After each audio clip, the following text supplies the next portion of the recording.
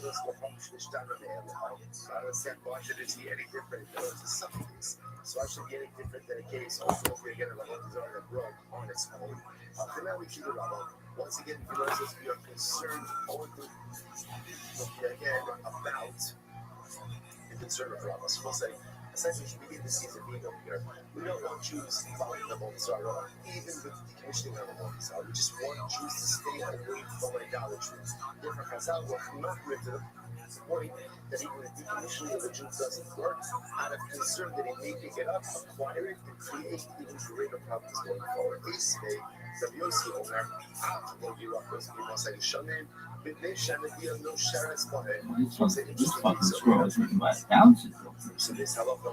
Really? Would that make it more valuable? I think it would.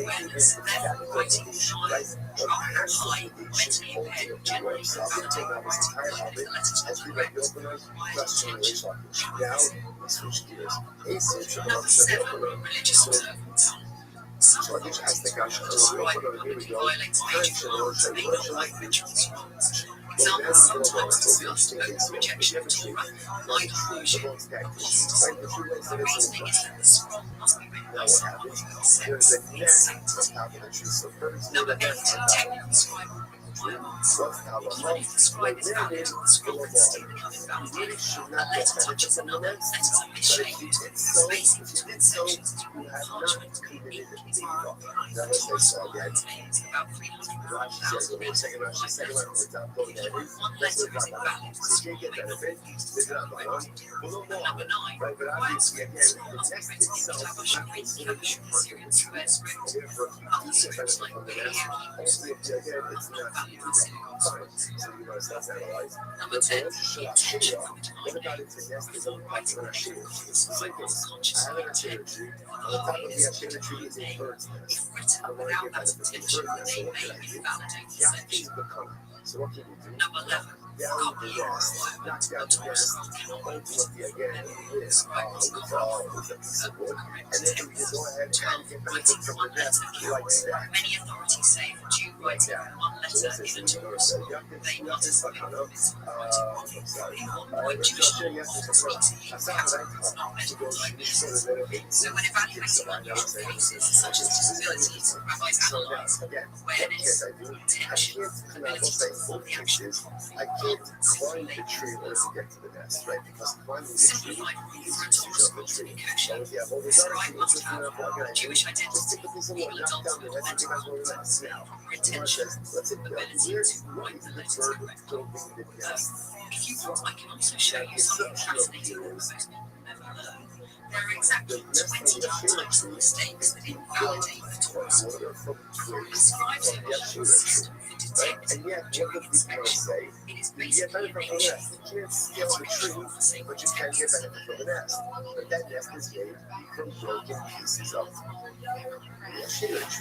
What do you see from here? What do you see from here? That once Avodah Zarah breaks, right? Even on its own, even though it has nothing actively broken, it's decommissioned. So it says, the assumption over here is that the bird is building its nest from twigs, broken pieces of the Asherah tree. The Kapani, Yazis Bakana, and yet the nest is mutter. So I just want to say, this supports my assertion that broken Avodah Zarah, even if not intentionally broken, ultimately decommissions the Avodah Zarah. If you want to know, let's hear what's the case. If you go into IC8s and the Alma, the kills behind not necessarily. That's not how birds make nests. Birds make nests. Birds make nests in trees all the time, but they often bring materials from other locations. So the case over here is the bird made itself comfortable in the Asherah tree, but it did not gather the materials or the nest from the Asherah tree. Rather, it gathered the materials ultimately again from elsewhere. Making out of the Gabi Hektish. So again, what's the raya for that? The raya for that is look at the Hektish case. What happened in the Hektish case? The Hektish case was what are we going to say about the birds now, about the bird's nest? No nanin or about the tree. No nan about the nest, sorry. No nanin below all of it. So again, you should not get benefit from the nest, but if you did, you did not commit the evil. So let's analyze this. So that the IC8s in the Alma, simply talking about a case where the bird built the nest ultimately again from the tip reels in the belt, right outside of the Hektish tree, and hiding behind the Hektish low land of the law. So then it makes sense. No nanner in the Drabala. So again, Chazal said, we don't want you to get benefits from that nest, right? Why not? Because it's attached to a Hektish tree, and we can see how accidentally you may come to scale the tree. But it's midrabanan, and also the lamor and the doraisa. But there's no mehila. Why is there no mehila? Why is there no mehila? Because since the materials for the nest came not from the Hektish tree, but from the outside, the nest itself is not subject to the mehila. In the middle of the kisa bahen, but again, I'm going to say, the bird is building the nest from the tree itself. That means, again, if this nest is made from twigs from a Hektish tree, then what's the status of the nest? The status of the nest is Hektish. If it's Hektish, ultimately, again, then you're not allowed to benefit from it, and it's Mi'ilah B'Daraisa. The Gemara says, so therefore the Gemara is suggesting this needs to be clear that halacha rights are dealing with both cases in the Asherah tree and in the Hektish tree, where the bird is making a nest from other materials, not from the Asherah tree and not from the Hektish tree, to which the Gemara says not necessarily. The Gemara says, leave the area. Talk of the Gizulun HaBoil Acham Kanaskina. So we'll say maybe that it's actually quite possible that in both of these cases, ultimately, or I should say in the Hektish case, that the bird is making its nest from the actual Hektish tree itself. But if the bird is making its nest from the big dog. then why is that nest not possible to always? What's going on over here? So which is the Gemara says this is this, let's look at these over here. Why you so we'll say this is a fascinating thing which we get to map something, right? So obviously the item as it is active. What about if that item things afterwards? Text changes and story becomes possible. Are those subsequent rows considered to be hektish as well? So what's a great example of this? I'm not the tree, on Tuesday.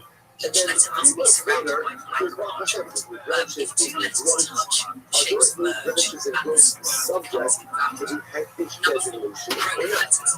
That is enough. That is close. Meaning avoid lies.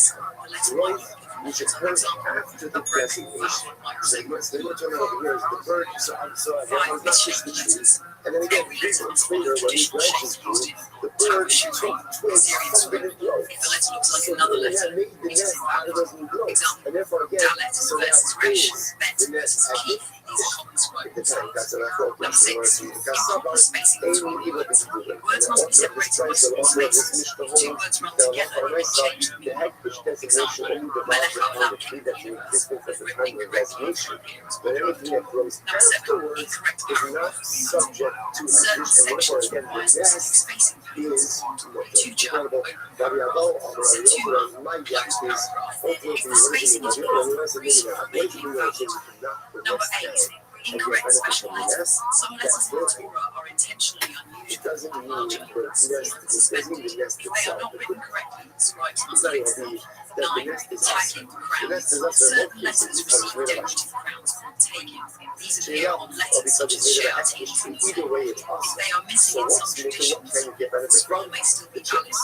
But when we say knock down the nest, it means it's get benefit from the contents of the nest.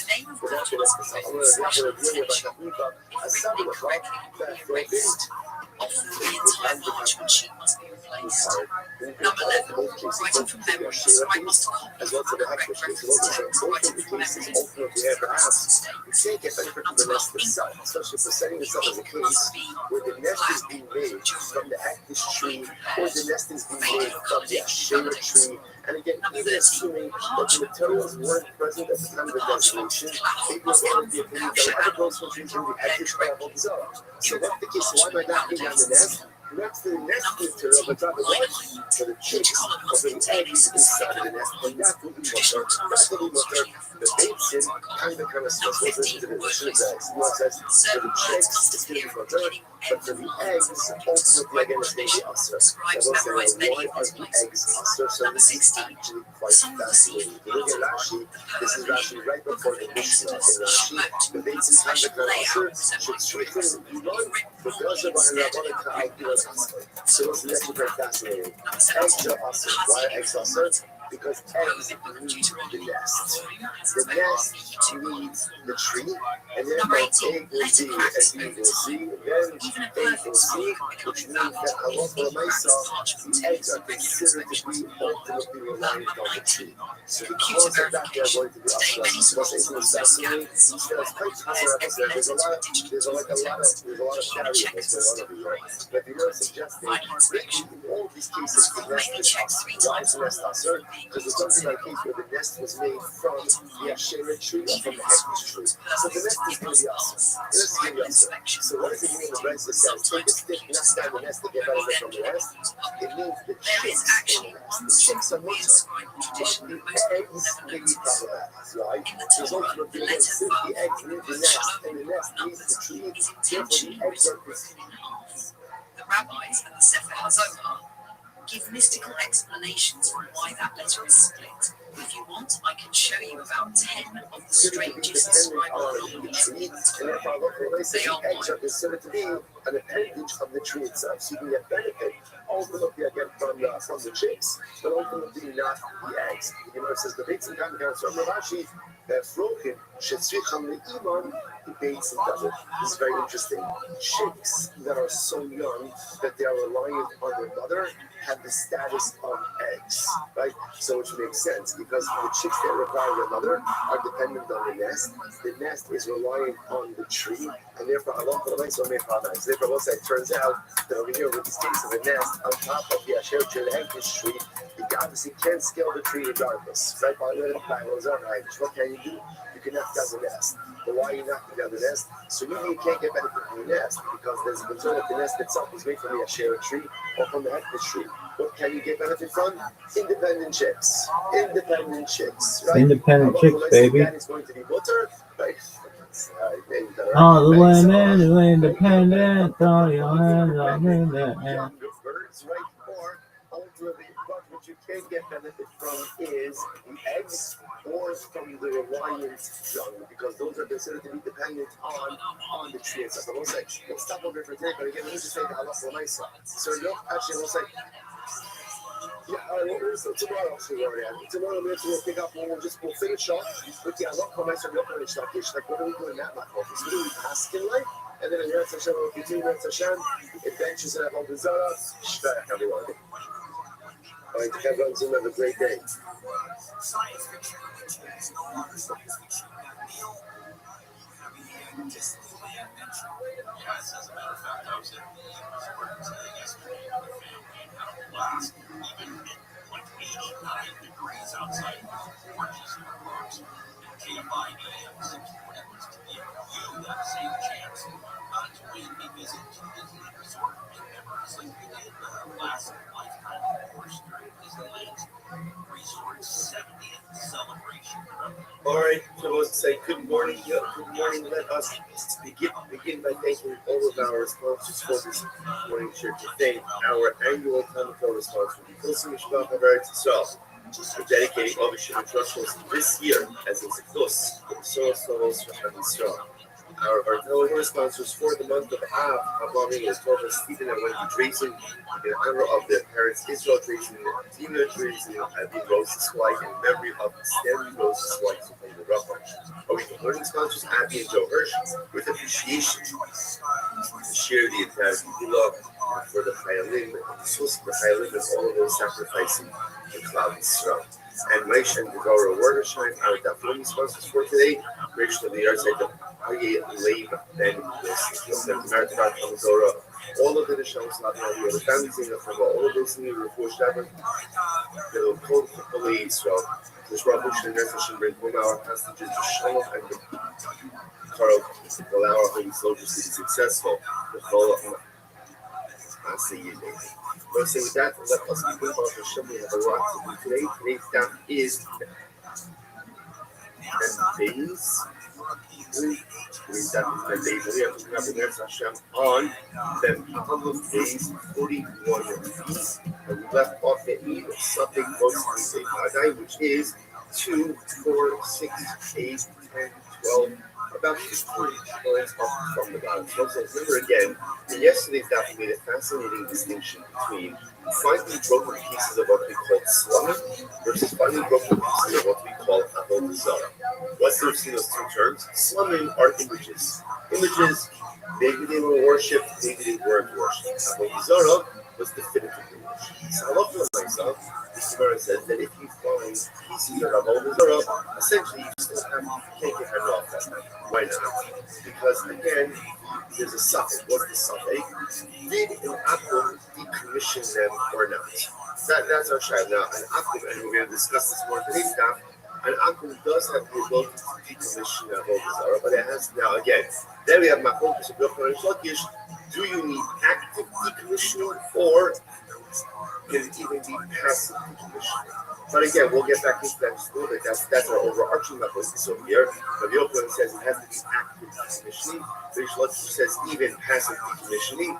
Not the meaning would be if the idol falls over by itself and breaks. But Rabbi Yochanan is still an idol. According to Rabbi Rothschild, has lost its idolatrous. So we'll say, but again, that's why throwing pieces of if you find pieces of this image, it's going to be mutter. Why is it mutter?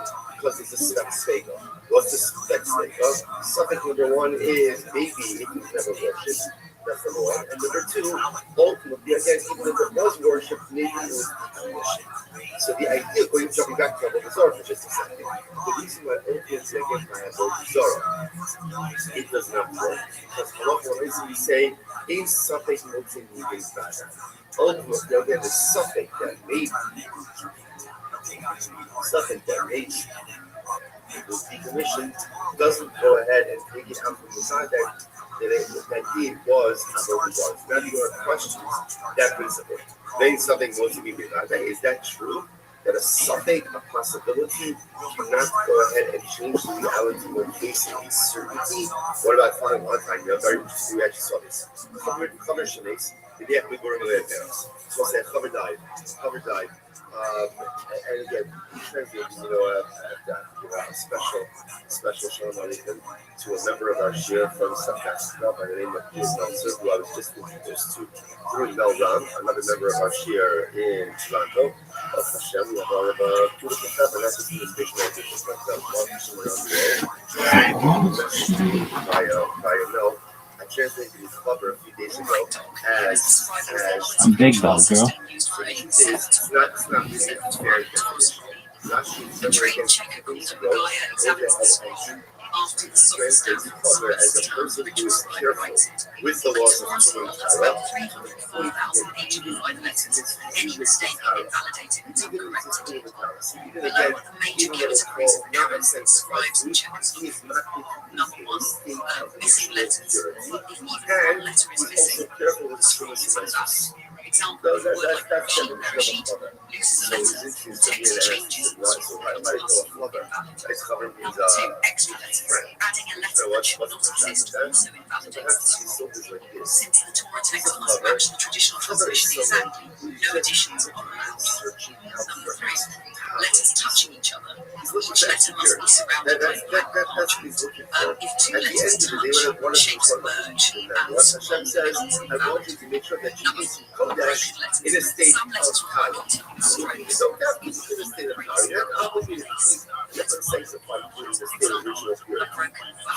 strokes. For Tyra so much Every letter is of traditional shape used in Tower Shemri, Assyrian script. If a letter looks like another letter, it is invalid. Example, Dalet versus Resh, Bet versus P, Number six, important spacing between words. Words must be separated by certain spaces. If two words run together, you can change the meaning. For example, Melech HaOlam is written incorrectly. areas of which we observe. Number seven, incorrect paragraph formatting. Certain sections require specific spacing for words. Perhaps even to a certain degree higher level of because the acquisition of knowledge is enjoyable, inherently enjoyable. Number eight, Beautiful. We all incorrect love special learning. letters. We all Some love letters in the Torah are intentionally unusual, larger, smaller, spherical. If they are not written correctly, the scribes must fix them. 9. Tagging grounds. Certain letters receive decorative grounds taking place here on letters such as She'at and Yud. If they are missing in some conditions, the scroll may still be valid. Number 10, errors in modern The name of God must be written with special intention. Written incorrectly will be erased. Often the entire parchment sheet must be replaced. Number 11, writing correctly, the scribe must copy from the correct reference text. Writing from memory is the correct reference text. Number 12, Something got through. ink Something must was be through. There was a let's say what's this case. Here's a case of a faded or colored ink invalidates. what's the Number 13, the certainty was they were checked. cloud must come Right? from That's what I She'at. produce. Okay, why is that? Here's everything shut down. That's what I produce. So you have the found that is applied. Each Some Muslims aim at specific traditional Torah scrolls usually before 15 lines in the Quran. Number 15, word placement. Certain words must appear at the beginning or end of lines according to scribal tradition. Scribes memorize many of these placements. Number 16, the Song of the Sea for writing. The poem in the Book of Exodus, Shemot, has a special layout resembling bricks. If written normally instead of the brick pattern, valid. Number 17, the Hazimu for writing. The poem in the Book of Deuteronomy, the volume has its own unique two-column format. Number 18, letter cracks over time. Even a perfect scroll can become invalid if ink cracks, parchment tears, regular inspections are required. Number 19, computer verification. Today, many scrolls are also scanned with software that compares every letter to a digital Torah text. Human checkers are still required. 20, final inspection. A scroll may be checked 3 times or more before being used in synagogue. Bottom line, even if a scroll looks perfect, it must pass scribal inspection, proofreading, sometimes computer scanning. Only then can it be used publicly. There is actually one super weird scribal tradition that most people never notice. In the Torah, the letter Vav, in the word Shalom in Book of Numbers, is intentionally written broken in half. The rabbis and the Sefer HaZohar give mystical explanations for why that letter is split. If you want, I can show you about 10 of the strangest scribal anomalies in the Torah. They are wild.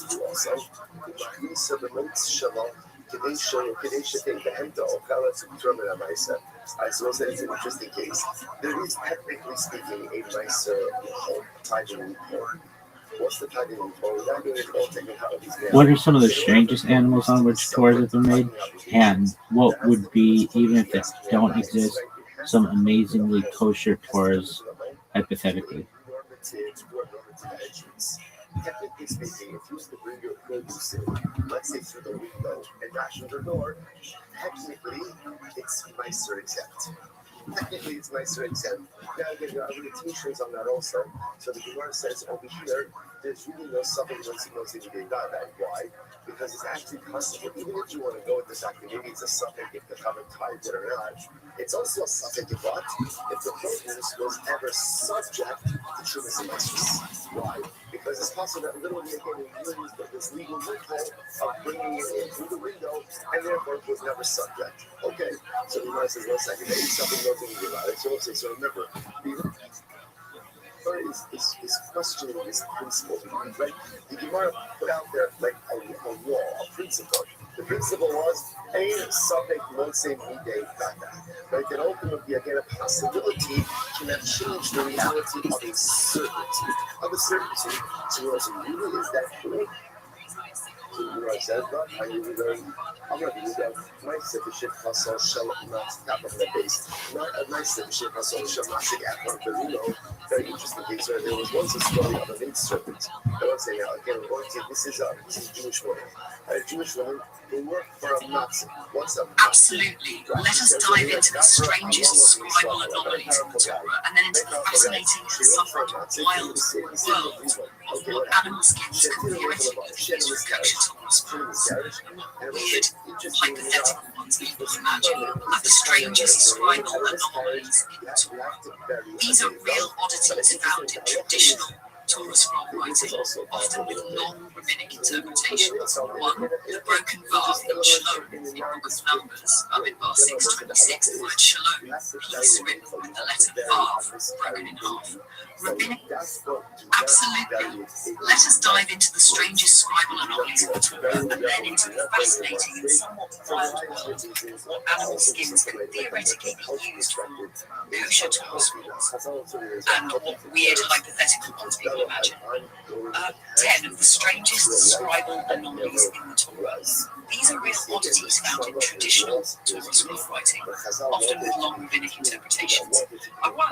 The broken vav in Shalom in Book of Numbers, Bamidbar 626. The word Shalom, peace, is written with the letter vav broken in half.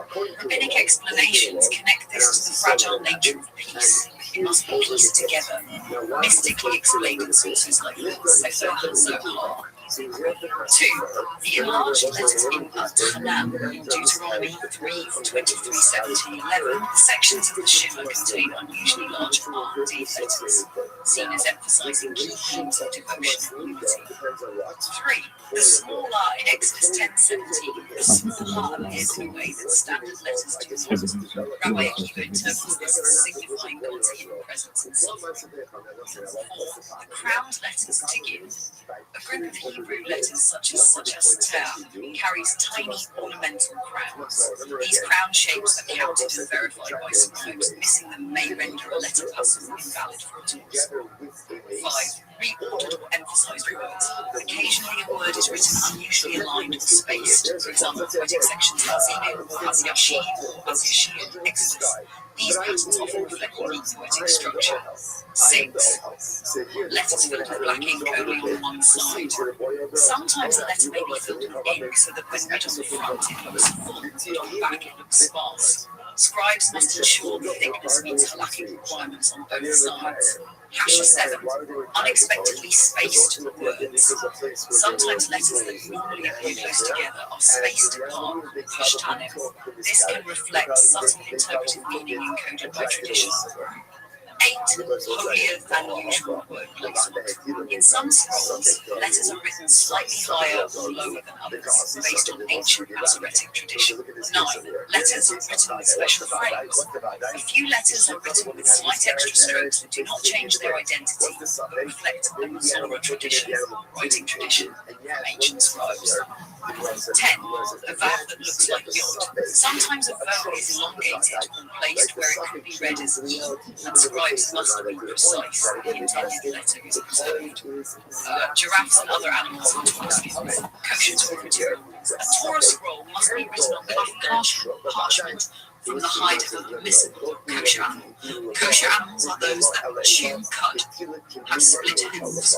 That means giraffe is technically kosher. The Jewish legal system debates it, but the majority of halachic authorities are for kosher species because it chews its cud and has split hooves. But here's the scribal catch. What actually can be used for Torah parchment? Almost all kosher Torah skins worldwide come from dairy or meat animals like cow, goat, and deer.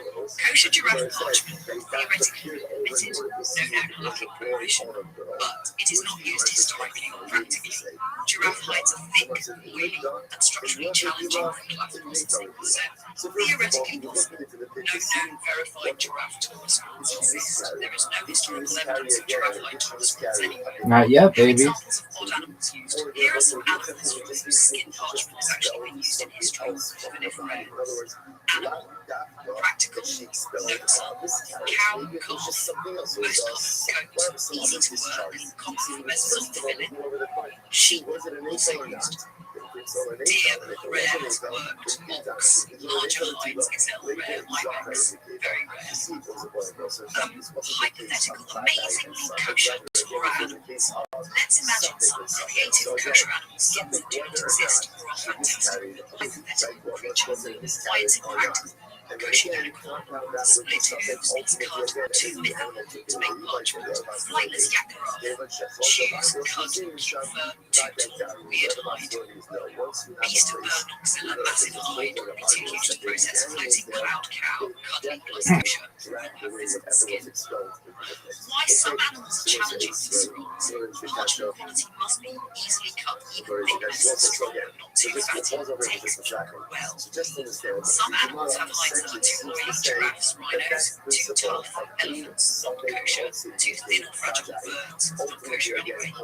Cannot be used regardless of kosher status. Birds, not kosher. Fish skin, not kosher. Insects, not legal. Legally disqualified skins, e.g. humans, so turkey parchment, not Torah parchment. Bonus, other fun scribe trivia. It might blow your mind. There are more than 20 types of mistakes that can invalidate a Torah scroll. Some highlights: missing letter, extra letter, touching letters, incorrect spacing, wrong word, miswritten divine name, unintentional punctuation. Scribes literally trained for years to avoid these. Quick summary topic answer: broken, strange letters have meaning, yes. Many traditional scribal traditions. Giraffes are technically kosher, yes. Giraffe Torah scrolls exist. Known examples. What hides can be used to cow, goat, sheep, deer, and most commonly. Writing Torah on red skins. Fun hypotheticals, but not practical. If you want, I can draw for you a visual comparison of how letters look in a Torah scroll versus how they might look in page as Rashi script is the neat graphical way to see the evolution of writing.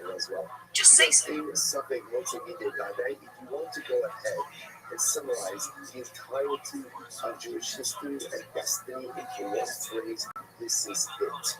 Over the years, like over the millennia, we have faced so many struggles. Like, will we survive? Is this an existential threat? All of us, say it was so interesting. That those of us who was up here on Shabbos under Usher Weiss, he said so many beautiful things. One of the things I felt that was like very shocking was he spoke about But it never says it has to be a mammal. Couldn't a kosher bird work theoretically, even if it wasn't traditionally done? Because for me, in my mind, I said to myself, there was never. You are correct. If you go strictly by the Torah, it never says it must be a mammal. The Torah only requires that the animal be kosher. Theoretically, a kosher bird could be used. Torah versus halakha. Torah text commands write the Torah on animal hide claw requires that the animal be kosher. Does not specify mammal versus bird. Halakhic tradition, Talmud, Chalcom, Restream's large durable mammal hides practicality and the Zohar tradition matter. Birds were never used historically, so the mammal requirement is traditional and practical, not literal from the Torah.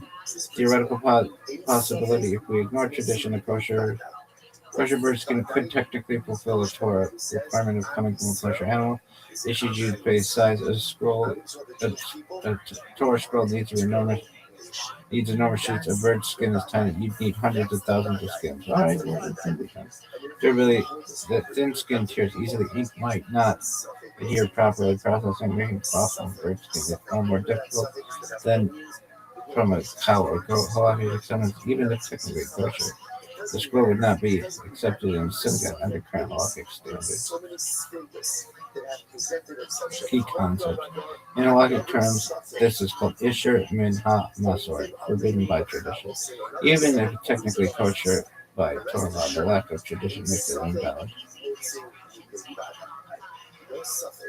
That undermine the value, the certainty of the eternality of Klal Yisrael. That's ultimately, again, the source of our optimism, that's the source of our strength, and that's what creates our reality. Incredible. Halakhically, as well as Hashkaphically. It's not even what it's like. So it says, remember again, embedded in all of this is this and scales. So here's what I know. No historical precedent, practical issues. Fish skin is very thin and fragile. Ink is not durable. Fish skin cannot be stretched. Halakhic reason the parchment must be higher the kosher and land animal suitable for choice. Fish are both animals. Okay, cool. Cool story, bro.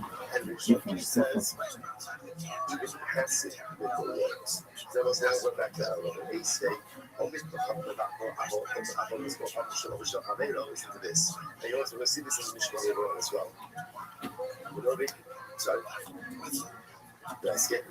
I'm sorry, thank you. It's very much a tablet, thank you. Lots of tablets, right? I'll let you last year. So, see, back to what the original say. If you find the image of a hand, the image of a foot, ultimately, again, it's usher. It's usher.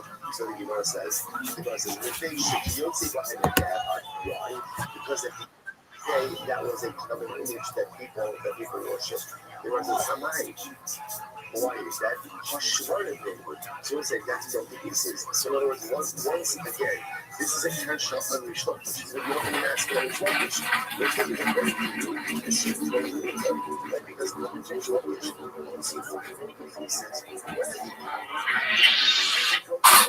Hey, this is Rick. I'm coming live from the Rock Famous Comedy Store for a brand new episode of Kill Tony Volume 4. Give it up for Cody Edwin!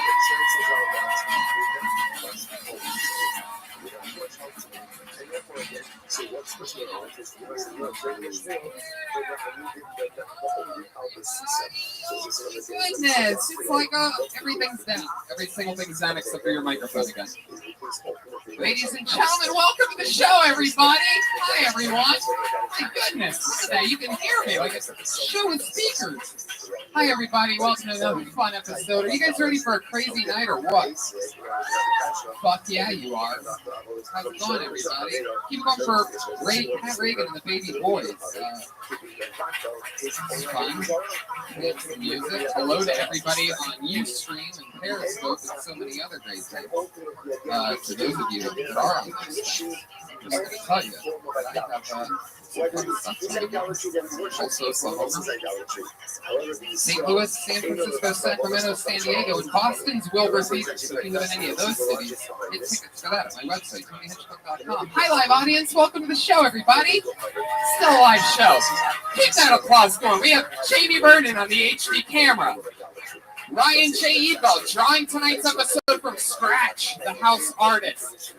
Brian Redband, founder of Death Squad, king of sound effects, so many other great things. And the producer, Josh Martin, that runs around making sure that the sound works at the very start of the show, because it's both a live show and a live podcast, so the sound is extra important on a show like this. For those of you just joining show business, fuck yeah, now you know. So maybe we could just, is this thing working? Can we play a Yeah, baby. So much practice goes into this. Episode 163, everybody. You're at live. 163. We are the #1 live podcast in the world. And with that, I bring up your band. You know them. You love them. It's Pat Reagan, Jeremiah Watkins, and Joel Jimenez. Reagan and Watkins, ladies and gentlemen. Oh, Jesus. Volume on that.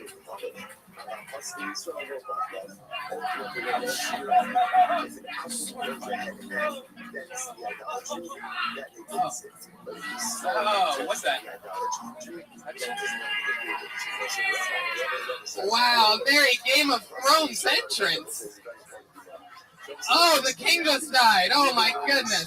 The king is dead. The king has been poisoned. There it is. Okay.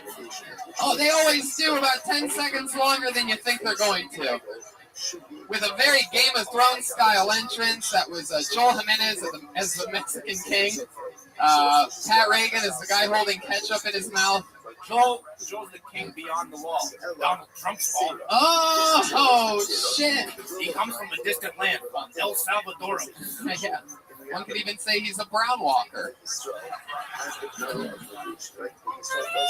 Jeremiah Watkins on the saxophone, Pat Reagan, the band leader. You know, Pat Reagan and the Baby Boys, and Reagan and Watkins. Joel Jimenez is going to stay in full king costume. What does that beard smell like, Joel? Like Pat. and he's right there to catch his own rim shot. There he is. We're debuting our one-woman show Saturday night on Vine. Where's Pat go? Wash some ketchup out of his mouth? Fuck yeah. I love that. Well, shall we meet tonight's guests, ladies and gentlemen? We always keep our guests secret. Hopefully the train will stay on its tracks tonight. 2 diabolical guests for you, ladies and gentlemen. Put your hands together for Josh Wolf and Stephen Brody Stevens.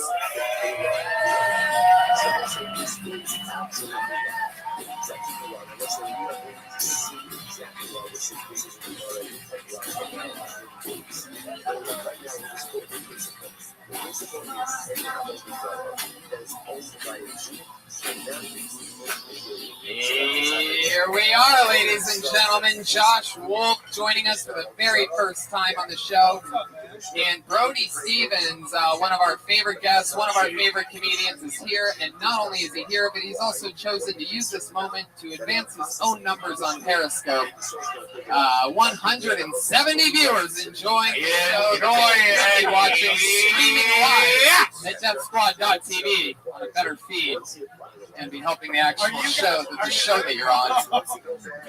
He's filming the show. Yeah. Well, Yeah. I'll do it for a little more. I got a laugh. I'm happy I about it. love it. That's a great entrance. You're one of the only people that's taken the opportunity to stream an already streaming show. When the Ghostbusters say don't cross the streams, I'm pretty sure this is what they mean, Brody. Well, we crossed them, and I'm excited to be on the other side. Fuck yeah. It's amazing how well you use technology since you dress like a 30s paperboy. I'm an LA Weekly fan. I get it. Well, you know what? I'm wearing the Cleveland shirt, Cardiac Kids, because you and Red Band are both from Ohio, and the Cavaliers won the championship, so it's kind of an homage to physical sports. Fuck yeah, Brian Red Band. Arms cross negative. This guy arm cross negative. What did I do wrong? Oh, okay, Brody, skip a beat there for a second. That part's going to be edited out. Oh, look at this, the number one. Okay, let me take it here. Steven, are you here? Are you talking to yourself? Are you Stephen Birdie Stevens? Are you here? I have a selfie stick. Hold on. Jeez, that's like your Holder, yeah. I have a selfie stick holder. Brody. Yes. Do you have an assistant? Do you pay that guy? There's a finder's fee. There's commissions. What do you mean? He found you? No, he's a good guy. He's from Pasadena. We're both Southern California raised. We, ate 1 8 till we died. Yeah, no, things are good. If you need help, I know that I need help from people. And this guy, Steven, I found him here. We've reached out, and I need some male energy in my life. Yeah, that's what it sounds like. That's what it sounds like to me. I feel like that selfie stick has been in dirty places before. So you guys know how the show works. Welcome back to it, everybody. We got Reagan Watkins, Josh Wolf, and Brody Stevens, Brian Redman. Everybody's here. You guys ready to start the fucking show or what? We have a bucket full of over 40 comedians signed up for the chance to get pulled out of this bucket here tonight. Comedians, you know your 60s. Wait. We got 2 drummers on the show, bro. Brody, you brought a drum set with you? You denying already? Yeah, I said we can't have 2 drummers on the show. Why not? The Grateful Dead do. You got it. Thank you. You can have a drum. And so do the Doobie Brothers. I think we should just have a drum off. Have a drum off and end it. Let's just keep it positive. Let's just say that Joel Jimenez won the drum off, and let's keep moving.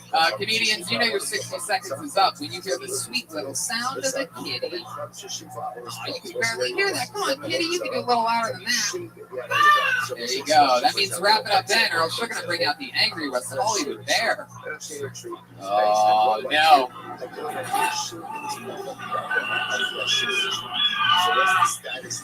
God, yeah. Another day at the Cincinnati Zoo. So, are you guys ready to start the fucking show or what? Let's get into this. Here we go. I can feel it. Feels good in here. I like the mojo in here already. I already like it. Put your hands together for, what is this? Zen Zero. Zen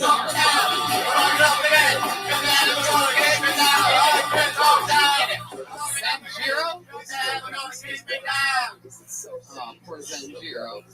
How about Dan Nolan?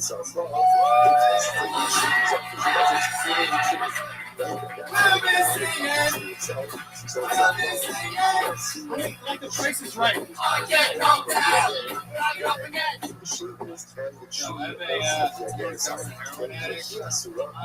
15 months sober now. Cool, thanks. Thank you. Saturdays are my cheat day. People are always like, how'd you do that, man? I can never do heroin. I hate needles. And I'm like, that's because the needles that you're using aren't filled with sweet, delicious heroin. If that were the case, we'd all be getting vaccinated until we had severe autism. Never had to suck a dick for heroin, though. The guys I got it from just wanted money. I probably would have sucked a dick, though. Not even just because heroin is that good, but sucking a dick really that bad. A lot of people sucking dicks out there. Clap your hands together. There's worse things that you can do than suck a dick.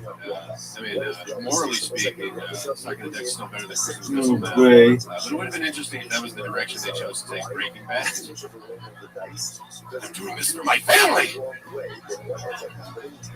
Fuck yeah, Dan Nolan. There you go. Dan Nolan. Wow. Thanks, man. What can man you say though? I love how they run down like this. Yeah, it was the best. Dan Nolan was running like somebody had a hot black rock of heroin up there. Is that what I get if I win?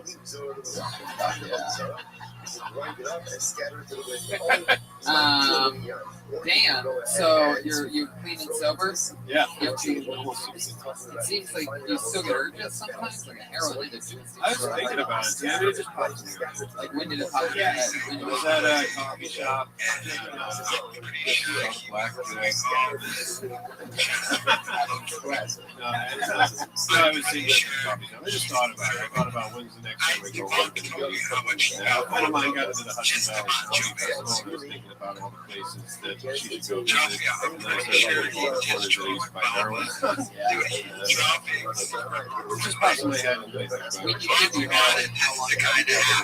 I was shooting it for like 7 or 8 months. But like I was shooting it. They wrapped us at the end of 8 months. I have people working every day. That's so fun. 7 months. What city were you in? Mostly, well, I was in like Missouri a lot. What was your aroma like when you were shooting? Oh, it was like gross.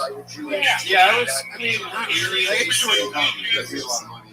So when you were doing heroin, Yeah, for the most And part. look where you are now after you quit. Dude, I know that's the funny thing. Two heroin kids are successful.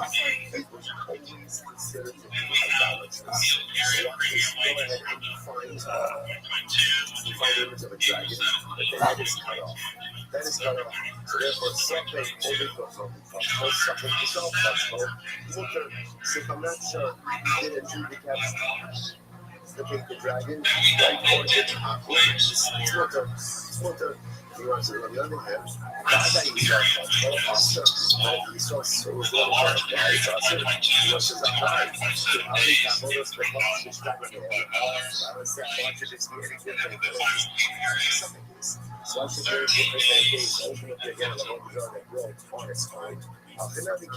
And by the way, I don't think the case is over. I think they just ended that hearing and they're going to do the hearing.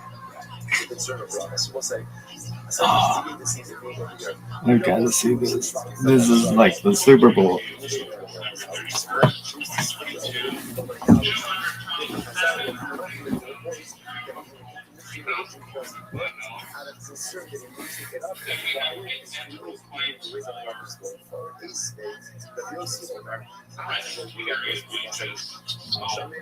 The large period of 2022 is 227 days and $3,405 claims. This is the final compensation. 13%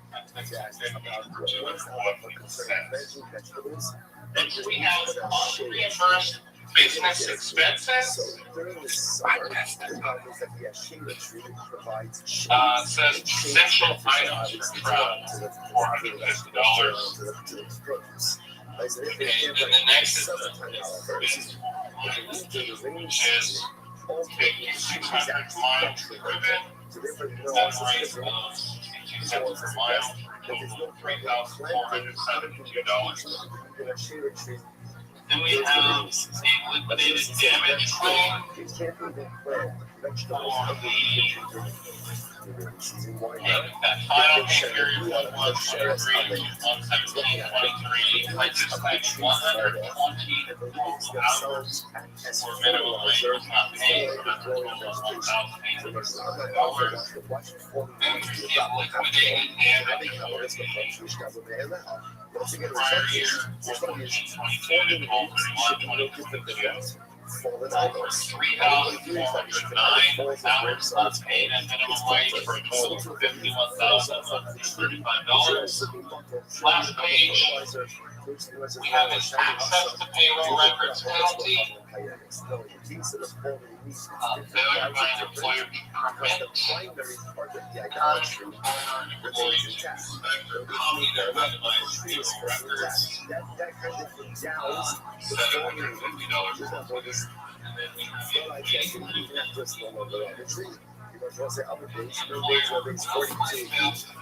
to pay according to Labor Code 201. Any wages of an employee was discharged. Wages continue as a penalty. Until next 30 days, the plaintiff was discharged was 1723, on which date wages were due.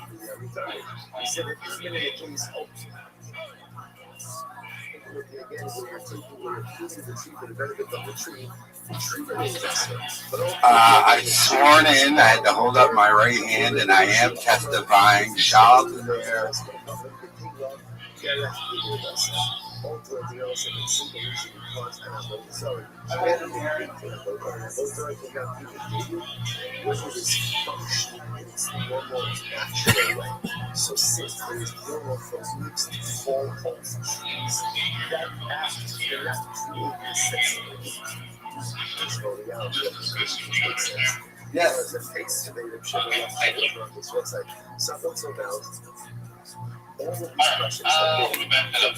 Final claim, severance pay, January 17, 2023. Plaintiff claims severance pay, total $1,082.92. The total claim is $135,555.92. Interest would apply.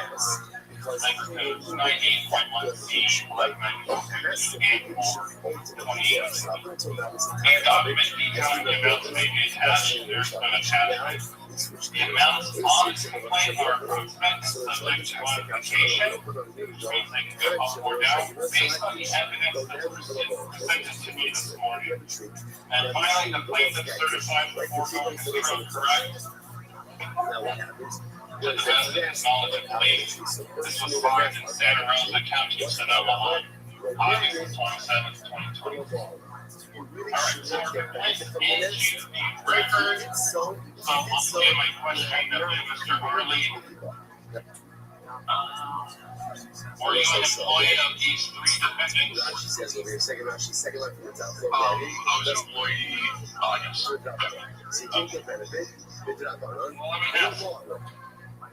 What is tick boy production?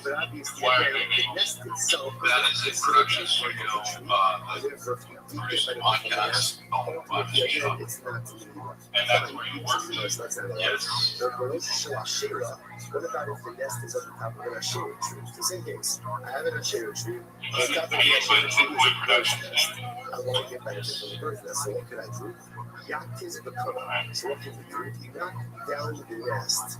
What's Tiger thinking LLC? You all say it's a whiskey company owned by Mr. Sharp. And then you go ahead and get benefit from the nest like that. Like that. So let's say something else. I'm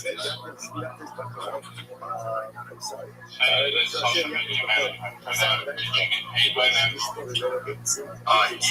Yes, but was not given my final one. Again, what can't I do? I can't do And the golden hour, what's that? I can't trade order to get to the nest, right? Because Produced and hosted amongst my shop, and I did something. Says, what's it? Where is the furthest building the nest from? Now the assumption of it is the nest will be a share. Did you get paychecks from them as well? Wire transfers, deposits. Yes, I get paid. I was just missing last year. But that's an invoices last year. What do you see from here? So you submitted invoices. Do you have your own social media management company with your invoice compliance for? It's the intuition. So the Gemara says, why did you submit an invoice? I was told to do that. The assumption over here is that the bird is building its nest So it creates broken pieces of Yashera tree.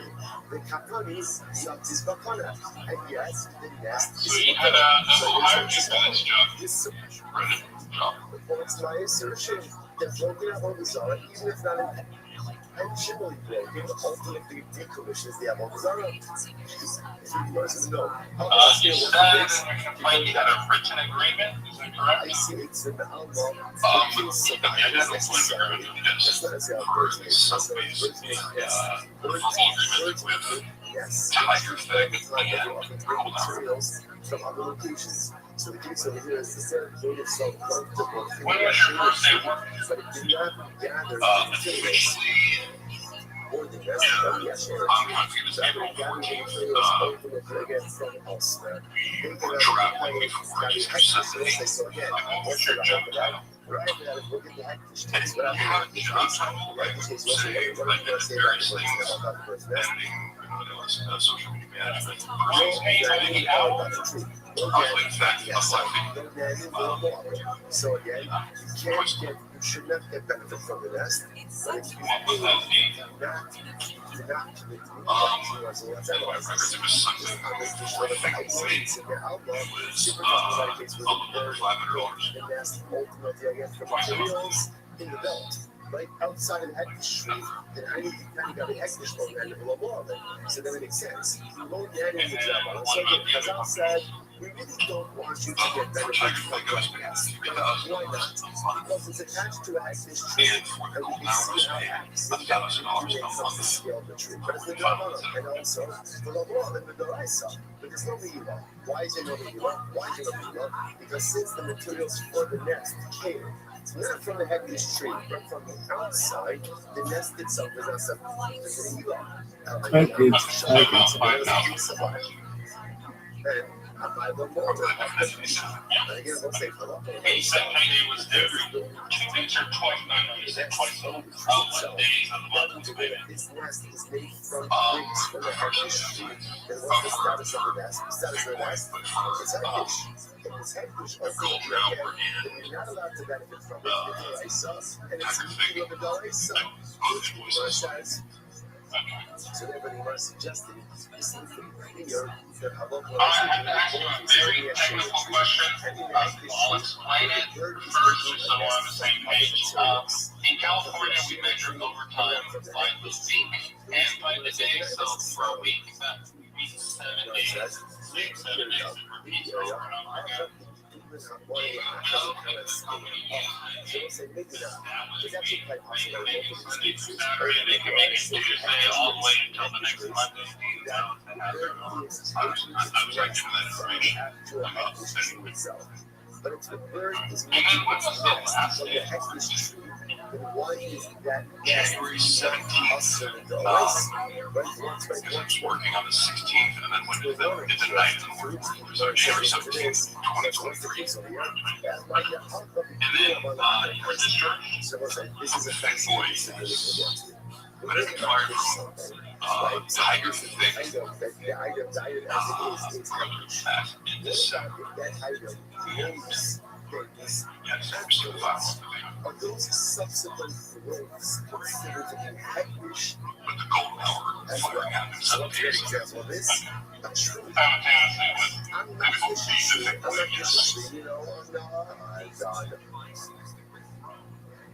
And then when did you receive your final? 3 months later, his branches, are those new branches and growths So I was promised when I was fired in the month of that is a February, so I paid for February. Thank you these years of work. There was another entity as well, like the kids on gas. and then again, 3 months later, when you As field money the for third, that final month as well. That's, I believe it's the 3 the nest out of those growths. And therefore, again, so now is the nest hectish? Is it kind of, that's enough growth, yes. Because some are aiming even. and then saying you were promised February, is that what you meant by the 7th pay? Yes, in writing it was still Anything that grows afterwards is not subject to like this. And therefore, again, the nest is incredible. Rabbi Rothschild, my is ultimately what does it mean? Rabbi How many hours per Rothschild, day? knock the nest down. You get benefit from the nest. That's okay. Definitely, The nest itself. It could very well be that the nest is awesome. The nest is awesome in both cases because it's made of a shayla or because it's made of a hektish. Either way, it's awesome. So what can you get benefit from? The chicks. But when we say knock down the nest, what it means is get benefit from the contents of the nest. So that the so nest is you all mentioned in the the cloud access, so that's where a majority of that podcast is taking place. As well as the Yes, but also ultimately basis ultimately ever apps. We can't get benefit from the nest itself. So if setting this up as a case where the nest is being made from the hektish tree, or the nest is being made from the shayla tree, and yet even assuming that the materials weren't present at the time of the destination, people were going to think that whatever process is going to be hektish or a so that's the case. Why am I knocking down the nest? Not to the nest feature of the top of what? The chicks. The eggs outside of the nest. Not the water. The baits and the premises. What was the condition says? What says? The chicks is going to water. But for the eggs, ultimately, again, it's going to be awesome. Why are the eggs awesome? So this is actually quite fascinating. Look at Rashi. This is Rashi right before the Mishnah in Rashi. The basic concept are awesome. So this is actually quite fascinating. Eggs are awesome. Why are eggs awesome? Make sure you answer Mr. Harley. So I just want to go through some of these with you, Mr. Shaw and Mr. Bowman. So I have the 3 entities, take away being a podcast studio, Tiger Tech, company. Oh, I gotta get this. This is phenomenal. So I have the 3 entities, take away being a podcast studio, But you were suggesting maybe in all these cases the nest is awesome. Why is the nest awesome? Sir, because it doesn't mean the nest was made from the Ashera tree or from the hektish tree. So the nest is going to be awesome. The nest is going to be awesome. So what does it mean when the Brisa says take a stick, knock down the nest to get benefit from the nest? It means the chicks in the nest. The chicks are what? The eggs when you talk about. Why? Because ultimately, again, since the eggs need the nest and the nest needs the tree, therefore the eggs are considered to be dependent on the tree, and therefore Allah says the eggs are considered to be an appendage of the tree itself. So you can get benefit ultimately again from the chicks, but ultimately not the eggs. You know, it's just the big sometimes also Rashi that should switch on the it's very interesting.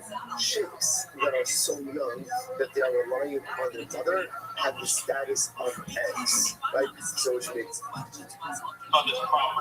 sense because the chicks that rely on their mother are dependent on the nest. The nest is reliant on the tree, and therefore Allah likes only comments. Therefore, also it turns out that over here with this case of the nest on top of the Asher tree, the egg tree, you obviously can't scale the tree regardless, right? By the by those are like, what can you do? You can knock down the nest. But why are you knocking down the nest? So maybe you can't get that from the nest because the majority of the nest itself is made from the Asher tree or from the hektish tree. What can you get benefit from? Independent chicks. Independent chicks, right? Allah said that is going to be water. Right?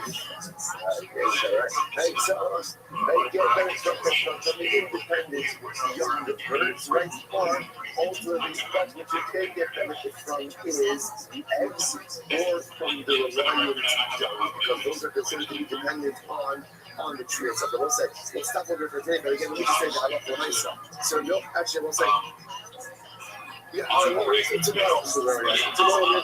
and we'll just finish off with the Allah when I said open it's like he's like we're doing that it's really asking like and then the Hashem will be doing that Hashem it's actually said about the Zara shut everyone and everyone's gonna have a great day.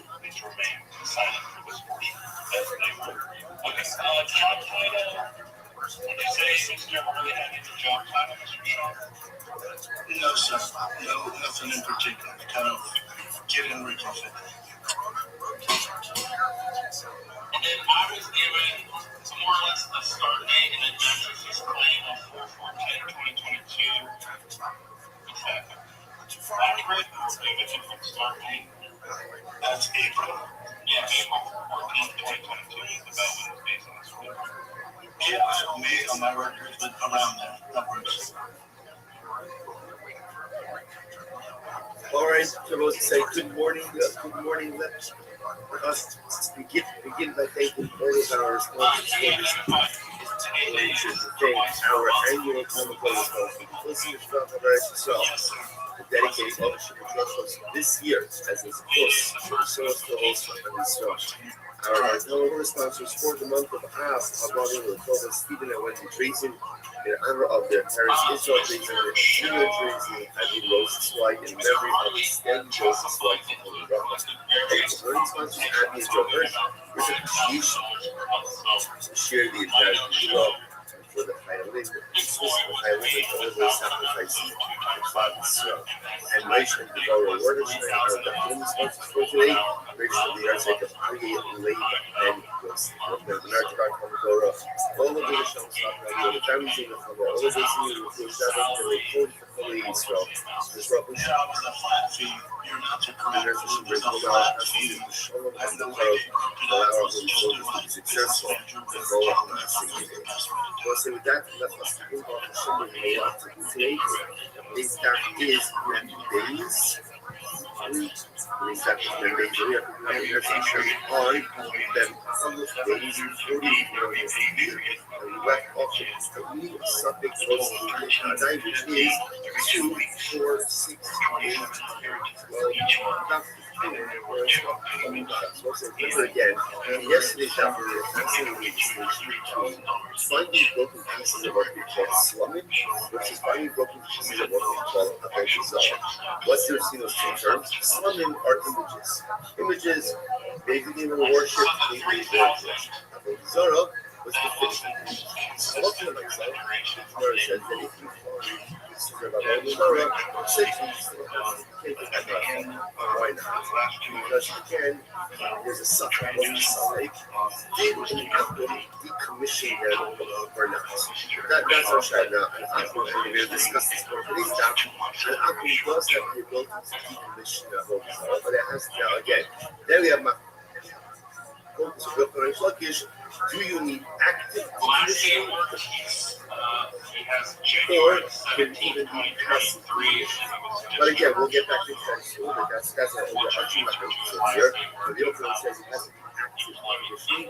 Which logic says even passive decommissioning. And that's the meaning would be if the idol falls over by itself and breaks. So the real code is still an idol. According to which logic, it's idolatrous influence. So we'll say, but again, so that's why if you find pieces of philosophy, if you find pieces of the sun on an image, it's going to be mutter. Why is it mutter? Because it's a sex state. What's the sex state? Suffix number one is baby is never worshipped. That's number one. And number two, ultimately, again, even if it was worshipped, baby was decommissioned. So the idea of jumping back to all this, sorry for just a second. The reason why ultimately again I have a Zorah. It does not serve because Allah we say in suffering is ultimately again the suffix that maybe will be commissioned doesn't go ahead and take it out from the context that it was Avodah. Now there are questions that principle. Then something was to give you context. Is that true? That a something, a possibility, cannot go ahead and change the reality with facing uncertainty? What about finding one time? You know, very interesting. You actually saw this. Cover slates. Did you actually go over there? So say cover died.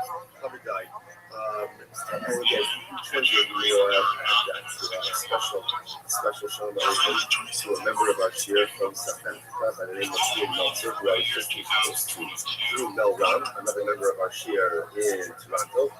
Hashem, we have a lot of beautiful people, not just in the States, but around the world.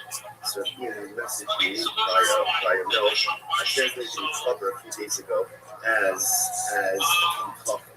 So the truth is, it's not really a fair definition. Not to remember again 2 days ago, Jose translates cover as a person who is careful with the laws of Tumah Tara to the point that even eats his food with Tara. He even eats his food with Tara. So even again, even though or non-sanctified food, he is not going to eat in a state of ritual purity, and he's also careful with Trumas and Mesos. So that's the definition of a cover. So it seems to be an ask what so how do you do a cover? This cover means friend. You know what's the exact of that? So perhaps the same is like this. What's a cover? A cover is someone who's just looking and searching out for extra talent. He's looking for extra purity. That's what he's looking for. At the end of the day, when I want to do something, Hashem says, I want you to make sure that you eat Kodesh in a state of Tara. You don't have to eat in a state of Tara. You're not obligated to eat your unsanctified food in a state of ritual purity. However, someone thirsts for Tara so much that he seeks out those standards even in areas where ultimately he's not obligated. Such a person who is thirsty for purity, such a person who wants to bring purity into areas of his life where even he's not obligated to do so, such a person is a friend of the Lord. That's a friend. That is one who says someone who wants you in their life so bad that is willing to take on scriptures in areas of ritual purity. God can power that he doesn't have to. That's a friend. That's a friend of the Lord. Perhaps even to a certain degree higher level than the top level, because the acquisition of knowledge is enjoyable. It's inherently enjoyable. It's beautiful. We all love learning. We all love exploring new ideas. So the British puts upon himself initial streams because he wants power, not Gemara. He wants purity. That's a friend of the Lord. So the Gemara says, first Shabbos, we have to go to their parents. So cover the ice. Interesting case, cover the ice. And you guys can discover the basket of food. What's the issue? The issue is we don't know whether or not they've been tied.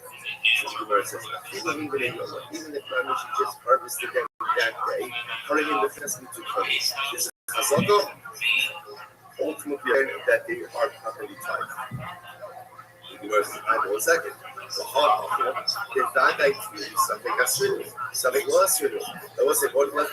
this case. Here's a case of a Vadai. What's the Vadai? The certainty. The certainty was they were Tevel. That's for sure, right? Tevel's untied produce. Why is that a Vadai? Because everything starts out as untied produce. So you have a Vadai that it was untied. Sunday, maybe the father did tie it, maybe he didn't tie it. And what do you see from here? Because I see Sunday, and what do you see from here? That also again a Sunday, goes ahead and overrides the Sunday, and it certainly was temple. So you see something close to the fire, which the Gemara says no. Hasam Vadai. That's not true. That's not something in Vadai. That's some Vadai and Vadai. The Vadai asked me. So it says the second was Tevel, Vadai was Tevel, certainly was Tevel, and also Vadai, that's what we tied. You know, it's a different from so we're going to put that. Now, Zaka, a proper show, and don't see that, Shakino, we cook up with the what's it after Kazaka? So again, interestingly enough, it's fascinating. We can cover up and say again, seeing that. Moving yourself to a level where there's no suffix that you've done the right thing.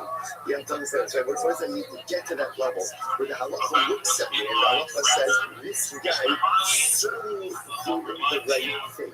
Our Chumrah does not leave untied produce in his possession. So the moment it comes in his possession, it gets tied. And therefore, there's no suffix in Vadai, there's only Vadai and Vadai. It's not good. These guys are not possibility is. You know, it says suffix to suffix. Interestingly enough, really, it's a suffix in a suffix house. So what does that mean? Afshar, the Abad, to Raboshia. Possible that the Chabad conducted himself like a Moshe. That's their own Moshe. The Amar, Na'ari Adam Al-Tura. So, so the most shalom, today shows the end all. That's what Rabbi said. As you said, it's an interesting case. There is technically speaking a nicer timing. What's the timing? That thing is all technicalities now. In order for produce to be subject to tithing obligations, there has to be what's called Riyas K'Le'abayis. It has to come into the home. Through a normative entrance. Technically speaking, if you have to bring your produce in, let's say through the window and not through the door, technically it's nicer exempt. Now again, there are limitations on that also. So the Gemara says over here, there's really no suffering consequence of doing that. Why? Because it's actually possible. Even if you want to go with that game, it's something it's also a suffix of what? If the produce was ever subject to Tumas Mitzvahs. Why? Because it's possible that we don't make any news that this legal loophole of bringing it in through the window, and therefore it was never subject. Okay, so the Gemara says, well, second, any something goes in the Gemara. So remember, the Gemara is questioning this principle, right? The Gemara put out there like a law, a principle. The principle was, and something makes it weekday fact. Like it ultimately be a possibility to not change the reality of a certainty. So really is that true? So you are said, I'm ready to go. Nice said the ship also shows not complementation. Not a nice said the ship also shows not to have very interesting piece where there was once a story of a meat serpent. I want to say now again, this is a Jewish woman. A Jewish woman who worked for a Nazi. What's a Nazi? She says over here, Gavra Arona in Israel. A very powerful guy. She worked for a Nazi in the city of evil. Okay, what happened? She had a miscarriage. And I will say, interestingly enough, it was common that when a woman had a miscarriage, you have to bury a navel. But interestingly, what is, this is also powerful. You put a navel in a pit. Just in other words, in a nondescript way. In general, what the halacha is, you have to bury a navel. You have to bury a miscarriage baby. But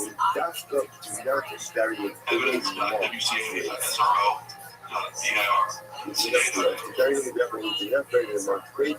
So a variety of reasons. Also, just from like a mental health perspective, it is unhealthy. The Hazal also is unhealthy for parents to develop an ongoing attachment to a life that never was. Obviously, again, there's trauma, there's loss, there's grief. But Hazal wanted it to be continued. They wanted it to be ongoing life was. So the Hazal happens, so she miscarried. And she put the miscarriage in a pit. The pit came to visit. A place came along, and obviously someone and threw it over the pit. Now, why did the pit go over the pit? This doesn't something indicate that. So he was asked to classify. The woman gives birth, and even after a miscarriage, depending on whether the miscarriage occurred, there could be too much labor. It could be between repairs associated with birth. Now, with the ratio of too much labor depends on what? Boy or girl.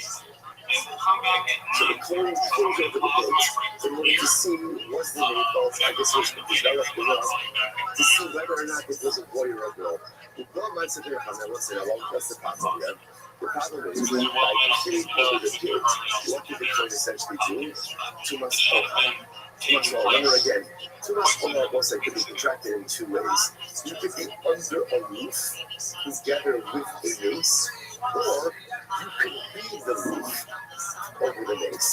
So technically speaking, if there's a problem, let's say again,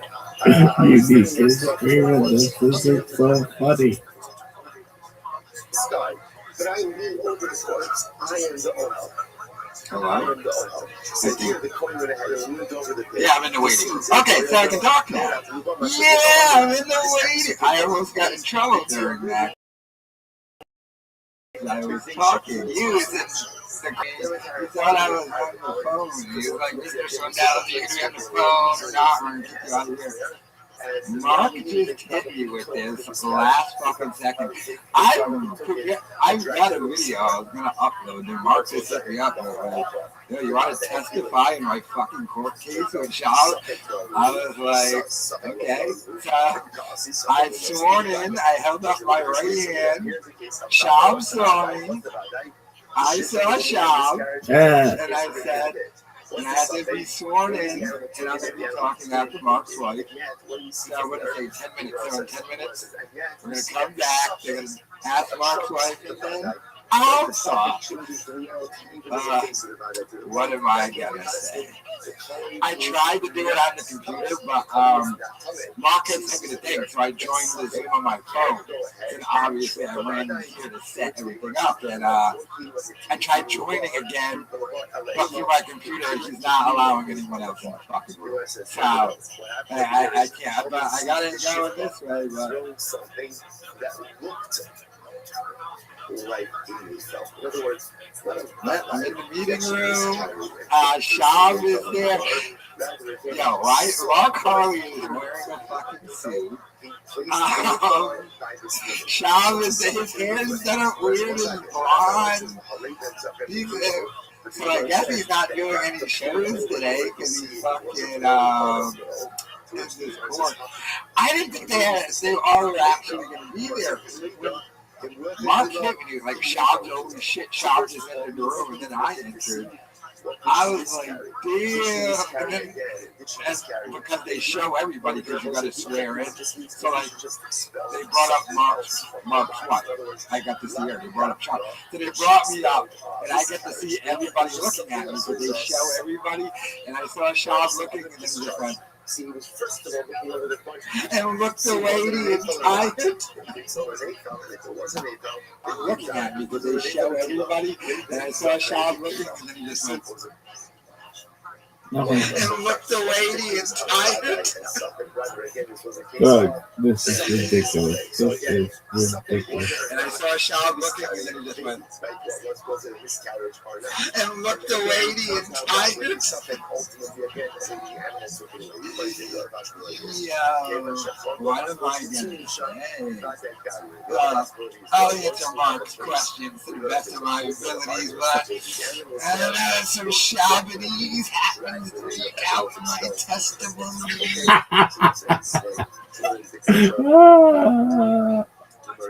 won't say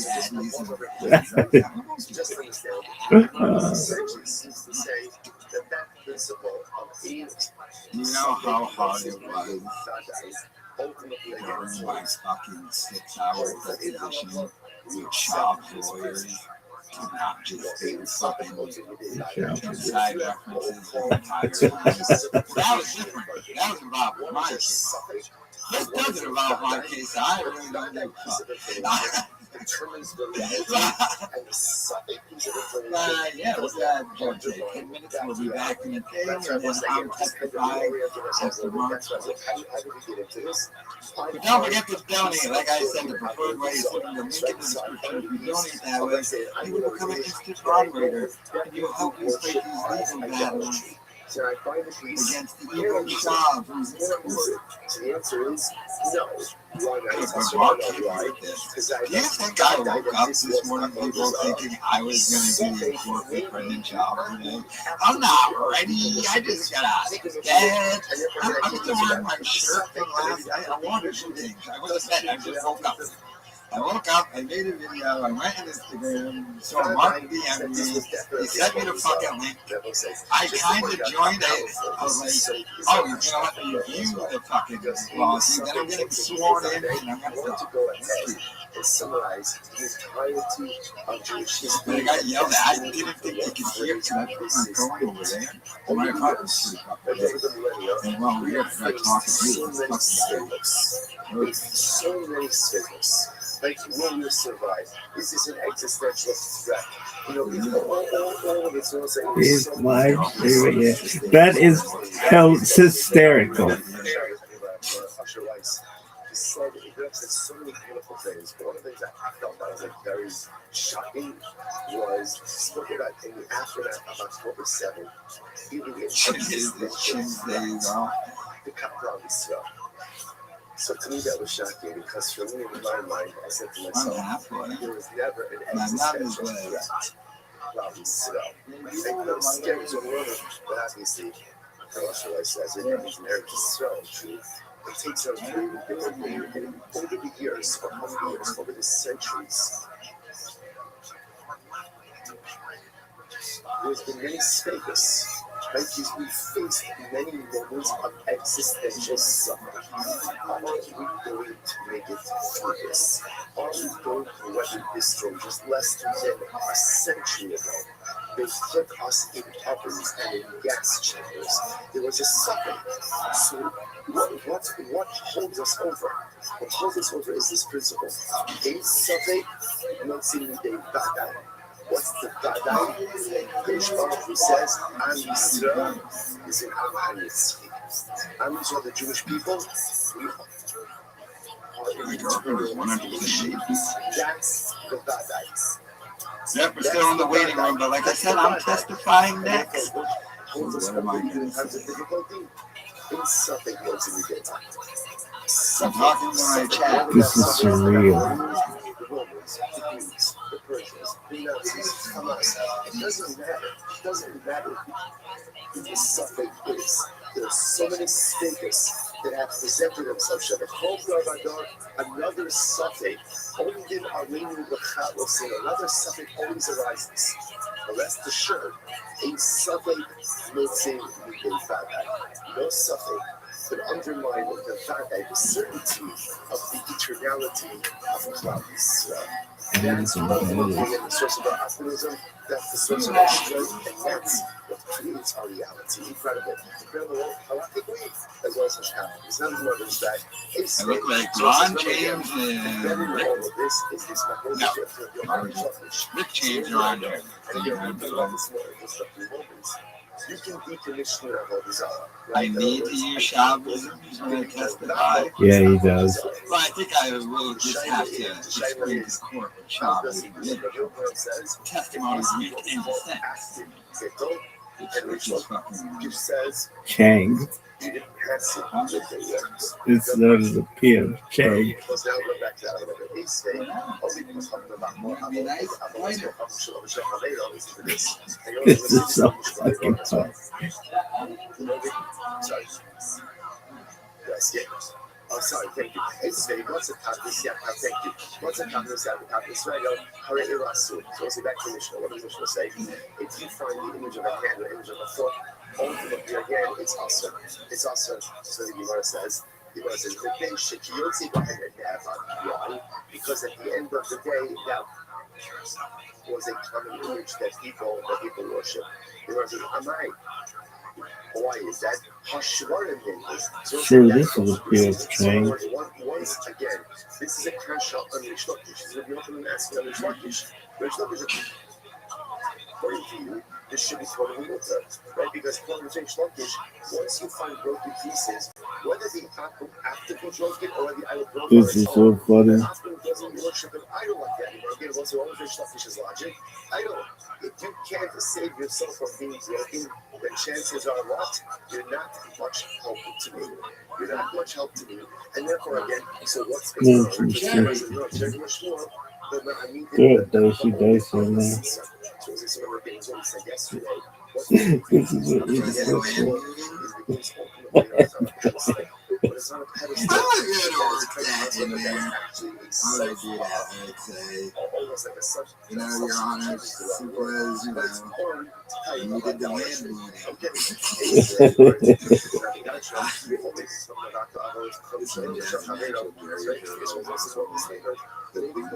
He's loyal to the phone.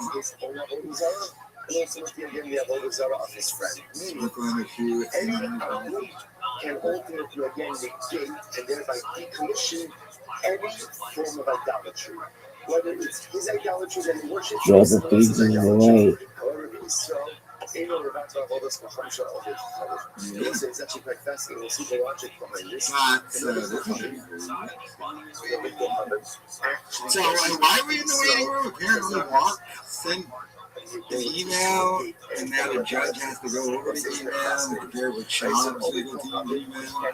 I can't believe W. Sean. He never had to come to any of our shit. How could he have to come to this? I mean, one would think the federal copyright laws would be behind that. And you lose narrative. You know, because I don't care about, well, yeah, super chats, but the preferred way of donating is hitting the link in the description. Because you can take half that super chat. If you donate to the link in the description, you become an instant moderator. You become a moderator like Sean tried to do on the Fighter and the Kids subreddit. You can ban people. That whole fucking thing is still wild. Yeah, how much his brother was up there? Yeah, like I said, fucking Jay Shaw. You know, I think he's the big brother was like the little Tony sidekick in a Christmas story. Papa had an open house this weekend. What does that mean? Get a real job? Get a real job means get a shitty job. You consider like being a janitor or other janitors out in reality, even when we throw dense, the density of Obizara, it goes in the case. In other words, I don't say denting really is an active form of negation, which makes sense, right? Anything you do to deface the idol should be a proper form of idolatrous negation. So really, even if you throw dense, it's okay. So what's the issue? Why did Chazal say that it's not? But listen to this. What's Ella, Sarah? There's zero. What's the zero? So here's the issue. In reality, Israel has the power of negation, right? Israel does have the power to go ahead and negate idolatry.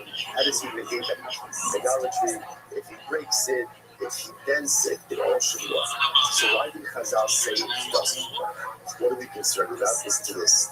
We're concerned that what is Israel going to do? He wants to negate that whole desire. So what does he do? He has that whole desire. He lifts it up. Getting ready, let's say, to smash it or to dent it afterwards. What's the problem? Once he lifts it up, right, that's an act of Hagbar. What does Hagbar do? Hagbar acquires. Once he acquires it, it becomes the Avodah of a Jew. Once it becomes the Avodah of a Jew, the Avodah go up to Gad Yisrael. The whole Avodah go up to Gad Yisrael. Eina the Keilah. So we'll say this is absolutely wild. It's absolutely wild. I will say we are going to see exactly why this is. This is in Lara in 10 block from now. I'm going to base. But again, right now we just go to the principle. The principle is any Avodah that is owned by a Jew cannot be negated. So that's what's happening here. Can we start technically speaking decommission of what do we do here, B? How can we decommission it? You can break it, you can tempt it, but did I get that in? Why? What are we concerned about? That in the process of decommissioning, the Yisrael is going to pick it up. Like, we'll say, Avodah specifically Hefker, and we'll get into all of this in a minute. Why did Mark send me that way? Avodah specifically Hefker, he lifts it up, he acquires it. Once he acquires it, right? Once he goes ahead and he acquires it, it becomes Avodah of the Yid. Avodah of the Yid ultimately, and then oh, that was hilarious. You can't see my backwards. You can't. I missed it. Well, therefore, again, let's see. If I had testified that I hadn't have been live, how would any of us have seen it? And we want to try to avoid is Jewish handling of Avodah Zarah. How would Chazal ensure that? By simply going ahead and saying, you can't do anything to it. Even if you try to decommission it, ultimately, again, it is not going. I you don't think Mark wanted me to do that, sending me that. First of all, Mark told me to stick that fucking link on the Fighter and the Kids subreddit. It's just I'm not allowed to do it there. So, this one is the internet. Oh man, that would have been hilarious. You can't, trust me, you don't think I tried to record that? They had a thing that you couldn't record it. They're recording it. Oh, that is recorded. I wonder if that's like a copy. What does he do? He goes ahead and he takes the stones, and he builds I'll get you out 20K. the stones by using them. By the way, uses them as pavers. You notice they came back. Schaub wasn't there, and then Schaub's lawyer was like, his live stream. Schaub got off, went into this live stream, and then went and told his old man lawyer, the fucking guy is live streaming.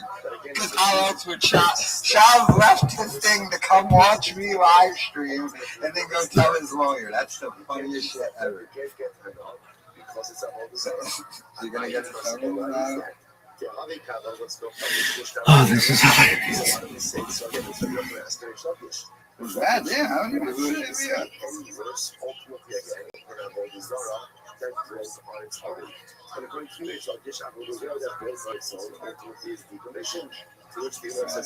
Let's see what Mark's saying.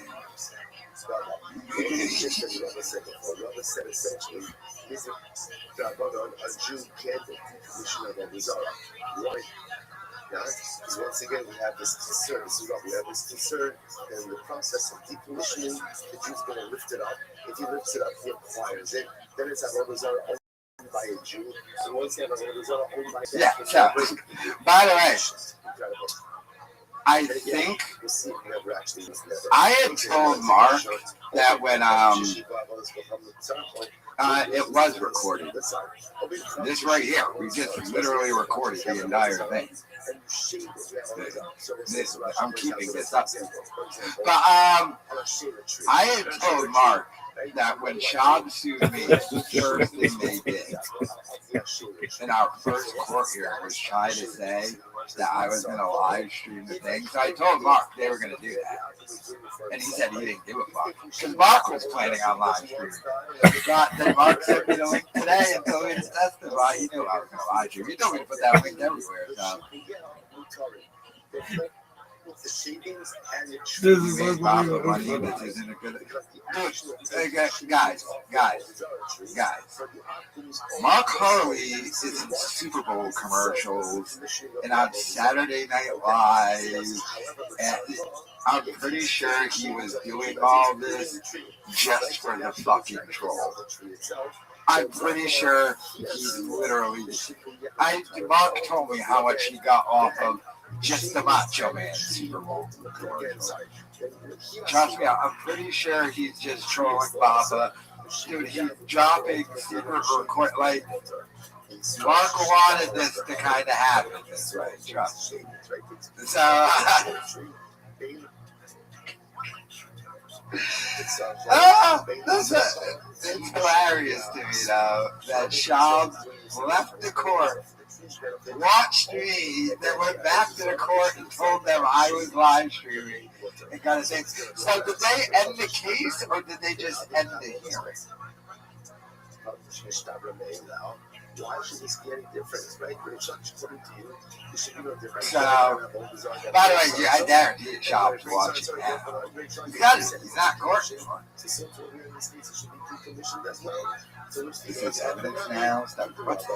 Evidence what is right to say? So once I get represent the opinion, essentially we don't want Jews decommissioning of Avodah Zarah. Why?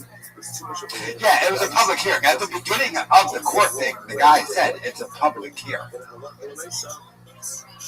The only reason why I wasn't able to do it on the computer is because I was already signed into the Zoom thing on my phone, and I tried to rejoin, and they said during the thing, there's a unique trying to join, and I was already in there as Kyle says out, so they kicked up. So they weren't letting, if you weren't already sworn in and testified, they weren't letting anyone join the Zoom meeting.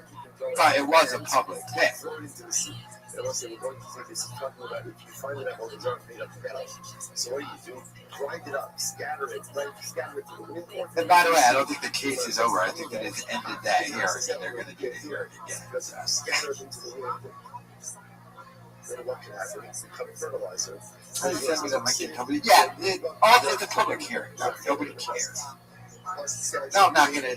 Well, I'll ask Mark. If you want me to delete it, like I said, someone tells me Mark Harley is going to be starring in upcoming commercials and shit. Someone tells me he doesn't really give two fucks about winning this, and he's just trolling. Someone tells me. So this case of grinding it up should also be a decommissioning. So we can keep it under the act as fertilizer out. It's not a whole solar fertilizer, to which they must Hakanami, keep the rubber. Once again, the most I would keep all roads keep leading back to rubber. Ultimately, again, it was Yeah, but, well, let's see, Mark. lifted up first in virus, and once it's acquired by a Jew, it cannot be decommissioned. Say, Rabbi Rothschild, Ben, Sion, Omer, what? So, Suras, Danko, ViralRabbi. This was an interesting case over here. Let's say you find the image of a dragon. This is our next mission. Now, we're also going to see a dragon as one of the. Mark said he's going to challenge me. Yeah, Mark's fine. Idolatrous. So, watch this. You go ahead and you find. So, a dragon, but the head is cut off. Head is cut off. So therefore, something. Then I just woke up. So if I'm not sure, did a Jew decapitate the dragon, right? Or did Akum? It's winter. But yeah. I got a video about the job. I'm dropping more of the Papa files, by the way. So look forward to that in about an hour, less than an hour. So I was doing that. I had no idea I was going to be in the fucking Zoom court with Brendan Schaub today. He saw me. He looked away. I got sworn in. I was about to testify. I was this close. It was Mark's wife.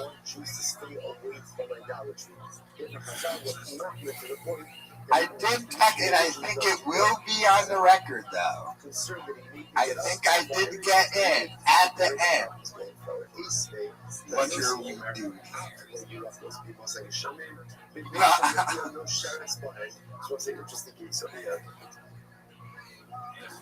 Next one wears a suit. Mark Harvey was wearing a suit. I got some screenshots of me and Bob on the Zoom together.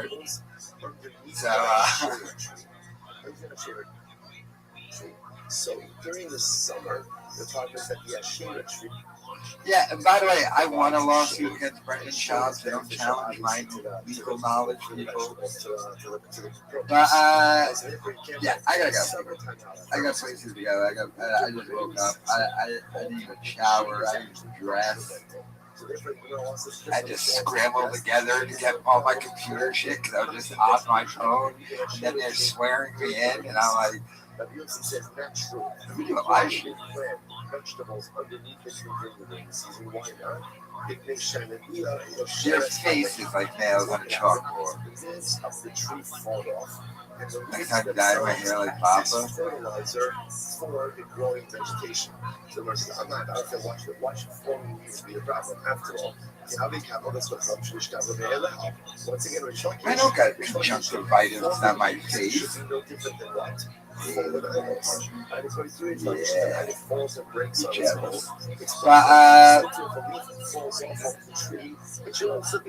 gonna jerk off to that screen. Yeah, but like I said, stay tuned on this channel.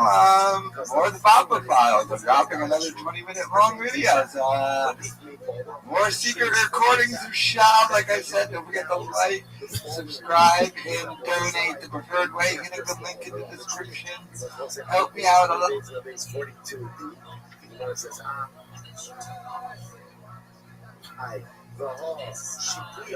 What about the case of the shavings? That will write the cherry tree shavings. We grab all those stuff from the IMS, but once again, the primary part of the Avoza, i.e., the tree is still existing. Folks, my new graphic novel, Unwanted Tall Tale of the Old West of New Ways, is out for pre-order now. I've been working on this for 25 years. It's a dark comedy with a shiny exterior. Please check it out at unwantedbook.com.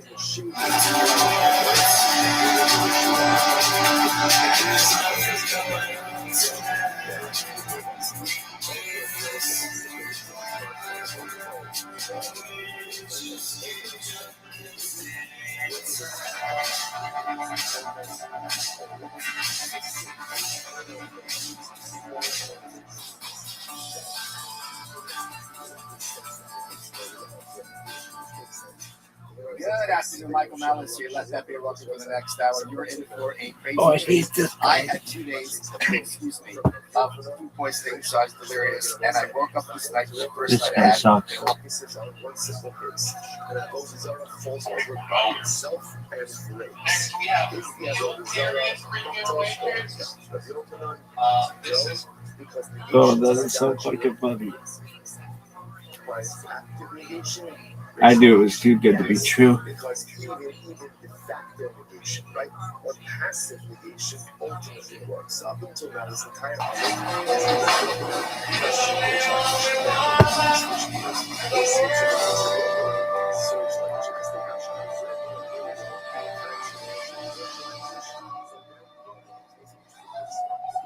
I knew it was too good to be true.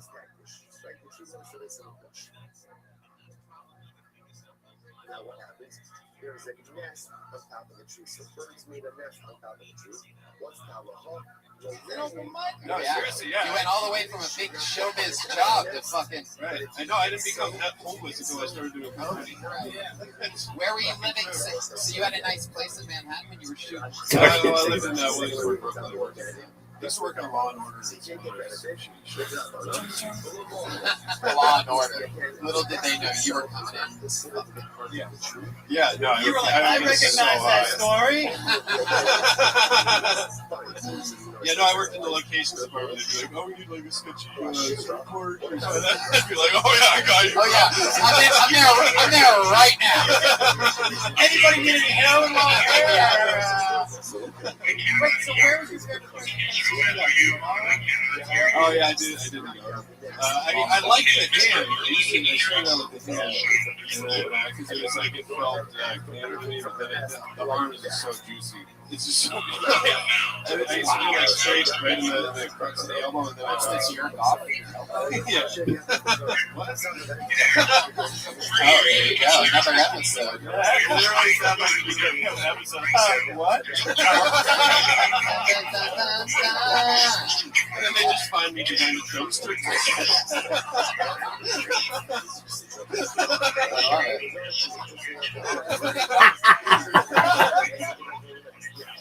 So, No, that's what they say between shows nobody knows. But I didn't. You know who says that? That's why you don't believe that saying. You're like, who says that? you know what they say. You ever heard that heroin? Everybody knows this one. Between the toes, nobody knows. Behind the ears, cut your feet.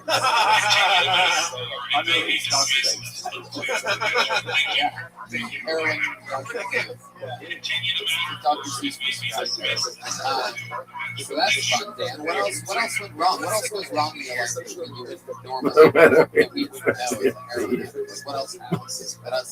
Like, for example, you thought we'd do it. Oh, that shit. That shit is so fire.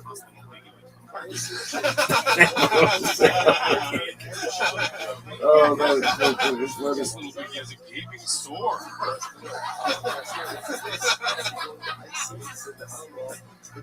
Man, this boy can rip. I like this guy, yeah. Clean and sober, baby. How long you been on stand-up now, Dan? Year. 3 years. Good joke. Yeah, I didn't. Yo, Yeah. what's good? Slanging dick like it's going out of style. How about you, big dog? I have like 2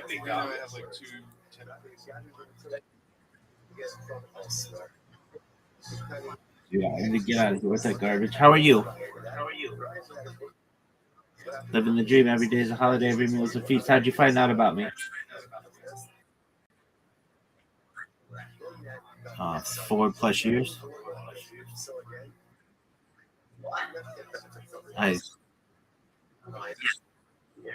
Almost 5.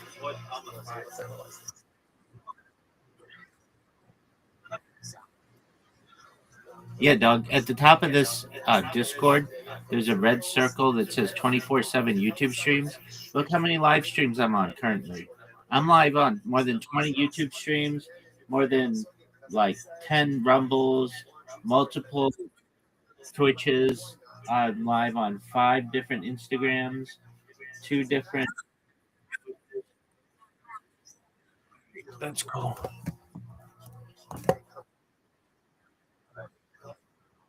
Oh, yeah, 24/7, baby. How old are you guys? All right. Well, you've got to be 18 to be in here. So if you're not, you got to bounce. Take care, guys.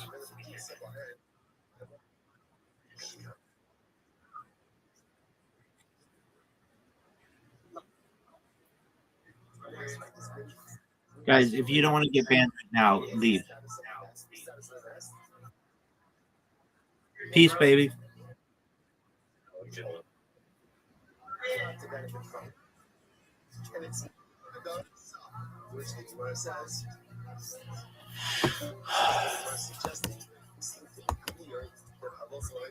Both cases in the Ashera tree and in the Hektish tree, where the bird is making a nest from other materials, not from the Ashera tree and not from the Hektish tree, for which the Gemara says not necessarily.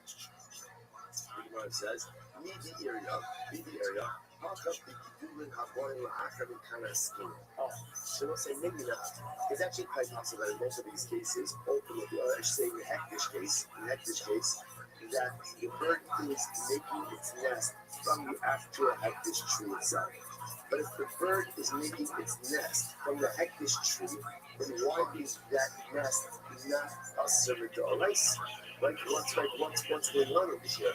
To which the Gemara says, listen to this. So what's the case over here? This is a fascinating sugya with we'll get to. When you're not fish something, right? So obviously the item as it is hektish. What about if that item grows things afterwards?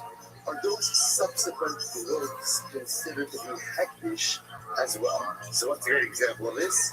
A tree. I'm makdish a tree, on Tuesday. And then 3 months later, there's Baruch Hashem, there's new branches, there's new growth. Are those new branches and growths subject to the hektish designation or not? That is a machlokas. That is called growth, which occurs after the designation. So the word talking about over here is the bird. So I was makdish the tree. And then again, 3 months later, when new branches grew, the bird took twigs from the new growths. So, and that made the nest out of those new growths. And therefore, again, so now is the nest hektish? It depends. That's an machlokas. You want to see the kasabar, and the author of this place, or the author of this Mishnah holds that Allah the hektish designation only devolves upon the tree that's in existence at the time of the designation. But anything that grows afterwards is not subject to hektish, and therefore, again, the nest is incredible. Rabbi Avo, or Rabbi Yochanan, my yacht is ultimately. What does it mean? What does it mean when it says you can knock the nest down and get benefit from the nest? That broken. It doesn't mean the nest. It doesn't mean the nest itself. It could very well be that the nest is asur.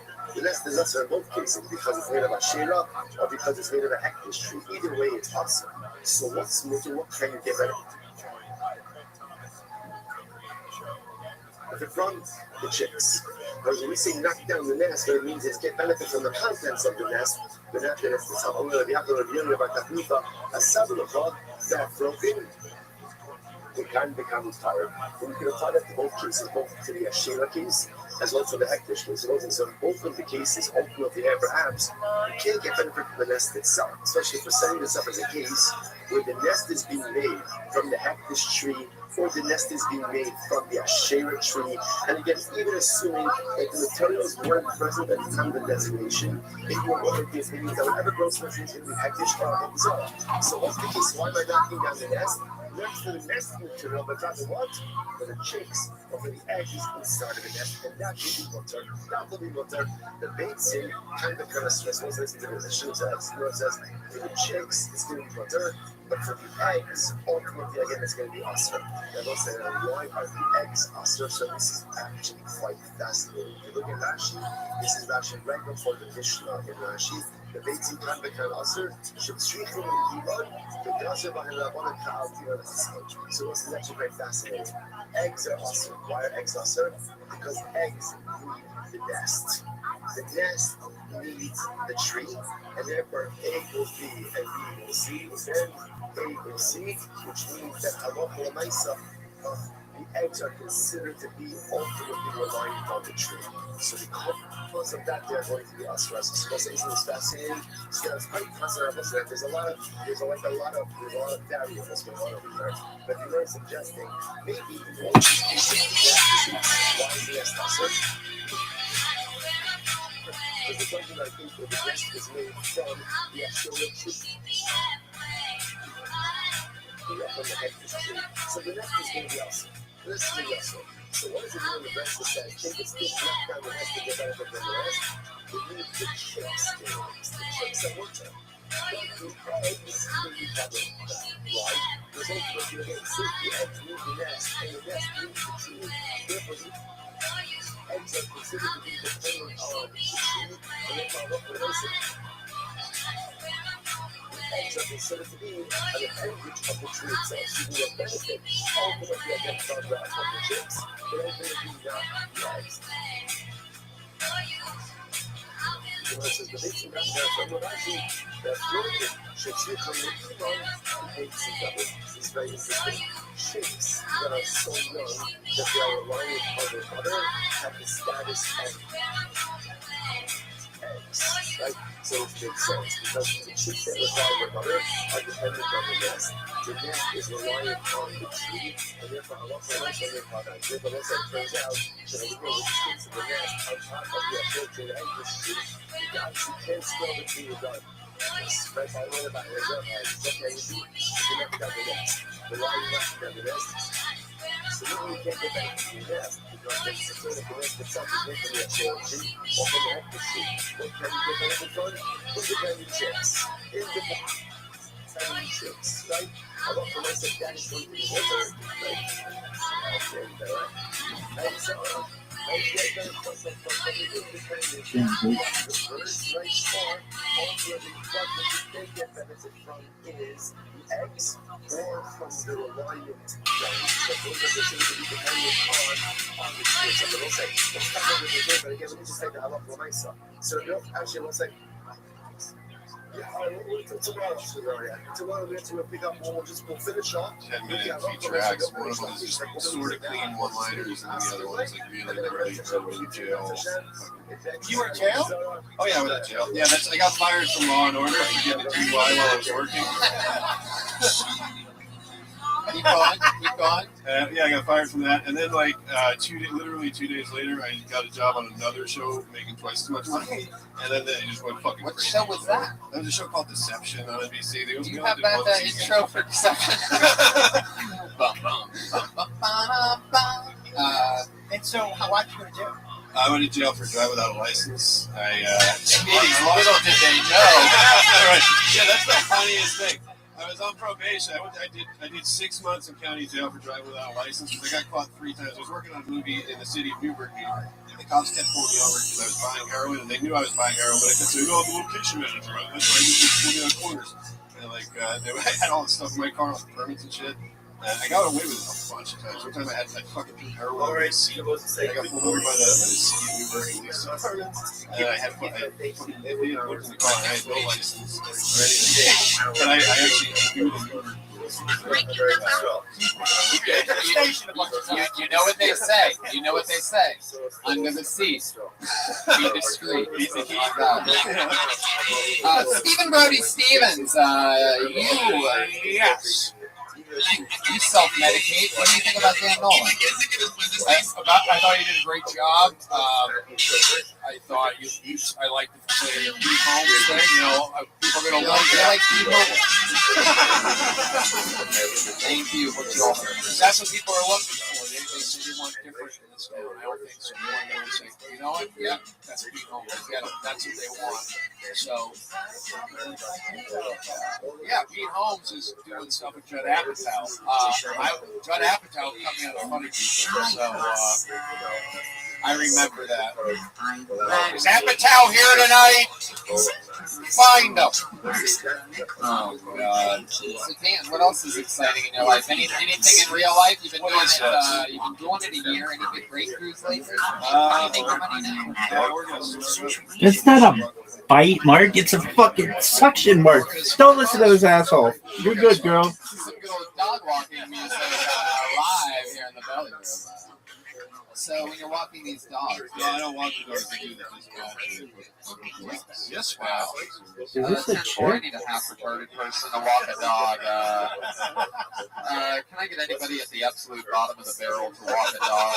Anybody available? Mr. Nolan, he's on his way. Is there somebody that is sub-retarded that we could get a dog walking? It's so funny. Some of the dog walkers are people that really care about dogs. They're artists and musicians. They need a steady income. And then I can tell that some of them are just fucking jokers. Right. They just, because anybody can do it. Yeah. All of a sudden they have the dog leash. Does it pay okay walking the dog? Yeah, it's $18 for a half hour walk. So you get it's 60-40 split. It's 25 for a half hour and 35. Damn, you're like pimping dog walkers over there. Jesus Yeah, dude, Christ. yeah. No, 60-40 split, bitch. You're a That's not a hickey. hickey. It's a bite. I never even had it. Dog walk.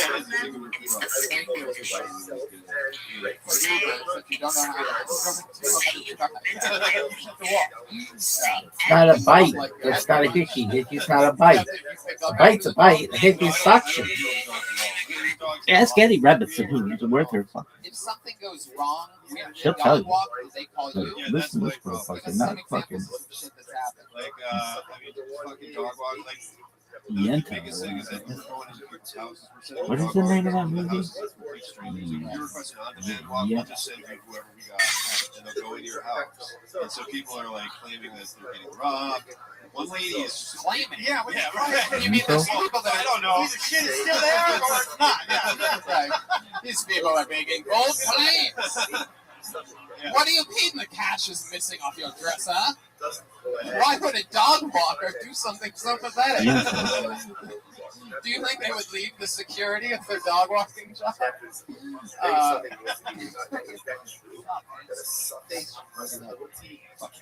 Wait, so what's the weirdest thing you did besides you? No, It's happened on a walk. no, I mean, but it's mostly goofy shit. Like somebody will bring their friend to the dog walk. And it's just like really What, the creepy. dog doesn't like it? No, you're bringing your friend into somebody's house. Your friend Does is the dog ever call you? I don't like two people walking. Why were you sending over here? Yeah, no. Some people are like. One lady was like, we were like, oh, we're gonna send you our excellent walker Carol. She's blah blah blah, and then the lady was like, I'll show her to mittens, and like wanted to show the dog the picture. We had like pictures and videos, and she wanted to consult with the dog with the walker. We clicked her. No. So that you sent over a picture and the woman printed the picture. No, there's a database. Like, you look in your phone and you can play a video, and they're like, hey, my name's Steve. I like pictures. How humiliating. My name is Steve. Come on. If I was like, you're gonna make a dog walking video, I'm like, fuck you.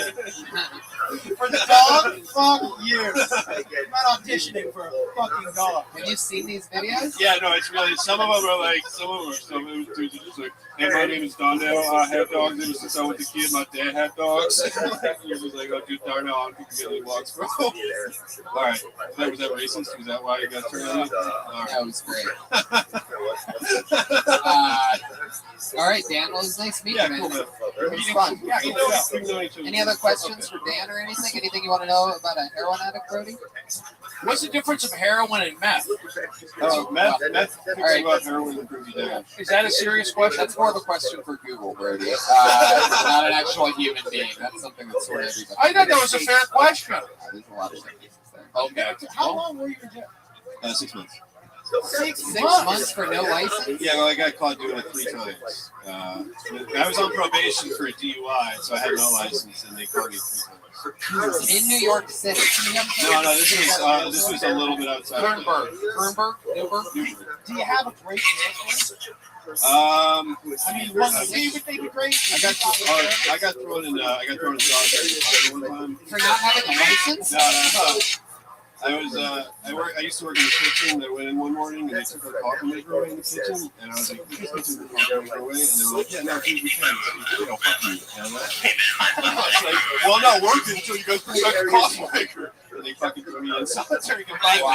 For how long? For a week. For a whole week. Yeah, well, 5 days. Oh my god, that's insane. Yeah. All solitary confinement is just 14 hours a day. It's just dudes kicking their door and pulling the CO with packets. That's 100% of what you hear.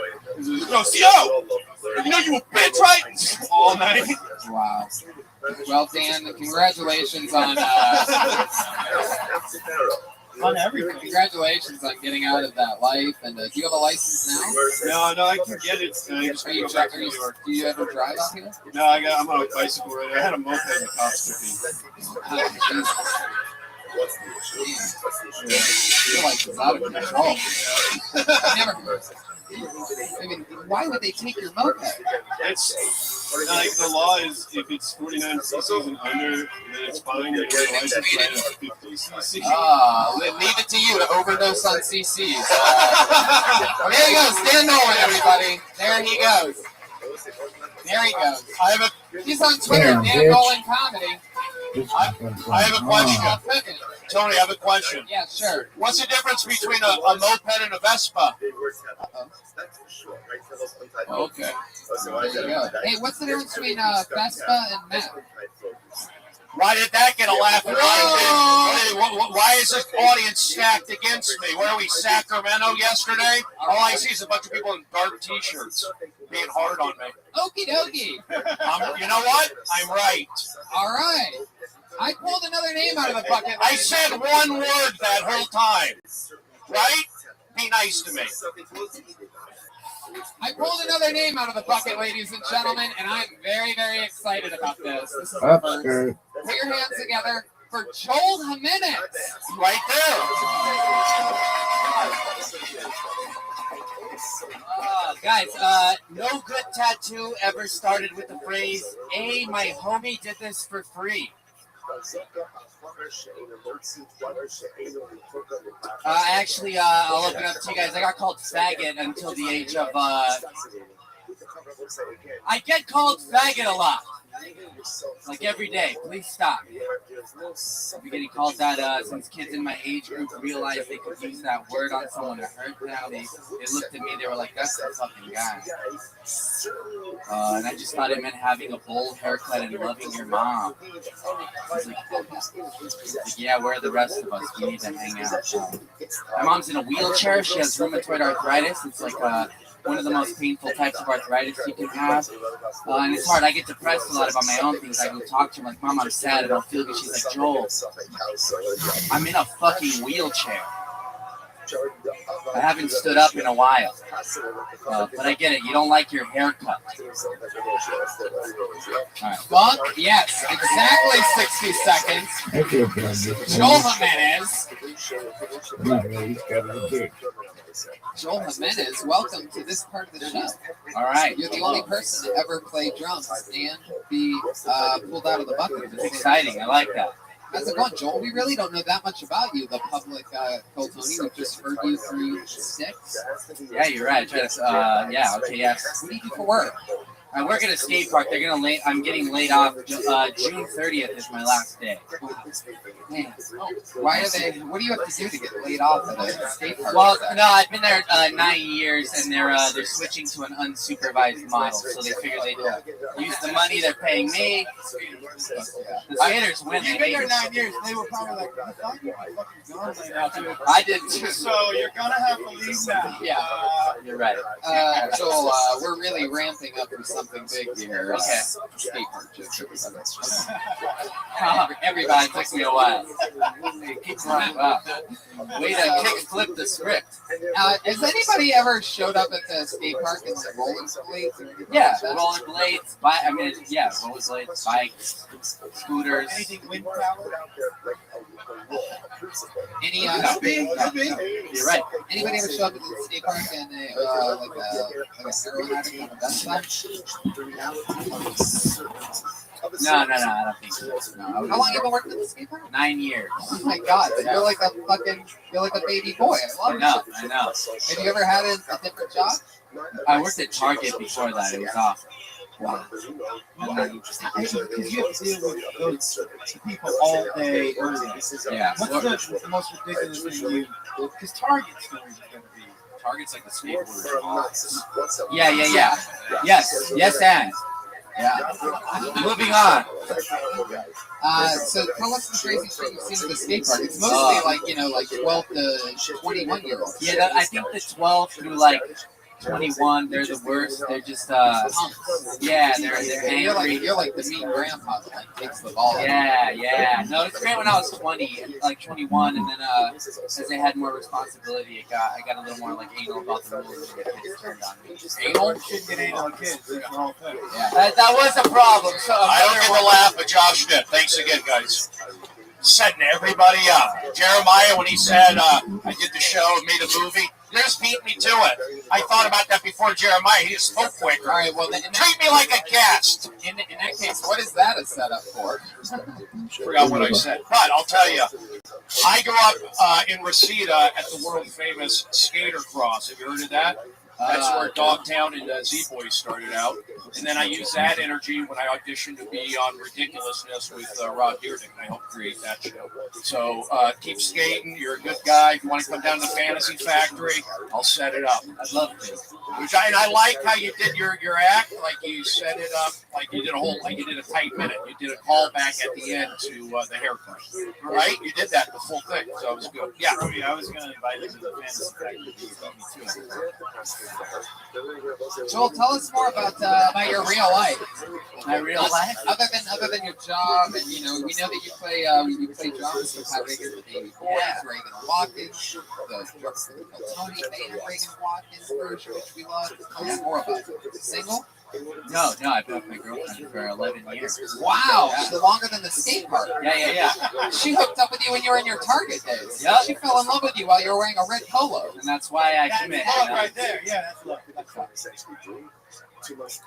Whoa, there you go. Brody having Glendale Galleria. here. Wow. He's having acid flashbacks on Prozac, ladies and gentlemen. Brody, this is a live podcast, and you're talking with Joe. You said I was going to get edited out earlier. Am I right? He said that. So once he said edit, I can throw the mic down in aggression. Oh my goodness. You got it. There it is. Little positive pepper on that. This is what we do. Yeah. This is like Joel, any crazy talents you have or anything? You have yo-yo or skydive? No, just drums. I skated for a while. And I've been doing comedy for a little. It's not the God-given gift I was given. Like I tell Tiger all the time, like a lot of our family's not going to cure cancer. You better fucking dedicate your life. You're a big fucking dude. You know, Pat, this is my time. I don't think I ever realized how close the word horror is. Whore. Where can we find you? Joel and his whores. I'm sorry. What's your horror film? What is a shout out? Where can we find Fucking shit. YouTube? Is that the word you're thinking of? Yeah, YouTube. I'm at mostly sorry. I think it's Temporary Solutions, right? Is that it? Temporary Solutions. Yeah, Pat, it's his time. Don't help him. I don't know. And he just tickles on the keys and he does stuff. And I just go, I just encourage it, you know. But I'm like trying to find the fine line between like, hey, do you really like this? Let's do it. You know, you know what, Eric? Do it, but do it all. You know what I'm saying? Let's go down. All right, you don't like it? I don't always think, all right, cool, let's try this.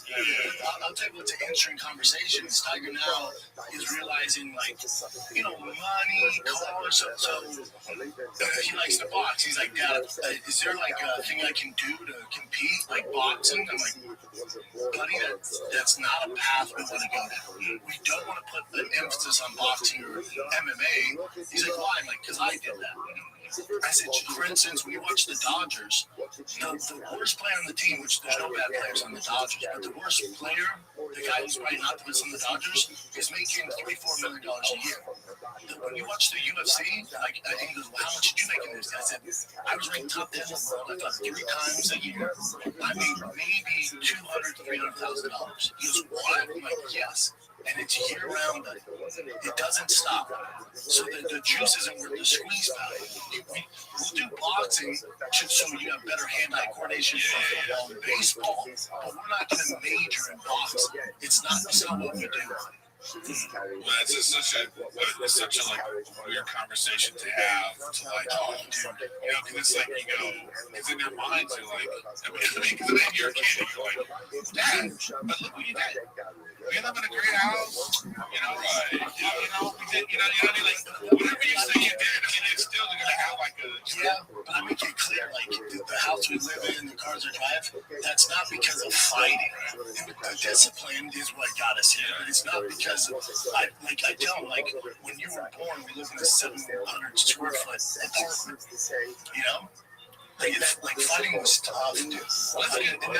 And then the other thing I tell them too is like, if most of the fighters, this is kind of bad, especially if you're a fighter. If you went to those fighters, if they had the skill when they were young to play for the Dodgers, to play for the fucking Denver Broncos, they would choose that.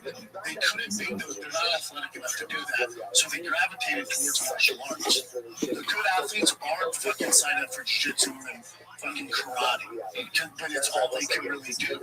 Tiger has a skill set, but we're not doing fucking taekwondo. I have a football friend of mine. He was like a lot of football players are just failed basketball players.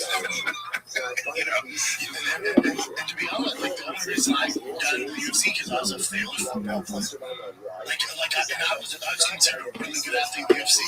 I'm Johnson in college football. You walk in any college locker room, there's 30 at least. I'm not special. In the UFC, I'm special because they don't have a lot of good athletes. That makes sense.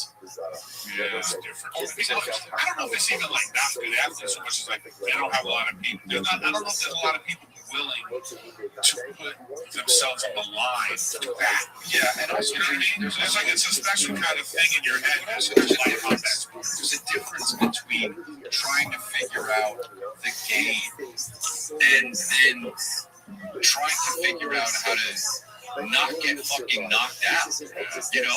I'll look it up. It doesn't matter. Whatever. You're gonna get hit with a bunch of times.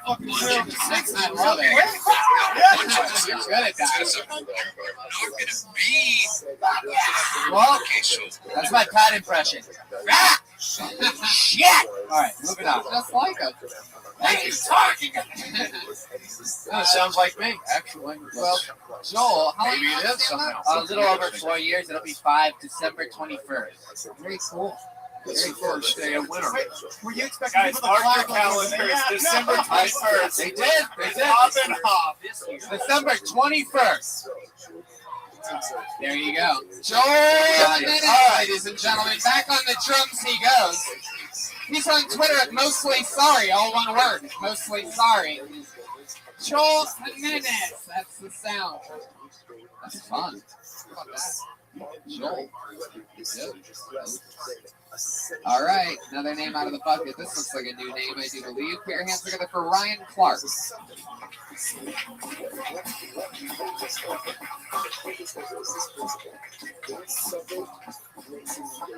Oh, wow, Ryan Clark. Blew it. How about, oh, I like this. So I circled his name after he signed it. Put your fucking hands together. This looks like a new name. Vinny Ward, everybody. Yeah.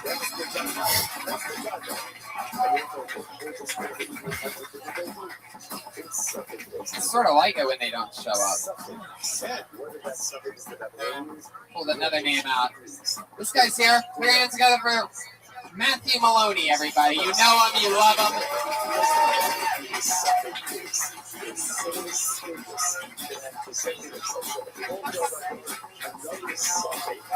Here he is, Matthew Maloney. All right, everybody. Here's the deal. I know I look like a serial killer. All right? You can all go ahead and stop screaming at my face. But to be fair, some of you were kind enough to lie to me and say, no, you don't look like a murderer. You look more like a mugger.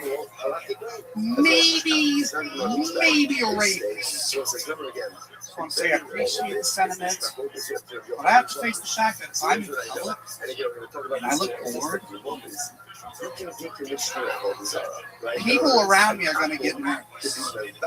The other day, I just walk up to a guy at work. That's all I do is walk up to a guy. He says, Matthew, you wanted to. What kind of manager are you? There's no way that's company works. Thank you very much.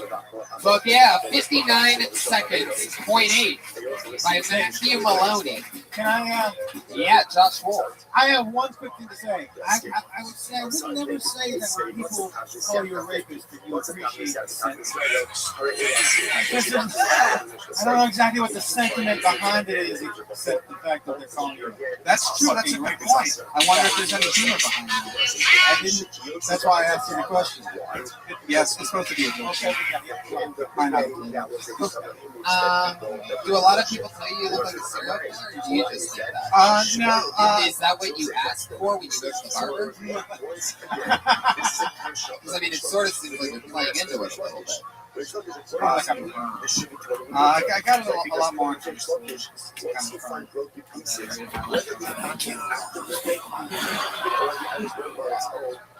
Looks like you've definitely killed some serial killers there, that's for sure.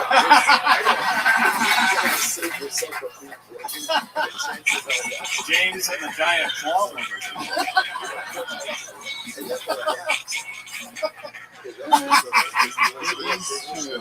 You look like a gallon of drink. Oh, Brody, really taking a moment to alleviate all the last of it. Good job, Brody. Let him know when you want him to stop. Oh, okie dokie. Yeah. Matthew, see, there's a lot of things that you look like. All right, I don't know. I thought we were keeping it positive. Matthew, I'm here for you. I'm a good guy. Where are you from? The Palm Springs area. That's where my mother lives. Yeah. There you go. You can check up on her. She's down there. She lives in Palm Desert. You can. She's an Uber driver down there. She's 85. Does she really drive Uber? Your mom drives Uber? Yes. Really? She's still driving. My mom went to Fairfax High School. She lives in Palm Desert. Do you think that when people get in the backseat, they're like, oh, Funny. Brian Redband. Redband, oh! Yeah. On it, baby.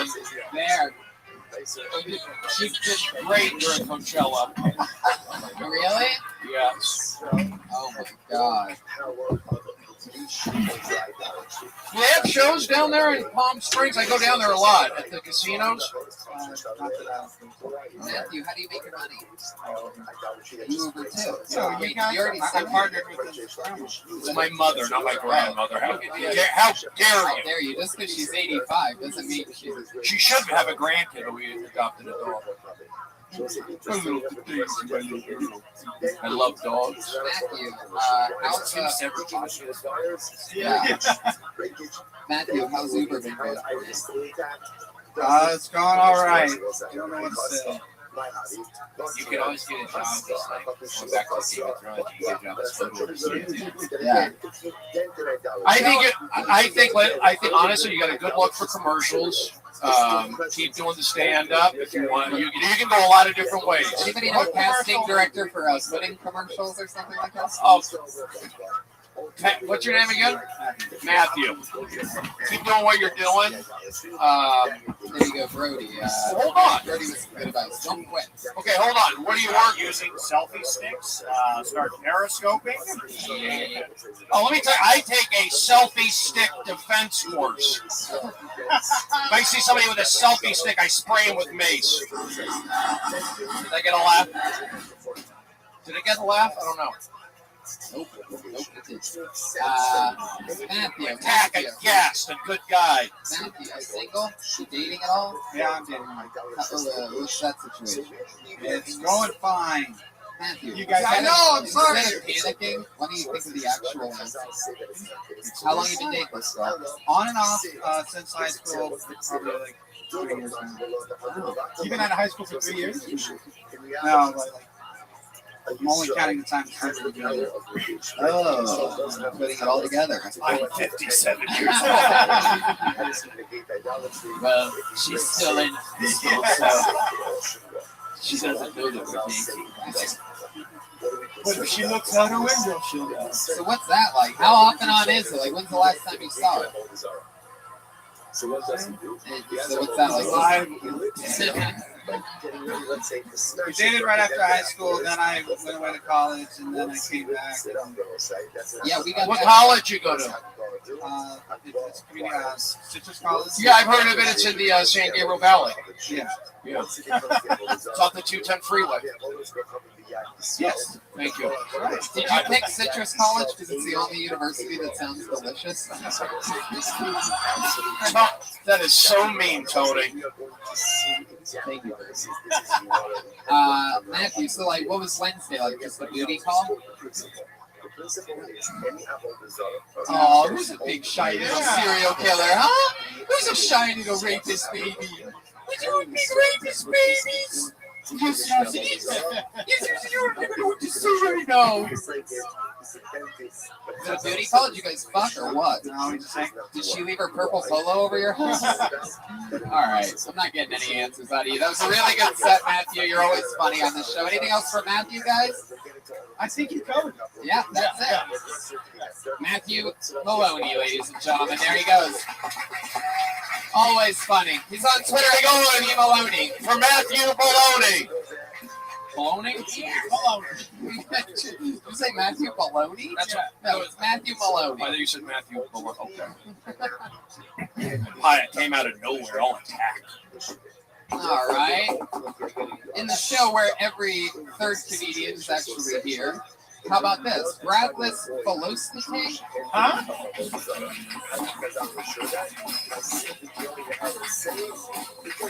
Bradless? Bradless? It's okay. Now we missed the spot. That's it. If he's not here, that's it. Fuck him. Bo Laughlin.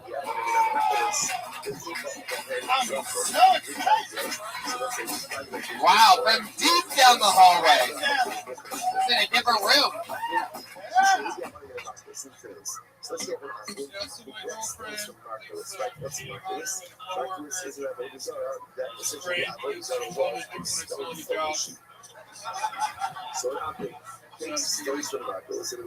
Speaking of being employed, I think white people need to stop telling black people who they look like. Just because, even if you're right, what you're doing is wrong, you know? Terrible. That one was.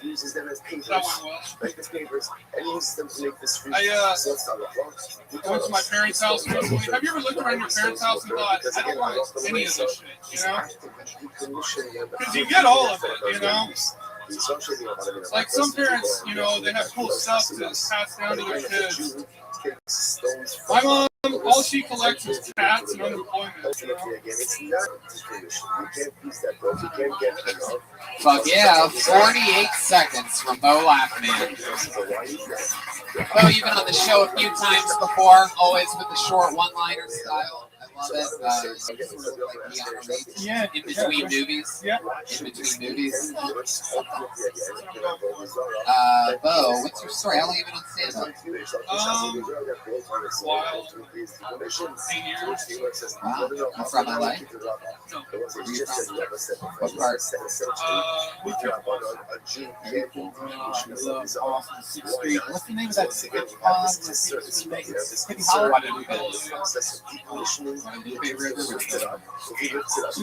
Skin Pound. You get the Zika virus there. How long have you been? Oh, I heard they have a mosquito issue. How long have you been in LA? Almost a year. What do you do for work? Uber. No, I wish. I've been interning. I wish on an Uber is never a good sign. I can't wait. Wouldn't that be nice? I've been interning in a place and I do. Almost you choked up on extra work. Is this a fluffer or something like that? What is it exactly? Is this like a Craigslist?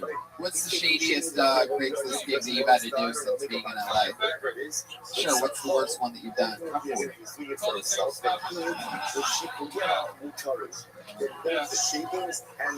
Would you do that if they offered you some money? Would you do a cuckold video and pretend like the girl that's being paid love to is your girlfriend?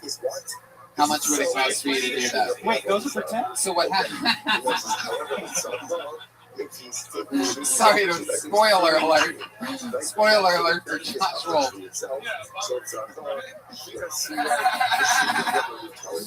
You know what? I think you just booked the role. That's fun, Bo. What else do you do for fun? No, I don't. Nobody does. No, you do. No, I promise you I don't.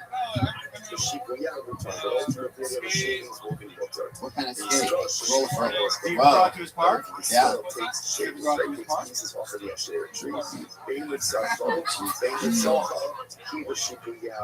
We're here for Joel's show to the skate park. Dude, where are we? Dude, I had a seizure and blacked out of the extras. Do you like ridiculousness? Wow. And he's back. Yeah. Oh, ridiculousness?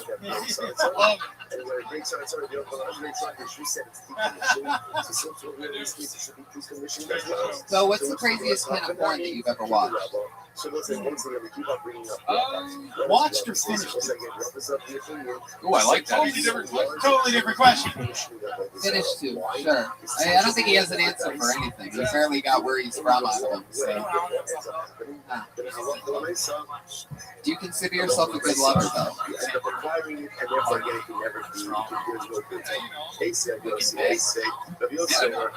He just said he's okay. Oh no, Brody. I did see. You're talking about pornography, and I did see bestiality video. Yes, and well, the guy finished on an insect. He finished on an insect. It was the movie was called Charlotte's Web Eye. Wow, that was a long way to go. Yeah, it's a big laugh. Gets a laugh in the main room. The ticket you can't afford. Wow. How dare you not laugh at that joke? Where are we, Sacramento? Are you going to hit me with a 2x4? Wow. Brody. All I see is dark colors. Oh my goodness. It was much better than my set. So. All right. Brody, did they laugh at that joke when you do it in the main room and they pay for it? We get to trouble. Mo, anything else interesting about yourself? You seem sort of like a, Welcome to Do You Have a Personality? Yeah, we're really reaching here, Bo. We're trying our best. Oh, no, What would be the one thing you would tell us about yourself? I like water. Water's good. I have to eat every day. I like water. I sleep somewhere between 8 to 9 hours a night under one blanket. I use these two things to walk. I breathe in a substance called oxygen. We have a lot in common. Other than that, that's pretty much it. A connection. Anything else interesting, though? All right, you're really rolling with this thing. Okay. He's really nailing the Keanu Reeves right It's there. like, what? I don't know. What's interesting? What's interesting? He's somewhere Hold on, between he asked me a question. Keanu Reeves and Christopher Reeves right now. Oh my God, Tony, that is so uncalled for. take a moment and realize you almost cut that joke off, Rudy. I didn't cut it off. It got a laugh. It was great. I would never do that. I'm a good guy. Thank you. I know it got a laugh on fire. Thank you. Rudy, go ahead. We were asking you what do I I just put out you gotta put out energy. Wait, Your arms crossed negative. Yeah, I'm okay with that. I'm okay. It's a start. Arms crossed negative. What are you holding back?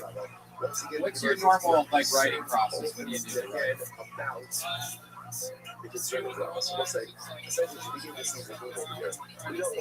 I mean, you sit there and go, hey, I'm gonna write a joke. Or you just really write that. How does it just stare at the wall? No. I write like. If I'm actually writing, I do like joke writing. I bet you the characters in your screenplays just jump off the page. They're pretty interesting. Were you an extra in Dazed and Confused? Okay. He's from Texas. That's a callback. Thank They you. say write what you know, so his script's like you walk down the street. They jump off. So I'm wrong. I got no laughs on Can I that. use that? They're trying to kill themselves. You use my joke, sure. Rudy just firing off every thought at this point. I'm seeing arms crossed negative, and I read energies. Brody, what's the difference between Claritin and Quantum? I don't Clarisil? What are you saying? Yeah. Hold on, give me a chance, Tony. I did give you a chance. Stop being aggressive towards me. I was thinking. Let me think of a funny answer. Go ahead, keep going. You're good. Brody's inner monologue. Oh, really? Did you play baseball at Arizona State? You didn't, Jeremiah. For those of you counting on your Kill Tony bingo cards, that is his second Arizona State reference tonight. Bo, anything else? Have a good night, buddy. There he goes, Bo Laffman. He's on Twitter at Bo Laffman. There he goes. I pulled another name out of the bucket. We're keeping it moving, baby. I'm going to get right into it. This looks like a new name. Put your hands together for Brett Ebby. Here he comes.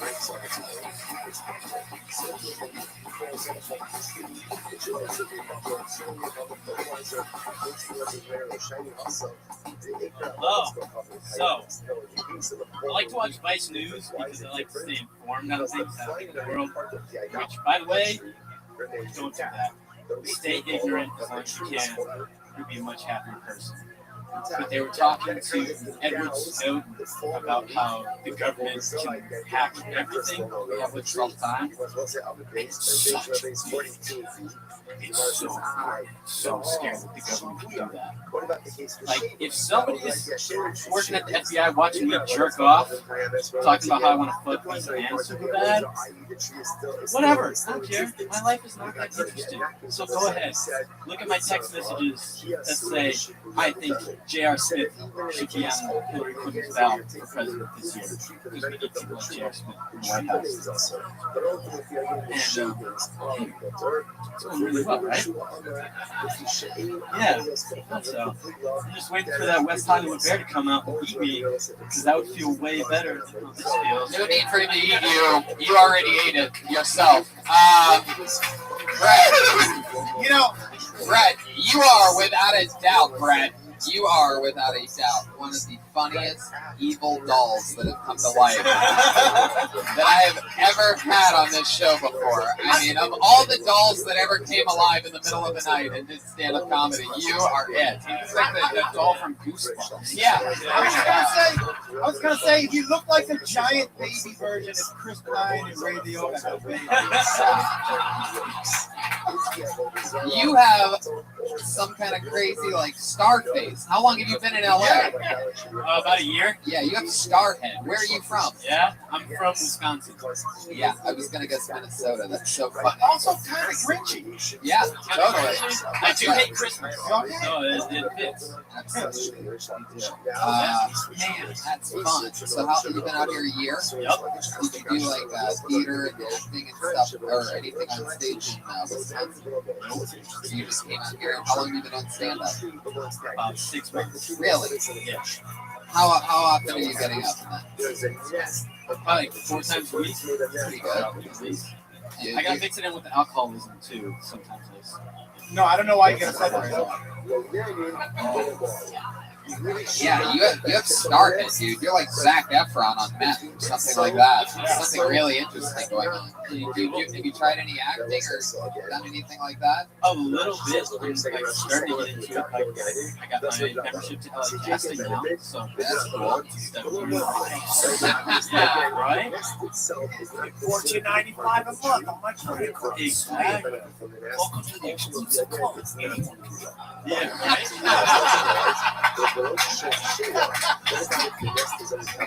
Wow, that's the funniest thing ever.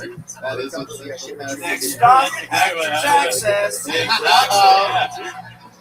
And then you're on your way to the top of show business, my friend. I like that. 1940. Hey, yo, $10 a month, and you will make it to the top. Brett, how do you say that last name? E-B-Y. Evie. Yeah. Do you ever just go up in people's windows in the middle of the night and scare the life out of them? Yeah. You have like a really scary face. Do you know this? But it's scary and it's handsome. It's like. That's what I get. I either get, hey, you look like the Chucky doll, Right. or I get, are you Ray Liotta's kid? Right. You can go either way. And who knows if the Chucky doll isn't actually Ray Liotta's kid? Right. Exactly. So this guy's giving me the EVG. He's pretty creepy. Very good, Jeremiah. Brett, tell us something about you. What do you do with a face like that? I mean, what do you do for work? I mean, you definitely don't do Uber because you looking back at somebody in the rear view mirror. Yeah. Instant 1 star. Instant 1 star. Like people just jump out of your car from the back seat. They just roll into fucking Beverly Boulevard. Just like, oh no. No, I'm actually a preschool teacher. No. Holy shit. This is why I love this show, ladies and gentlemen. You never know when shit's about to get real. You look like one of your students evil. Evil. You're a preschool teacher? Yeah. Shut the fuck up. Oh, you know, if I walk into that parent teacher conference, I'd walk in and be like, we're not staying. We're not staying. I'm not staying. Yeah, we're not staying. My jokes kill it. So these kids, not only do these kids see you during the day, they also see you under their bed at night. Have you finished your homework yet? Your paper's due in the morning. I started collecting children's bodies at the ripe age of 27. I was a preschool teacher. The parents wondered, where are my children? And I said, don't worry about it. I would shove them in their own backpacks. Brett, how long have you been teaching preschool? I like how the killer got out of that one by saying, don't worry about it. Oh, okay. Well, I must be wrong. Sorry. Sorry to bother you. Sorry Sorry about the creepy music. Brett. All right. We have to have some e-break at some point, but I get the full just. Brett, how long have you been teaching preschool? A year, and I taught English in South America. Any hot single moms? Oh, Wait a second. When you were in South Africa, were you in America or something like this?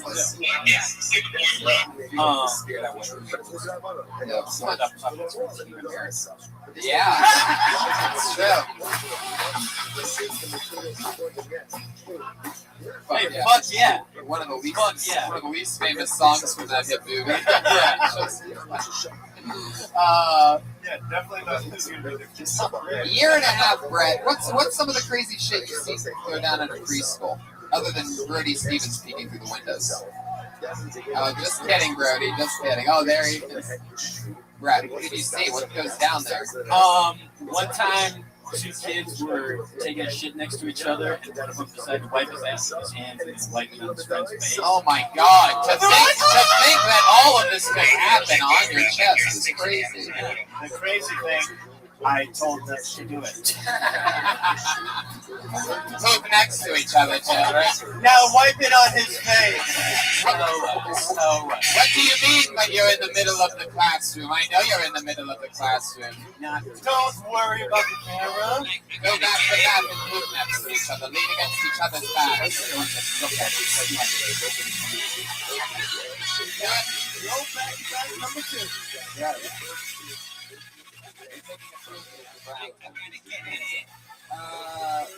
So you're in preschool. Did you ever finish your preschool? I did. Yep. Brody, you did? Yep. Tell us about that. Private school, Valley. It was called Charlotte's Web Eye. I didn't like it at private school. I went to Valley Private School for one semester in first grade where they have pets and horses. I didn't like it. The kids, I didn't like the rich kids. And I was embarrassed to raise my hand to the bathroom one day. And I just dumped in my pants. Oh my God. And then my mom picked me up and those kids never saw me again. Oh. Jeez, Wow, that's like, yeah, that was a good story. Wow. Yeah. That's a sad right one. Bet you it affected them more than it affected me. I bet you not. I bet you they've never told the story before. Changed my life. Like maybe the 50th time you're like, nobody's taking a dump in their pants in first grade. Okay, fine. First grade, Brody? Nobody's still talking about it. Well, you know I talked about it last in the main room. How dare you attack me, kid? I sub-teach. Thank you. Brett, how old are you? Quiznos. 25.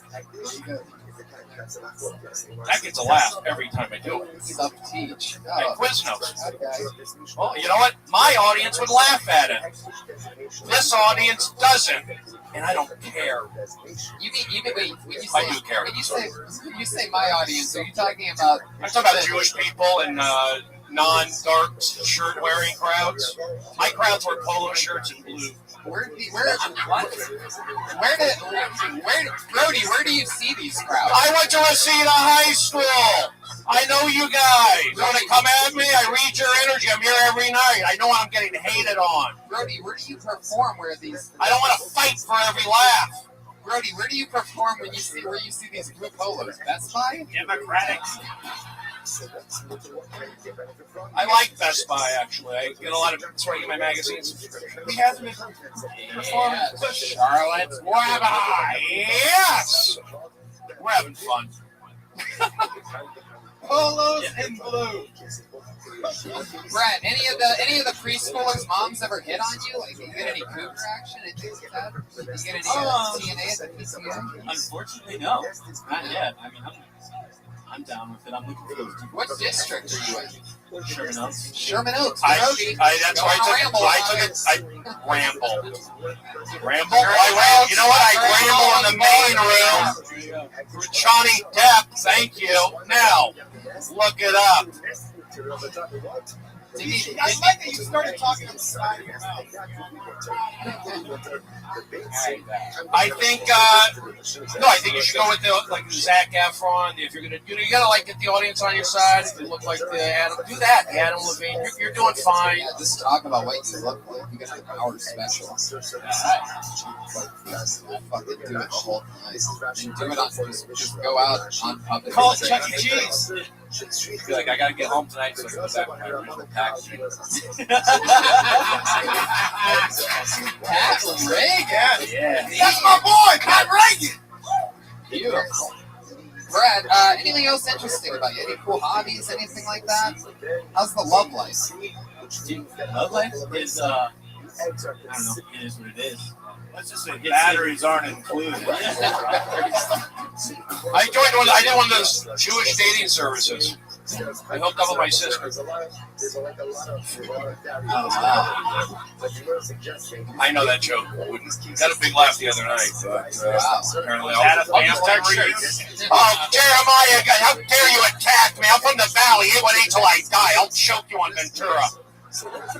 I got Sherman Oaks here. I'll drown you with a coffee bean. Like her chef. You got it. I'll give you a chilled chokehold. All right, Brett. What do you mean by it is what it is? You hooked up with any girls since being in LA a year ago? Yeah, I have, but dating in LA it's different because they'll say they're very interested, and then What are you picking? fizzles out after What are you picking them up at? Where am I picking them at? No. What are you picking them up at? What am I picking up? My guess is That's probably the problem. my because, guess. My guess is a like a smart car version of a horse. no, it's a bicycle. They don't like to ride on my pegs. Brett, stop trying to be funny. We've seen how that's gone for you so far. Just answer the questions honestly. When you go on a date with a girl, you pick her up. What are you driving? Just thinking of a car. I was moving places. That explains it. That's it. Yeah, there you go. You Just got it. answered your question when you said I don't know why I'm dating. Are you Snapchatting? I have it. You gotta get into that. You gotta get into Snapchatting. That's the key. You're in LA. That's what I say to all you guys. You're in LA. It's a major leagues. I grew up here. I went to Seattle for 3 years. I didn't come back. Then I went to New York for 3 years. Then I came back. 6 years and 30. I left. Get out of here, guys. Oh, you got all out? Yeah. That was fun. There you go. Slipping. I don't know. I'm sorry. I was a little aggressive. But I didn't eat to that cashews all day. Well, Brett, it was nice to meet you, man. Come back anytime. Welcome to the show. There he goes. Brett Edie, everybody. He's on Twitter at Edie Speaks. Bo laughing at him. Bo laughing at him. Edie Speaks. Edie, one word.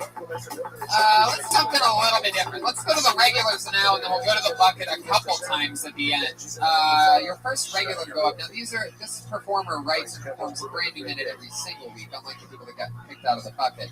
So it's a little bit tougher of a job, a little bit, we get to watch highs and lows. Who knows how it's going to go? We do know this. When she first started, she was shaking, convulsing uncontrollably, and things have gotten better since then. Put your hands together for the always nervous stylings of Melissa Esslinger, everybody.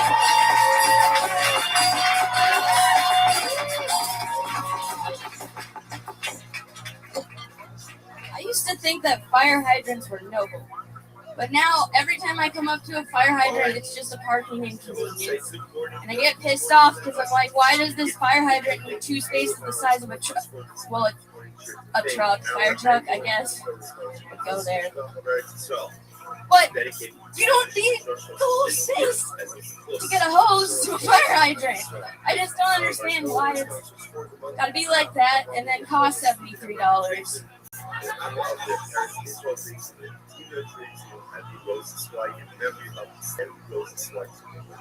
Every time I park somewhere, the red pisses me off, and I used to look at fire hydrants and think of like Dalmatian puppies with hats on, and now I immediately think parking tickets, and that sucks. It ruined my coloring books. That's it. But yeah, 56 seconds of new parking fire hydrant material. It's one of my favorite sets from you, all on one topic, nothing too crazy. You got it all out there without anything terrible happening. Melissa, that was very, very impressive. Thanks. Really cool. It's fun to see that. Real shit. Yeah, and you know what? A crazy combination of nerves and confidence. Yeah. You look nervous, but I was like, oh, she never felt out of control. You know what I mean? Yep. And we've walked that line. So that's a fun developing story. Brody Stevens, you like Melissa have serious psychological problems. What do you think about her? I don't have. That's my point. Once I cut off my mom and all that stuff from forcing me, I'm the happiest guy ever. I got railroaded, let's be honest. I never had a problem at Arizona State. Haven't had a problem. Why am I the Prince of Periscope? 12 million hearts. Brody, all on my own. Nobody helps me. Does anybody call you the Prince of Periscope other than you? Yeah, my 142,000 followers do. Did you just completely make up that number? Pull up my Periscope account. 142. Yeah, that's why I'm doing things. Yeah, 142,000, 12 million hearts. I mean, what do you want? I'll scissor kick you at the Arby's on Laramie. It's true. He actually did do that.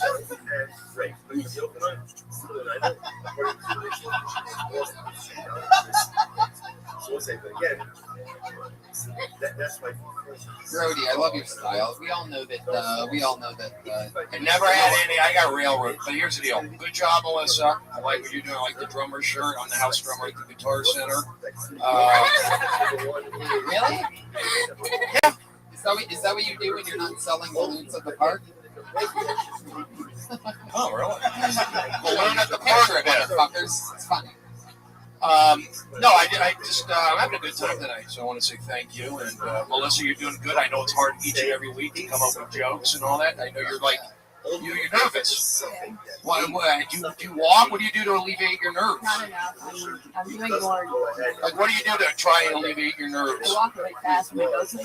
So if I'm not going anywhere, that's a problem. But I'm working again. Just walk up against the wall like it's a video game. It's like those wind up little like a Yoshi doll that you get at Burger King. Well, I see growth. I do see growth and confidence because I see you here every so often. Keep doing it. The nerve. I mean, it's interesting. Do you self-mutilate at all? Yeah, I understand. I just got back from guys. I'm gonna be honest with you. I just got back from my AA meeting. Asperger's Anonymous. Absolutely, there's anything anonymous about your Asperger's, Brad. You know what, Tom? You're doing good. Keep doing it, and there you go. The old "keep doing it." You can get the "Kill Tony" Brody Stevens "Keep Doing It" T-shirt at. Well, you know, she came up with the joke, the fire hydrant joke. That's great. You know, I like fire hydrants. I'll put you in a chokehold at the Orange Julius on Rosewood. Yeah, smother with the Fairfax. Look it up. Melrose Avenue Elementary. I have roots in this town. Get out if you're not from here. I hope that plays on the podcast. Melissa, there you go. You did it. Another new minute. There she goes. Melissa Esslinger. Lock it in. Lock it in. Add to it. Cut it down again. Another new minute from it. At Melissa Esslinger. You're one another regular, and then we're going to get back to the bucket. You know, we're from Cook County. Ladies and gentlemen, writing and performing a brand new minute every single week. One of the hardest jobs in all of comedy. Peering it together for Vanessa Johnston.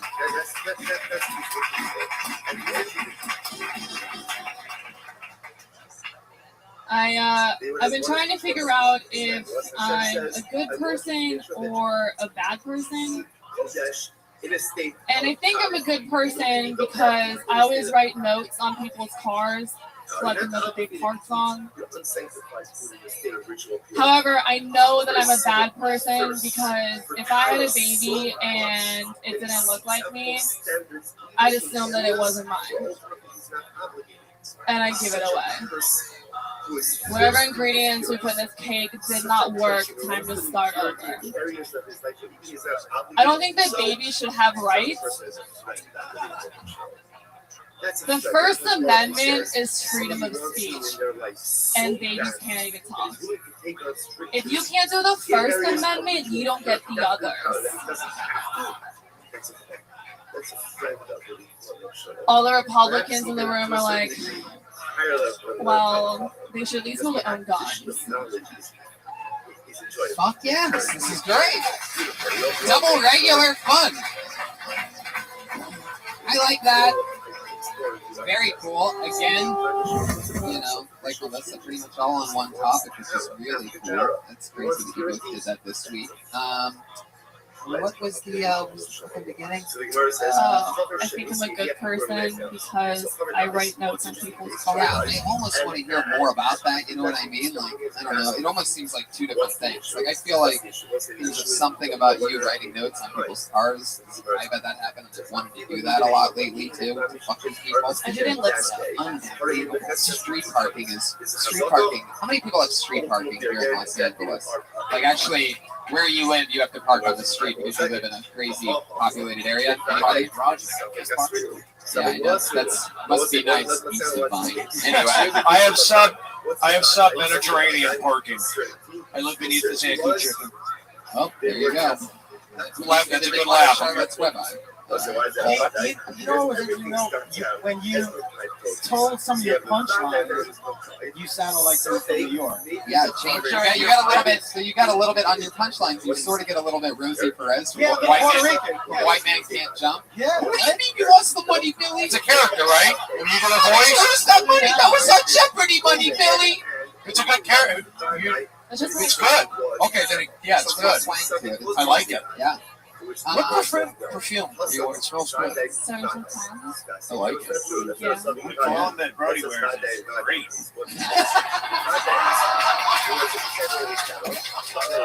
Well, you know what? Speed stick. Wow, joke of the night right there. Oh, really? At my expense? Yeah, totally. Perfect timing. Holy shit. Jeremiah Walker. I wear speed stick. What a fun episode. Oh my god. Delete everything. Oh my god. Brody, that really, I mean, you really set yourself up for that one. This game with the perfume. I mean, I do know that it's hard for you with the perfume because your nose is almost touching Vanessa from where you're sitting. My nose is more down and not that way. Yeah. You're right. Oh, now it's nose jokes. It is. We're gonna talk. We're gonna judge physical appearances. I'll take a dump in my Quicksilver shorts. How dare you? I'll walk Dare out you of do here. that to me? I just spoke to the front of the cereal box for Fruit Loops. Oh, Cereal is so expensive at John's. I didn't. That's why I bought cashew. Yeah, it's like expensive. It's a scam there. I don't know. Would you say John's? At John's, I went there with the unshowered. Nothing. Okay. all right. It's my favorite sound effect. Studio laughter for Brody. Give it to him. He needs it. Vanessa, that was really fun. I love that you stuck it on one subject. It felt real. It felt like a real opinion. You know what I mean? So, fuck yeah. You getting a lot of spots in? You doing working at night? What? Trying to do spots? I kind of like that she sounds like a young Joey Lawrence. Yeah. Yeah. What was his catchphrase? Whoa, yeah. Whoa. First in the. Well, we got a millennial from From Blossom. I did 100 crowd warm-ups for Blossom. How do you not know him? Should know. They call me Joey Lawrence of Arabia. You got it. Yes, Persian profession. Experience together for the great Vanessa Johnson, ladies and gentlemen. Another new minute from our two regulars. They came in swagger from the regulars tonight, and I love that. You guys ready to get back to this fucking bucket or what? Anything can happen. Get in the bucket. Here we go. It's the part of the show we like to call bucket or fuck it. Put your hands together for Victor Martinez Jr.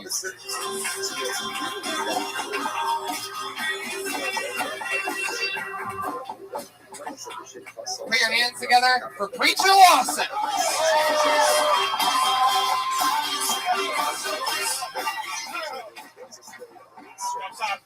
Good plan. All right, cool. Yes, no.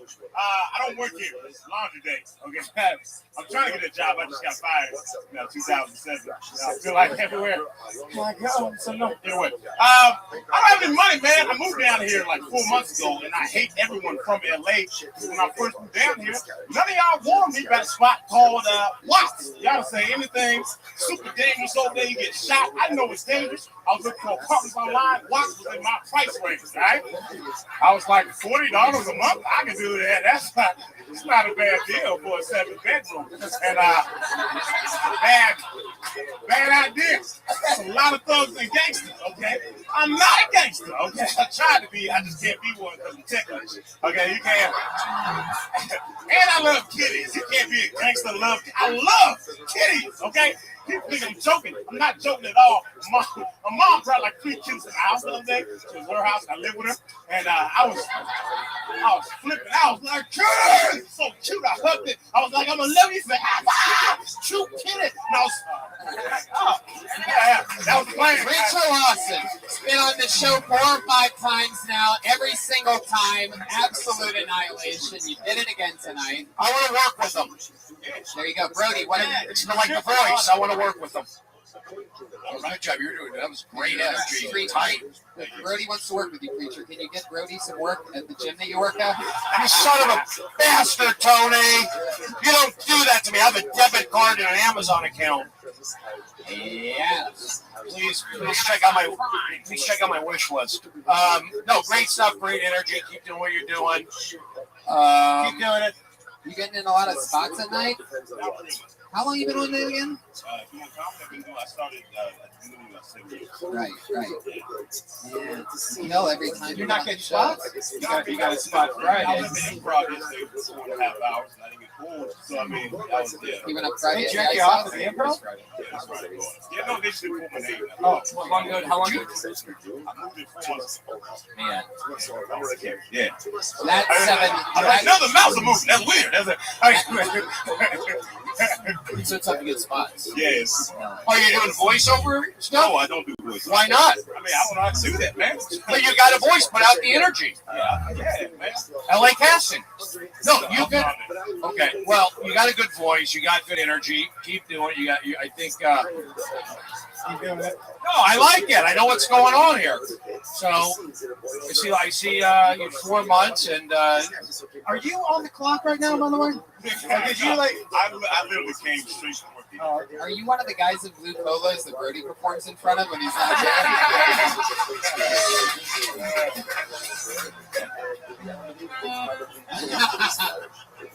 I don't want the protection plan. Preacher, you are without a doubt one of the energy that you have. Every week I'm waiting. Every time I pulled you out of the bucket for the first time, I've been waiting for it to fall off and for it to be less than that. But again, tonight, like when I hit the 7-bedroom line, I mean the bass in this room is a very impressive line. That's good. The only people that really ever get laughs like that is me on this show, and no, but Preacher, it's incredible. How do we get this guy a job here, like immediately? How do we just hire him or something? Preacher, we gotta figure it out. You'll get it. He's only been here 4 months. Just keep being positive. Do what you're doing. Keep doing Hey, that's all I made it. I believe in myself. Preacher, which LA Fitness do you work at? Miracle? Blackbone? Oh, I'm sorry. I didn't mean it. No, I did not. I said I did not. Tony, I did not. I did not say that. Don't do that to me. Racist undertone. You did not say that. Oh, Red Band. Red Band just loves that slave music. He just cannot keep himself chained in.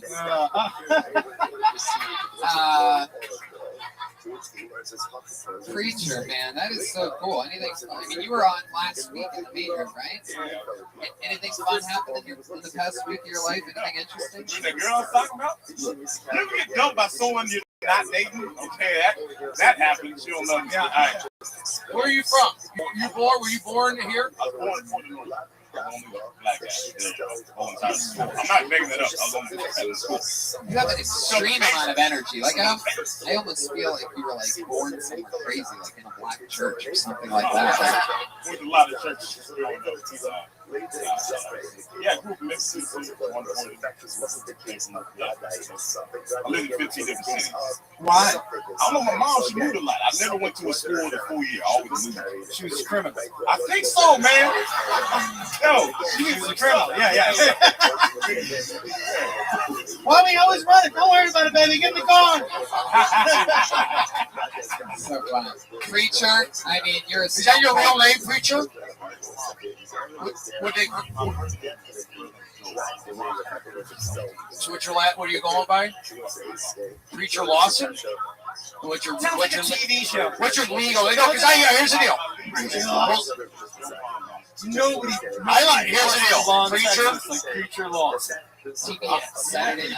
I'm a real guy, Stephen Brody Stevens. I like Preacher. I like Jovan. Why not? Brody, you're the one that. Brody, aren't you the one you changed your name? Yeah. Brody, isn't your real name Stephen Brody? Stephen James Brody. Yeah, it is. Okay, but you just told him not to change his name because I made a mistake.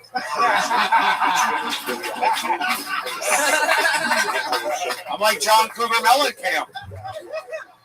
Put your hands together for the future. Preacher Lawson, everybody. He's going to be a huge star one day. There's nothing that can stop him. He's on Twitter at Preacher Lawson. Ladies and gentlemen, John, while you were here from the start of the episode, tonight's drawing from Ryan J. Ebelt. All the prints are available at RyanJEbelt.com, along with me. That's all. Am I in the center? That's awesome. Yeah, Brody looks like Wario. Yeah, look at my eyebrows. Sharp. On fleek. Jamie Vernon in the HD, Pat Reagan, and Jeremiah Watkins. At Jeremiah Stand Up, at Patty Reagan, at Mostly Sorry. And I want to plug this real quick. July 26th on All VOD, The Bet, a new independent movie that I'm in coming out. Oh, yeah. Wow. You're going to get 7 more hits after that plug. Roddy Piper's last film appearance. Wow. Really? Now 8. Are you the one that killed him? That's actually a double joke. For those of you paying close attention. Brody, anything you want to plug? In October, I'll be in D.C. and Scottsdale. Are you doing trick-or-treating?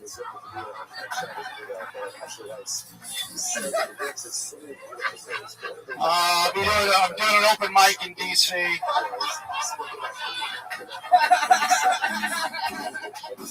And then I'm going to be in Scottsdale, too. All right, before everybody stops listening, Josh Wolf, what do you want to plug? Just my podcast, Fairly Normal. Yes, Fairly Normal. We've all done it. Very, very fun. I had a blast on Fairly Normal. If you like me, check me out on that. Brian Redband. See you later. Bye, live audience. Have a good night.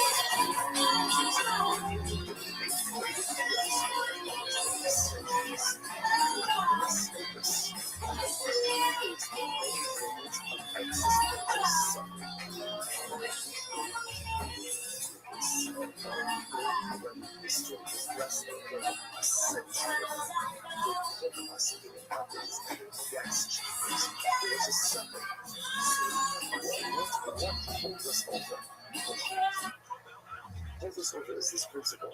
Ein Safek Metzim Midei Vada. What's the Vadai? Who says, Am Yisrael is an Am Hayitz. You look huge. I had to see these things at a young age. There's no bigger fight than our rematch, stupid. God never made a tougher man than me. You say the genius of work chills going up and down your spine, face to face with great. When all is said and done, I will still be undefeated and undisputed. Welcome to Undefeated and Undisputed. This is not AI, Chael. This is real. This is... I'm gonna say what it is. This is the God himself, the notorious Connor. Listen, if he's above and there's one walking on earth, it is you, my friend. Chael, we are in with you. I feel like I'm walking in honor of presence. Now we have Connor here. I don't know if there's a better trio. I'm just going to throw it out there in the space. But, Chael, what do you have to say to the man himself? Go ahead. I know you've been excited. Yeah, well, first off, it's great to see you, Connor. And I haven't seen a lot of pieces. Listen, the UFC. I know you've been pushing for the Chandler fight and the White House. Rumors are coming out of maybe Connor and International Fight Weekend. Can we just start with an update? Where do you stand right now as far as your competitive future? Yeah. So, as I was aware, it was the White House. I was up in the White House. I know the administration was strong for me to be in the White House. It was McGregor versus Chandler. The story was built in. Chandler's the stand-up guy, the electric in the cage. It comes to bring it. I'm the max of flight through the air on an opponent like Chandler. It would have been dynamite as far as a fight. And somewhere down the line, and not me ever saying no or hey ho, not enough money or no nothing. Just maybe we're gonna go with you for international fighting. Okay, no problem. Maybe we're gonna leave Chandler. I do like Chandler. I've been preparing for him for the last 2 years. I feel a bit weird. He deserves to go after the waiting, and it would be a great fight. It makes sense. It's easy done.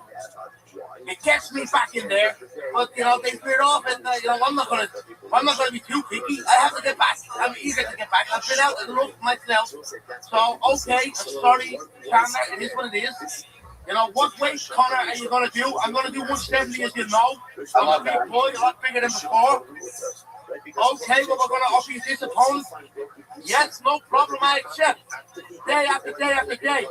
No problem, we'll extend the contract. Excellent, it's a great matchup, that's a great matchup, that's a great matchup. That's all you ever hear about out of me. And no contract came. And that's kind of where I'm at. Still here in this limbo. I know all these. My manager is out there in Las Vegas on Monday, face-to-face meeting. I hope a respectable offer comes through. I'm notoriously good to deal with. I'm an honest man. I admire fairness, and I'm sure we can get it done. And there you go. I assume the five I'm getting, and I don't mind it at all, is the BMF contest which is on this week, a rematch between Holloway and Oliveira. It's a cracking rematch. I always do love rematches when fighters honor each other with a rematch. I always have the highest respect for it. I'm very excited for the bout. Maybe it's me and that for the next one. So we will see. You know, it's all taking shape. And as I said, Monday there's a big meeting happening. There's so much happening in the fight world. Like, it's actually incredible what's going on in the fight world. It's a great time to be a fight fan. It is taking place. Yeah, and it's a great time to be in the space because there's so much opportunity, you know, so many routes and avenues you can go. But also on the flip side, it kind of slows things down as far as the fights are going to get booked because our promoters and our matchmakers are caught up in so much drama. And you know, so I'm just waiting it out. Controlling the incontrollables. I've got a state-of-the-art octagon, the actual USB octagon built in my home. I've got all my plans on it. I've got my maps. I've got state-of-the-art equipment. I've got no interruptions, no distractions. I've got a full team, a big fight, and God is with me. There you go. I'm waiting for the call. Listen, Connor, I gotta say this, and I'm not trying to blow smoke up your ass, but you sound probably the most clear, motivated, determined, and focused. You know, with kind of getting rid of all the things on the outside. I mean, look at you, you're literally standing in the cage, you're hitting us with everything, and we know you would never say no, even if it's a tough challenge. And look, to your point, right now, there is a lot of opportunity. I think the MMA world truly needs the MAC back. I think the BMF title coming up this weekend, the fact that both Max Holloway and Charles Oliveira both have said that they will call you out if they win, is the BMF title one of the motivations to come back, being that it's probably the only thing you haven't obtained yet in your career? I'm motivated to compete, to return, to show my work, show my level, show what I am at today to the world. So BMF is great. It puts a belt on the waist for sure. I'm for sure a bad man with a good heart.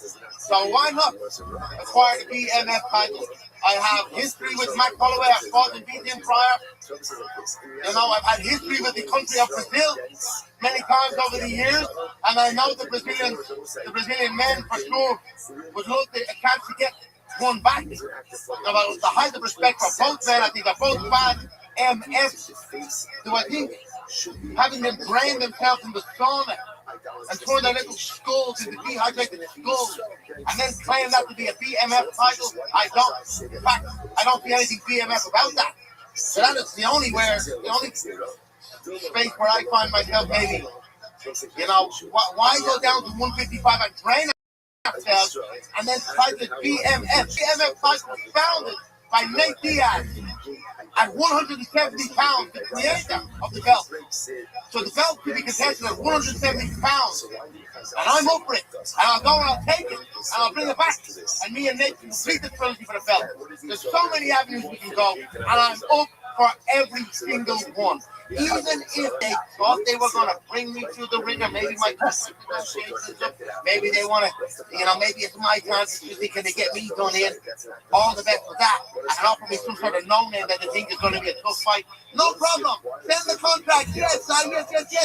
Day 15, I'm saying I accept. Send the contract. No such contract. So here I am just waiting, boys. And I hope something great.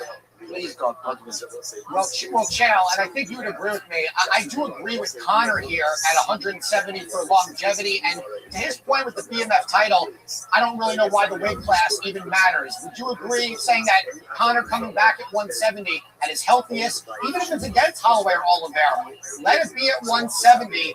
No reason to drain themselves in the sauna. No reason. Let them be at their best potential in health. Channel, what say you? Because I agree with Connor on that one. My first response to what Connor just said is, Connor, I believe you. I believe that you have accepted these fights. I believe that you were waiting. I believe that things were being held up. And I love the idea, by the way, Ian. I don't think Connor should go back to 55. I love that he captured at 45. I love that he captured at 55. Why not go to 70? And he makes a very fair point. From a leadership standpoint, I like that he's taking the lead in the locker room and telling guys, you don't have to go kill yourself in the sauna if we're going to weigh this tomorrow. He did that with Cowboy Cerrone. I like the idea.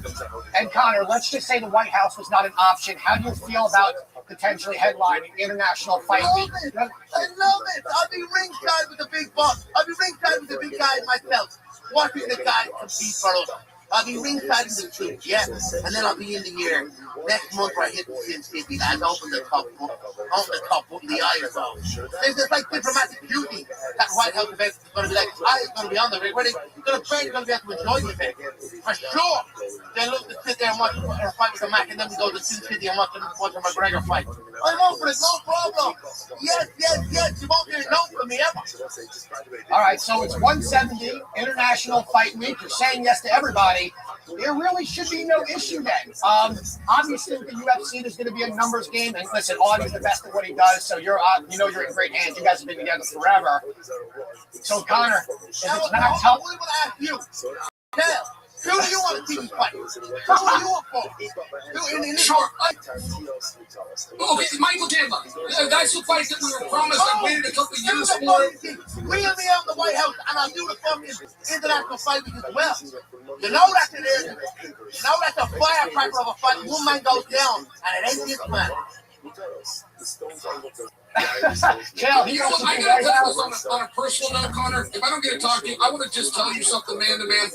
You have been so honorable towards Michael Chandler because Red United is real, and I have noticed that you have gone out of your way, even though he's your opponent, you want to fight him. You've gone out of your way to build and preserve this idea, and I hope people do notice that because you deserve credit for that. Listen, what all taking this ring, I appreciate my time, and I like to fight. I'm prepared for the last 3-4 fucking years. So it was the loss at the last thing was like heartbreaking. I want to do it again, but so look, we don't know. We can't decide what these men do, you know. And I don't want to. I don't doubt them. It's like in this current climate, we're all cattle. Yeah, all these fighters, we're all cattle. I just happen to be free range. You know, I'm organic, if you will. I'm like white dude walking around the fucking farm. You know what I'm saying? So I'm just waiting to be fucking wheeled out. And hopefully it's coming soon. It's looking like it is. I'll be Connor. Yeah, now. No matter what, I'm making this walk here. I'm making this walk here now. I'm at the tether now. I'm making this walk no matter what. Connor, it's been over 5 years since you stepped foot and graced us with your presence. In your eyes, what does this mean for the business, for the Mac to be back headlining, regardless of when it is? You know, what does this mean for just the sport of mixed martial arts, the UFC as a business, and the Conor McGregor brand in itself? It means all the records. That's what it means. It means all the records broke again. When you were in this state, we're at the going from the pay-per-view model, which was my model. I ran the pay-per-views. I'm the only fighter in the current landscape that has 1 million pay-per-view fights behind them. All the rest of them are a couple of 100,000 a year. They get these deals from outside sources, astronomical figures with no backing. They've done nothing in the game. Not at my level. So now we're entering this streaming space, and we've got the top 5 viewership of certain fights that are taking past the ones that I accrued when I was the pay-per-view champion. And I want to get in there and do that. I want to take over these streaming rankings and set these records. So what does it mean to the promotion and the content provider in Paramount? It means the record. That's what it means. So the sooner the better we get it done. Hell, I don't know if there's a better answer than that. I don't even know if I could have scripted that if I tried. I mean, it's right. I mean, well, who does better numbers than Conor McGregor? So, Conor, let me ask you this, my man. And look, again, Chael and I know you don't know me as well, but Chael and I are on the same level when it comes to honesty and transparency. We don't blow smoke. My question for you is, when you finally get the fight, and again, I am trying to international fight. One more question. You wish we could fight Michael Chandler. Where is the location? Would you rather see that fight take place in the White House, or would you rather see it in International Fight Week in Las Vegas? You want me to cage, the secondary cage. They don't usually put me on UFC 200 or 300 or the spear. They usually put me on UFC 201 or 301. You know, like a double sale thing. That's, the White House is going to hit no matter what. Right. As long as the administration has too much appeal, off we go. And then Will McGregor out for the second one. So we double our economic take. So I can understand that. But where would you wish to see the Chandler McGregor fight take place? The White House, I'm up for it. I'd love to do that also.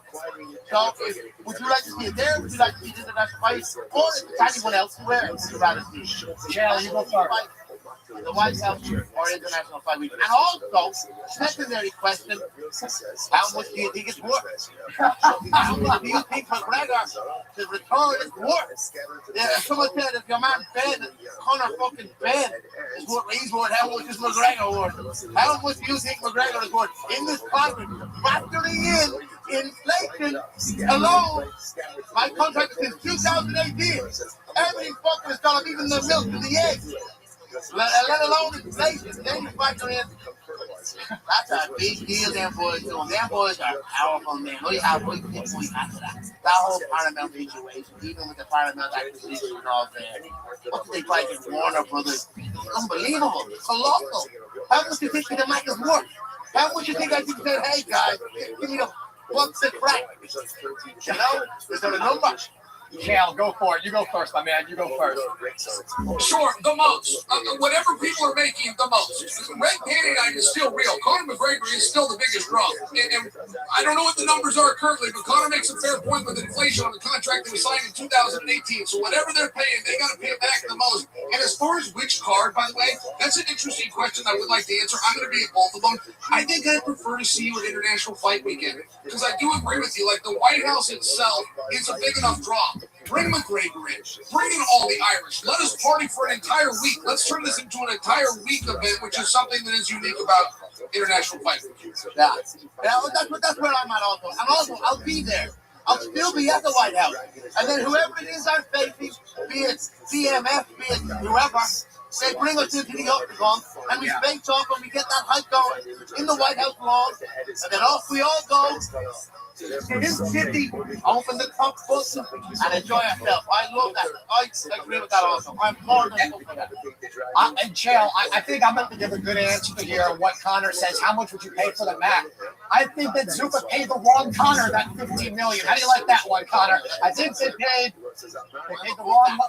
Use that as a metaphor. Don't think on down there on that. You know, there's levels. There is levels. Without a doubt. Look, you deserve everything this sport can offer. I think Chael said it for the most. You will break records. I think you International Fight Week. Look, Michael Chandler, Chael and I on the last card, we talked about it. That was something that we wanted. We thought it didn't make sense why, even if time passed, Chandler wouldn't be the guy. He didn't do anything wrong. You've been great supporting him.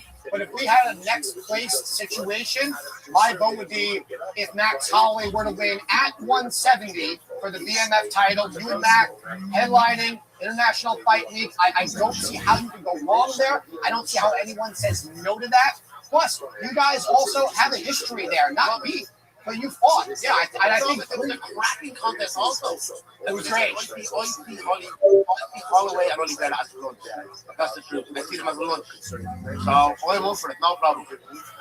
And Conor, I guess I'll leave you with this one. We appreciate your time. I love that it ended up working out with the cage behind you. That was fantastic. Say you're back International Fight Week. How long are you looking to come back for a while? Is it I'm only starting. My Lord. Once I can get this ball rolling, throwing this ball, I get it going. Get it, push it down the hill, I'm going for it. What have I got? I have another contract. I have another fight then after. I want to keep going. I feel with certain things in my recovery and my work and in modern day science and it's backed by God, I'm going to go to the fucking kitchen. I'm not bound out with it. I'm going. So think about the amount of time I've had it. People usually hit the wall, they get fatigued, they get run down, they just back. I've had my rest. I'm fully healed. My body is waiting to go. So I've got at least 10 fights left. In my mind, I have at least 10. It's a good number. It's a good number. Chill. It's clean money, baby. My baby. And it's honest. It's the most honest money around here. You get in, you put your fucking hand up, and you have enough for a check. I love it. I absolutely love it. I can't wait to be back. Chill. What do you got for him? Nothing. I really think that's great. I think that he encompasses it all. I like the idea of 170. I like his willingness. I really believe Connor. I think that's the biggest message. Like when I do tell people that we spoke to Connor today, the biggest thing I'm going to tell them is that he's very sincere. I can tell he wants to fight. Now, Audie's got a meeting. He's flying to Vegas. I mean, come on. I'm backing Connor on this. Send him the contract. Keep that all the deal for that. Let's keep going. Let's look at this anything one, right? You only have to call me on the phone number up here, right? Thank you. I'm gonna go. I'm gonna get my fuel into me. And God bless you. Cut this deal, right? Connor, we appreciate the time. Best of luck to you. We can't wait to have you back. Thank you for coming on Undefeated Undisputed. You are the man, my friend. Have a great one. All right, Ian, hold on. Don't hang up on me. I want to do a recap here behind Connor's back. I want to tell you what I just saw. I just saw a healthy man. I just saw a sober man. I just saw somebody that I believe. I took that as very sincere. As a matter of fact, Connor, the great promoter, had nothing to promote. He quite literally does not have an opponent. He quite literally does not have a name. That was just three guys talking. I believe him. And, I mean, what would your take be being an expert in this business? If they offered him a fight and he said yes, but then the fight didn't come through, there's an answer to that. I mean, to make a simple guess. The opponent was hurt. The opponent said no. But what do you suppose did happen next? My guess is that Connor does say yes to everything. I think he has people around him to help him for a reason. You know, I think Connor is eager to get back in the cage. He wants to be back at the same time, without even really knowing who that opponent was. We can talk about rumors all we want, but I find that to be pointless. It does have to make sense for him at this point, right? No matter who he fights, he will not be the A side. He'll be the A++ plus side, right? But at the same time, though, there are other people in this space that it makes sense for him to fight based on where he's at in his career, based on just status in itself. I think the Holloway Oliveira, I think it's where he fits in the most, right? And I don't know why the Chandler fight has gotten away from him. I don't know why he didn't in the UFC feel that way. I'm not them. However, to your point, Connor was so clear in his message. You know, this was the Connor we saw that was on the rise in the beginning. You're right. He could have promoted anything he wanted, and we would have not said boo. He didn't promote a company. He didn't promote any side projects. He didn't promote any movies, commercials, clothing. He talked about wearing a suit. Usually he would say, oh, I wear these threads. He didn't mention what kind of suit he was wearing. I was going to ask him, but he was on a roll. I think this is the Conor McGregor that needed the time off. I think it's the Conor McGregor we are hoping to see. We want him at his best and his healthiest. That sounded like the notorious Conor McGregor that we've been waiting for. He sounded great. He was clear, and he was asking us questions. You know, I mean, he doesn't do interviews very often, and he was shooting it up with us in a way that, I mean, I loved it, and he seemed very cooperative. I guess is a good word to use for this. He seemed like he's being a company man, just wants it to be fair. You know, he's not the first person to mention the Conor Ben boxing contract, but I think he's also one of the few that probably get that level anyway and have earned it. Jill, he sounded good. He sounded healthy. He sounded concise. I do believe him. Help me speculate though, because I believe his timeline. He gets offered a fight. He says yes. The contract doesn't come. He then reads in the media that the opponent he was offered somebody else. I mean, how do you reconcile that? It's not like they reached out to Conor, got it, yes, which is like, wow, this is great. And then book somebody else. If you were just to guess, like, what could have happened then? Weight class issue, perhaps? No, I don't think it was weight class issue. I think that maybe they had some chess pieces. They moved around. They kind of saw something a little bit better. You know, there's been other fights in the division now announced for other countries that might have made sense with younger guys. I think maybe they kind of now, they're saying if we're not going to do Chandler and we're going to bring Conor back, you know, what fight really does make sense for him from a longevity standpoint? If you put him up against a younger up-and-coming guy that's in the top 5, I personally wouldn't understand it. I don't think that'd be a smart move in utilizing Conor and whoever that fighter may or may not have been. I think them now waiting, and if this gets done, having it be Holloway or Oliveira, I think that makes the most amount of sense.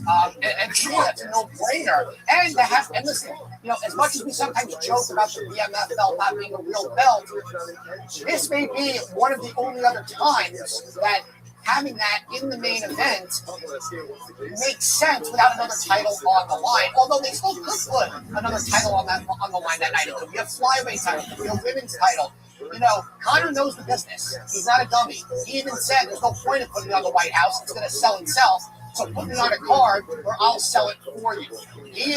Listen, this guy is a lot smarter than people think. He just showed it. He answered a business question, and he answered it better than I think I asked it, if that makes sense. And business-wise, International Fight Week makes all the sense in the world because there's only a few other guys in the UFC that can headline that don't need a dance partner, and that may be Alex Pereira. Outside of him, Conor can do it, but Conor doesn't hire better breaking records. I think that, to answer your question in the beginning, if you're not going to do Chandler, you have to do someone who's considered kind of an OG legend. I think Holloway and Oliveira still have that watchability factor, excitement factor. And I still think Conor versus Holloway would, between those three, would be the most competitive and the most fun. Yeah, I don't know that I disagree. We've seen that fight, and maybe that adds to the other one. Maybe it changes it. We haven't seen Oliveira. I think that's fun. I guess my bigger point is I'm open to either of those, but you also can't go wrong. Like you meet people in the space that play like they're this great matchmaker. Then they put Conor McGregor against somebody. Say, yeah, anybody can sell a Ferrari. Like, you're not going to go wrong with McGregor. There was a rumor that McGregor was going to have Protas. In fact, Protas came out and said, Conor turned me down. Nobody would book that thinking that makes sense. That would do records just because you have Conor, right? And they say in fighting, Max Kellerman claims in fighting there's only two athletes that have ever been able to sell on their own. That was Oscar De La Hoya and Mike Tyson, meaning it didn't matter who the opponent was. Now, I think that list needs amended. I think Floyd Mayweather for a while was on that. McGregor is also part of that list. It doesn't really matter who the opponent is. And I offer that because there seems to be some overthought, in my opinion. Well, this has got to make sense. There's some overthought. No, it doesn't. Every now and then, let us have some fun.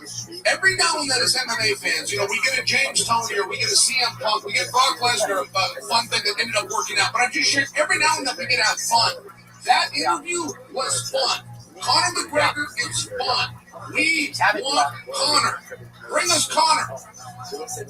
Yeah, well, and look, one other thing, and I'm gonna step away from Conor for a second. There's something else popped up that I did want to ask you. Although you're right, that interview was a lot of fun. He was having fun. I wish we could show how he was running through his house to get his Wi-Fi better and ended up in the cage. That to me was just fate itself. I don't know if you saw, Tom Aspinall signed with Eddie Hearn's talent agency today. Okay? With everything going on with Aspinall, the unclear future with the eye situation, the unclear future with the heavyweights, and then we know the rivalry between Eddie Hearns and Dana White and Super Boxing and Matchroom.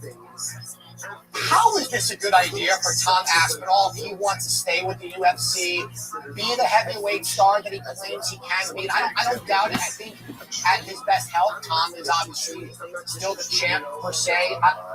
I mean, how does this move make any sense at all? Because I like Tom, but to me, this feels like he has the IQ of a potato from a business standpoint.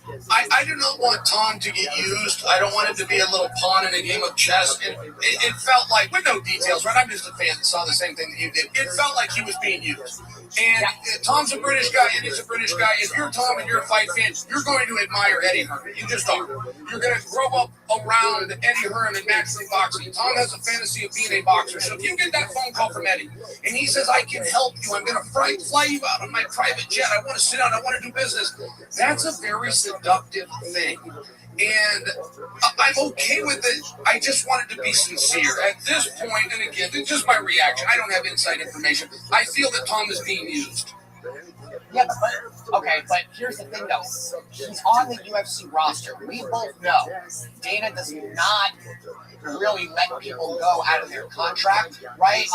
Everyone's gonna come at me and say, "Oh, the Francis thing." Yeah, but Francis was a free agent, right? Tom's not a free agent. I believe he still has 2 or 3 fights left on his contract. Dana, I don't think is going to release him. I don't think Tom doesn't want to not fight with the UFC. I think to your point, maybe he was convinced that by Eddie or whoever that they have the power to negotiate with Dana, that Dana will take into consideration. But can we be honest here? I don't think the UFC machine backs down or takes that from anybody outside of who they answer to, right? So I understand what you're saying, that in that culture that Eddie is that seductive power, but it doesn't make any sense for where he's at on the UFC roster, right? Maybe he's saying, "Oh, after I'm done with these fights, Eddie will have me in boxing." But this UFC contract could be for longer than these 2, right? Fights, right, based on timing. When you're injured, contracts get extended. And when you're the champion, contracts get extended. Not even the great, powerful Eddie Hearn is going to have that influence over Dana White. So I don't really understand how this is going to improve whatever relationship is going on with them. If there is something negative, we're not seeing a whole lot. It's a little confusing. With Alex vacating his title, I'm guessing he's going to be fighting for an interim, depending on how long Tom's out. I'll be honest, Chael, I don't get it. Don't get it. Well, and I got to tell you this too. I'm not familiar with the Eddie Hearn talent agency, and so is that where he's going to try to find sponsors? He tries to find things outside the UFC. Does that mean he's going to take on what you and I know as a managerial role, where he thinks he's going to sit down and negotiate with the UFC? I don't actually know those things. So what they promised and what they got worked out, they kind of played close to the vest. It did seem as though this was a strike back about the Conor Benn situation. And that's where I talk about Tom being used, and I hope that's not the case. Look, to fly Tom out on a private jet is silly. To fly him out at all is silly. Put it in a fax machine or put it in a scanner like everybody else. To sit down and sign it shoulder to shoulder and then have a photographer there that releases it. I mean, it felt like this was a play. And I only share with you, I think that Tom's a pretty sincere guy. He's a real honest guy that loves his family. His father's in his corner. He's a pretty simple guy. He's a cage fighter, and Eddie is a little more sophisticated. And when I saw that, I thought that this was a play on the chessboard and that it was a move by Eddie to strike at Dana. I could have that wrong, but this is how I felt when I first saw it. Listen, I couldn't agree more. So look, this show today, this episode, I'm so happy that we were able to do this. This was truly a pleasure with Conor. You never know sometimes with him. That was a very honest conversation. So guys, this weekend, pay attention to the BMF title, because the winner of that may very well be the main event, fighting Conor McGregor International Fight Week at 170 pounds. I do think that's good for him. Longevity, I'm going to reiterate that, because I want to see Conor healthy, at his best, having fun fights that he's motivated for. If you have a motivated Conor, it gets things exciting again. We want the sport to consistently be exciting, and this week just kind of feels like that, right? Dana said the White House card is done. So my expectation is he's going to announce it probably at the post-fight conference after the BMF title. So between Conor wanting back, this feels like a very strong fight with Chael. Who do you think wins on Saturday night and becomes the potential opponent for Conor in International Fight Week? I'm leaning towards Charles Oliveira, and that's kind of a stretch, considering they've already done this, the two guys have already done this, why should I expect a different outcome? But I feel like it's a very different contest. You're adding 2 rounds to it, right? You're changing the weight class. The one thing that Charles has, and it's not necessarily his skill, it's the mentality. Charles has been calling for this fight for 10 years. For 10 years, he said, no, that wasn't me. I made a mistake. Put me in there again. There are times I can tell you as an athlete where you come out and you know in your heart what you did. It was mental. You let up, you relinquished, whatever it was, and you pushed the quit button. And no, please, let me redo that. Charles is speaking in that way, and I am tending to listen to him. I think if you had to bet, you're going to sleep better betting on Max Holloway. But there is something about Charles that kind of opened my eyes. I know he was a 3-1 dog at one point. I think it's closer to 2-1 right now, maybe a little bit wider for Max. But can I add this one thing? If I'm using history, I could bring in the Tony Ferguson fight, where Charles took him down for 15 straight minutes, and none of us knew Charles had that ability. Charles then goes to Madison Square Garden. He takes Michael Chandler down repeatedly, and none of us knew that he had that ability. So if Charles does get on top of Max, who can wrestle himself, but if he does, he's likely to win that round. Charles is 3 takedowns away from beating Max Holloway. That's a hot take, but that's where I stand. Well, so here's the thing with me with that one. Oliveira does not usually get his subs from being in top position or even off his back. It's when he takes your back or in a guillotine. You know Holloway's not shooting for a double leg, right? And unless Charles Oliveira gets his back, I just have a hard time seeing Oliveira winning this fight. I think Max has fought more, and I'm going to let you use this one because I know you're going to text me after, so I'm saying yes right away. Max has fought more puzzles than Charles Oliveira has in his career. Like that one? I know you kind of like that one. Justin Gaethje, Dustin Poirier, Chandler. They're not puzzles, right? You know what they're going to do. Max has had to fight the Jose Aldos, the Alexander Volkanovskis, even the Yair Rodriguez, who's unpredictable, right? So he's fought these guys that have that lack of predictability or unpredictable factor, and I think with Oliveira, his chin has also gone over the last couple of years. The cardio, if Max goes in with the pressure, Charles on his back foot, I just don't see it. Listen, he's a live dog. Oliveira is always a live dog, and he doesn't give in to the pressure and get dropped. We saw it in that last fight. If he can't get the back of Max Holloway, I don't see it happening. I see Holloway winning in the later rounds. I see Holloway going out there, calling for Conor, and we get our fairy tale ending. So I am going to leave you with that, my good man. You know I love you. I appreciate this. Guys, undefeated, undisputed. Tune in. UFC, BMF title this weekend. The return of the Mac. Let's go.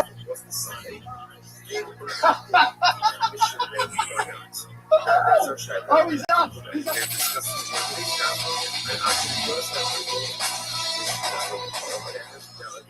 Then we have my focus to go for location. Do you need active decommissioning or can it even be passive decommissioning? But again, we'll get back into that story. That's our overarching level. So here, the Oakland says it has to be active decommissioning, which Lucky says even passive decommissioning. That to me would be if the idol falls over by itself and breaks. But the Oakland is still an idol, according to Rich Location, has lost its idolatry. So it's like, but again, that's why pieces of an North philosophy. If you find pieces of something on an image, it's going to be water. Why is it water? Because it's a spec snake. What's the spec snake of? Suffix number 1 is maybe it is never worship. That's number 1. Number 2, ultimately, again, even if it was worship, maybe it was decommission. So the idea of going jumping back to the Zone is just a second. The reason why ultimately Zone.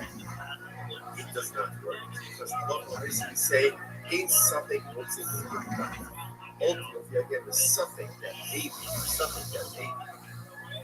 with permission doesn't go ahead and take it out from the guy that it was a result. That there are questions that raise maybe something wants to give you about that. Is that true? That a something, a possibility cannot go ahead and change the reality we're facing uncertainty. What about telling our time? Very interesting. You actually saw this. Cover Shanice. We have to be working with their parents. So say Cover died.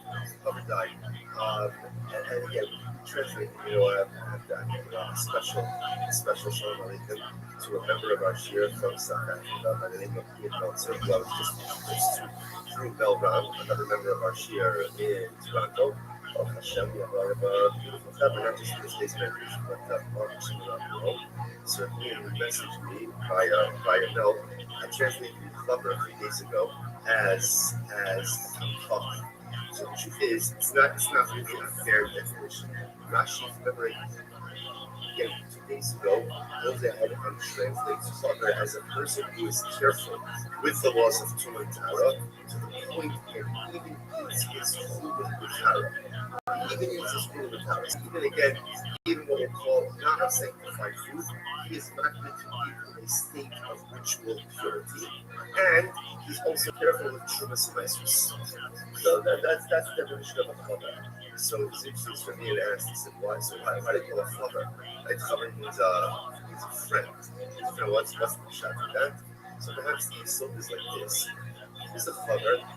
Chaver is someone who's just searching out for extra talent in this world. He's looking for extra purity. That's what he's looking for. At the end of the day, what does he try? Hashem says, I want you to make sure that you eat kodesh in a state of tara. You don't have to eat in a state of tara. You're not obligated to eat your unsanctified food in a state of ritual purity. However, someone thirsts for tara so much that he seeks out those standards even in areas where ultimately he's not obligated. Such a person who is thirsty for purity, such a person who wants to make purity into areas that his life where he is not obligated to do so, such a person is a friend of the Lord. That's a friend. That Baruch Hu says, someone who wants me in their life so bad that he's willing to take on strictures in areas of ritual purity, that can tell that he doesn't have to. That's a friend. That's a friend of the Lord. Perhaps even to a certain degree, higher level than because the acquisition of knowledge is enjoyable. It's inherently enjoyable. It's beautiful. We all love learning. We all love exploring new ideas. But someone puts upon himself additional stringency because he wants Tara, not the Tara. He wants purity. That's a friend of the Lord. So the Gemara says, Chaver she'esi, yet the word landhouse. So Chaver dies. Interesting case. Chaver dies. And after that, they discover that he has a basket of food. What's the issue? We'll say the issue is we don't know whether or not they've been timed. So the Gemara says, even if she just harvested them that day, hurrying the cheskas is too funny. It's a chazaka, ultimately again, that they are properly timed. The Gemara says, I know a second. If that dice give you something, let's analyze this case. Here's a case of a vadai.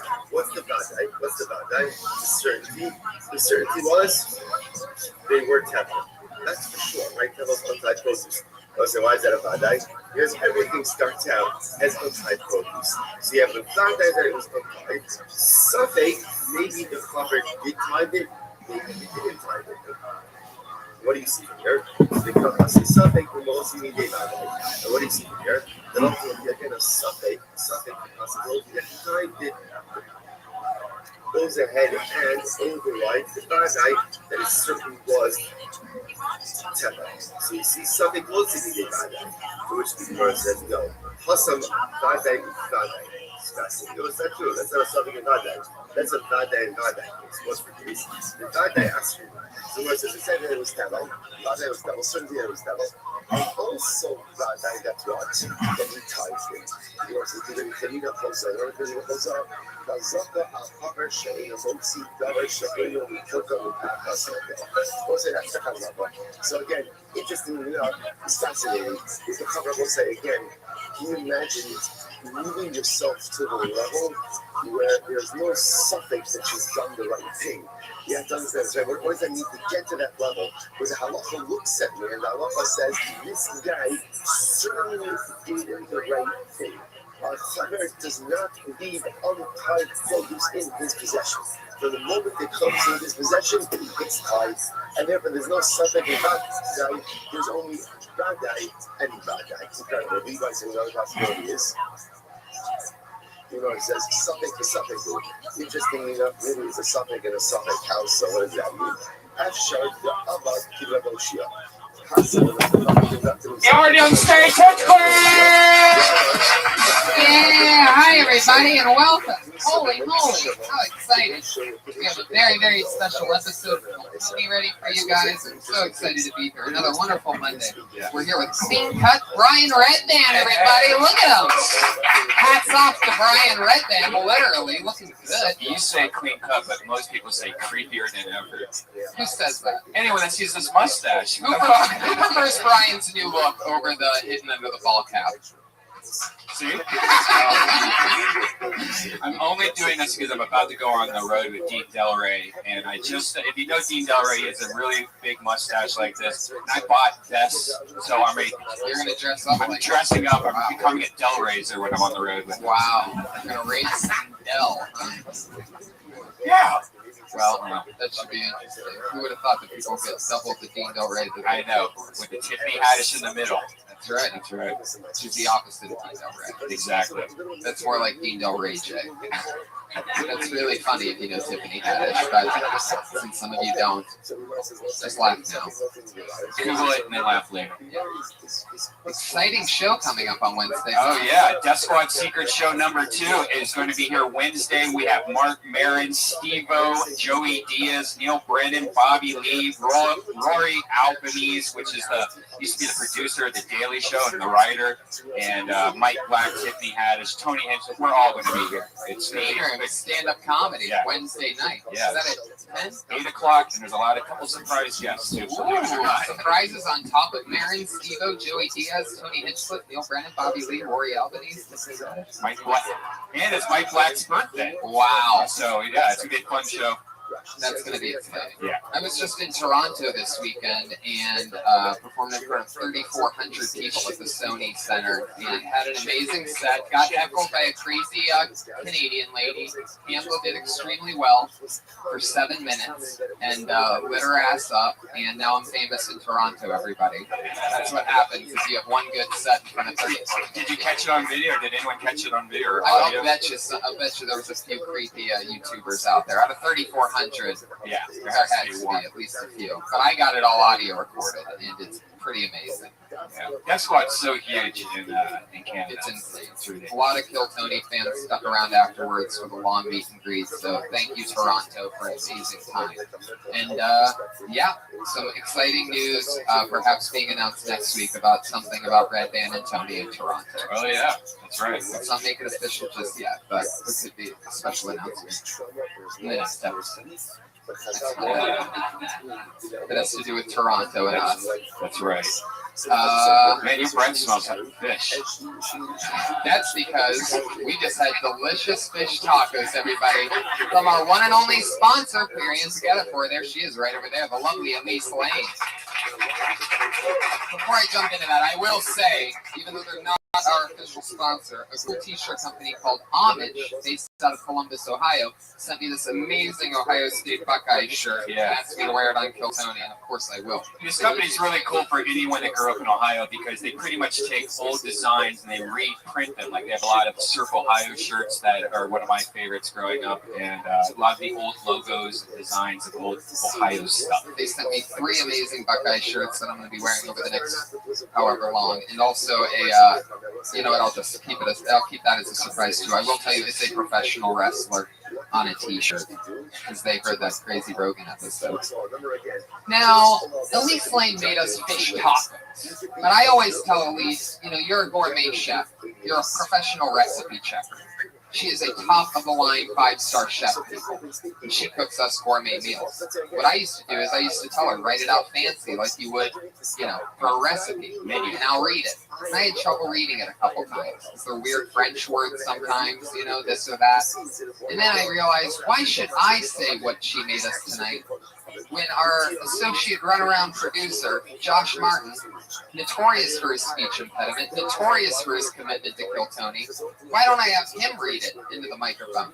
And then the week after that, we realized, instead of Josh taking his time reading it, what if he had to read it all at once without stopping, or else he gets clipped in the nuts? And then this week I decided, why not use this ninja star to flick him in the nuts since it's been sitting on the table? We could lose our first penis tonight on Kill Tony. And that, if that's not, you can't get that on NBC or ABC or Fox, everybody. You guys excited about this at all? Josh is shaking his head no in the back. Put your hands together for Josh Martin, everybody. Here he is. He's on Twitter at Josh Martin. Another new thing that we updated for this week is this is his first time getting to look at it right now. This is his first time getting to look at it. If you have any questions other than enunciation questions, if you have any problem with the handwriting, let us know now. Do you think you have a ballpark of it? Don't ask the word. Are you ready? Yeah, I think you got this. Okay. Wait. Are you ready, Josh? No problems with the handwriting. You think you have it, correct? If there's a problem with the handwriting, I'm going to say that. Guys, who's ready for Josh Martin could get flicked in the nuts? Josh, whenever you're ready, tell us what the lovely Elise Lane made us tonight. She made taco de escargot with tilapia, with cilantro, lime cream, cabbage, jalapeno, and tomato. Whoa! Non-stop. Josh Martin killing it. Speech impediment might be fake. Might be fake. All we need to do is always have somebody about to flick him in the nuts, and he doesn't have it anymore. Follow Elise Lane on Twitter at Elise Lane. That's ELYSELAIN. And she's on Facebook and Instagram at The Girl with the Pan. Everybody. So if you want a gourmet chef to cook at your next party, Elise Lane is available. Boom. There you go. That's the part where you clap for Elise, everybody. It's right then. What else? That's it, right? Yeah, didn't you make a deal with one of the comics a couple of weeks back? I did, and I'm gonna. I should have the. I'll bring him up first. Yeah, bring up everybody. Yeah. But I did. There was a comedian on 2 weeks ago. Josh, if you could get, I forget his name. There he is, right there. Meet him. Get his name. All right, fuck it. That didn't go as smoothly as I thought it was gonna go.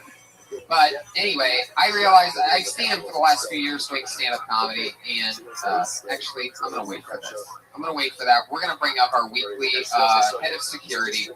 It's a great start to the episode, everybody. It couldn't be more quiet in this room than it is right now. We really started on fire the last 4 weeks. I sort of forgot what it was like to dig us out of a hole, but this is exciting. Here we are. Every week we have a new head of security keeping us safe. It's always somebody in the form of an Iron Man type of suit. Because the original guy that was our head of security was a guy in a $5,000 custom-made Iron Man suit. He screwed over the show. And he said that he got too big for the show and that he's not coming back until it's a show on Comedy Central. We told you you're replaceable. He said, no, I'm not. So what did we do? We've replaced him every single week since then with a new superhero based off of his original character, loosely based. And this week's no different. This is this guy's third or fourth time being our Patriot. He's one of our favorites. A lot of people call him West Hollywood Jesus, but we call him Kevin Lee Light Jesus Patriot, everybody. There he is. Live in the flesh.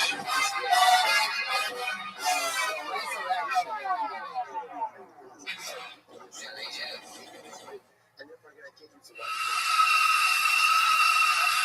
Welcome, Jesus. Thanks for having me back. I love that just like all the other Patriots, your speaker box is near your crotch area. You know, the strap that holds on is usually missing this time. So this is double stick tape to my pubes.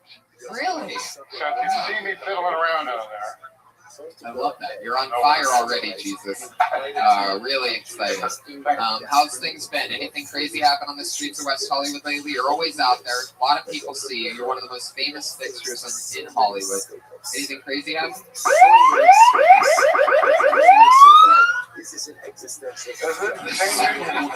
we had a pipe right down the street the other day, clogged at Sunset Boulevard. Were you there? 100-year-old water main. You turned it into wine? Was it a wine main after that? Well, I don't know. You want to bring up wine and fish as well? Well, I had my fish on a tortilla tonight. I want to take that shot. That's right. She's sitting right next to you, directly to your right. Very fine, delicious meal. There you go. Absolutely. We love making our podcast listeners as hungry as they could be while listening to the show, hard at work between their lunch break and dinner. So that's our plan with Elise Lane. I got you guys. There you go. I love it. Jesus Christ, everybody. He's here. Keeping us safe. Always fun. I always have two of my funniest friends on. It's one guy is, I believe, fourth time. He's one of our favorites. And another guy is first time. Put your hands together for tonight's guests. Movie stars. Brody Stevens and Johnny Stornis.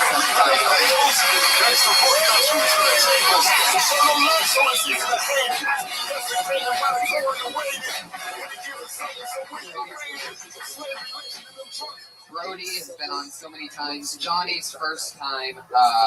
It's very exciting to have you guys here. Johnny. Check, two. Welcome back, Brody. Great to be back here in Southern California. I was in Toronto the past week, and before that, all over America. And it's always good to be here up in the belly room doing Kill Tony. Yes, you got it. Push your believe, never forget. Is there an outlet up here? I'd love to charge my phone. You want to plug in your phone right now? I do. Is there an outlet? It looks like there might be one right there. Do you want to try that out? I'll go and do it. Or does Josh plug it in? Yeah, Josh, you want to just do it? You do it? I'll do it, Josh. No, let Josh do it. All right. Should I do it? Okay, thank you. There he goes, charging it up. Who's that, Josh Marcus? Just keep an eye on it. Thank you. Welcome to Kill Tony. Yeah, Stephen Brody Stevens. Thank you. And Johnny Scortis is here, everybody. His first time on Kill Tony. The Equalizer is the #1 movie in the country right now, and guess who's in that movie? Johnny Scortis. Yeah, you got it. He believed. This is one of the guys who, 7 years ago, a true classmate of mine, me, you, Jamar, Gerard, Angelo, the whole kit and caboodle, we all started together waiting in lines for long hours, and we're all very proud of each And other. now we're here. Yes. Doing it. In the belly room on a Monday night. Listening to Brody wiggle. Well, I'm trying to get comfortable. You need a different seat? No, I didn't. No, the chair's great. I just wanted to put my leg up and sit back and enjoy and watch a conversation. Tony? Meet you. Johnny, what's so crazy about Johnny is he filmed this movie about a year ago. Yeah, So he's been just sitting on it, just like going, one day you all know me. How was that wait? 'Cause that wait had to be worse than any iPhone, any announcement, I have to wait a year and a month. How long? I wasn't that bad. I kept myself busy. But I had no idea. You did have an idea. No, I didn't. You kept the secret. Yeah, you did a great job. I didn't know. Did you know? Pretty low key. No, I knew because nobody knew. Oh well, I knew it. I'm not. That speaks to your character. You're a humble guy. Very humble. Thank you. No, I appreciate that. If you can't tell by the way he's looking directly down and under a hat. Yeah. I gotta change that. Yo, party time with everybody. Give Ronnie a little more respect. He's in a movie with Denzel Washington. Not one scene, but several. Let's go. Yeah. One of the DJ. One of the key. There are 2 people up here with #1 R-rated movie. That's right. You got it. Johnny Scortis, The Equalizer, and The Hangover 2, Due Date, Stephen Brody Stevens. Positive energy learned in the belly room, created with the help of Kevin Lee Light, Brian Redman, and Tony Hitchcock. Yes. That's right. It's all happening. All at once. Kevin, you always have a question for our guests. Every Patriot always does. What are we doing tonight?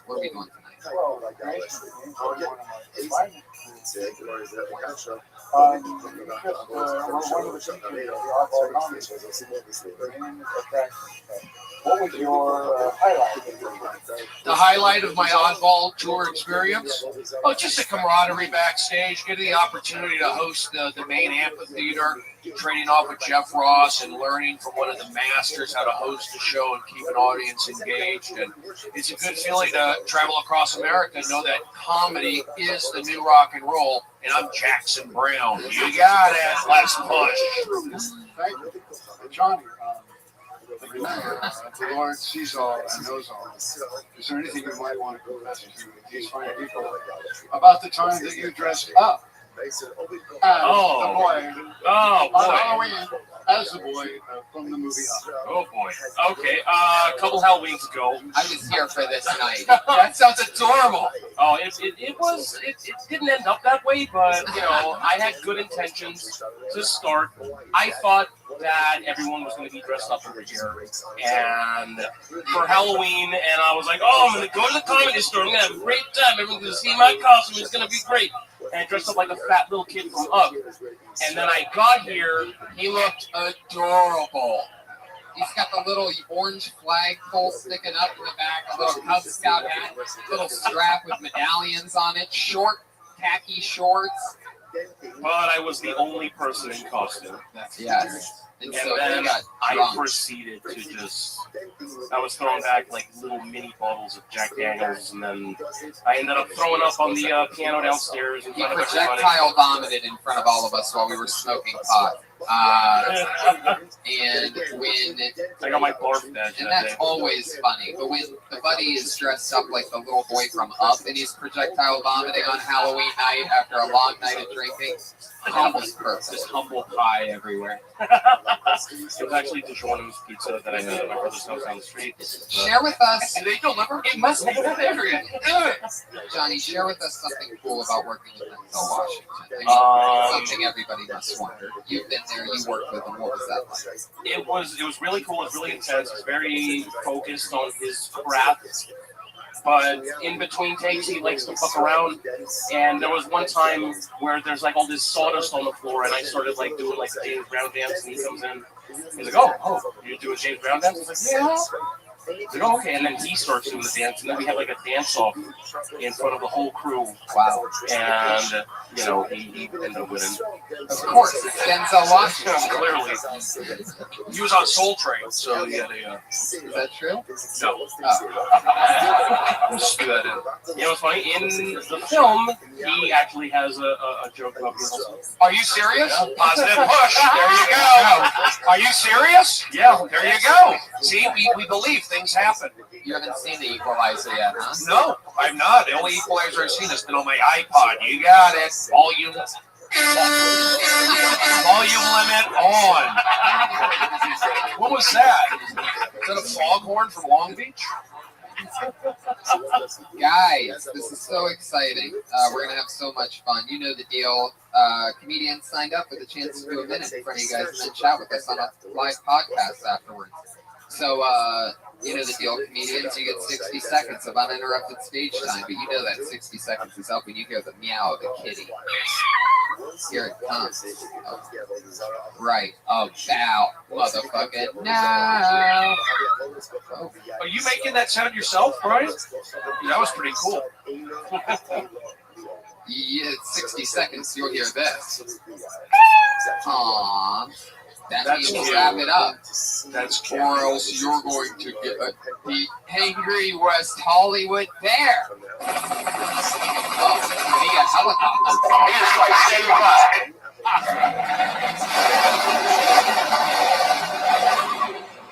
Who are you, Rusty Dooley? That was quite the production on that one. Somebody downloaded an app. Yeah. That was a big one. That was a big one. So, guys, respect your time. Obviously, nobody wants to hear that bear come out again. Do 60 seconds. You're the not angry West Hollywood bear. You're the nice one. Pacifist bear.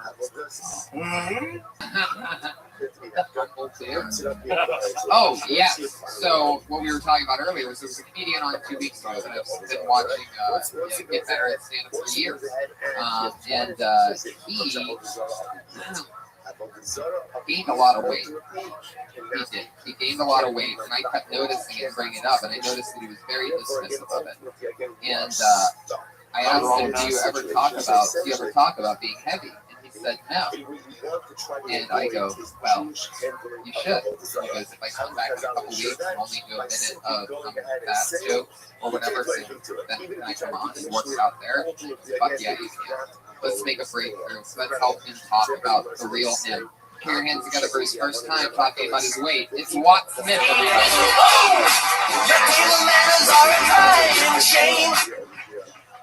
Thank you guys. Thank you for accepting me as I am a pregnant woman. And I wouldn't look this way if it wasn't for my great ass. But you're like, damn, dude, with that ass and this stomach, I look fat. Used to play soccer a lot. Now they just use me as the ball. Haven't gotten laid since I got fat. Every morning I have to brush cobwebs off of my penis. I forgot all the memories of girls I hooked up with. So now my spank bank is just me remembering other times that I jacked off and it felt good. Life of a fat guy. You feel fat when you're sweaty and you're eating chicken wings and the waiter comes by and he's like, you still working on that? Yeah, this is all I do is eat chicken wings. Or when you drop something and you're sitting you try to reach for it while you're still sitting and you're bending over a basketball and you can't even reach the floor. You couldn't even get a 15 on the sit and reach. There you go. Watt Smith. Talking like a weight. There are ways to get around bending over. Taking something up the meat, usually I'll like put a leg out and just kind of come around from the side. That's one. You can ask someone to do it, but you know, I'm glad to know that you're finally accepting the fact that you're putting on this weight. And you know, don't be proud of it, but find a way to work around it. Come on. Can I throw one? You always can. You won't have to ask again for the rest of the episode. Oh, okay. What about the next step? Okay. So what's your name again? One. I would say the fat joke. I would do you reference like you recently got fat? I would always talk about I used to be skinny, but now I think I have to do this. I used to be able to do that, but now I'm doing that. So that's what I have. You got some good, decent jokes, you know. But I would say talk about your newfound fat. Right, exactly. And that's a great note because now you're giving it your real perspective, which is the real purpose of the bit. What I was saying in the first place, which is, you know, you have something new to talk about. When a comedian has a baby, even though it's crazy when I see comedians have babies, next thing you know, they usually have a killer 5 or 10 minutes about their perspective on this new baby. In a way, you sort of have a new baby, which is, you know, that 60 pounds extra weight that you put on the last couple of years. Can I ask, did you put that on? Is it by choice? Is it just by? Is it? It took about 4 months. I like blew my trust fund and bought that. Did you get a trust fund? Yeah, this is like the shrine of the squandered parents. I mean, what? I mean, why don't you say that? Why don't you lean? Why don't you lean out? You're like you have good skin. Why don't you? What are you out here in Hollywood for? Same acting, comedy. I just got a job. Solar? Kind of doing that a little bit. Oh, that's really caught on. I think you should try. You're young. You should try and be a little healthy. But if it aids your comedy, some people are funny when they're overweight. I think you give your chance. You're skinny yourself. Give that guy a truth. Yeah, every time you keep it real and say, you know, you just gotta roll with what you got. Even that shrine of the blown inheritance, that took you 10 seconds to explain the front end of that, and you get a big laugh off of it. And it's true, and it's real, and it gets that perspective. And it would help your soccer joke too. You're talking about, you know, if you said that I was skinny and now I gained weight, you know, that'll it actually makes it so that it's not as goofy. Just roll with your rolls. Yeah. I mean, roll. I waited for that one. And another interesting thing that I thought might have a chance of something, you know, out of that chicken wing thing, you know, there's something about them asking you if you're still working on it. It's like, I don't know, there's something about being asked if you're working, which I think is what you were trying to get at, but I don't think it's very clear cut. But it's like, you know, that you look so committed to your chicken wings to the server that they think that like you clocked into that or something, you know, anything about working is bad because saying that's a weird thing. When I get it, I know that they say that, but you can give your new fat perspective. When you were skinnier, did you wear slippers during the daytime? Yeah, Tom's shoes. Now I'm afraid I'm going to twist an ankle though every time I put them on. They're so tight. It's like you can't handle the upper body. Those look like slippers. Can you even take those off? Those look stuck to your foot. You could say something, yeah, like you wore Tom's shoes. I gained weight, now I can't get them off. Something like that. Talk about how you're clothes, but. I don't say get. I'm not saying get too committed to the overweight stuff. I say try to lose some weight. Get healthy. I want to lose weight. I've been eating unhealthy because I'm like I know in 2 weeks I got the show, but we just I'm trying to lose some weight. You're the first person to put on weight socially, and we appreciate that. Whip, right? What? What's it? Where are you from? Virginia, Richmond. Spiders, I-95 freeway. Yeah, I'm all over that. AAA for the Braves. Yeah, and now for squirrels. Really? But it's still AAA for the Braves? Well, the Braves aren't there anymore. Who's there at the AAA? Squirrels. No, I don't know about who's the AAA. team? Squirrels. Wait, no, hold on. Who is the major league team that represents the AAA? Who's the It might be the Atlanta Braves. I think it is. Yeah. Okay. You know, You really brought home the Squirrels. Somebody find that out. Find out who the AAA. I think it's the Braves. Please find out. But we'll get back to me off the mic. I know my sports. I believe it is. I believe the AAA affiliate for the Atlanta Braves would be the in Richmond. Richmond Squirrels. Richmond. I like the name. I love squirrels. Really? You do? Yeah, I took a great video of a squirrel in Toronto the other night. He let me get super close. When you were a kid, when you were a little child, did you ever kill an animal with a BB gun or a? No, I wasn't into that. No, I just vandalized dollhouses. Oh, that's weirder? That's more weird? I'll come at you too. How does that not get a big laugh? How did that not get a big laugh that I vandalized an adult dollhouse in Sacramento? Now it gets a laugh? Oh my God. What, are you doing anything to try and do this? I bought a surfboard. A surfboard, one of those surfboards that just has sushi rolls all over it? Like, what are we talking about? Yeah. Just a real Craigslist surfboard, $50. Craigslist, that's like a Beyonce surfboard. It's dick. You got dick on the Craigslist. What? Let me ask you a question. Look at me. You smoke pot tonight? Or today? You're scaring me. Did you smoke pot? Yes. All right, listen. Was it pot or edibles? I think you need to establish yourself, find your character, get strong, book a couple things, then smoke pot. With the pot tonight. Whoa. Brody Stevens. I didn't smoke pot until I booked my first Craig Gilmore show. Thank you. Late night CBS next to the Wow. Wow. I don't like it. I see the glass eyes. It's disrespectful to comedy. So there you go. You got your advice from Brody. Less pot roast. Give me all your pot. No, but there is some truth to that. I'm being serious.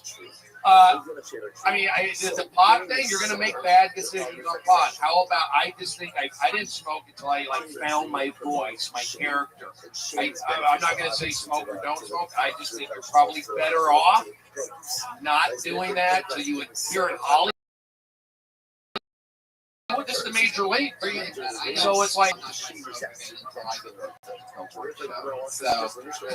wait, what are you going off on him about pot? He was just doing some fat joke. Because his eyes are glassy and I notice it. But you didn't notice it while he was doing stand. Yes, I did. What am I going to do? Stop him in the mid-set and go, are you high?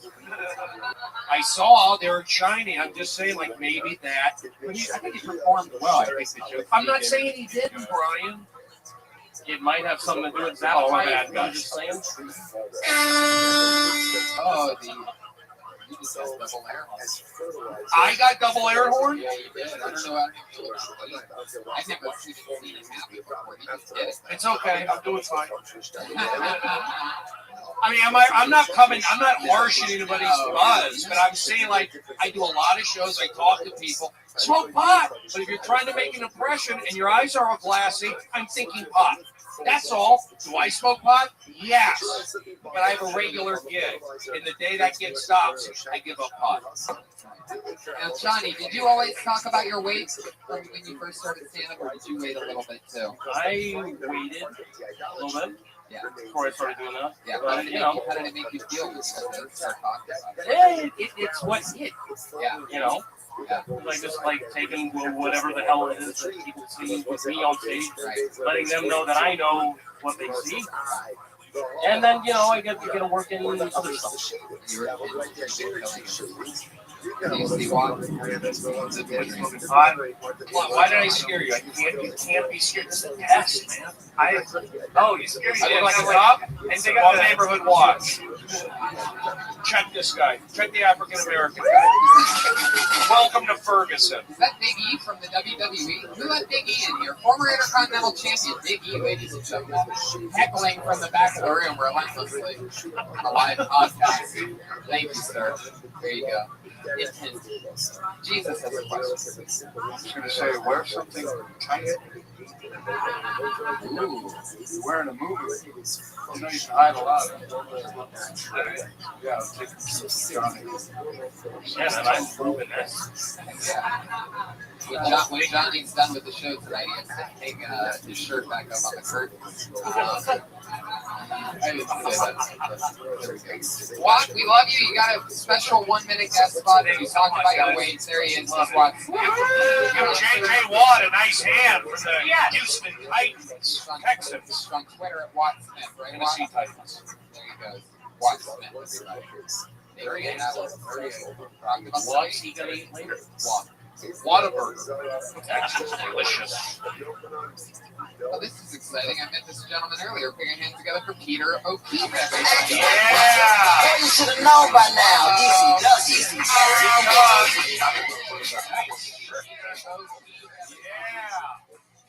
What's up, Comedy Store? How we doing? Woo! Right on. Everybody over the Ice Bucket channel, we all being free for done, right? Right now, let's think about this. What's the ironic? We found out the number one way to get ALS. By pouring a fucking bucket of ice water on your head. Wouldn't that be amazing? That'd be great. Man, I just found out my 6-year-old daughter needed her tonsils taken out. Crazy, you guys know how much 6-year-old tonsils are nowadays? $13,000. Yeah, who is fucking right? That's amazing. $13,000. I can thanks to Obamacare. Ow! I'm gonna pay for most of that shit. You know what I mean? That's the way it is. I'm a comedian. I don't have a lot of money. I have to figure out different ways. I went on the internet.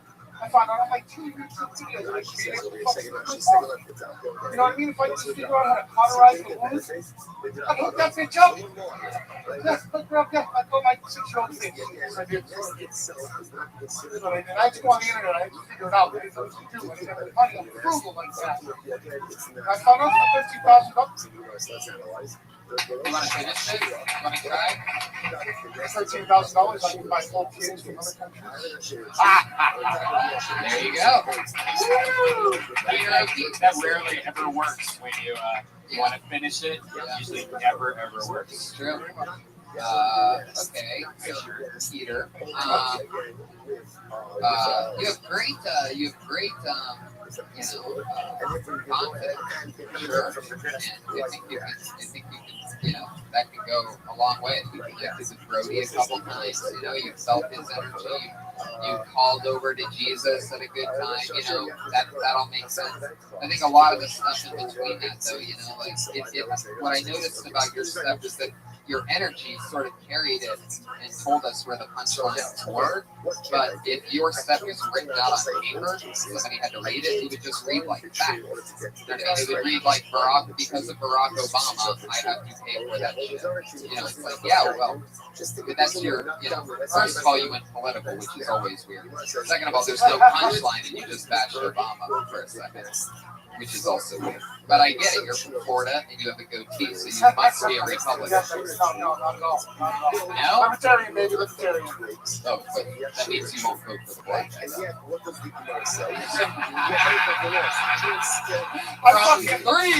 I fucking voted for the black guy twice. Fuck off. No, but you are from Florida, so you do have the coke buzz when you're on stage, because you do have a very high energy. Like this is a very small room, but you're playing for an arena in your head. You're like, hey, what's up, everybody? And so when you're on stage, you're trying to hypnotize the person, people that listen to you. So when you're throwing so much energy, it's kind of like, why is this guy going crazy on me? It almost puts you off a little. So I would really be interested to see you do a set that was maybe slow it down by 50% or more. Right.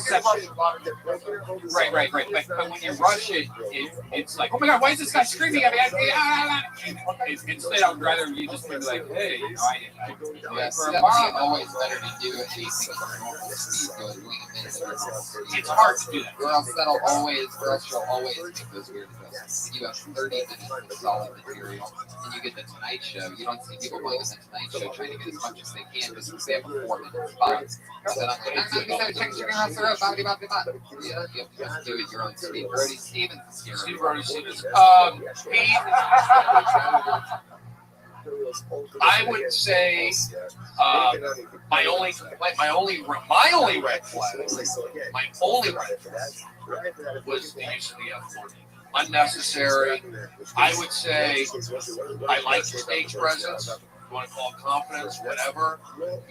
I don't mind if you smoke pot. It works to your character. Thank you very much. I want you to smoke pot. Thank you very much. What? It's not good on the khaki pants, the toms. It's not good. You got to be clean-eyed. Trust me. I know what it takes to work in this town. You, Pete? I just gotta say real quick, sorry to cut you off, but Watt is agreeing with you while eating food right now. I'm watching him. He just had a mouthful of French fries. Are you still working on that? He gave a ball back. I remember the bits, but I got it. Remember, I got double bullhorn. Just remember that. Again, so that's my thing. I can't break down material. It's not my shtick. I'm a personality-driven guy. I liked your energy. I mean, this is a weird room. I would even say reject more. But I think keep it in. I think you were actually trying to hold back in this room, and I feel if that's the way you are, if you're wired that way, keep doing it. So I don't know about. I didn't pay so much attention to material. I didn't think it was a jab at Obama necessarily. Everybody's making fun of Obamacare, so you just assume when somebody says Obamacare, it's a joke. But he's literally in that. Like I said, he's going to have kicked out and then said, The kick reminded me of, you got kind of a Joey Diaz vibe, too. Go with that. Maybe you're Joey's Cuban uncle. Go with that. But I like what you got. Keep it up. Keep smoking pot. Don't change who you are. Here he is. I would say the opposite.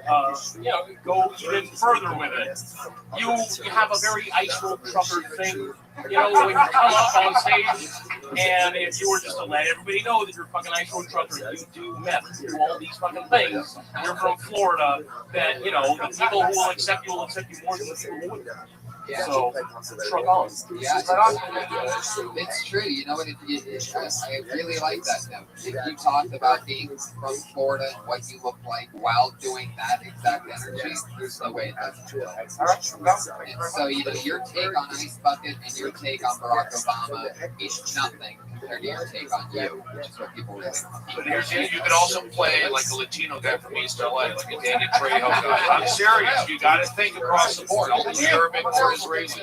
I have to admit, though, Ice Bucket and Obama are two topics that if a comic does, I'm just like, oh, God. Yeah, that's what I'm saying. Is that why cover things that anybody can cover when you can talk about yourself? Yeah. Yeah, we actually opened up for us in Death Squad in Jacksonville, Florida. It was a lot of fun. And you're always going to want to hold the mic a little bit closer. But I think you did that for this room. You got great hair. It's not going to go anywhere. Your acting range is wide. You've been uncle all the way to Santa Claus. It's amazing. Peter, thank you. All the way from Florida. There you go. Wow, he's Death Squad, Florida. So does everyone pull a name out, or is it just, how does that work? Do we all pull names? No. Oh, okay. I'd love to. Just trying to look for more interaction. What do I know? Only 2002. Here we go. Pulling in the name. All right, here we go. Here we go. Taylor Rizzo.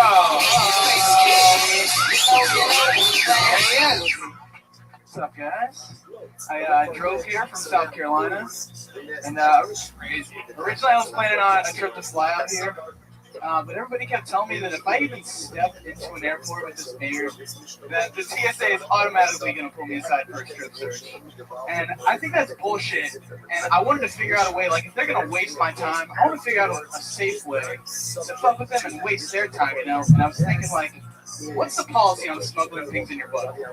Because the only time I've ever heard anybody get in trouble for that, it's always illegal stuff like drugs or weapons. But like if they search me and they just find like my keys and my wallet and my passport, like in a baggie, of course, there's poop in there. Like, they can't just arrest me for being a weird guy. But it sure is going to eat up a lot of their time.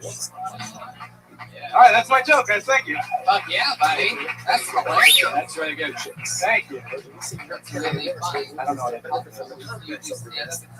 I do, yeah. The first time I ever did stand up outside of South Carolina was 2 weeks ago when I left on this trip, yeah. How long were you doing it there? Like 2.5 years. I'm so glad you got told them too. This is awesome. Yeah, me too. I talked to you, and was it also Jacksonville? In Jacksonville, yeah. I met the other guy there too as well. It was crazy. And what did I tell you that? Oh, my original plan, I was dealing with some depression, and I was like, I'm going to quit my job and go pursue stand-up. I met at Red Band, and I told him, he was like, do not quit your job at all. And I was like, well, all right, what do I do? And so I took a month off from work and taking it out. Yeah, because you have to get out there, you have to see it, but you can't just like I'm just going to quit and become a stand-up. Honestly, you're going to become homeless. There's a lot of homeless comics. Most of the guys you see tonight are homeless. Like most people in here are homeless. Like Josh Martin lived in his car for almost 2 years. Like he still, I think he still does. Yeah, he still lives in his car. What's the rental? Josh lives in his car. Almost got flicked in the nuts, sleeping in his car for the love of the game. What's the safety deposit for that?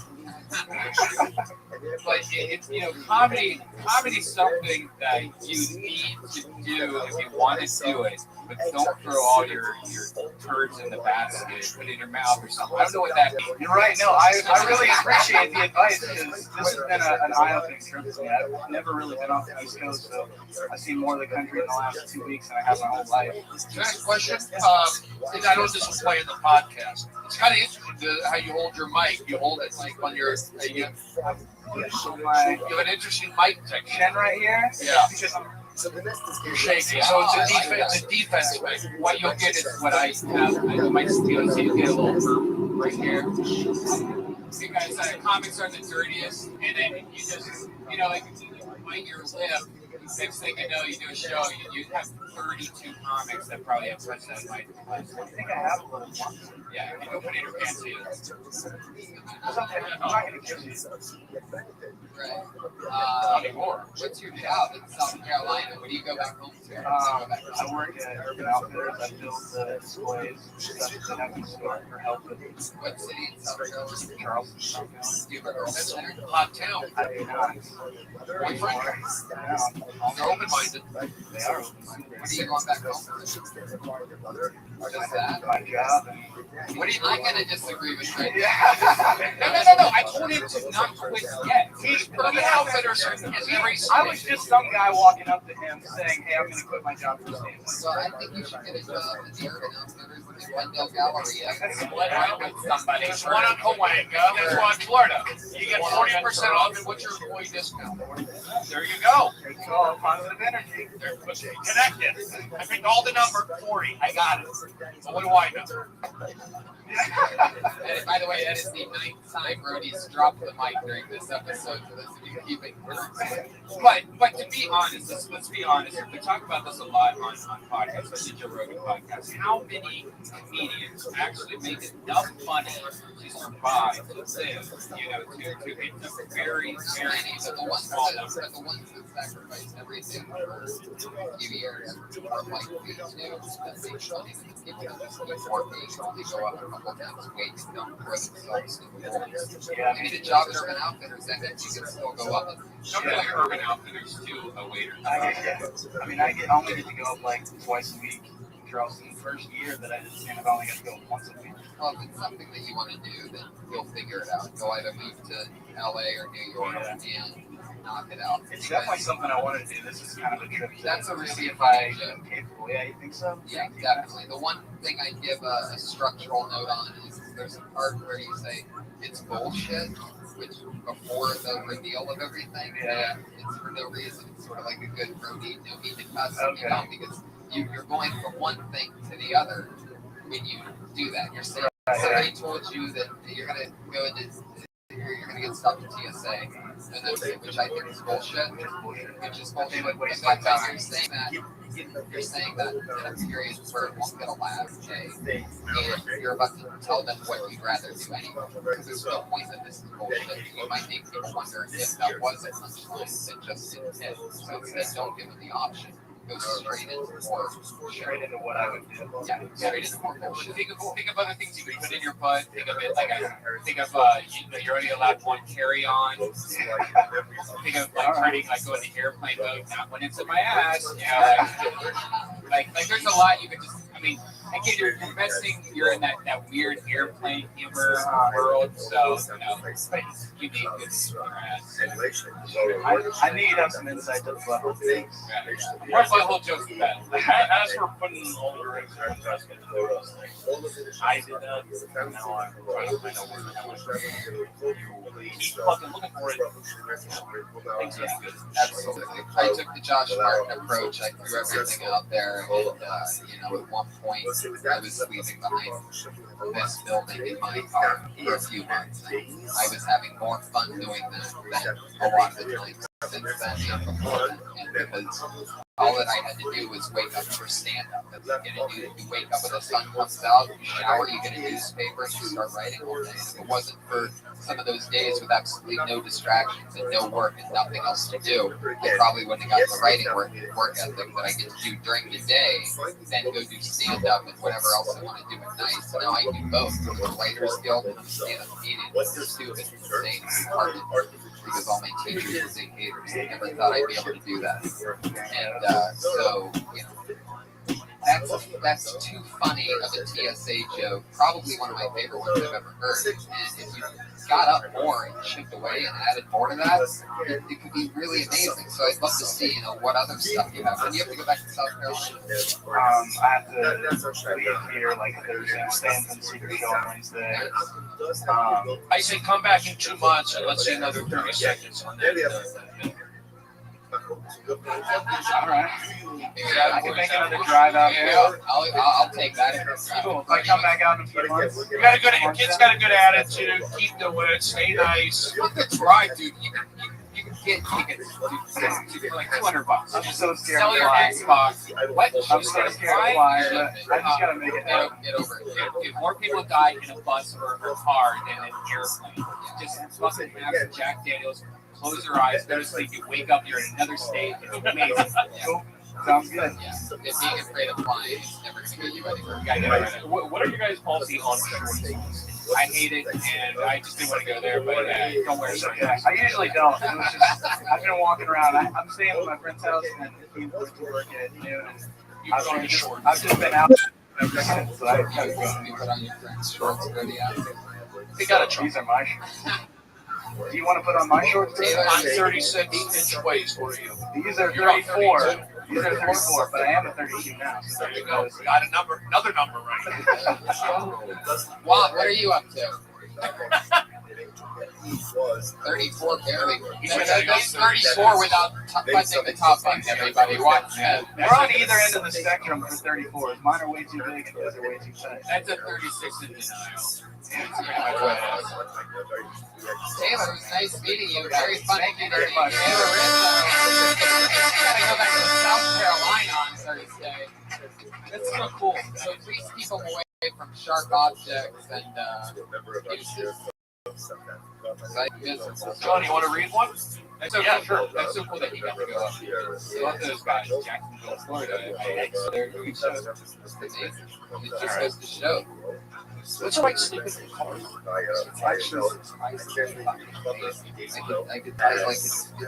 really, really crazy. It depends on where your car's parked. I'd imagine. I didn't know.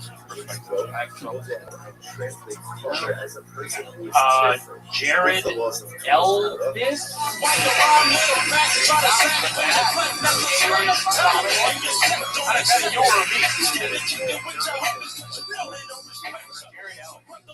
He's very handsome. All these disease awareness campaigns everywhere. Cancer awareness, AIDS awareness. You're not aware of these by now. Get to a doctor because you probably have them. How about instead of promoting awareness, we go back to, I don't know, trying to find a cure? That seems like a novel idea. Being aware doesn't really get you anywhere. I mean, I was aware I was balding for years. Look where that got me. I think it shows how lazy we got in society. Like it used to be a run for the cure, then it was a AIDS walk. Now it's just be aware. You know? Keep an eye out your window. You know, that pesky AIDS will get you. The campaigns themselves don't even make sense half the time. Like the NFL with their breast cancer awareness month coming up. You know, they'll pick up the asshole wearing cake. Now that's all well and good, but it seems they should be promoting awareness to a few other things, such as gun control awareness, or I don't know, I used to say domestic abuse awareness right here, but they are promoting domestic abuse awareness nowadays. Going about it in a different way than I would have chose, but hey, at least they're trying. Wow. Jared Ellis just got too kitty now. I was being nice because I like the stage presence. Yeah, you have a good stage presence. Came up smiling, good posture up there. Shoes are good. DC, I support that. Rob Dearden, with that family. Yeah, good stage presence, likability. I'll let Tony, the other guys, handle the material and all that. But I thought it was pretty good. You got some good, smart, clever lines in there. There you go. Brody, quit. If anything, I would just say be louder about it because it's more convincing to the people. It sounds like you were running. Yeah, I used to have more. I don't know. I'm nervous. It's been over a week since I've been up. Yeah. Well, yeah. But they were coming down hard, or not hard, but Pete saying like, bring it down a notch. I'm sure. Did you hear that? Did you hear that? Like, bring it down. I'm going to bring it down because of that. Did you think that a little bit? Yeah, you were just missing pauses. You were missing time. It was a little weird. You were just trying to run through it. But I like you still felt good on stage. Where are you from? Area? No, I mean, I got Irish, German, Italian. How come you slowed it down? Why did you like bring it down a notch? You were nervous, or? Yeah, I was more nervous. Oh, you've done this before? Yeah, I've been up here before. 2 weeks ago. 2 or 3 weeks. I'm probably sure. I went pretty well. Only offered me a job here, but haven't heard back since. I've talked to Adam a few times, but he's giving me the runaround. What's your background? You speak pretty well. I mean, I've always been, like, I took a lot of speech classes in college. Got it. Did I say speak well? Take speech classes. Well, what do I know? Whoa! Mic drop number 10. There he is. Powerful. Triple air horn. It seems to be a good thing now. It went from a negative to a positive. Josh Martin. Where's Josh? Sleeping in his car? What's he doing? He's taking a nap on the 405. So Jerry, so you lost your hair. When did you lose your hair? Well, How old are you? I'm 31. What size waist are you? 32. Wow, 32. Soon those two things will replace.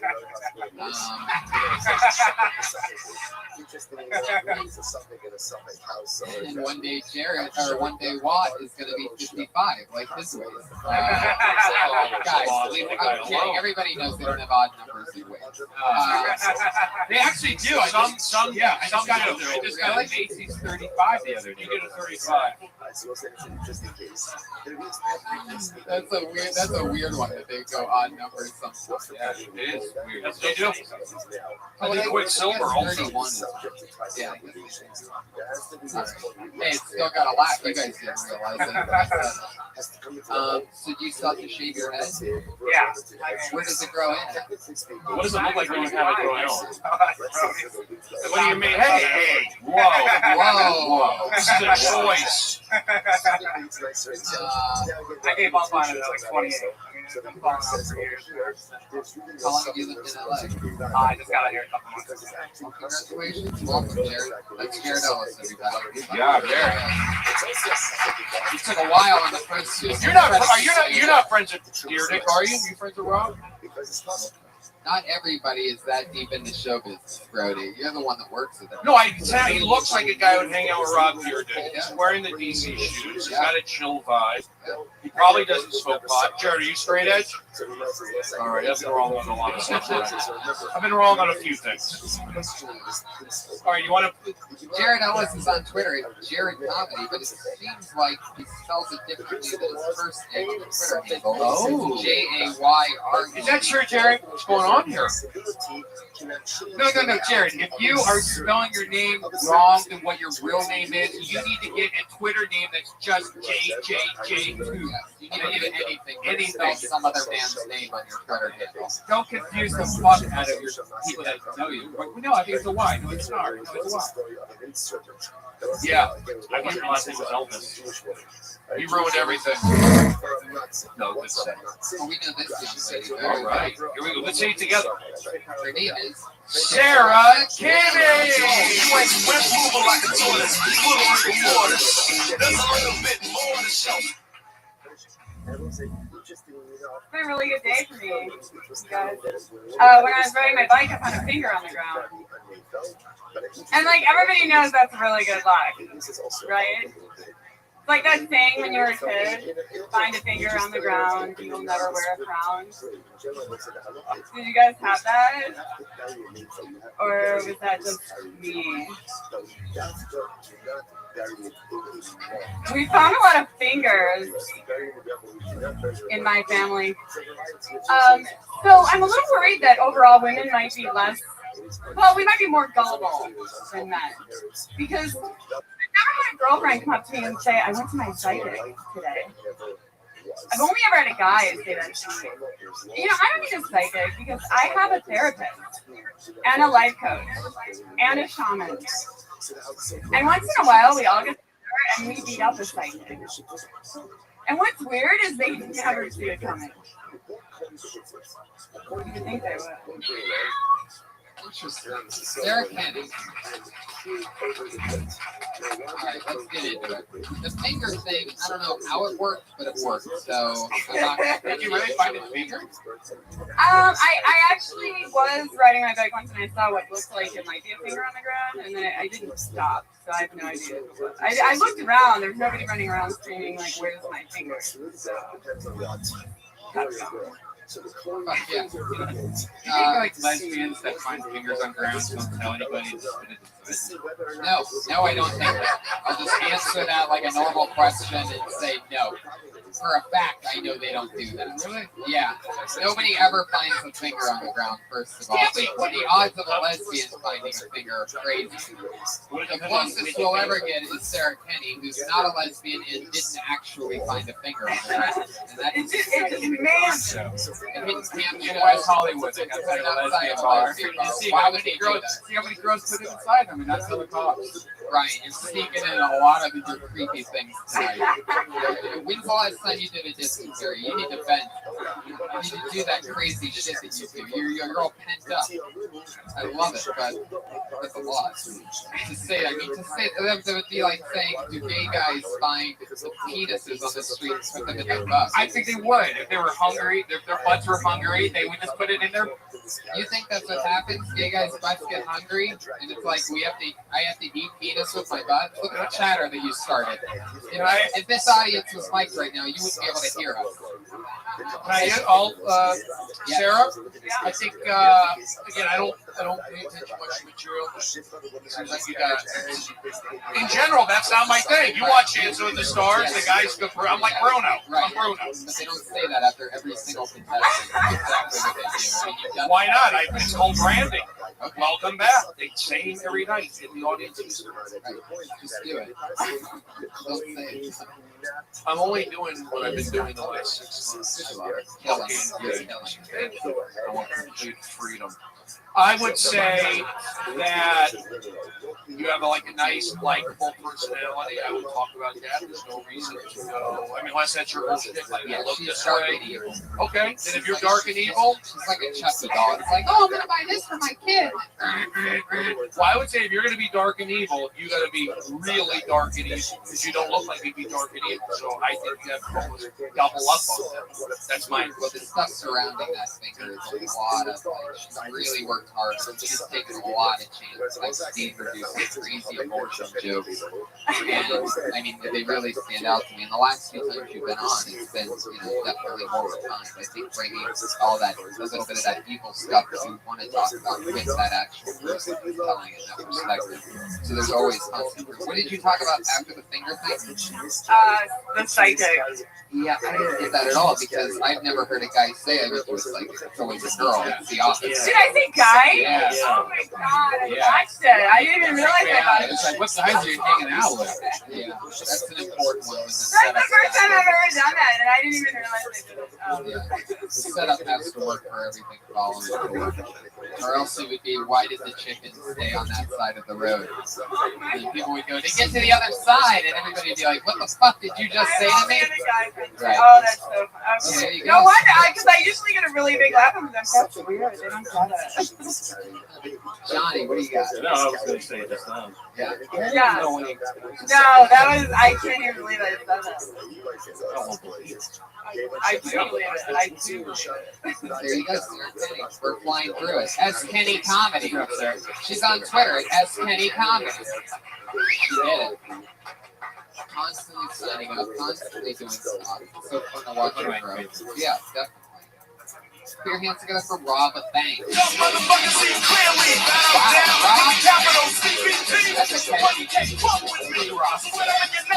Rob Banks, everyone. Here he is. How we doing? So I'm coming up on my year anniversary of moving to LA, and I'm looking back at my experiences. And I really, like, when I first moved here, I was in a 16-person house. It's a 4-bedroom, so it was really standard. It was gay. It was all guys. And it, like, obviously, I'm not about going down here. But obviously I come from a white family. But it's a mixed ethnicity house. There's white guys, there's black guys, and there's one Filipino guy. He scared me the most. And the black guys just said the N-word a lot. I said something, hey guys, how about we say Nathan instead? And my Nathans in the house weren't feeling it. They weren't. The reason the Filipino guys scared me the most is my dad told me my grandfather's. Thank you guys. If you want to finish it, go ahead. Well, thank you. He said that my grandfather's stationed in the Philippines, and he said that we might have some family out here. So he could be my long lost brother. See, it doesn't usually work. The Filipino guy? Which guy? You say Filipino weird. Are you aware of that? Yeah, I say a lot. I say a lot of things weird. Really? Yeah. Yeah, it's like you turn another nationality just for that one word. Yeah. Johnny, do it again. What did you say? Filipino. Those are spicy Filipinos. Yeah. Delicious. Jalapeno and a Filipino. But yeah. I mean, I'm not a material guy. No, I'm kidding. But you guys are talking about that stuff. I mean, a lot of they go right into it. It's like, this is your first time here. Have you done it before? this is the same time I made it in store. Yeah. Yeah. I just like to like have this, see people like talk more about themselves real quick. I'm this, boom. You know, sometimes they write in. I just like to find out. I know we only have a short amount of time, maybe like 10 seconds. Who are you? Where are you from? What do you do? Just, I like to see that established a little bit up front. That's my thing. And then point of view on stuff. Like you're a young kid, you know. Yeah, I mean, you know, Tony does the stuff like I'm young. Like West Hollywood, or whatever. Play into that. Play into like. You know, what you look like, you're young or whatever. That's my thing. Like, if anything, like with what you were talking about with like living with like 16 people and they're all different ethnicities, maybe compare that to somewhere or something where there's a bunch of different like ethnicities. It's not just saying, there were a bunch of people there and then one of them did this. Like compared to like, you know, Toronto's multicultural. Toronto's number one multicultural city. Where was this at when you lived in 16? It was in How long ago did you move here? I'm coming up on a year, so it's in November. Was it a flop house? Was there webcams into your bedroom? Where do you live now? In the valley, like San Jose. Have you been offered to do straight curious porn? Now I get a laugh. And stand-up's your thing. You doing spots in the valley? Yeah. So you're driving out to this side a lot? Yeah, that's Or right. are you just going over there? Well, when I first I was just doing the valley. Now I'm coming over the hill. Which, by the way, for all you people that were groaning earlier, when I was talking about sleeping in my car, just know this. I would never, ever, in a million years, live in a house with 16 dudes. That's hell. When I was sleeping in my car, it was behind a comedy store, which would open up at about 7 or 8 a.m. A cleaning crew would come in. And then I could walk right in, and literally 16 dudes in one house. They had 0 people in this entire building. I had tens of thousands of square feet to do whatever I wanted. I mean, my own dance on stage. I had 8 bathrooms to myself. Yeah. So think about that for a second. Whereas he's sharing one bathroom. But you know, that's a terrible situation. That's rough. So how many guys are in your bedroom? Oh no, well it's a 4-bedroom house, but they split up. They put people in the garage, they put people in the dining. Wow. Yeah, that's how they made it work. Where'd you move here from? Ohio. Wow. So you are. Akron, Ohio. Holy shit. That's from you know where LeBron James, like he grew up in his house and all that stuff. No shit. So do you? Yeah, no. Do you ever see? Do you know him at all? No. He left Miami. Did you see that? Because my triple air horn asking a young man from Akron if he knew that LeBron James was from there. No, I said, did you know where he lived? Oh, good. Did you know the house where he lived? Are you aware that I'm from Youngstown, Ohio? Yeah. And he came back to Cleveland. He's back from the. Yeah, he's back. Are you aware that Brian Columbus lives in Google? No, I did not. Did you know that I'm wearing a bucket shirt? I do. It is. It's the they no, but who's the main this club? Is it the Atlanta Braves? That's what I'm trying to find out. Oh my God! They still didn't. Who is the AAA for the Atlanta Braves? That's all we need to find out. It's got to be Richmond. Please find out. It's with everybody these days. You think they really have the score? I think they do, but I just want to know it's Atlanta Braves. Here's my thing with these communities. What's the point of view? It's like you're like a good-looking guy, right? You're a young kid. How are we going to sympathize with you? You look in the house, that's good. You talk about that. You can say something like, I'm a good-looking guy. They put me in front. You got to build up like who you like. You got to talk about and contrast it. Calling 16 guys that are themselves gay isn't a punchline. It's not a way to describe it, unless it's a bunch of gay dudes in the house. You answered an ad. You're on some reality show. Whatever. You're not used to it. I'm clean. Whatever. You just got to like. You're very close to a math joke. Meaning there's too many details that you're trying to like say, hey, you need to remember this, you need to remember this. You have to like make it easy and easily listen. Yeah. How was the water pressure? Good question. It's well watered. How many bathrooms were there? 2. Wow. Josh, how come you didn't move there? It's a good deal. No, it's, 17 in a 4-bedroom apartment. No, I love Josh Martin. He's a good guy. Give Josh Martin a nice hand. So you lived in LA for about a year. The whole time you've been on the Valley side. For what you say for you? Yeah. Is it a hassle though? Living that Valley life? See why it might cost you a little bit more money over here, but it might be worth it. If you want to do stand-up. Brody, you're born and raised in the Valley. It's a whole different thing. I'm so much happier there. I'm talking about the transplant life. Yeah. Transplant? Live here. Live in my old apartment on Hollywood Boulevard. I hated it. So happy to be back in Valley Village. But if you move here, you got to go the whole thing. You know, Woodland Hills, that's not the Hollywood, LA. So if you're coming here from Ohio, Tony's right. You need to be here in Hollywood, not out in Burbank. Hey! Oh, what the fuck? That is a direct shot. No air horns. No air horns on that one. But he said it. That was a direct shot, revenge shot at Brian Redman. Worked out. Oh, don't do that to me. He hit the snare drum a few times before that one. Hey, Rob, you were great. Thank you. Well, I'm back again. I mean, he's on Twitter at Comic Rob Banks, everybody. All one word, Comic Rob Banks. He has that name. You're wondering who Rob Banks is. Is that your real name, Rob? Really? You gotta make a judge. Yeah, your last name. Is it Rob Banks? Be honest. We're here for you. My name's not Brody Stevens, so I go Stephen Brody Stevens. Is Rob your dad's name or your middle name? Your first name's Anthony. Philip. What's your first name? And your relation to John Banks on this Ohio. Let him in. What's your first name? Nathan Banks. It's a good name. Nathan Banks. It sounds like you're in charge of something. I like Rob Banks. Rob Banks is good too, but that's kind of like a rapper or a fake name. It sounds like a fake name. I like Nathan Banks, and it's not too late to change your name. It's not too late. But think about it. Confident you're out in LA, you got to push. Get to Hollywood. Hello. Yes. Johnny, any closing words for Rob Banks?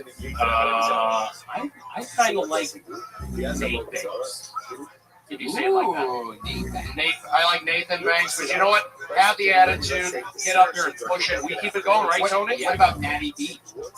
Can I reach in and pull out a name? No, we're not pulling names. This is the part of the show where we go to our two regulars. Oh! Ladies that have been doing a brand new 60 seconds each week.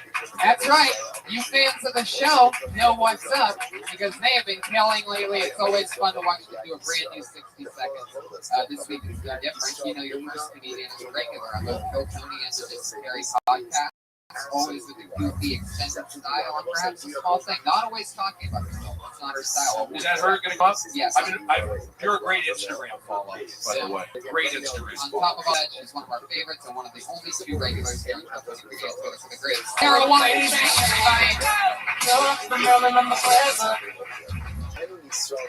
Stop. Not too stoked about autumn.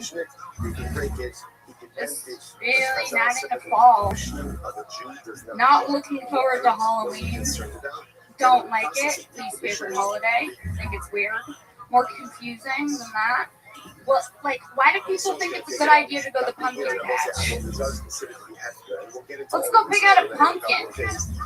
Let's take time out of our day to buy an oversized squash.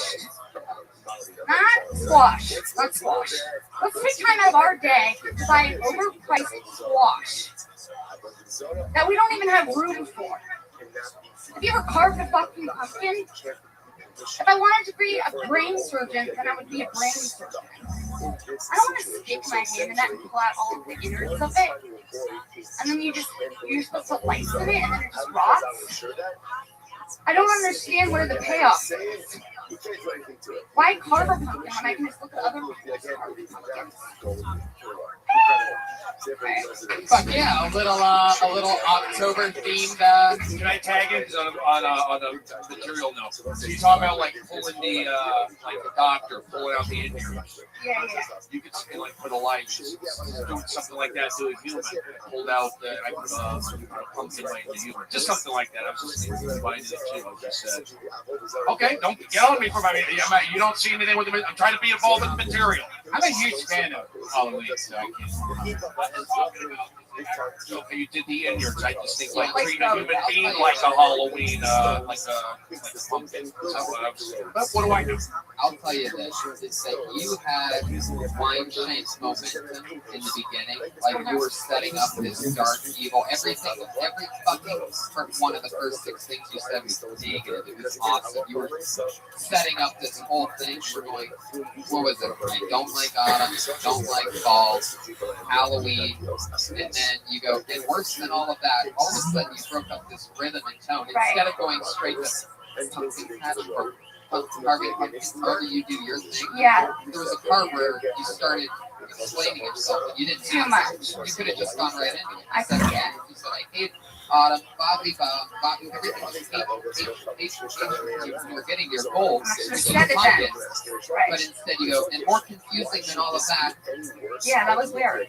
You're right. I You fucked broke up up my a rhythm. flow. Whereas Yeah. normally I talk about the actual material. I'm talking about the rhythm that you had. You were setting up for this thing, Right. blowing up this rhythm, then you let all the air out right before hitting it with the Yeah. Piggybacking on that, like, I don't know if it's because you didn't have the time, but even more examples of stuff in fall, and like leaves and crunching leaves, and, you know, whatever.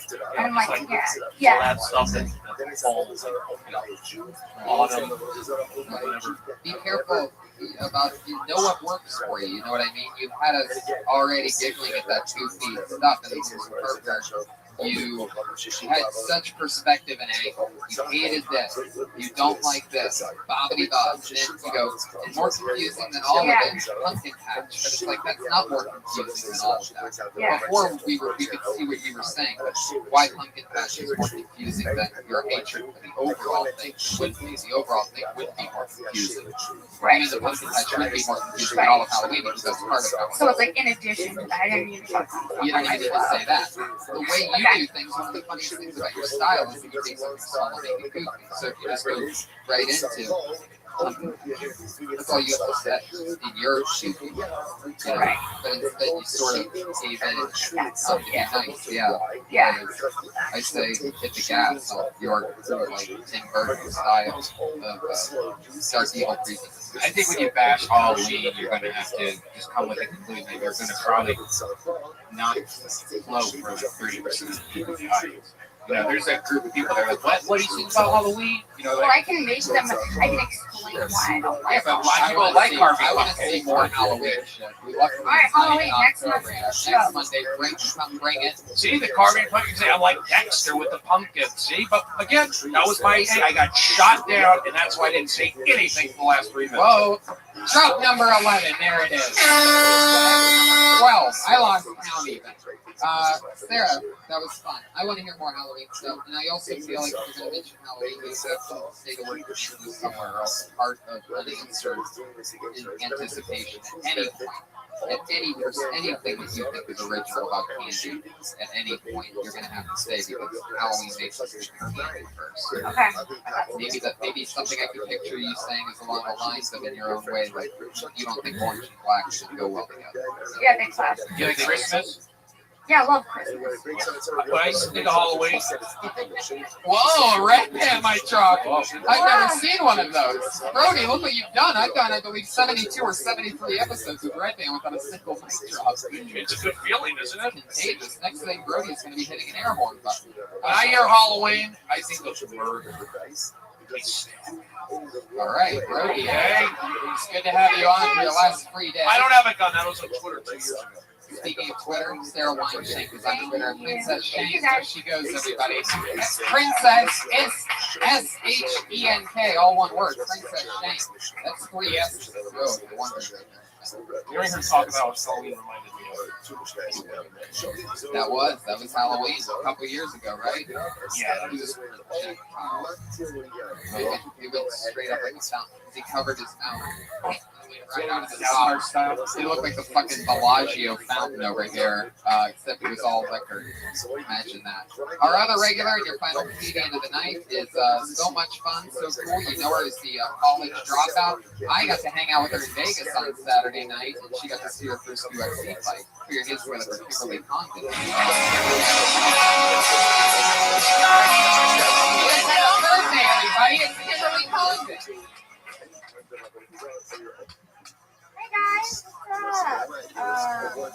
I turned 24 on Thursday. It was really exciting. I spent my weekend in Vegas. It was a lot of fun. Going to Vegas was really interesting. It was my first time spending any time there, and I drank a lot. I told my mom about it, and she said that I might have a problem with drinking, which I disagreed with because it's really easy.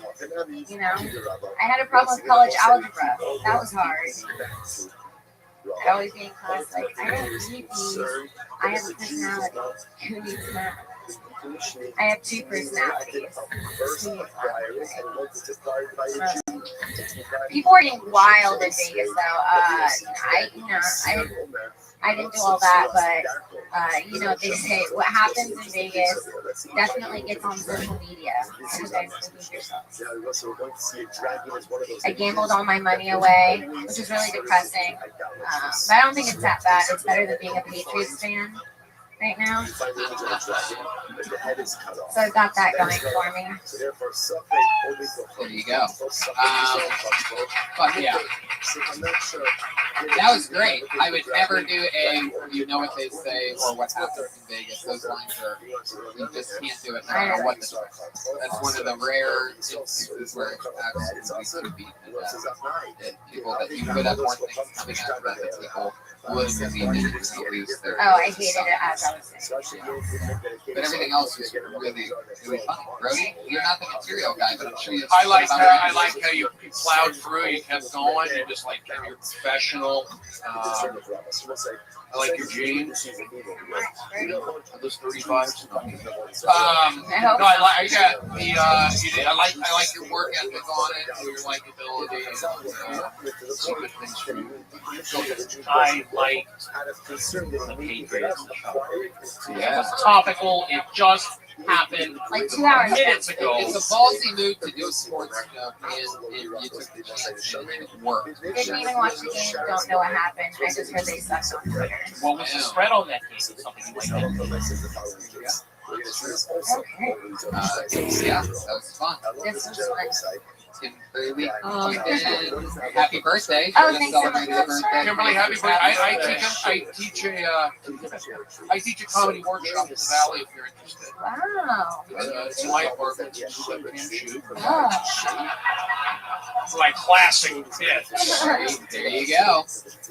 Kimberly Condon, you did it. Thank you. What about Kevin? He's been there the whole time. Yeah, he's doing a great job. Kimberly Condon's on Twitter at Kimberly Condon. Follow her in Sarah Wine. You never know what could happen next. Exciting, always growing live. Kevin Lee Light, you were the Patriots tonight. How do you feel? I love you all. Oh, great. Thank you, Kevin. Thank you for being here. How much? He'll be back again in 3 days. That's a Catholic joke for you. Chef Elise Lane filled our bellies today. Delicious tacos. Thank you very much. Gourmet fish tacos. As Josh Martin said, with Johnny Squirtus is on Twitter at Johnny Squirtus. That's JohnnySquirtus. He's my big Greek baby. I'm a fat baby. Johnny, what else do you want to promote? Go see The Equalizer in theaters, and you're going to see this guy. Fat baby? Yeah, go watch it. It's pretty cool. It's the #1 movie in the country, so he doesn't fucking need your support. But you should do it anyway. He's made us laugh a lot tonight. Thanks for being on, John. Stephen Brody Stevens, perhaps one of our most utilized guests, made 3 or 4 appearances when we were in our infantile stage. I believe you started on episode 2. Started in episode 2, Kill Tony. It was just him. Before I adjusted it to make it 2 guests, it was just Brody and me and Brian. Things are going great. Things are going great. I'm still on Toronto time. Great week back there. I was on the Oddball Comedy Tour all over the country, every single city, every region. He's on Twitter at Brody is me friend. Yeah, it's an homage to my Chinese and Albanian busboys in New York, Tony and Mr. Lee. Brody, you the guy, you be friend. You can also find me on Fox Sports sports all throughout the football season with David Spade, Nick Swartzen with Chuck Liddell, and Journal from Entourage. You can read all those. And you can find me on At Midnight every day and appearing again soon. But what I recommend above all those credits is currently on Amazon. If you're an Amazon Prime member, or if you just have Amazon, you can watch the whole first season of Enjoy It. You got it. Push and believe. Based around Brody's like a lot of comedians' favorite comedy show ever. Look at that clap. Yes, that's inspiration. You got it. Push and believe. Yes. Drop the mic. I deserve it. I'll pay for it. 13 times. That's an unlucky number. I've got a gift certificate to Radio Shack. I'll pay for it. You got it. You got it. Never-ending microchips. Yes, take me to Suncoast. I want to get a DVD. I'm Tony Hinchcliffe, Brian Redband. See you guys. Bye-bye. Thank you, live audience. Now, let's switch gears. Here we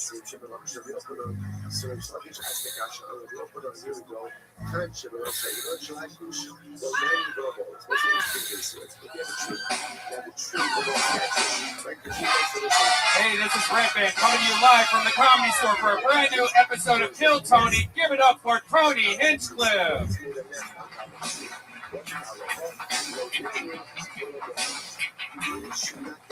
Fuck yeah, everybody. Hi, how are you?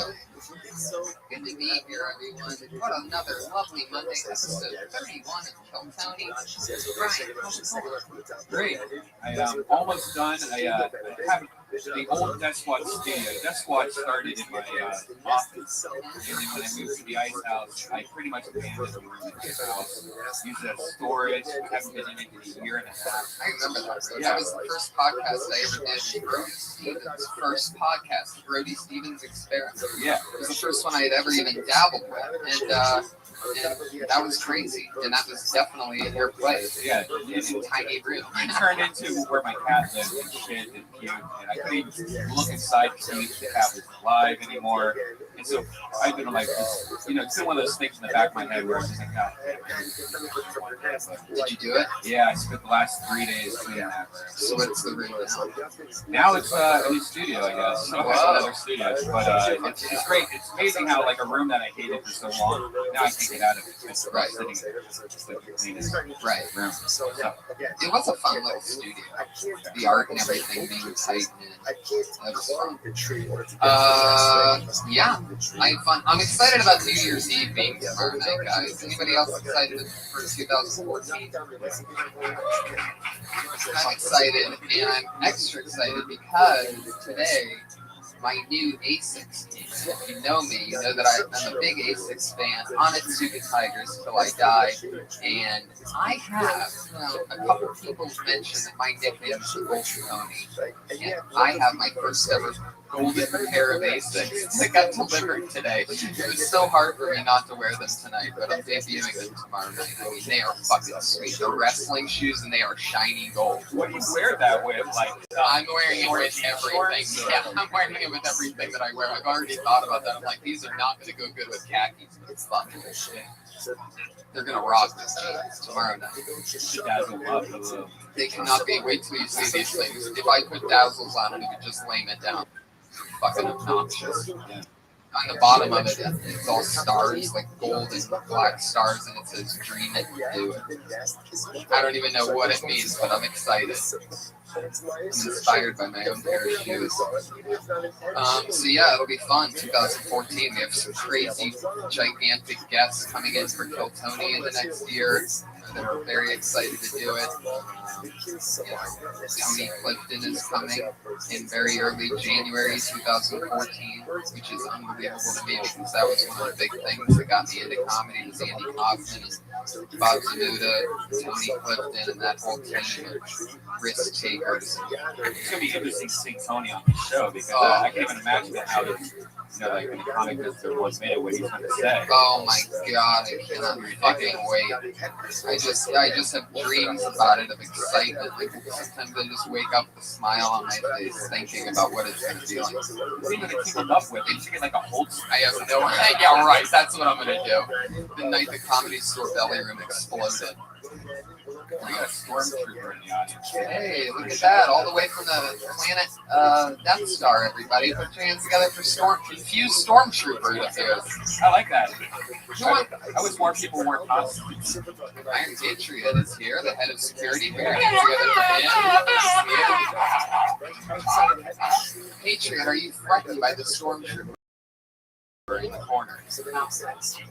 Oh, no, you did it. And it has begun. I see that down on Hollywood Boulevard every day. I bet I'm not getting a break from it. Fuck yeah, that's why you're the number one. Iron Patriot. Look at that death glare from the stormtrooper. Oh, yeah. Oh, shit. You guys are going to have a battle with the plastic later. It's going to sound like fucking, I don't know what. We had it in here, Tony. I'm clean life, so I don't need to make any New Year's resolutions. But you, on the other hand, you're trying to stop smoking completely. I think Wednesday first would be a good day for you to stop completely. I quit smoking cigarettes. I'm just on this vapor pen now, and I really like it. I'm just going to stick with this one. No, I think you should stop that. No, I'm not going to. I think he's right. No, I'm not going to. Still have nicotine. I know you're weaning yourself off. It's time to get off the Patriot, I really appreciate your advice, but you can go fuck yourself. I'm going to do whatever the fuck I want. I think you should start smoking cigarettes. I bet you do. I miss my We had a lot of fun smoking cigarettes. Yeah, it really sucks when your smoking buddy leaves. Well, I know, but I was a chain smoker, and it's already bad enough. I'm not? No, I know. And we inspired each other. Sometimes I'd be done with a cigarette, like I'd be ready to go inside, and you'd light up another one, and I'm just like, I wouldn't say, all right, I'm not going to have another one. I would just smoke another one. We're bad for each other. No, man. We're bad. By the way, this Williams cell phone is in here. Somebody lose his cell Someone phone. lose his cell Josh, phone. Patriot. One is cell phone. Oh, really? Okay. Anyway, I'm very excited about tonight's show. We have two awesome guests. You guys ready to get this thing started or what? Fuck yeah, people. I'm so excited about tonight. For our first guest, he is a writer on the Late Late Show with Craig Ferguson. More importantly, he's one of my favorite comedians in the world. Super fucking awesome, hilarious guy. I remember hearing about him and then getting to see him. I heard his reputation. People were like, you don't know Bob Oshak, this and that, when I first started working the door here. And when I saw him, he blew my fucking mind to shreds. I'm so excited that he's on the show. Put your hands together for Bob Oshak is here. And the other guest, the star of Enjoy It, every Sunday on Comedy Central. Ladies and gentlemen, one of my best pals in the world, Steven Brody Stevens is here. You got it. Oh, yeah. Brody and Bob and Brody. You got it. Push and believe. Push and believe. Bob, how you doing, buddy? I'm super excited to be here. My very first, I told you this on the phone earlier in the day when I sounded a little shaky. Yeah. That's my first podcast. But Bob Oshak, first podcast. What's up with the depressed fourth row back there? Why aren't you guys in there? They're looking behind us. No, it's you guys. Yeah. Get into it, motherfucker. How have you escaped not doing a podcast? Yeah, seriously. I'm just old, I guess. I don't know. I don't even fully understand what we're doing here. This is on the radio of some sort? Like some sort of, but only a computer radio. But, half of this, it's not shtick. It's genuine. I'm genuinely confused and scared right now. No, and then you've got that in here, and I don't know what the fuck is going on. Can I talk to you about it? Yes, sir. I did some research on you today. Of course, you're the writer. Craig Ferguson. Thank you. You guys got this skeleton robot. Jeff Peterson. That is true, yeah. He's pretty cool. He's not as awesome as me, but nobody cares. But anyway, do you write any of the funny things that he says? That robots. Anything the robot says? Yeah. A few things here and there. For the most part, he kind of comes up with that himself, just like you're coming up with this really on your own. That was a good question, Adrian. Oh, that was good. I thought it was pretty good. That's good. Let me talk to you, Brody. Okay, now, Brody, this is the third time you've been on Tony. You must be doing something right. Yeah, I've played my cards smart cards, and I know that good things have been happening up here. I had a great time, and I knew that hopefully Tony would get me back in, and that day is tonight. Yeah, you got the show going. That's exciting. You got a new podcast that has been pushed on YouTube. I'm watching that today. You got that? You did a recent episode of Wednesday. Brian was on, a lot of hits, positivity. Yeah. The one thing that seems to be missing when you ride is that special lake.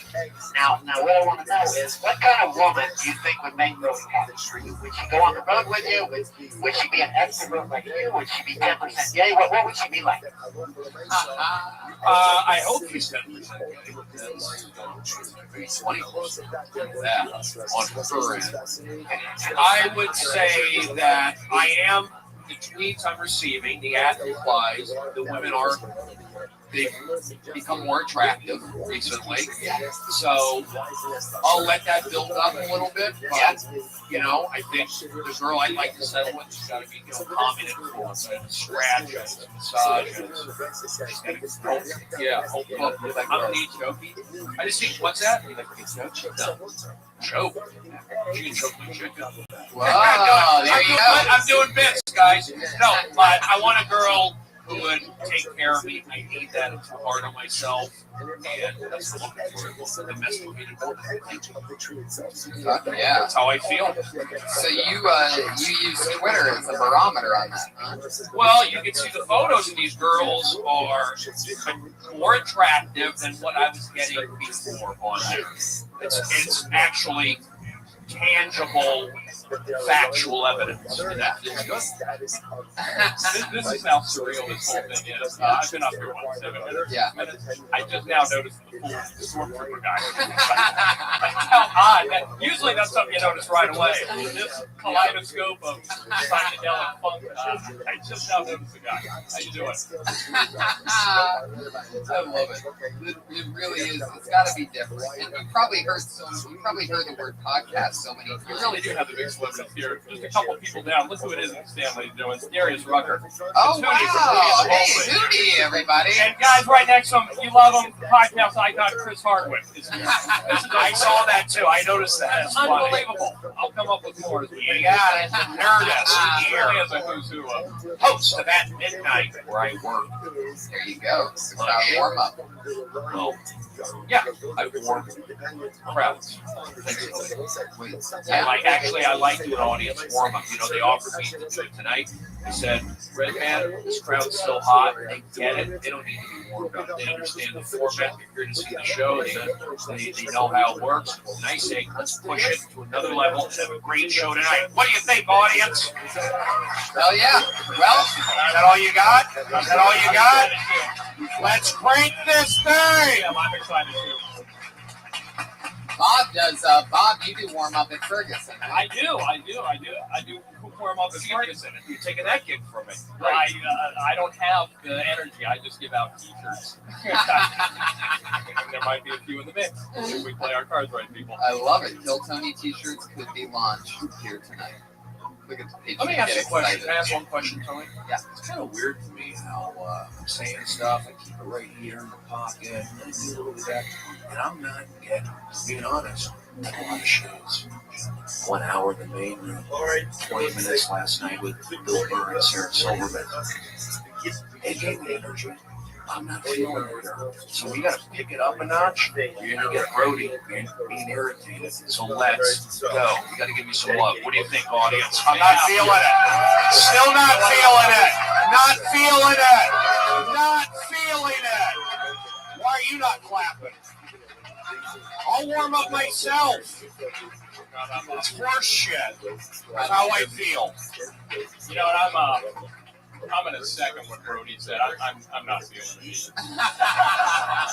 So we can just pick it up. I've got some T-shirts. Anybody want?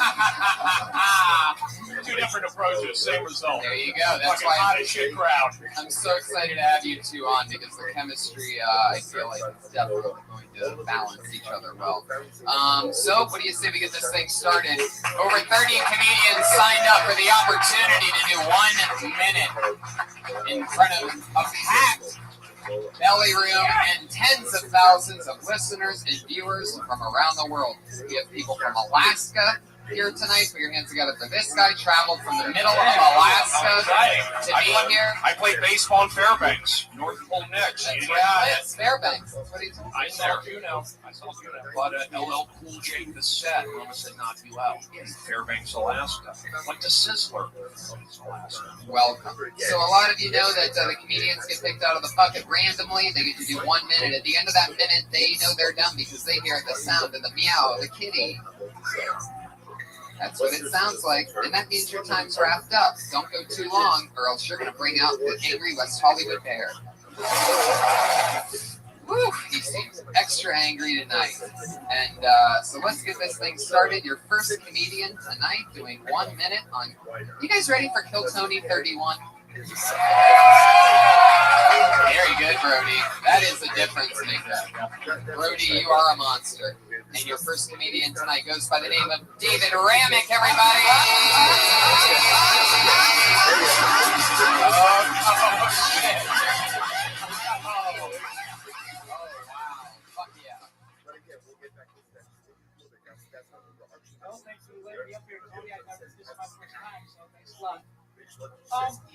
I never people ever heard this expression.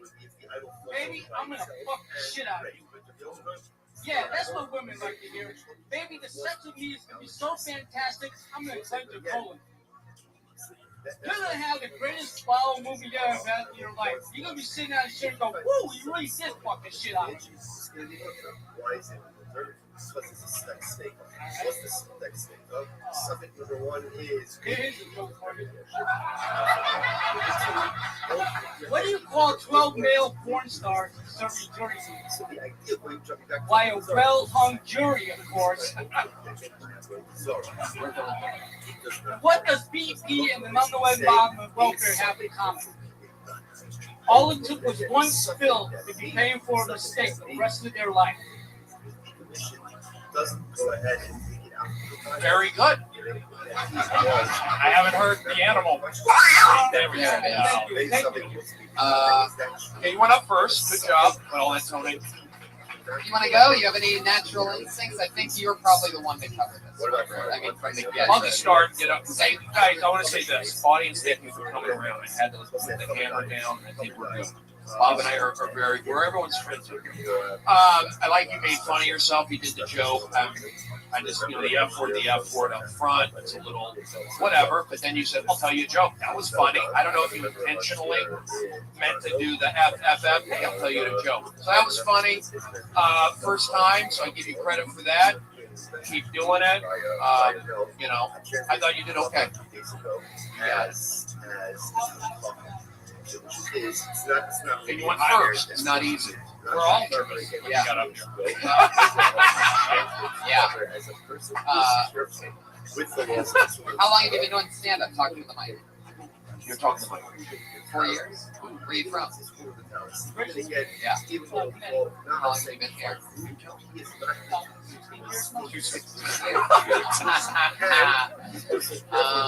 But yeah. I thought it was, it's all about delivery. It's all about delivery. What's your name, Dave? Dave? Yeah, you've got the delivery down. Just find out. I'm literally pulling this out of my ass, Dave, as I talk to you because you're looking at me and I'm scared. I saw the thing is lift your jacket, the right flap of your jacket. He should show that. That's something he's got to show off a little bit. Show that because I saw that through his jacket flap there. I thought, oh God, he's wired with explosives. And that terrified. Double bombing. Keep it down. Tony! I like it though. I like it. That's what I do. That was funny. Very. You guys notice he has the cum stains on his face. Yeah, those are great. Let me see. Yeah. He said your zipper down. Red Band said that about the cum stains on his pants. Like, how can Red Band see my pants? Oh, was those last two jokes? It seemed like the last two were just like stretch jokes. Were those your jokes or just did you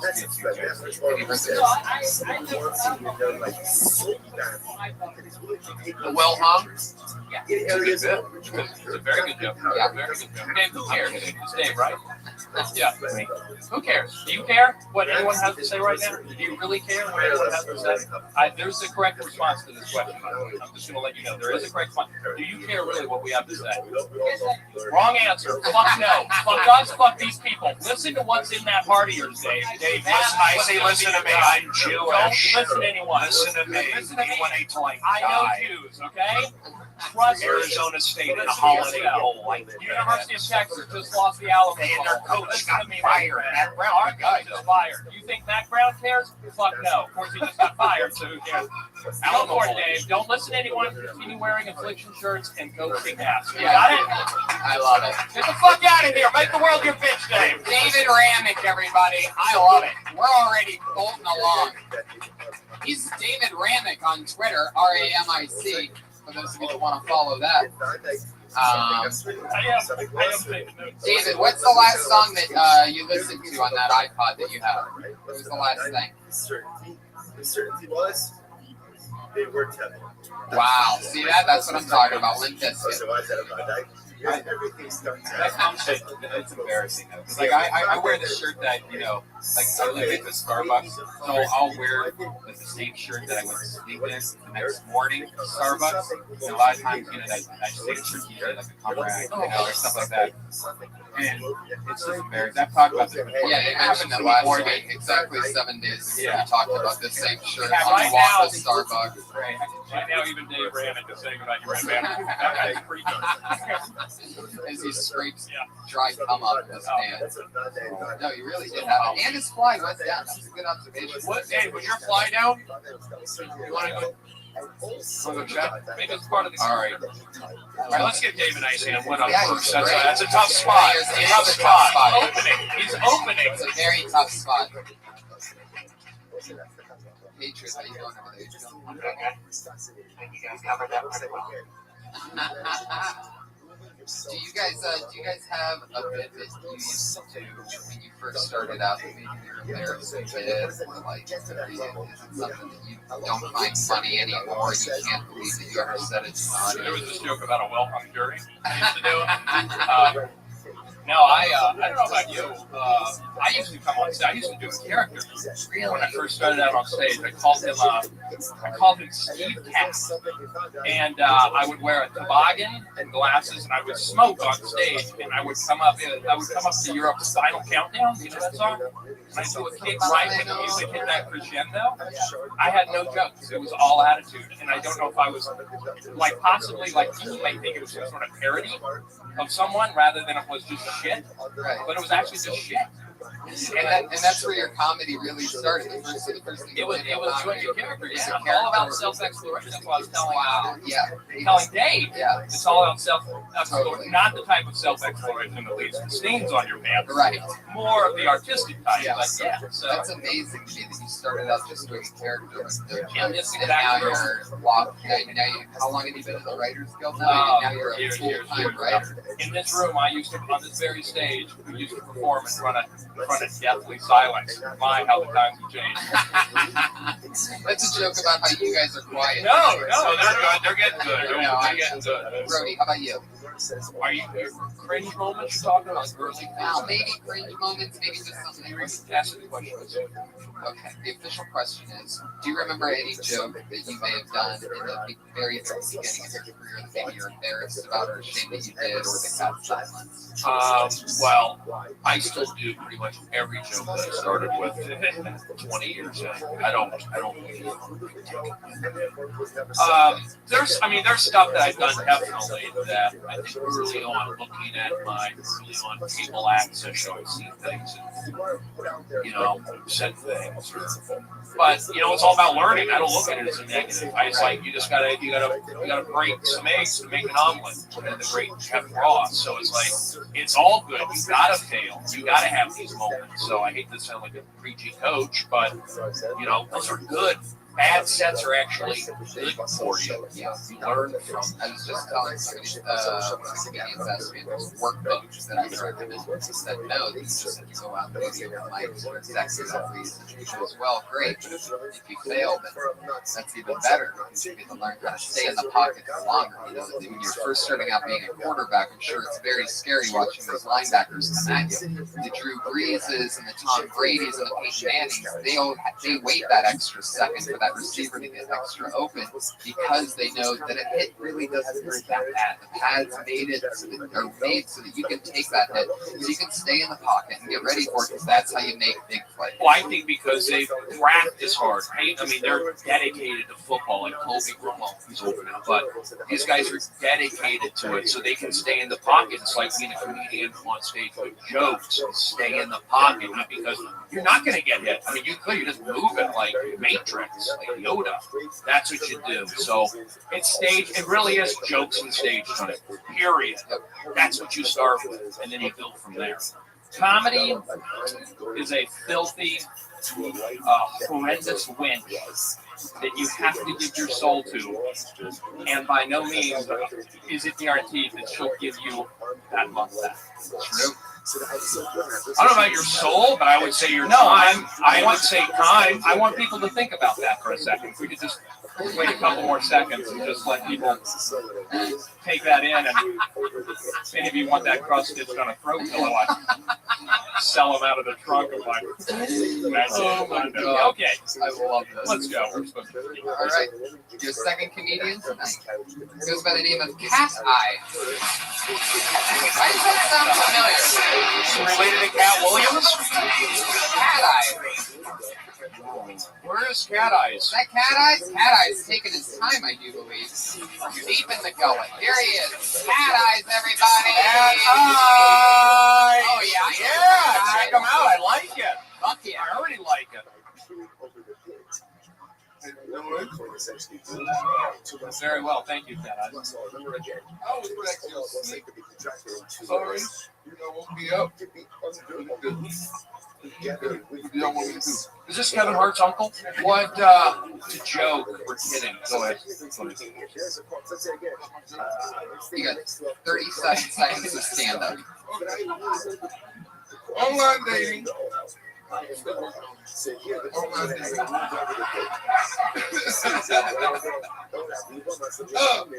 got good stories, bad stories when it comes down to online dating. So, fellas out here, take my dates. Be careful with this lady that you do. Get online. We have a profile. They have a profile. They want you to concentrate on only the boot. They don't want you to concentrate on with your brain. That was actually Cat Eyes. Continue. Go ahead. You took a lot of time. You took a lot of time on the front, but let's see where you're going. Okay. They show you the booty. Food and everything. But the woman that you might want in your life is the one you don't pick. Because you know, you take your time. You know, nice little questions. But the lady that you might not pick, you know, I like to go out there.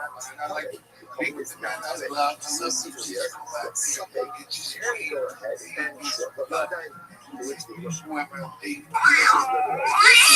Yeah, we're really not getting anywhere. It's been a minute 36 and still no punchline. I know, it's a long one. It's a long one. It really is, and it's too long. So let's start figuring out what's going on here. Are you really online dating? How's it going? I have a bigger question. Do you really work at some sort of medical care facility? I think I've officially been more scared than by Dave's explosives. I work at a colonoscopy. Yeah. Oh, now see? I feel like this is a setup. No. Deliver the punch now. Go, Cat Eyes, go! Slug us with a right hook. You guys might be laughing about a colonoscopy clinic, but it's the only job I know is the shitty job where somebody got to do it. There you go, right there. There it is. That's what we were waiting for. That's what we were waiting for. And I know where you're going with that, Bob. Okay. Bob's acting, he's joking, but he's right. It's like the first thing you know, it's like you're in your scrub. You got the tennis shoes, all that stuff. I mean, maybe you just raised here, but it is who you are. I mean, you work at that place. So I'm not saying be a character and that go with that guy, but it is, I could see a little bit of traction on that. I could see that. Go with what your reality is. And, you've got a good personality. You can talk, so it's like the jokes, look, they need some help. But you've got to laugh, you got to look, and Bob is like saying, right for that. And then see what happens, and then you start getting more comfortable with yourself and all that. Guys, do me a favor. Here's what I mean by how much your physical appearance affects your audience expectations, okay? This is what I mean. Turn and look at that row of people right up there on that second row. I want you to guess which of those 6 people on that front row is probably going to do jokes about the Death Star. Just kind of looking at it. That's how much people judge based on physical appearance. Play into that. Steer into that, okay? That's what I'm saying. Yeah. Another thing that I love about your outfit is that is a work badge on hanging there. That's a tap card. That's an actual bus pass. I like that. Do you take the bus to colonoscopy clinic? There's more comedy. Heck yeah.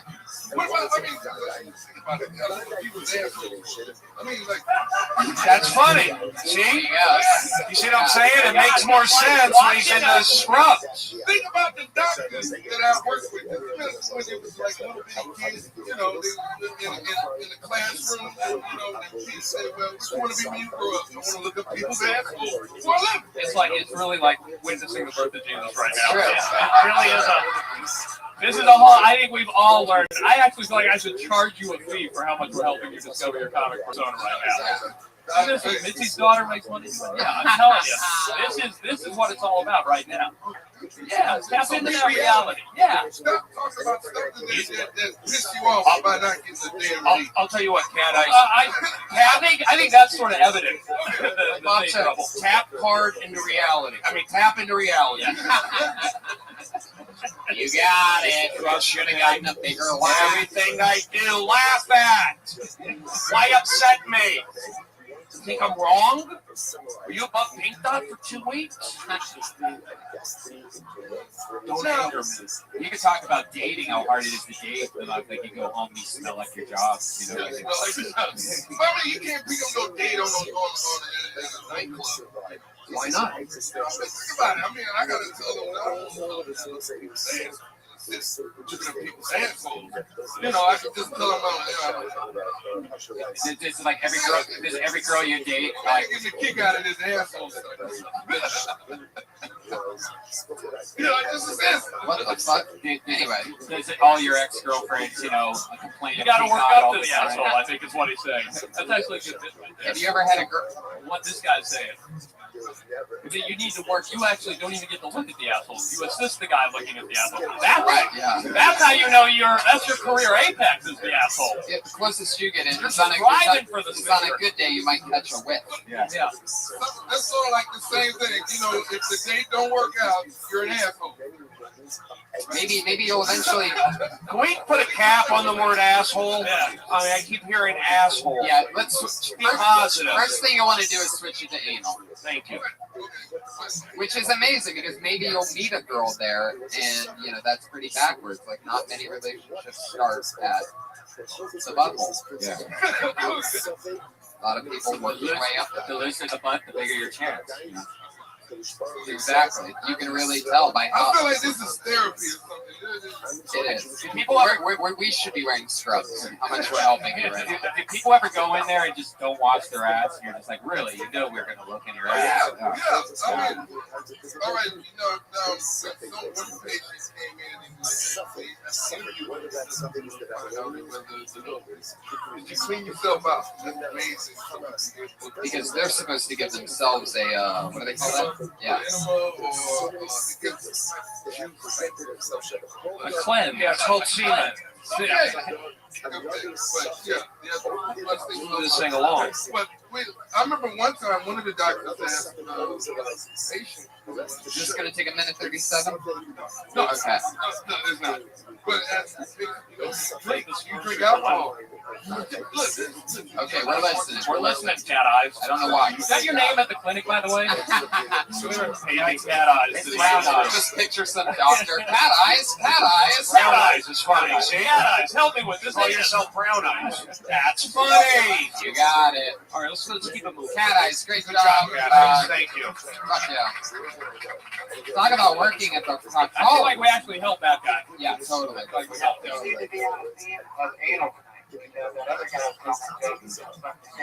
There you go. Very good observation there. Now I know why the Iron Patriot is here. Yes, exactly. He finds themes to the show. All right, that's good. He's a master of tone. Very good. Brody, you got it.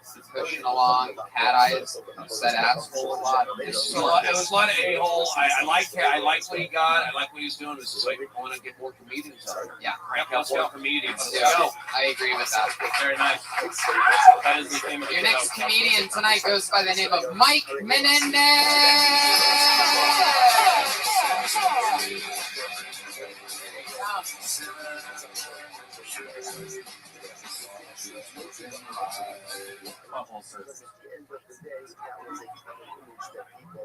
Football season's over. For my team, I'm going to go. What is it? South, right? Let me tell you something. I love football. I love it. But I hate breast cancer awareness. Go the same shit. Yeah, everything, the pink logos. And it's not because I'm a fan of breast cancer. I'm not a fan of breast cancer. But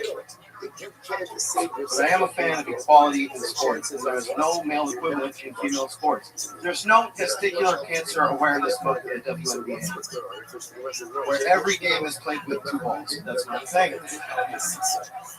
But that would be a great idea. If I look at this thing, that's ridiculous. Absolutely ridiculous. It would double the score every game. Testicular cancer awareness month. See the score? Okay. We got it just in time. Thank you. Thank you guys. Appreciate it. Interesting. I'm going to tell you what. First of all, I like that. You're the first person tonight to come out with any premise whatsoever. So that's exciting. That's a very good start. Let me give you a great note. Something that I noticed from the very beginning was when you said you were a Miami Dolphins fan, getting into your thing, just getting started, and you lost the connection. You were just building the bottom level of the sandcastle. You know, that's so important, this foundation. We're just meeting you. We're in your first 10 seconds. Somebody just says something, raises some stupid sports shit, and then you're out for a second. You lose your oxygen. Like, it's just like a total disconnect. It might not seem like it, but I notice those things. And, you know, it's that much bigger of a difference by the time you're really into it, because then people don't feel like you're a pushover, like that you're mendable. If you stayed in the pocket on that and just ignored whatever that was, it was nothing anyway. All it was a speed bump that you didn't even need to acknowledge whatsoever. And you knew you had a minute. So it's just a little something, but it's actually much bigger than it seems. Brody, you're nodding, right? I agree with you. Yeah. I noticed, I go, one, I know you only have a minute and a half or whatever, but yeah, I noticed it. So took you out of the game a little bit, so you just like ignore that.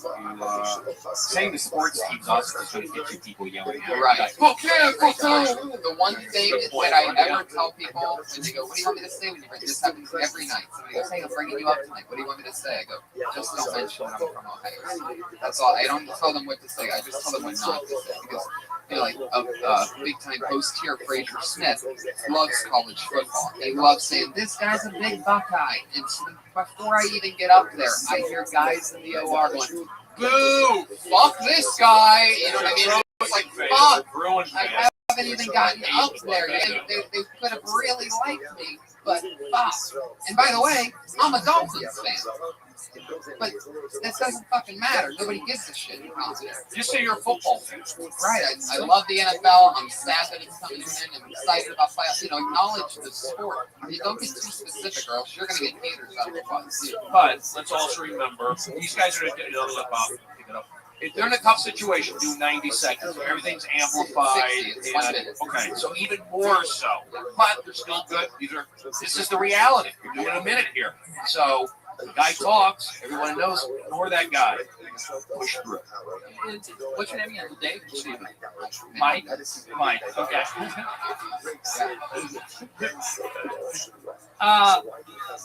I think I speak for everybody at this table. I don't really. The material's gonna come. Whatever. Feel what you're saying. You know what I'm saying? Are you having fun up there? Because you looked a little like you weren't really having fun. Yeah, it's okay. We all are. I'm in an unhappy marriage. You know what I mean? Like, seriously, considering a trial separation. But you know what? I'm up here, and people sometimes think I have Down syndrome. I smile so much. But let me tell you something. That is a shortcut to immediate likability. And half the battle on this stage is likability. 90%. If you're likable, you have a lot better advantage of masking a lack of material or anything else than if you're not likable. Okay? Feel what you're saying. Experience what you're saying. But have fun. You seemed a little somber. But he warmed up. I noticed when he started that last 30 seconds, he got a little more calm. You know what I'm saying? Feel what you're saying, right? Feel it, experience, have fun. Fuck it, man. You already separated yourself from 95% of the world by just getting on stage tonight. Totally. Giving us a world. Totally. You already have. Totally. And that's fucking something to celebrate. Look who's next to you. Goddamn Iron Patriot. Yep. There's a stormtrooper here, and you made him laugh because I saw his shoulders go like that. Look, he's laughing right now. He's laughing right now. And they're trained killers. So think about that. Something happened in about 30 or 40 seconds into that. Made you move the mic a little bit more to the side. You took more of a step up. You had gotten one laugh, like Brody said, and you were in it. So what this is you got to remind yourself what happened in that 30, 35 second mark, that laugh that you got that pushed you even more, that you were ready to come out again. You landed a big punch. It's like the UFC, you know. When a fighter lands a big punch and you see that other guy wobble, you see that other fighter like, holy shit, I'm going to do this right now. They just start throwing punches. That's what I could tell you were just about to, you were sort of just getting into it, and you actually realized you had nothing better than the original two balls thing. But there was something in your physical motions that got powerful there at the end before you trickled out. The trick that I think they're both saying is being able to figure out what place at that 30, 35 seconds from the beginning. How do you open with that kind of stepping up to the edge? Really right. But feel like you got that laugh before you even get that laugh, and that will make that laugh even harder by the time you get And I want to say one thing, don't take this the wrong way. Shoes good, pants good, shirt not good. Yeah.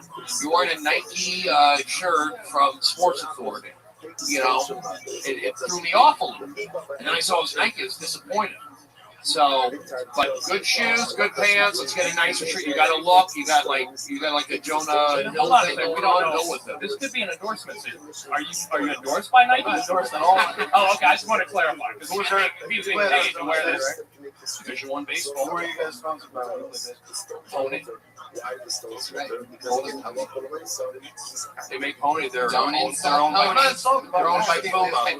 I think he's right. Is Mike giving you shit right now? Let's find out. Go ahead, Mike. I'm just asking. Defensive, number one mistake. Mike, relax. I agree with Brody's note. Lose the swoosh. Not personal. Just don't do it. Mike Menendez, everybody. There you go. I love ponies. Great job. Mike's great. Great job, Mike. Good hug. That was a nice moment. This is a trespasser. We got it. Josh has it. Josh, I heard that. Go that way. Get out of here. Go to the back. Go to the back. What are you doing? Okay. Get the fuck out of here. Why are you here? Move.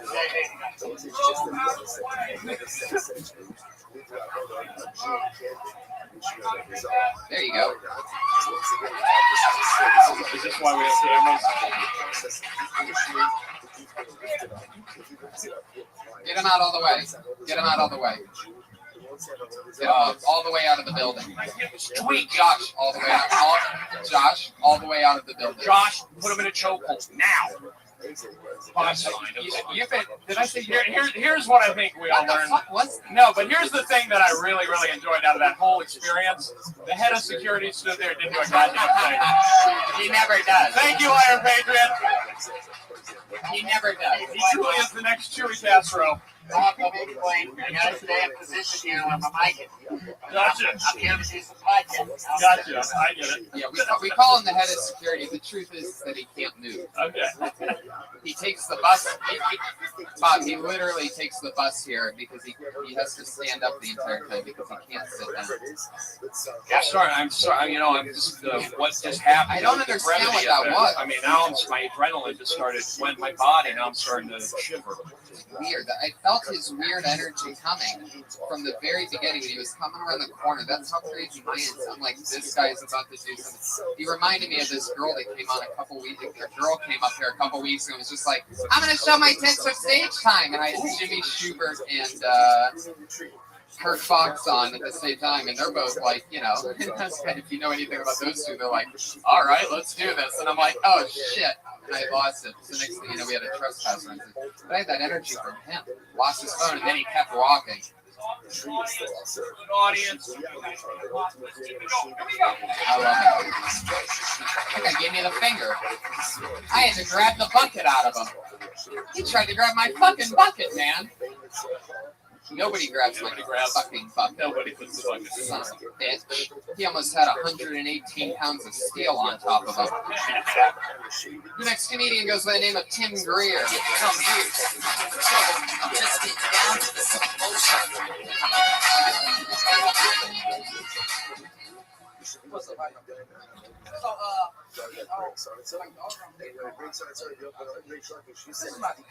I'm pro. I am. I'm pro. I feel like therapy is like I make that. I think it's fair. Like I can't afford kids. Like I would never sell. Like if you know anything about bootlegging phones, I have magic. Like I can call people. Like you know what I mean? I'm serious. It's really hard to like think about that. Like, I feel like if I had kids, I would sell them like kids. I got this baby. They pretty in the hair. My kids actually have plans. Yes, my perfect girl is Jewish. Freaky like his man. Seriously. Because Jewish girls have this really Mexican girls. I would say smart like an Asian girl and loyal like a Middle Eastern girl. Middle Eastern girls don't get seriously. Yeah. We're getting there. The end, yeah. There he is, Tim Greer, first of all. That's fun. Pro-abortion. Yeah. Tim, your material doesn't match in any way, shape, or form who I thought you were. I'm going to be honest. I thought you were going to come up here. You come across as a very likable guy. You remember that I was telling the guy right before you, the importance of likability? You got that. You walk up, you're smiling, all that stuff. I honestly wouldn't have thought the seventh word to come out of your mouth would be pro-abortion. You know what I mean? It kind of throws people. I don't know if you're trying to work, no pun intended, dark, but you know what I'm saying? It doesn't, to me, gut instinct after watching a minute of that, that's not who you are. I don't know if you're trying to shock or whomever, but you have like a good on stage persona. Does that make sense? Very true. No, I totally agree. If you find the material that matches who I think you come across as to others, I think you're going to be pretty damn good. I just don't. It just seemed like really, really sharp-tongued, kind of harsh material. Okay. Bob, nice job. Now, you weren't so harsh on Dane, first guy one. Well, no, because I was terrified. Okay. So Tim, what Bob said, I feel that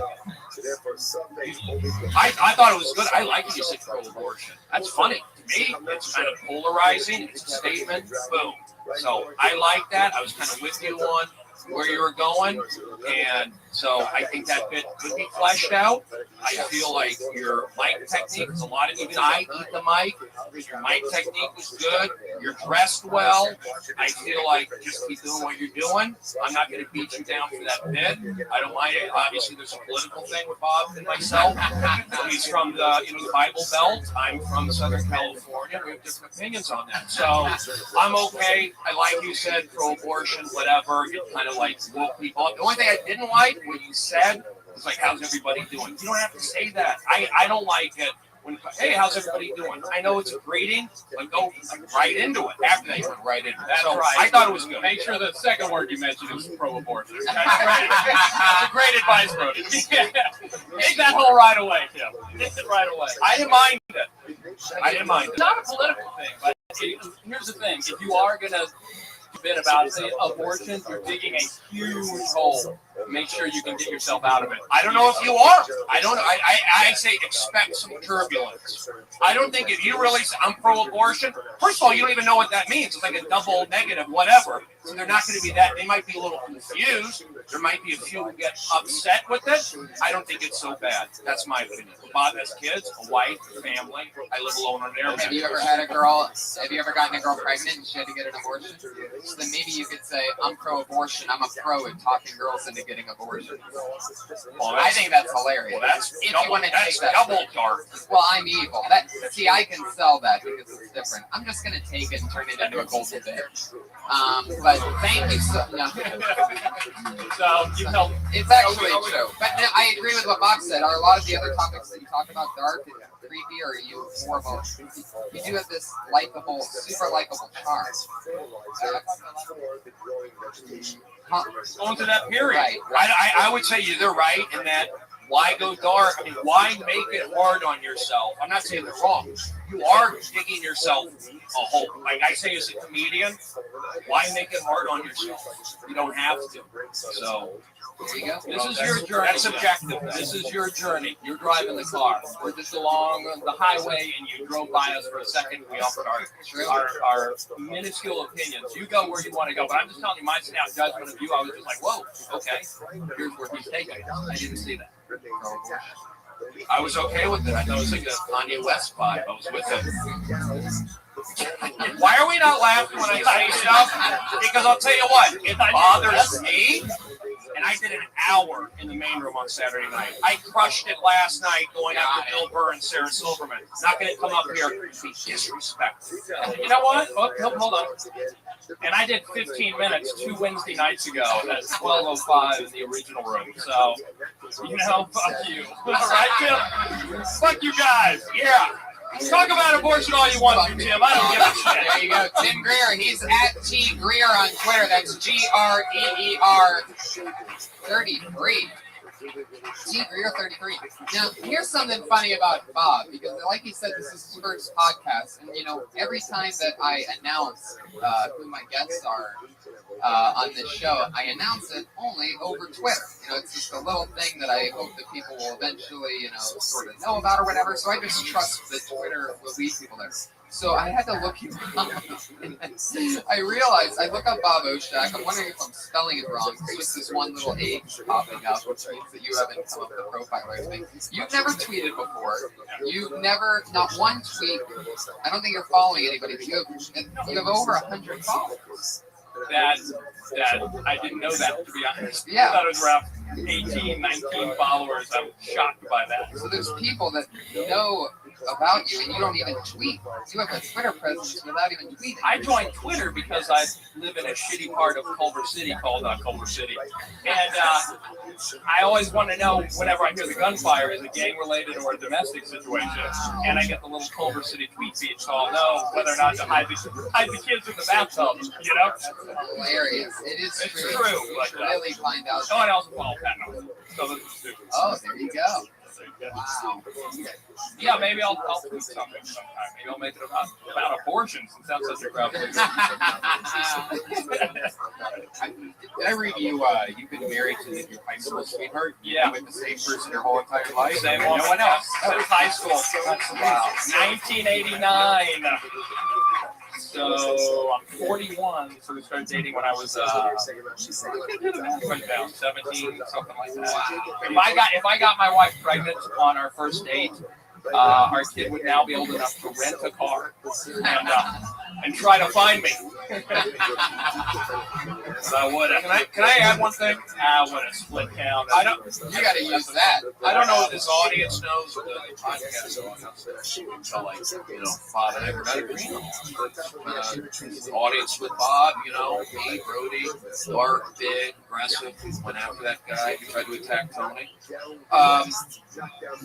You know that Bob and I worked together for 1,000 television shows. We did. Yes, we did. Talking about that Fox Sports Best Damn Sports Show. Bob was the Red or one of the Red or Right or all that stuff from the beginning basically all the way through the end. 1,000 shows. I did all the warm-ups. Bob did the news, the show. 12 years ago. Can you believe that? We started in 2001. Yep. And so there's a lot of history here. So we're all good. Thank you. We're family. You wouldn't know that. See, that's how this town is. You never know who knows you.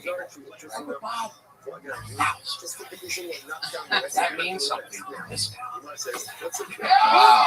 It really is. I think, Tony, I think the lesson here is that despite how we look as people, you don't really know what's going on up here. You look at me and you think, folksy, middle-aged, out of touch, doesn't know how to tweet. You would never. What the fuck? Come here. Somebody. I'm even thrown off by that. Somebody fucking punch me right now. You are ripped. That's crazy. That came out of nowhere. Just doing a character, Brody. I love it. I was telling Bob before the show, he's like, what's going on? What is this? I go, just have fun. By the end of the show, what I take pride in about the show, I told him, I go, most of the guests that I've had on, almost all of them, by the end of the show end up going, man, by the end there, I was having so much fun. I was so warmed up. I wish it went on forever. I'm pretty sure we're seeing that happen right now in the middle of the show with him. Jimmy Schumer's first podcast, by the way. Yeah. First no tweets, first podcast. Were you Land of the Lost? What? Anybody? Thank you. He's only got sex with one woman, so another lady could have enjoyed that. Oh, very good. There you go. Again, that's why we've got the Iron Patriot here. Yeah, and he's also only had sex. He sort of knows how to close out a conversation with one big boom. And he's also only had sex with one woman his whole life. He's not married. When you have sex with one woman, do you have to mix it up? Just have her get stung by bees once a week or something like that? No, you just kind of phone it in. Role play. I'm going to sound like I'm doing a bit here, but I'm also the only guy she's ever slept with, so neither of us know how much better sex can be. She thinks it's normal to roll off of her after about 45 seconds of rhythmic humping. So, mock us if you must. Oh my God. Ignorance is bliss. Oh my God. That is so fucking funny. Brody? I'm thinking about that Jeff character on Ferguson. Is he supposed to be like a contestant from Price is Right? Because he has like a name tag. Jeff. It looks like the old Price. You guys, I don't know if anyone knows what we're talking about. We have a robot sidekick you're referring to. Yeah, that's part of the reference. It's actually operated by someone who's a genius, so I can't take any credit for it. But he's a writer as well. No, he's not. He actually performs the robot. So God, and says the words. Yes, he's operating. It's pretty impressive. And Craig just trusts him to play around. Yeah, it's amazing. Chemistry is. I can't take any credit for that whatsoever. In all honesty, I like Craig's monologue. It's right up in the camera. It's really loose and different. Yeah. So I love that it's good to see that. He grabs the jib sometimes. Yeah. I noticed. He'll just really connect. I was talking with Waterbox earlier about television personality who didn't look at camera that bobbity bob. It's all about connecting, and I think Ferguson does an extreme job of that. And it's not easy to. No, thank you, Stacey. It's difficult to establish intimacy when you are a TV host. It is. He does that incredibly. Yeah, it's an amazing. I'm listening for 4 years on that. That's why I live in Texas. That's why I started writing. I've been on the job for 4 years. I mean, I don't know how to tweet. I don't know the importance of this is a podcast. Yeah, I don't know. I don't understand all that stuff. I mean, when I started, like you have experienced unbelievable success. Since I started writing. Thank you, Bob. You know what I mean? Whitney Cummings. One guy. Whitney Cummings. That's okay. Hanging out. I've just lived in the country for 4 years. It's a great job, but I'm someday it'll end, and I'll be like, wow. That's so, Bob. I think it's refreshing that you don't tweet. I think you should be podcast. I'm not on the Facebook. That's okay, but you don't have a Facebook.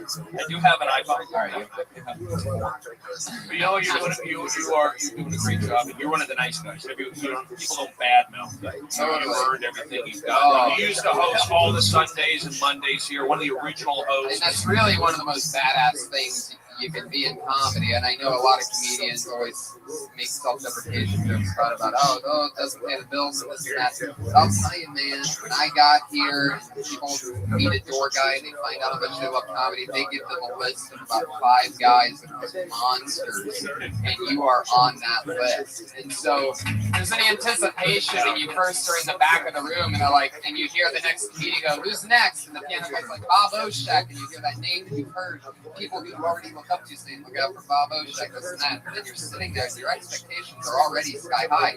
And in comedy, there's nothing worse to follow than high expectations. But you do it, man. It's fucking fun. Check out Bob Oshak live sometime. You're here with follow me on Twitter. They'll follow you back. All right, let's continue with it. Your next comedian tonight. With you. No, it's not at all. This is the first podcast. It's about you. We want you to shine. This is the kind of life you could be living in the podcast world of compliments and praise.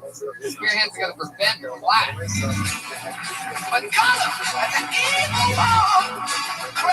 Oh, wow. Could this be our first guitar comic in Kill Tony history?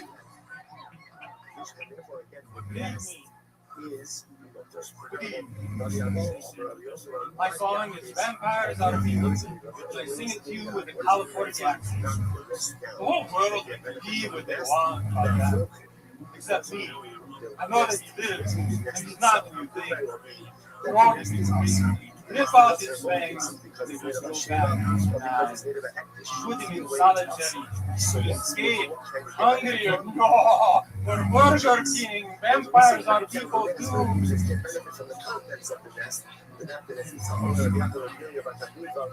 Vampires crash the gate.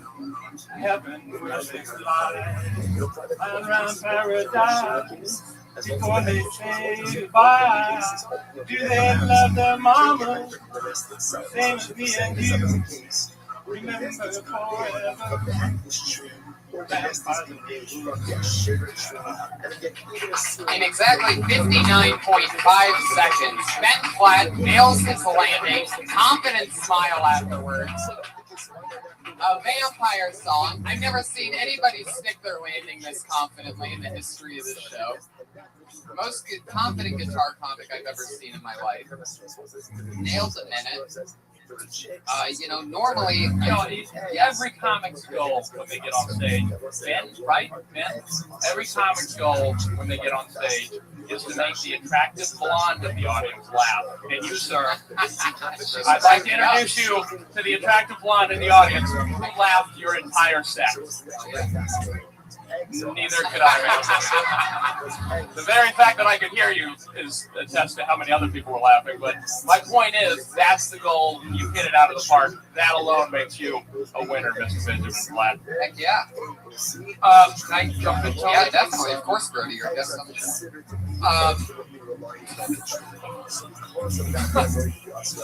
Why are you guys laughing? I don't. We're both yes. We're all guests. It's nice. You're a nice guy. I like your left-handed. The shirt's tucked in. I like the look. Very old Colorado. No, it's not a 1920s. Sorry. I would say just enunciate more. If we're talking about the bits, enunciate more. I don't know. It's like, I don't know if it's stand-up or a coffee house song thing. I would say enunciate more, and then we'll see where that goes. But good guitar, like there's something there, and I couldn't agree with him more. I wouldn't exactly call it enunciating. I would say that as a guitar comic, you're always going to have to face many open mics the issues of audio. Do you have two mics? Do you have one on the guitar? Do you have one up there? What's that level? What's that level? I think your guitar was a little too loud for the singing. You know what I mean? So be a little bit lighter, just a little bit more acoustic and mellow. Because in comedy, it really is going to, I mean, and no doubt about it, you have that likability that also counts for a lot. But they're definitely going to want to hear the exact words that you're saying. We could hear you in the beginning, but once the guitar came in, it was just a little bit too loud. Maybe project a little bit more. That's something that I definitely had to learn when I first started out. I wasn't pushing. It's just about 10% vocal push that adds all the difference in the world. You know what I see? It's a big guitar, man. You can hide behind that thing. I go with the banjo. Again, why no laugh? So not only am I uncomfortable, he's hurt too. So think about that when you don't chuckle based on my cadence. People get hurt. Then what are you going to say? Were you in a hangover? You weren't. So I know what I'm doing. I'm going to play that game. Me against you. Go ahead, Ben. What about the joke? What was the joke? Yeah, that's like sort of the tough part. There's a bigger issue here, Ben. I don't know what your act was about, to be honest. I know you were doing some sort of accent thing. Right. It's an audio issue. That's what we're saying. Not really. You can hear it a little bit, and it was likable. We could tell you were talking about vampires, and it was cool. And I was wondering. Can you summarize it real quickly? What we just watched? Into the night. Into the night. I started out and I was talking about the whole world can believe what they want about Dracula except me. He's not who you think. Throw him in prison, rip out his fangs, they will grow back like knives. Put him in solitary, he will escape. Hungrier. For Burger King, vampires are people too. Oh, okay. You know what? I agree. I think a banjo would help that out. Yeah. Thank you, Bob. 1,000 shows, professional, helping me out. The joke didn't work? I don't know if there really was a joke. You know what? It's a long way. It's sort of an abstract thing that you're doing up here, which if you're like it's good. That's good. I guess you don't know what to make a commercial. How long have you been doing stand-up? 6 months, okay. And you always want to be up here doing a Dracula voice while you play guitar? No, not always. Okay. I would recommend maybe chucking the Dracula voice, making it more about who you are. Because, let me tell you something. Tonight, and I don't mean to disagree with the attractive blonde. Trust me, if you're going with, which to pick of the two, you either have a beautiful blonde and a six-pack here, but if the vampire thing takes off tonight, if somebody's like, you're going to be stuck doing vampire voice for the rest of your life, just like Gallagher's stuck splitting watermelons, because that took off. So be careful. You may want to make sure you're yourself on stage as you play guitar, because that may be who you're stuck being when you become a super successful comic. You see what I'm saying? So maybe this could, in 6 months, this could just be your toboggan smoking cigarette character that Bob was. Steve Tapp. Yeah, that's true. Can I ask one? Can I throw in one more thing? Why is it that the open new comedians are so defensive and attitude? That's why you don't make it. This is Hollywood. This is show business. When you bring defensive energy, not picking up on it, that's why you don't make it. Sorry, I pick up on energies. There is something about, they talk about network or schmoozing or doing yoga or all that. There's something to that. So when you pick up, I'm picking up energy and go, out, see ya, I'm going to hire you. Give me positive energy, something to work with. Ben, I love your smile. I love your energy. We're going to get another comic up here. Thank you so much. Ben Platt, everybody. Ben, I hope you come back.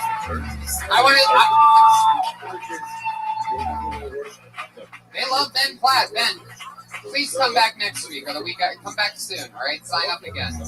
I want to see what you do next. And next time, don't be such a defensive asshole. Yeah, exactly. The poor guy was just smiling. Yeah, we have.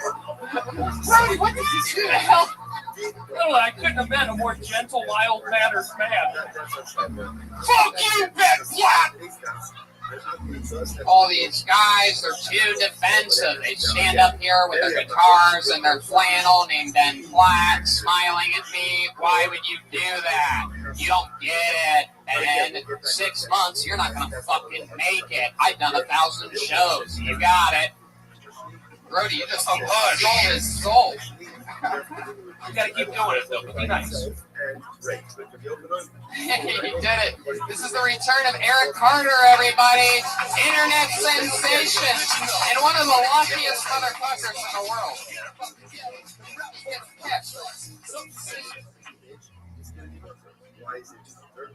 What's up? How y'all? Oh yeah, fuck how y'all doing tonight? I am from the deep south. I hate NASCAR. I don't watch. I'm glad I got that out of the way. Let's rock and roll and be positive. Man, living in California for 5 months is just so much different. Y'all use different words. What y'all call skinny jeans, we call women jeans. What you call vegetarians, we call pussies. My first 3 months of doing comedy, I lived in the youth hostel in Hermosa Beach. A lot of punks I got to bang for in broads, but it did have its awkward moments. I had this Japanese guy that couldn't speak English sleep in the bed beside mine. But that wasn't the creepy part. The creepy part was he had a box of Kleenex right by his pillow, and I never heard him once blow his nose. I'm assuming he was tugging that Pokemon. And by the way, I want to apologize to you. My first kill, Tony, you was here. I did 2 inbred jokes. I wore white linen. Yeah, your time's up. I want to hear this. Go ahead. No, go on, Eric. All right, go on. No, I lied to you. You did? Yes. I told you it's my first time and I wasn't because I was intimidated by you and I respect you. And I want to get that out of the way. You got it, buddy. Good job tonight. Positive energy. Brought some energy. Thank you, Eric. Thank you. I appreciate that. No problem. You're talking to him? Yeah. Oh, I'm sorry. Awkward. Eric, go ahead, Tony. You brought the energy, as always. People love you. Great again. What's the note? It was, yeah. It's one thing that I noticed that you've done, because I've watched you a few times. You've gotten on the show a lot. A lot of the listeners, go crazy about you. There's been a lot of tweets. You're you're definitely a fan favorite. So let's get right into something that I've noticed that you've been on. That I think either you can use it to your advantage or you can nip it in the butt now. But I think keeping it on is a bad habit isn't going to help you. And that is, when you hit a punchline, you do this thing where you show everybody that was the punchline. If it doesn't go great, you go, you do this thing, and then you go into the next thing. But you can either do it or you can't. You can either commit to it, showing the questioning of it, or you can lose it. But where it is now, somewhere in the middle, you're showing a little bit of weakness. You're showing that maybe they didn't get a punchline, whereas either you can ignore that mellow laugh and plow on, or you can really commit to that didn't get a laugh and then move on. But where you're at right now, it's explained the 2 things. It's just coming across this week in this super powerful set that you have. You come up, you fucking almost German suplex the mic stand behind you. It's a very interesting maneuver. There's definitely different ways to do that. Other than the 2-handed 360. So, I mean, that's just one thing that I noticed. You definitely have perspective, which is always fun. But you guys, what did you notice about Eric? Well, I don't know, Eric. It's my first podcast, by the way, Eric. So, thank you. I appreciate that, Eric. I've never seen Eric before. Obviously, he's some sort of superstar here on the show. But do you? And I couldn't see you because I'm at a bad angle. But do you smile at all during your set, or do you always? Okay. That's what I was just going to say, because you look very serious as you were doing your material. Not serious, but just like really intense and into it, almost like a Southern preacher-like, which sort of works for you, but every now and then maybe a telltale smile of sorts, which, again, if you were given it to disregard this note, would help out, because there was a super intensity to what you're doing that could, like, get a little overbearing if every now and then you don't let people see a crack or whatever and see that you're having fun, too. Does that make sense? I keep pounding the smiling thing. I know, but I'm telling you, man, I milk my smile. I genuinely smile a lot during my act. If it doesn't work for certain people, I don't recommend they do it. But for you, I think that does help out. You know, you do act like you're having fun and experiencing what you're doing. You see what I'm saying, coming from my perspective. Yeah, well, smiling is important. You know, not saying laughing, smiling. So I'll smile. So you get people on your side. It does. It's a way to ease off the gas ever so slightly when you have your pedal to the metal the rest of the time. So I can't speak specifically to that, so I don't know if you're smiling. But I'm just saying, I like your energy. Are you left-handed? No, I can use both. Okay, so I like that. Wow. With the mic, you can do that. Yeah. Holy shit. So you should try that box as a kid. You should try that with the mic standing. You used to box as a child? Yeah. Yeah, you know, how old were you? I mean, not as a child, as a teenager. Oh, okay. When I was 14 to 16, did an all-season soccer. Okay. Soccer season as well. Child boxing sounds hilarious. Yeah. And just as an aside, I don't know if you want to go anywhere with that. Just make sure you smile while you're talking about it. I watch the comedians. Material's not my thing. I can't really heart 190, 160-second material. I love the general thing. So what I see, I think you're onto a good thing. Likability, smile if you work, just keep doing. You got that accent, keep it, don't lose it. What's going on up there? I'm here talking. Thank you. We're doing a podcast. So I say keep doing what you're doing and just be likable and nice. There's a reason why they're saying good things on Twitter. If it ain't broken, don't fix it. Just keep doing what you're doing. You're well dressed. Well dressed. I like that. You doing a lot of spots? You stay busy at nighttime? You going up a lot? Yeah, I've been hitting up the mics like That's exactly what you need to be doing. There you go. Eric Carl. Very good. Hold on. The Iron Marshal. Hold on. I think the Iron Patriot is going to end this with I know karma's a bitch. My bitch. If you don't like football on Sunday, give me your man card. There you go. And I like that. The little something to the listeners at home.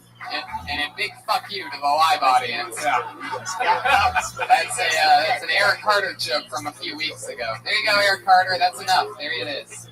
He's on Twitter at CallMeEC. He's Eric Carter. Now, an exciting thing. I don't know if I got to mention this to you, Bob. Every week we have 2 young ladies. This is episode 1. They have been doing the new 60 seconds each week, and they are with us here tonight. They're part of the show where they do a new 60 seconds, and this is that part of it. Exactly. So 2 monsters being built here in the confines of Phil Tony, and tonight will be no different. First, you know her as @Princess Shank on Twitter, and she is fantastic. She's a little bit different. She's weird and goofy. So know that going into it. Here she is, everybody. It's Sarah Wineshank.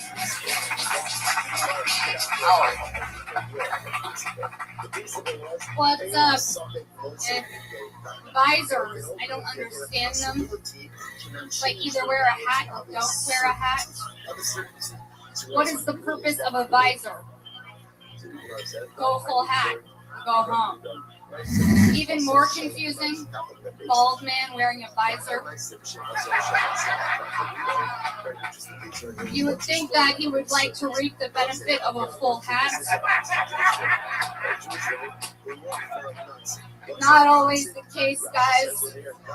I was thinking about it the other day while I was looking at my furniture, wondering if I would ever really need coasters. Like, is my furniture ever going to be nice enough to not get rings on it? That shit doesn't matter now. Am I ever going to have napkin rings? I don't know, but I won't ever have visors. All right. There it is. They're such monsters that they know exactly what the minute is. That's 59.52. The visor bit. And then the coaster thing's a new thing, and you ran out of Yeah, I ran out. I just want to go Restream. Gotcha. Just wanted to make sure that I knew what was going on. Yeah. The visor thing is hilarious, and I think it could be bigger. I mean, I don't even know where it begins. It's almost like it's a convertible. It's like a. Is there anything that pops in your head when you think of a visor, Brody? What do you have? Football coach. All right. Is that same weird football heckler guy? It's okay. Shut the fuck up. It's all right. It's all right. He's a Dolphin. No. I like the visor. I like. You can tell that he was doing you've been here, it's obvious. You've been watching the show, you went right up, even when you said how you guys doing, you kind of made a joke about that. You talked about that earlier. You know, this is a funny thing, right? I'm getting work back. I don't see everything, but the visor bit, it's tight. It seems like there's a lot of, you know, visuals, boom, boom, boom. You get good stage, like your own little stage posture up there. That was good. So I say, keep doing that. That was good. Confident, you know. That, but I know you're rushed. Saying that it seemed like you're a little frustrated, but I'm not going to hold that against you. I was trying to think of visor stuff all week. I'm so pissed off. It seemed like it. I mean, you got pretty much a double applause break in the first 30 seconds of your set, so I mean, it showed. I mean, there's no doubt about that. In fact, I mean, not really much more you can do with visors. Right. And the way that you have it, I think it's almost pretty important that you sort of walk it in where it's the way that you said, you know, I don't understand visors, you had it there, and then the big one came, but what I really don't understand, bald guys and visors, and then you had it, you nailed it. But I think it's tag worthy right there, almost something like, you know, why do you want the top of your, why do you think we want to see the top of your head? You don't want the sun in your, you don't want the sun in your eyes. We don't want your bald head in our eyes. Like, I don't know, like something like get into it. Think about how it makes you feel. Oh yeah, hi Brody. When a Jewish person wears a visor, it's a hat, right? Only yarmulke. Well, that's an interesting one. If you're wearing a yarmulke and a visor. That's true. Yeah. That's what Tony just picked me up. That's what I just said. If you're wearing a visor and a yarmulke, that's probably one cheap visor you bought. Not a single giggle. Because the person's Jewish. You know what I got upset with when you said with a Jewish hat? I go to yarmulke. Nobody laughed again. How do you not laugh at that? It's funny. How many Jewish people are here? Show your hands. 3. All right, that's my point. I like it. I like it. You said show your hands, and they was laughing. You guys made me laugh. I thought you were really good. I don't know you. Evidently, you come here every week or something. Yeah, she's a regular. Yeah, you're very funny. What are you trying to get at with the coasters? So you're saying your furniture is so bad you don't even care if it gets rained. Yeah, but like, I didn't know if I was going to go into that or not. So I didn't need to go for it. Like, I just don't think I'll ever need to buy coasters. But that won't ever be a thing. Like, napkin rings and coasters. Because by the time you have money to buy coasters, you're going to just have furniture. I don't know how many I don't have the perspective. Coasters would cost more than you pay. Yeah, basically, essentially. Yeah, doesn't matter. By the time you have coaster money, you're going to have new furniture money, so you don't give a shit whether it gets expensive. I see coast, and I go coast as a joke, like something with New York, that coast, West Coast. There's a joke there. I'm thinking maybe it's like a marriage thing. Like I look at my coffee table the same way I look at Blobbity Blog, because I don't care if it gets straight or not. Like Kardashians, like the Kardashians. Yeah, definitely. There's nothing there yet. Yeah, it's a half-assed poster joke. But the visor thing is hilarious, and it's in the mix. That's just one more 40-second chunk to add to all the other hilarious stuff that you built. That's Sarah Weinstein, everybody, a Kill Tony regular. Positive energy. She's always happy, smiling, fun to hang out with. She's a good person. She gets an on-stage handoff, and so does our other regular. She dropped out of college at the University of Florida because she became a Kill Tony regular. She went from gator to hater, and now here she is. She's Kimberly Compton, everybody. Hey guys. So I have a lot of opinions on things. I've been noticing some things that bother me lately. And this is one of them. If you have a tattoo that says blessed, you probably aren't. Now, I feel like the only people that have blessed tattoos wear jorts and white beaters. They don't have sheets on their mattresses. you know, and like their mothers had eyebrow rings, like those kind of people. The font is always like that Nightmare Before Christmas across the chest. That's not less people. They watch their friend give a homeless guy a 20, and when the friend walks away, they turn around like, I said I could have half of that. Thank you. There it is, another 59.39 seconds. Definitely know the time. I just want to jump in real quick. I like that there was a bit there, like the blessed tattoo. You established that right out of the gate. You know we were doing that. I think it just needs to be written more. It's a good topic because we all know that. You see those guys blessed, you know, the basketball guys or the UFC guys. And I think you just have to get more specific with examples, make it visual. You did. You said, hey, it's that block letter, and then you give examples of the UFC guy. But I can't say specifically that's the whole thing, but it's a good topic, and there's a lot. You made it clear where you were going. Now you just got to like just write it. The parameters are there. It's an interesting bit. You know, this. I guess this applies to Sarah earlier too. Take with it. Where I am a. I don't get on stage a lot. So whenever I go on stage, whatever I do, my stage time is precious. So I know my material backwards and forward, even if I've never ever done it on stage. And if it sinks after one try, I toss it out, no matter how much time I rehearsed or whatever. If it doesn't work at all with it, you seem like you were kind of struggling to remember the bits. So they were in your head. You weren't reading. You weren't really focused on the room, and you weren't really focused on yourself. You're kind of in between, trying to figure out where you were going next, and trying to hold on punchline to punchline. Know your material. Know it backwards and forwards. Brush your fucking teeth with it, so that you can say it backwards if you had to. Stop when I snap my fingers and go right back through it the other one around. I've got my shit. This is why I was nervous about doing this, because I wanted to script everything I said tonight, because I don't know how to do spot. But I've learned that I'm actually really good at this, and I now have 100 Twitter followers. But you see what I'm saying, Kimberly? You've got it great, and there's great material. I guarantee you, you know how to boom boom. It was a setup. You had your great setup, and then I just saw you going tag after tag after tag. You know those like the back of your hand, barrel through that, boom. That audience is in your grip. It's definitely it's true. It's pretty well written, and you got it there. You just want to be able to flow with it so that we're not like waiting. You know what I mean? Like it's sort of like we're like into it, like it's like rooting for you.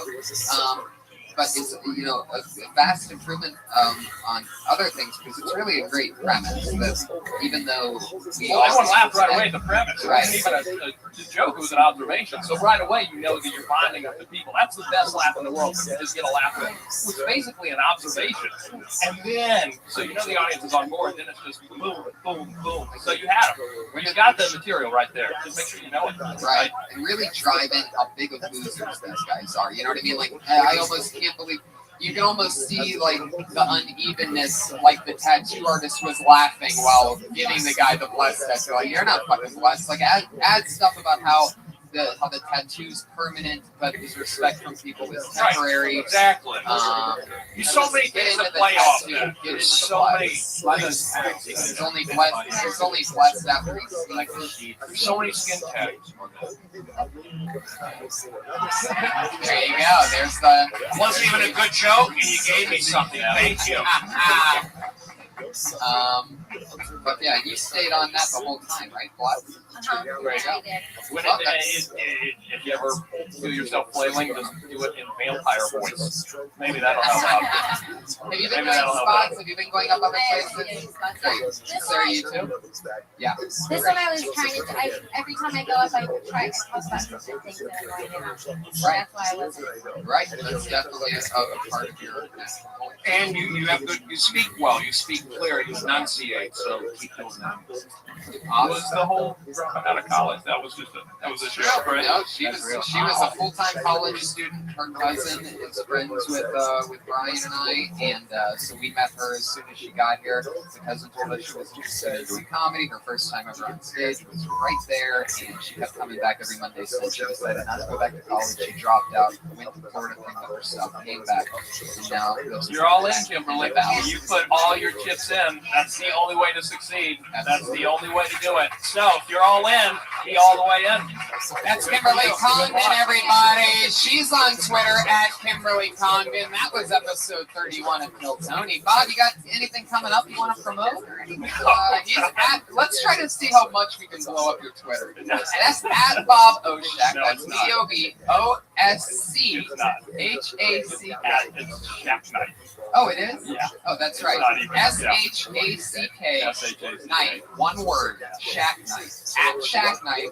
Let's see what we can do to increase. Love your MySpace. They recently launched a Friendster. If anyone's interested. You know what? Let's just give out your phone number, Bob. What's your phone number? Call Bob anytime.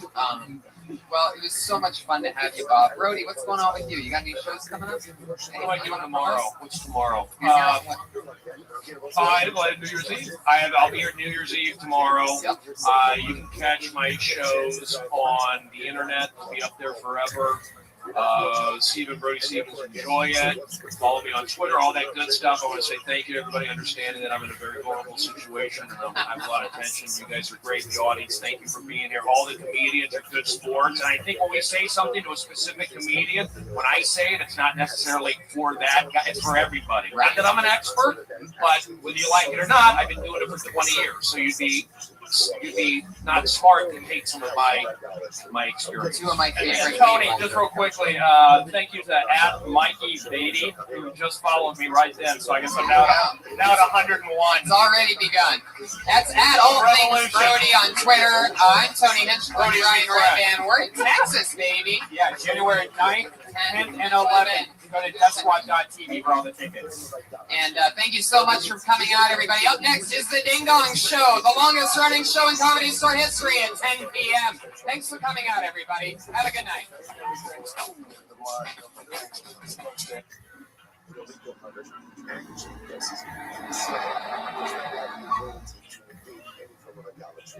Vocês não estão assim.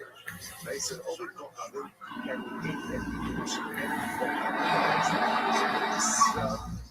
has no power on the negation of idolatry. Assim, o Rabbi, se vocês são mais, se have you got those cultures and stuff like that, why is that? What about peace? Idolatry that just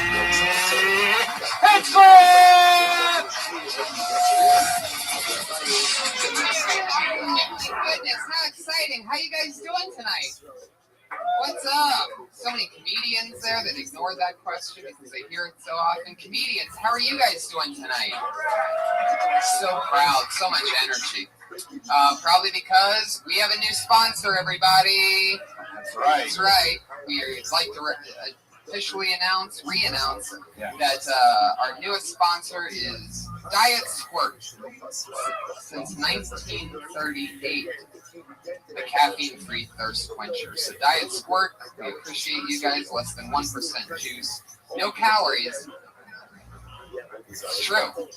Slightly less than 1% juice. Yeah. No calories and low sodium.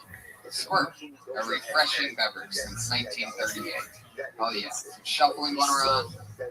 Who's having a wonderful Monday so far, huh? I'll tell you, I am. It's a great Monday for me. I had a crazy job offer happen that the 12-year-old me would love for me to take. I can't talk about it just yet, but that's going to be something in future episodes that I'm going to talk about. It's a job opportunity that I'm hinting at today. All right, now you have already told me about this, and it's crazy. All right, yeah, because we can't maybe talk about no. All right, we're going to say it. It's going to be great. I didn't even know KinderCare was doing business. Yes, great job offer from KinderCare, the good makers of KinderCare. It goes delicious with the Diet Sprite. Squirt out of KinderCare. Oh yes, Diet Squirt. We do not like Sprite. Fuck, you probably just lost them. You just lost Squirt. We've had him for 2 episodes. Oh my god. Yeah, so we just wanted to let you know. Well, I tell you what, you can't do a Sprite. You can't mix it with tequila and make a margarita instant. Oh, you told me this last week, and I almost threw up in my mouth. A margarita made of squirt and tequila. Yeah. Have you really had that before? Oh, I mean, who would drink that? By round of applause. There you go, Brian. There you go. Just to let you know, like for a living. No, I mean, like really, it's if you mix drinks a lot, like myself, you get sick of something a lot. Like I got sick of Jack and Coke. I went to 7 and 7s for a while. I went to turkey and ginger, and then I got into tequila. And there's not really much you can do with tequila except maybe make a margarita out of it or drink a press out of it. So my Mexican friends told me to. Your Mexican friends did not tell you to do Yes, they did. It's a 4-person margarita. It's what they just said. It does the job, and you mix it with tequila. It tastes great. We could actually do it today if you wanted to. We could have Josh get us some Patron. Okay. Yeah. But I do love, without tequila, a delicious diet. Anyway, it's a crazy Monday here, guys. You guys know what we do. We always have a bunch of comedians come on, and I do a minute, and some of the future comedians of the world and the universe, some of our favorite rising comics. Sometimes it's a brand new person. You never know what's going to happen. And I always have 2 amazing guests that come on and talk with the newer comedians. Yeah, it's always fun. But as well, we always have every week a brand new head of security to keep us safe here on the stage. This is this guy's second job keeping us safe. Put your hands together for Autistic Thunder, Josh Meyerowitz, a.k.a. the Autistic Patriot.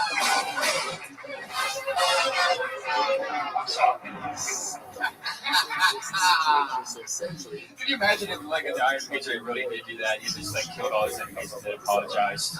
It is true. The Autistic Patriot gives more apologies than any other superhero. You're really filling that suit out, huh? I think you're the first one to not have a lot of extra slack. That's fun, isn't it? What diet is that? It's not really excited. Do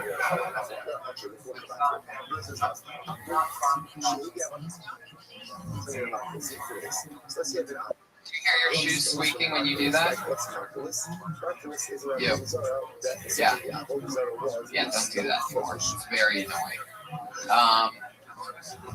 Back to you, Diet Man. Sound of shoes squeaking. Are you really on a diet? Like Weight Watchers?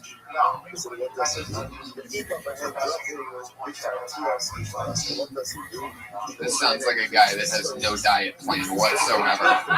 Just one step at a time. I leave a couple bites of the In-N-Out burger that I eat daily. Do you eat bad or do you just eat a lot? Okay.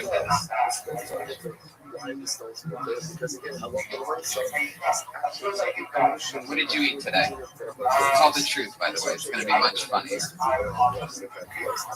Oh, yes. I almost forgot.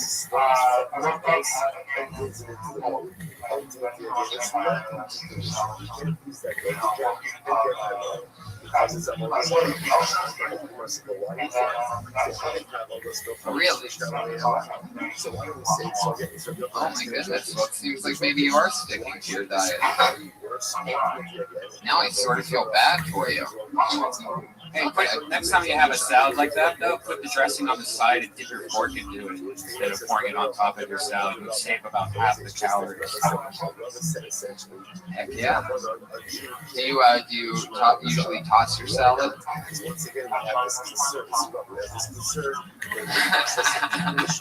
There's a little picture in your mind for all of you. Have you ever tried to suck your own dick?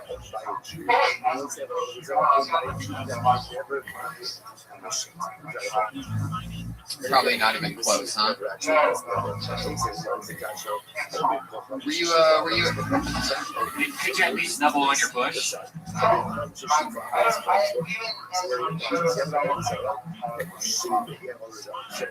A lot of pube? Well, since you said that in the singular, I'm guessing you have about one. Just one thick pube. You know, to this very day, I just don't have very many pubes. You're 30? Oh my goodness. Put your hands together for the biggest 11-year-old I know, turning 30. Love it. And you must be excited, Josh, because I know for a fact that you're a pro wrestling fan. I'm talking to the man under the mask for a second here.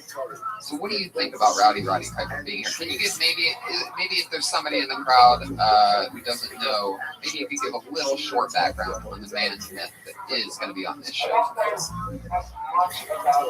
All right, that's not a good start. Just go with the stuff that you do know, Josh.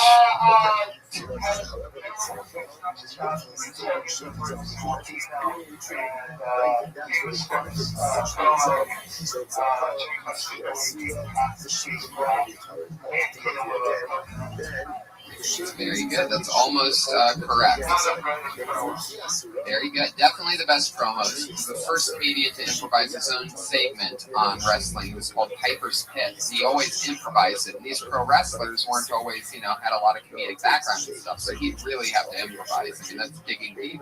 He's also a 36-time champion, the star of the movie They Live, and many other great movies. And we're very excited to have him here. Awesome. And thank you, Josh. And that's right. Put your hands together for our producer, Josh Martin, everybody, hustling around, making it all possible. He's on Twitter at Josh Martin Comic. And Josh Meyerowitz, the Autistic Patriot, is on Twitter at Autistic Thunder. You really own your autism, which I love.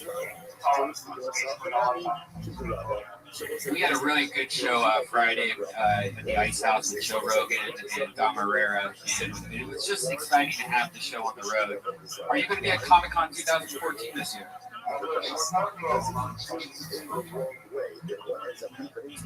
Well, we will be there. July 23rd and 24th, we're going to be there doing shows. So any of the comics listening to this at home, sign up. You'll be able to go to the American Comedy Co. on July 23rd, an hour before the show, and get on stage, hopefully. So it's going to be a lot of fun. So try to make it down there, Josh.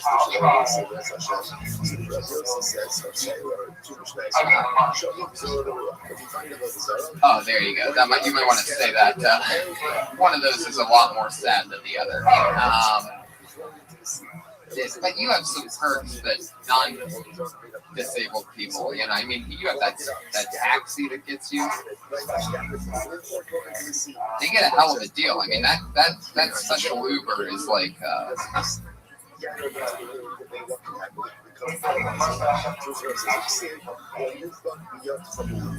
have to try that one out when you get 60 seconds one Monday. Much love indeed. If you don't know, that is Josh Meyerowitz's catchphrase, much love, because he can't help but to say it. It's his way of closing up everything by giving extra love. Sometimes we'd all be a lot better people if we had autism. Put your hands together for Josh Meyerowitz joining us. So fun, so exciting. Josh, are you here? You got 2 thumbs up? Okay, you really bumped through that cover. Very good. Good job, Josh. We can talk real quick. You know what I learned about autistic people, Josh, is that the Army and stuff, they love autistic people, and they try to get as many autistic people in the Army as possible because they kick ass at certain jobs.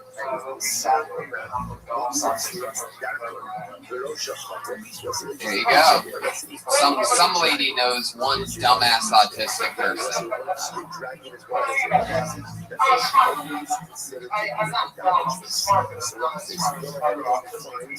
But do you obsess about stuff? What about radar blips over the ocean?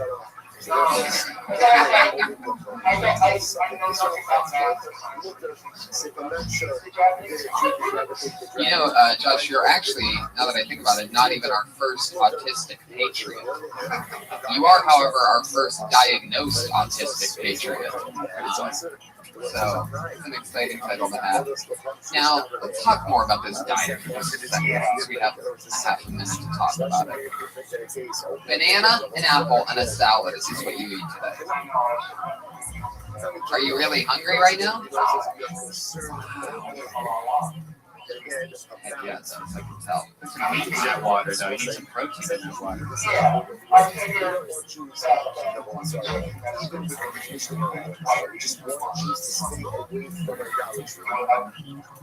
Not enough protein for you. You're a big guy. You need more protein than that.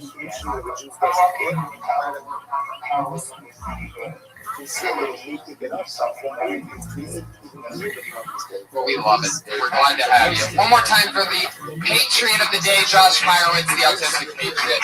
Let's move on with the show, guys. You ready for our guests or what? Come on, guys. It's fucking Monday night, Kill Tony 57, and we're about to make magic happen. Are you ready for a crazy show?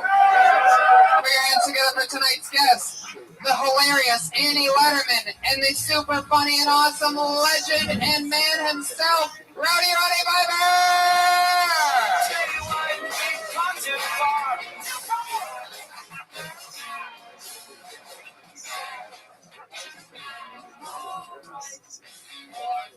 Letterman is here. Rowdy Piper is here. You guys are meeting each other for the first time, I do believe. Two of my favorite people. Annie, one of the fast-rising comedians in the world, all over E! and Comedy Central, and so many fun things. And TV. I mean, it just goes on forever, guys. Haven't you heard of me or you haven't? Cool. And from a lot of my favorite things, including most recently Legends of the WWE Network, Rowdy Piper is joining us. Very excited. Good friend of mine, and glad to have you back. We had you pop in a couple episodes ago. You were nice enough to grace us with your presence, and I'm so lucky to have you on as a guest tonight. Thanks for so much. Oh, no one's ever called me a lady. Thank you. Oh, exactly. So it's going to be a fun perspective switch. I figure the two of you will give two different perspectives for sure. Annie from, one of the toughest chicks I know to one of the toughest guys I know. Rowdy Piper. Are we getting into wrestling? Yes. That's what I didn't tell you. Every Monday. My boyfriend just killed himself in the back. A lot of people don't know this, but Rowdy Piper is also a paid regular here at the Comedy Store. Been doing stand-up for a few years, and who would have thought that a guy that could make stadiums and arenas of people laugh for decades could possibly pull off stand-up comedy in a room with 20 people. But it's always fun. So the best stories.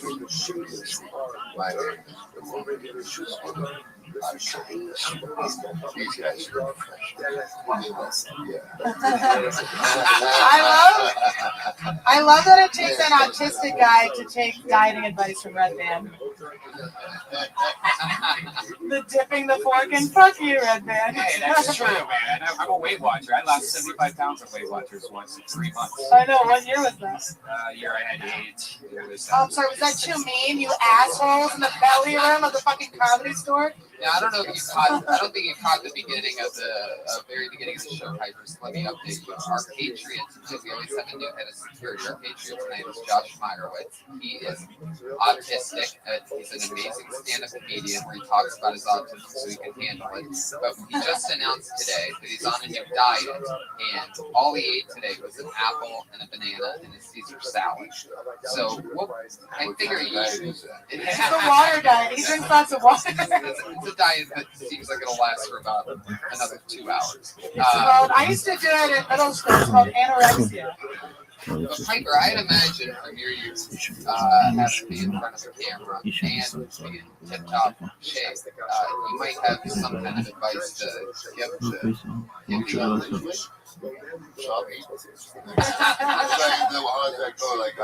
how many times do you eat a day? 3. How many times do you go to the bathroom? 1. Reverse it. Just eat Chipotle once and shit the rest of the day. Raw chicken, that's all you need. Gallon of water a day, chicken, salt. Yeah, chicken, no salt, no nothing on it, hospital. Chicken salt. The salt's really the chicken part because that keeps the water dry. Oh, good for you. There's not a lot of people that have the courage to not only get it out, but to do it from day to day. And, you know, you should be yourself back to really hard to do. Well, he's actually in such bad shape he can't pat himself on the back. That's what we're trying to get to. Oh, you can reach there. Good job, Josh. I like that his microphone's just on his dick. Or his, I don't know what it is. Yeah, it's a little tradition that we have here where we keep the speaker box by the groin. You're funny, Josh. Josh, do you have any questions for our guests?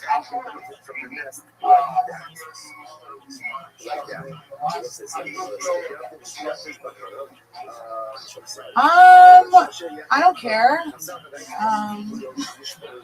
I'm not going to be on it. Who gives a shit?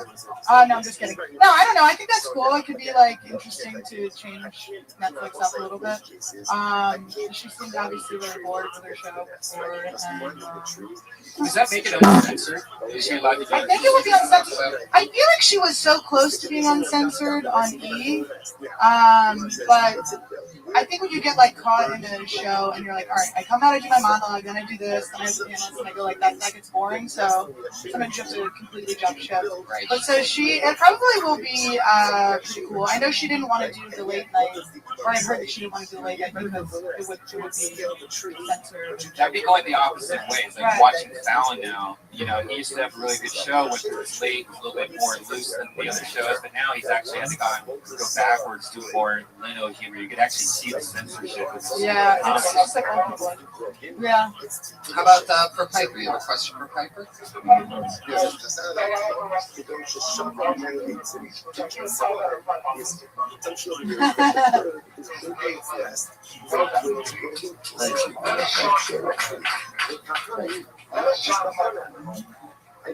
Jordan Carpenter, he's a little eccentric, you know. He's very frail, and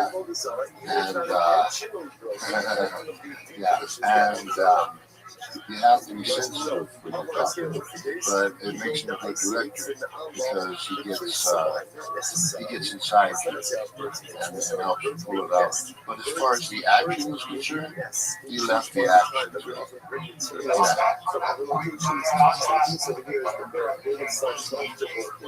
Oh, he's a great guy. He's a 220-pound dancer. It's like Mike Tyson doesn't even know, like a killed by a dancer. I saw something really cool. What's that? What's that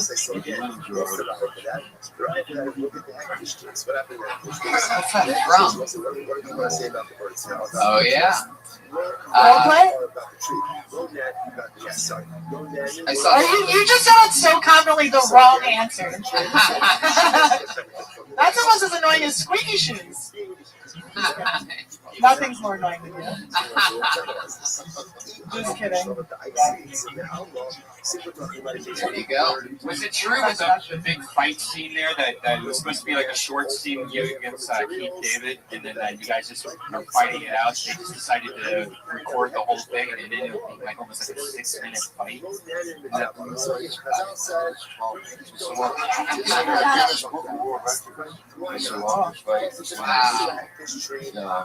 But John Carpenter wanted the fight that was longest before that was John Wayne in the Beatle era, Quiet Night, and Carpenter wanted a longer fight between two friends and follow the arc of the story. So it was a little more difficult, but it paid off. And those were real punches, right? Well, it was fun. You get through camera punches as long as you cross the line, you can't tell. But on the way back, I like pitched my eye and the thumb. Finally, I just said, "Yeah, come down, the neck down, just it's a lot easier." And he didn't have a problem with that. Got right into that and beat the shit out of me for a couple days, and there we are. Wow! Congratulations! So cool. Longest fight scene. That's amazing.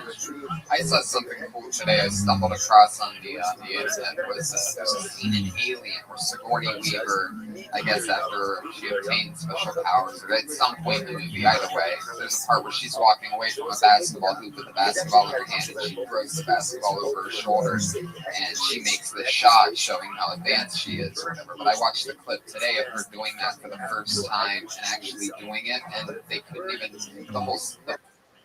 all the serious characters in the role broke.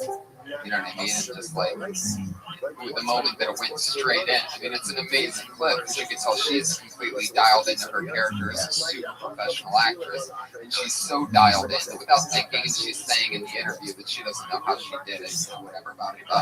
She was so dialed in that she literally did what the character was supposed to do and made that no look back shot. So it's worth looking up sometime.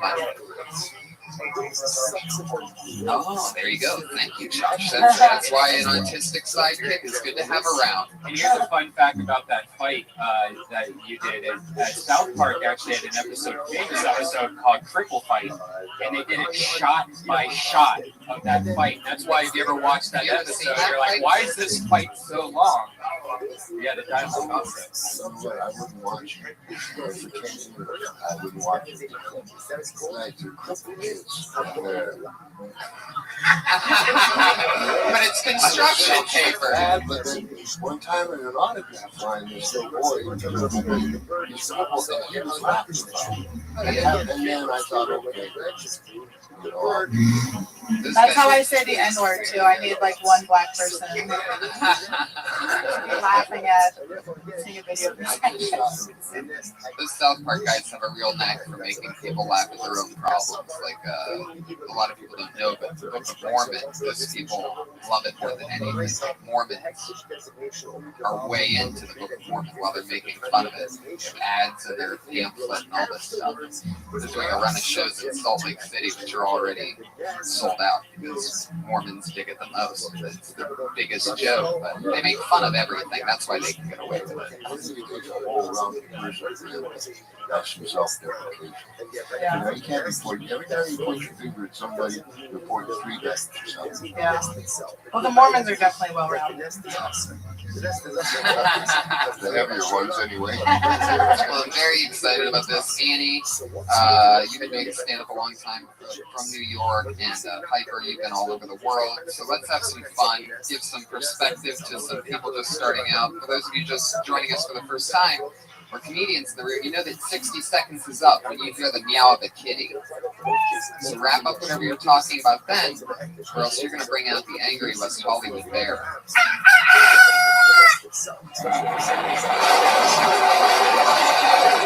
Yeah, you.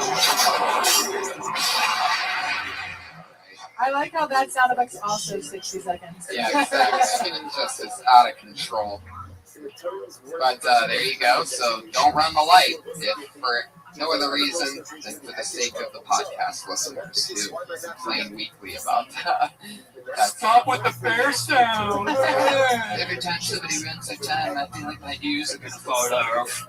I'm just trying to work out in the gym, listen to your show, but you make it real hard when you bring out the bear. All right, I read your tweets, guys. Start yelling at the people that go over a minute. How about that? That's right. That's the lesson, is do your time and get out. You guys ready for Kill Tony 57? Here we go with Andy Letterman and Roddy Piper and the Autistic Patriot. Your first comedian doing 60 seconds today is Gil Garibaldo.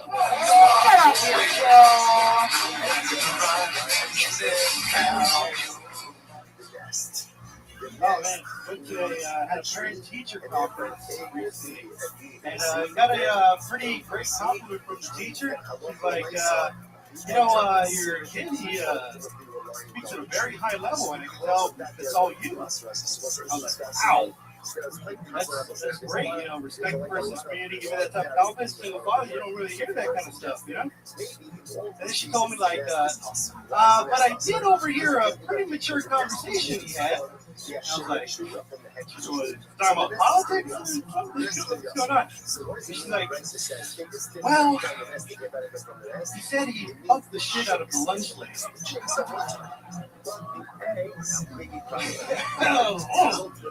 I was pretty embarrassed because I've seen that lunch lady and she is gross as shit. Trying to help him out with his homework and stuff, but you know, I'm like trying to be pretty helpful. And get over here, let me check out that homework. It's like, I don't know, fractions. Yeah, man, Sometimes that air comes out very quickly. All right. There you go. That was 45 seconds to lead up to your first joke, and I thought it worked, and I thought it paid off. I thought it was funny, but I don't know. I think that's too long for. Did you say you're teaching at the place? I know it's very teaching. Oh, you have a son. Yeah. How old's your son? 12. Oh wow. What what I would want to know as an audience member is like, what was the context of the conversation when he said that he fucked the shit out of it? Did he say he would fuck the shit out of the lunch lady, or that he did? He was bragging to his friends about it, you know, but joking. Ah, gotcha. Yeah. So was the setup okay? The setup in the beginning where the teacher said that you can tell that his voice is coming from you or his language is coming from you. Was that to set up that when you said he fucked the lunch lady, you were like that? I wouldn't say that because she's ugly. Was that? Yeah, she's just the type of female that he should be. She's ugly. She looks like shit. She has a beard. Yeah. We know the lunch ladies, yeah. But like I think like the whole beginning doesn't the setup that you could just say at the parent teacher conference and get rated. Right. My 12-year-old, I went to a parent teacher conference with my 12-year-old son. Yeah. Now, did he tell you that, or did the teacher tell you that he said that? The teacher told you. Yeah, one of them, and he just had this like kind of like. So, you know, one thing with that is I think it also might be more fun to go on the adventure a little bit more with you. Like maybe at first you're proud of him, or not. Both ways are funny if you tell us what you're feeling when you first found out, and then when you remembered. It gives you a chance for 2 laughs there at some point, because then once you realize that, and also gross as shit is funny, but I think that could be one step funnier too, you know, just something like uglier than your average lunch lady, or you could say she looks like you, and then you could be like, or like she has a beard like you, because my son trying to fuck me. Right. I go for incest, guys. And what the audience I've been on is TV. Yeah, you said it's I mean, you know, and it's upsetting because the lunch lady looks like this, you know, to you know, or anyway, but to get it back to you. But I think it's important in the very beginning you need like a punch in the very beginning, so that people want to go on the journey with you, rather than. Because after 30 seconds, it's almost like, wait, what am I listening to here? I'm trying to like, I don't know, pay attention, but then I'm just talking about nonsense. I was just kind of waiting for the joke a little bit too long. Too much setup, but the joke is good, and you can probably get to it really fast, like right away. I go in, like she said that. I mean, it could be one month. Now, Piper, you've watched many stars, and you have a good eye for everything. You know show business probably better than anyone that I know. So let me ask you, what do you think of this young Iron Sheik we're dealing with? First of all, I think that successful pushing that you come out is that you're single dad. That's a huge piece of information. And when you first came up, you were doing if you're a single dad, you should be really proud of that. And you can get that out at one, boom. And then if he had something for the lunch lady, and the lunch lady wasn't that good looking, and you wanted to do her anyway, you wanted to do her even though she wasn't good looking, is that what you're saying? You didn't want to do her because she wasn't good looking enough. We should be proud of her. He's an equal opportunist. Yeah, that sounds like a Oh, fucking I'll go. Good for him. Raise the well. Yeah. Just like her personality, Dad. He's not biased against She's so sweet. She could be extra creamed corn. Right at the top. Right at the top. I would let him know I'm a single dad. My son. And then. Yeah, because I was thinking too that maybe your joke was going to be that you don't have a kid. You were like at this teacher conference and you were like, oh, that's weird. I don't even. Like you were just like the creepy guy. I don't know. You just give off that vibe to me. I don't know that you have a boner at like a kindergarten classroom. I don't really think that. But again, we'll get back. It's a podcast. Who said that stuff? Die. Someone shoot me. Oh yeah. Oh, thank you. How long have you been single? 11 years. Wow. So it was the kid's fault. You know, just mom, you know, I had to do other things. Raising those things. Were the other things your friends? What's their names? Maybe. How long have you been doing stand up? About 40. Where are you from? What part? Originally South Central.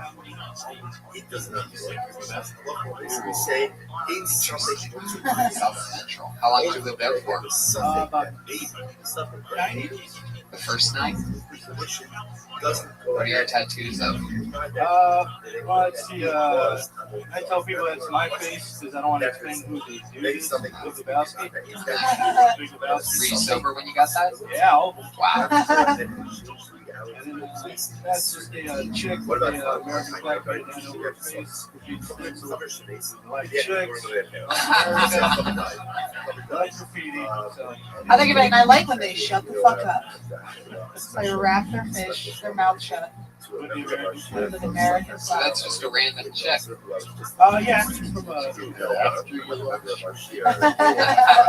never married. Gotcha. 9-year-old kid with kids. Oh wow, that's amazing.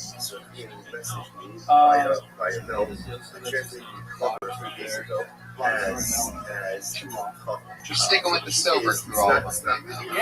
Yeah, totally sober through all of that. I like your style, Gil. Thanks for coming on. Come back soon. Gil Garibaldo. He's on Twitter at Gil Garibaldo. That's GilGaribaldo. Gil Garibaldo wasn't available on Twitter? Wow. That's messed up. I always ask each guest that comes on for the first time what if they ever did anything when they first started stand up on stage that they can't believe that they ever talked about or said. Andy, want to go first? One of my first jokes was like, one was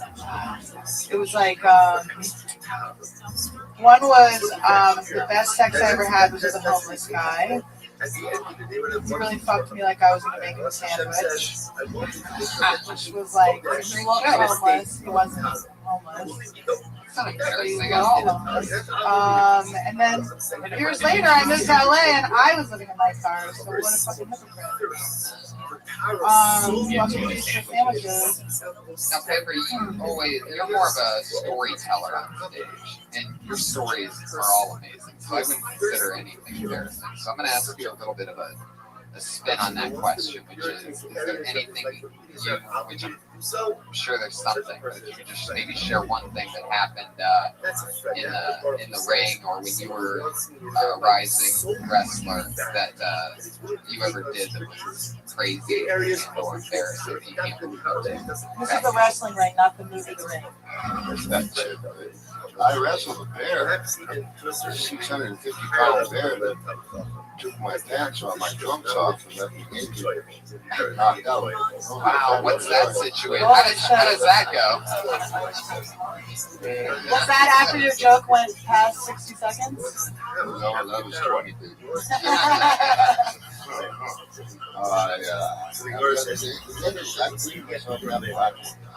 Oh yeah, we remember you told us that story last time. I had to go home and watch it a couple times. It's so funny.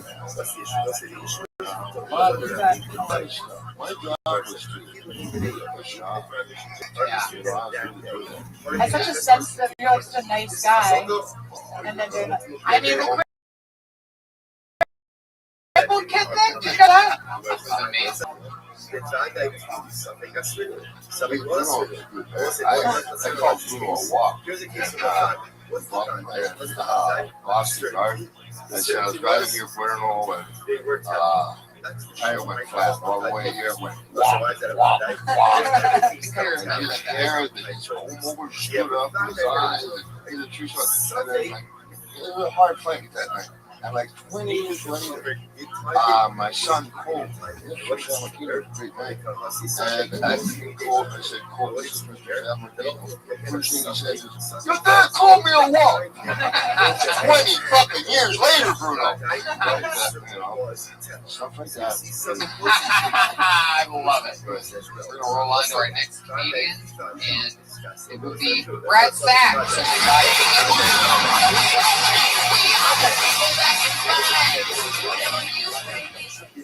I just lost my job. I was a waiter. I got fired because I lost it with an old lady, like a 85-year-old lady. Sometimes old people, I love them. Like they say, I can order. You can order water. And I just lost it. She was like, I want a glass of water with no ice, but I want the ice on the side. And I want lemon, a straw, and extra lemon on the side, and Splenda on the side. And if you have that raw sugar, I want it on the side. And I scratch my arm like, bitch, that's lemonade. No. The only reason I work there is to get laid, to have sex. Best place to ever work is a restaurant. And the place I worked at for 13 years, they told me, basically, give me the application. It was like,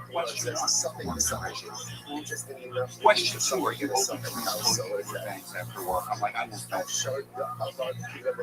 Thank you, right here. The rest of you, nothing. That's cool.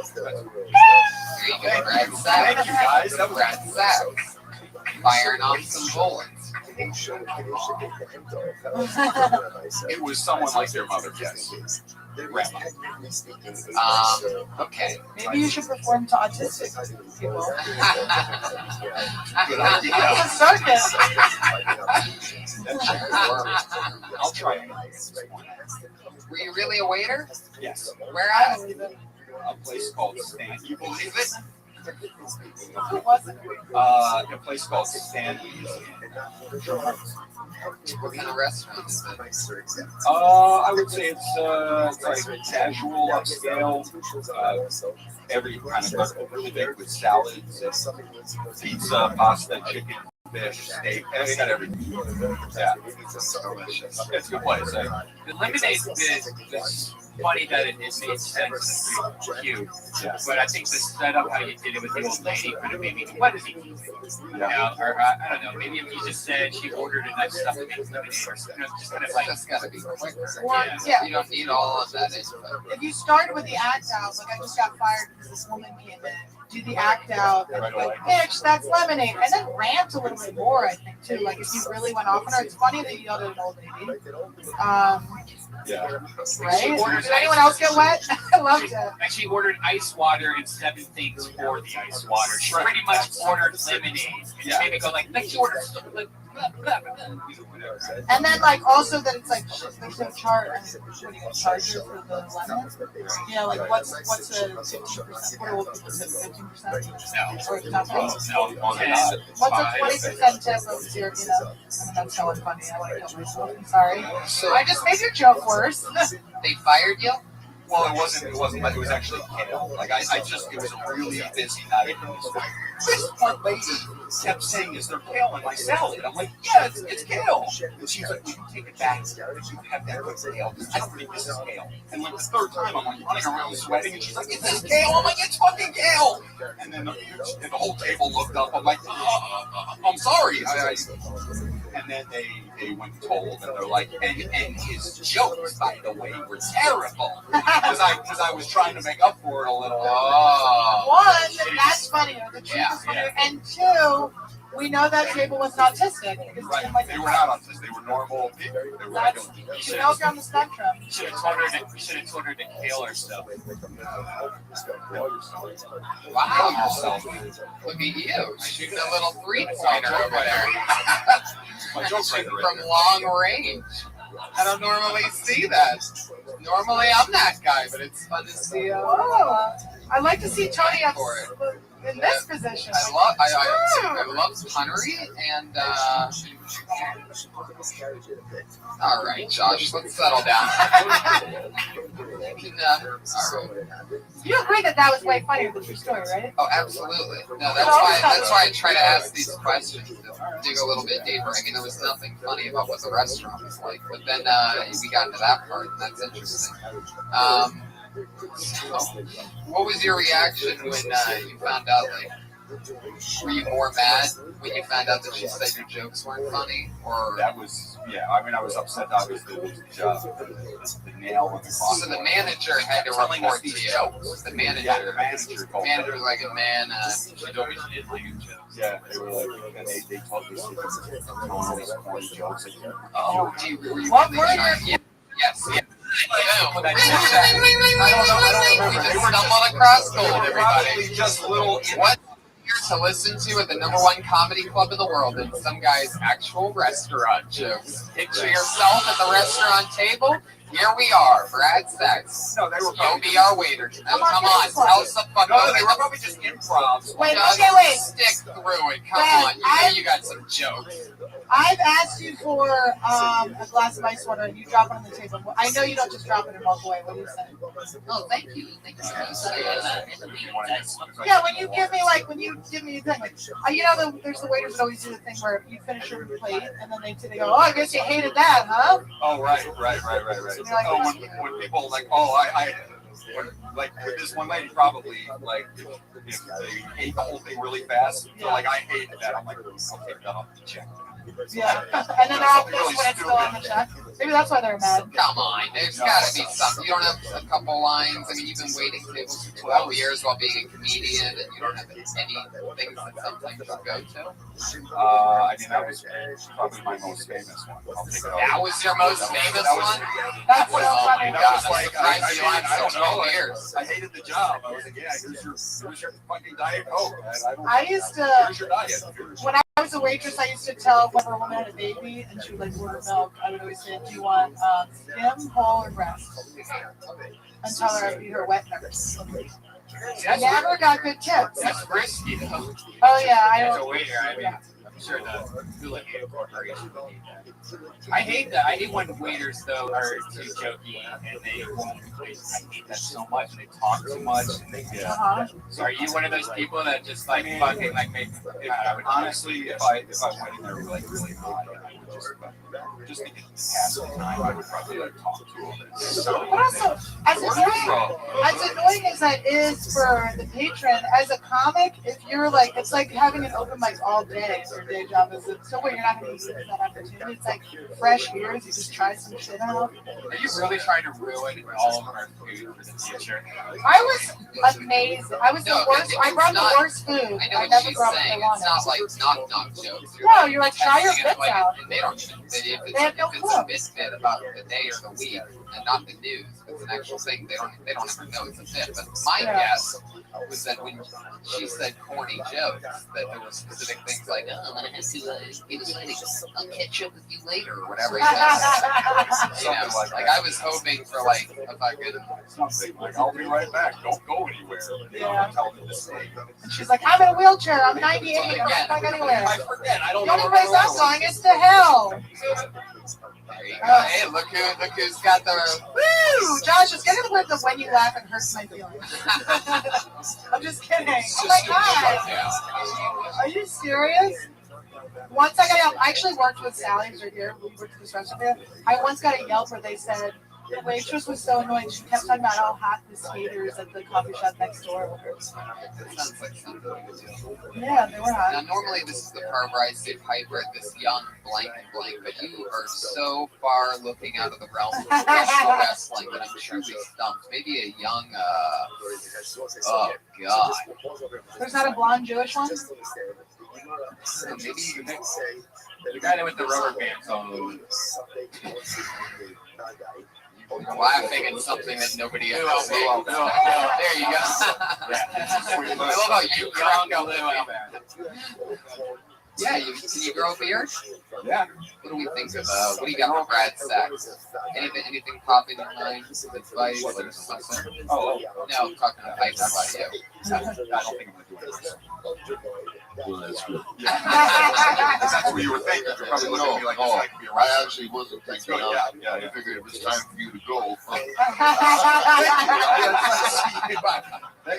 No, I might have just gone though. Like lady water, and you go to water, lemon, sugar, well, really, it's a fucking meal, right? Yeah. Oh, and she kept making me. Yes, Yeah. you're gonna build, That is true. Maybe it's separate trips. Yeah, a lot of trips. Yeah. Build up would be, catch your thing on the kitchen as you're going out. It's ripped. You're sweating. Oh, me. It's a fucking meal. It's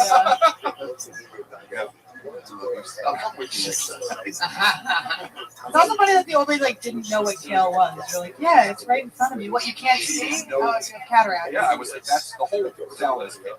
Yeah. There you go, Brad Sachs. Let's see, is this new? So now you're no longer working at a restaurant? Nope, I was relieved of my duties. There you go, Brad Sachs, free agent. If anybody here owns a Chili's or an Applebee's, you can get the fucking joke machine over here, Brad Sachs. Hey, I'll be right back. Don't go anywhere. What table of people cracks up at that shit? We'll be right here. Oh man, did you hear that? He thought we were going to go somewhere after he went to get us something. So crazy. I'll be right back. Don't go anywhere. Oh, it was a joke. Oh. Put your hands together for your next comedian, Jason Van Black.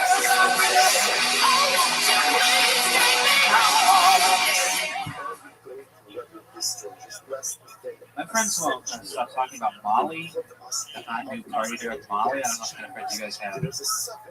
Mine are from Burning Man, so they won't shut up about how great Molly is. Finally, I just Googled it. Turns out Molly is ecstasy. Literally the same thing. It's just an ecstasy tablet that's been ground into a powder. That is not a new drug. Not how that works at all. You can be like, this isn't cocaine. This is cocaine I put into a gel cap. It's called Samantha. You probably never heard of it. Are we going to talk for 10 more seconds? 25 seconds.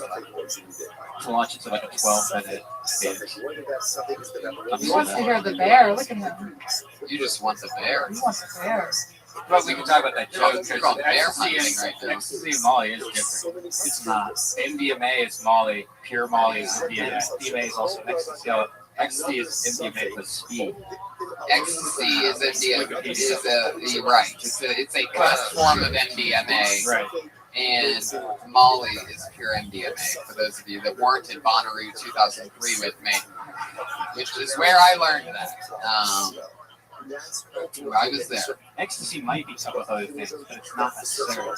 Ecstasy is MDMA. Oh. Your anger towards this drug shows me that you need to take this drug.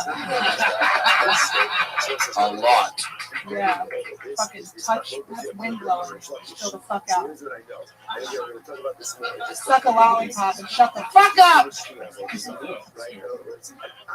So,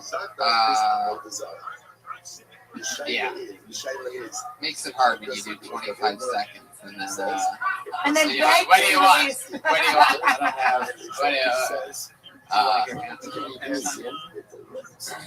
The same thing? Yeah, it works so well the first time. You want to do another 20 seconds? Yeah, no. Did you have anything else, premise that you want to talk about? I think you should switch ecstasy and Molly and go, my friends keep talking about ecstasy. When people are talking about Molly, I don't know. Weren't people talking about Molly earlier this year? They did know. Everyone's like crazy. But also, everyone, I always think it's interesting that everyone's just taking Molly like at bars. Like when we did ecstasy, we like pulled a mattress down and we're like putting shaving cream on each other and like That's why you have speed in that ecstasy so you can go out to the bar. But isn't Molly doesn't have the speed? So it's the opposite. Right. Molly's the one you want to be the best. Have you tried any of these? I took ecstasy like yours. You should try it again. You should try Molly. You'll see the difference. You'll feel the difference. How it was back then. Because I really do. She might be right what it's supposed to be, but the ecstasy that you buy, like if somebody goes, "Hey, I got ecstasy," you say of Molly. Ecstasy's not just in the event. It's ecstasy mixed with other shit usually.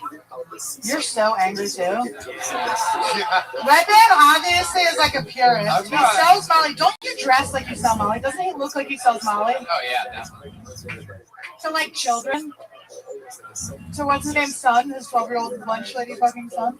But I've lost the children. I've learned more about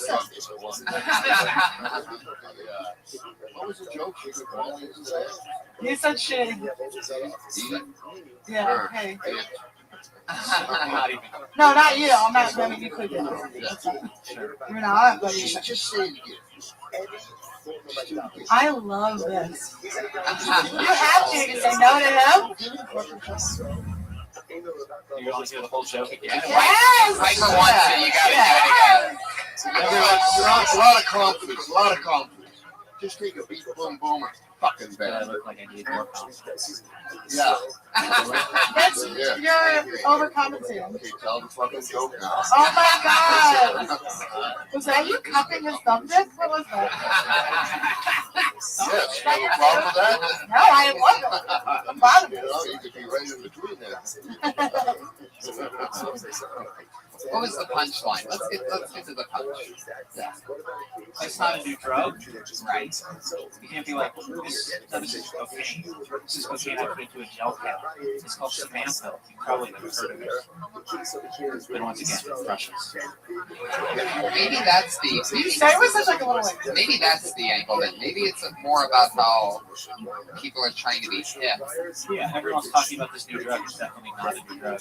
Right. If your ecstasy has other stuff in it, it's like saying your cocaine has formaldehyde in it, so you should try this new drug that's just cocaine. I think that's more of the actual thing. I got one rather than the gel tap. But these people are corpses right now. This is podcast usually works a lot better when we're in front of a live audience, and this is a disgrace. These fucking wax museum stand-ins that we have in here tonight are not really great, but they like being called out on it. So. Maybe having instead of the cocaine be something that you could have a joke to, like maybe compare it to the purple stuff, the purple whatever lean or whatever shit kids are drinking. It's like cough syrup.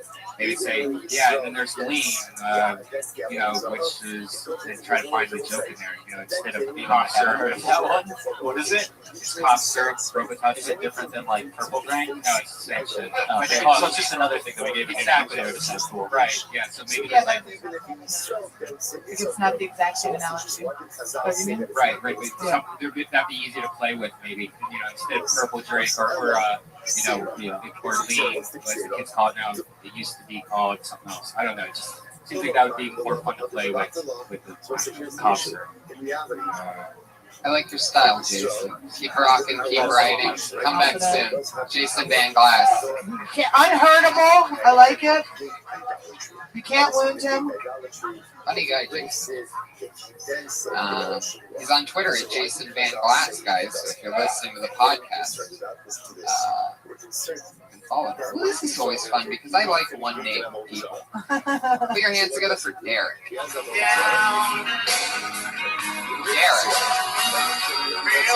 One name, Derek. You know what that means? You racist motherfucker, patient. And you thought we didn't see him because he's black in the dark room? Josh, you're autistic. You're not a racist. Josh, Much love. When somebody misses their spot here after signing up for the bucket, it's always fun because that means that they get blacklisted. Oh, wow, that's a fun take on it. And we're going to do something a little bit different with our new blacklistings, where we encourage you not to follow the person but tweeted them that they really fucked up by missing their spot. Because he did fill out his Twitter at Real Derek Gary. Derek Gary with 2 R's. So tweet at Real Derek Gary. And he's never going to make it in show business. He just got blacklisted from Phil Tony. Moving along, your next comedian, who I'm sure is here because they want to make it, goes by the name of Eddie Whitehead Jr. Oh, shit, 2 in a row. That means you're blacklisted. There you go. Eddie Whitehead Jr. on Twitter at Eddie Whitehead Jr. This is great. This is fun. And I am pretty sure we're blacklisting a list of black people. So, I know Eddie. Oh, look, we know this guy.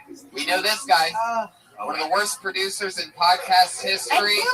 One of our buddies of the show. Always with us, hustling and bustling around. He's going to do a minute right now. A new minute we haven't heard. Put your hands together for Josh Martin. Josh Martin. We know he's here. Oh, blacklist him anyway.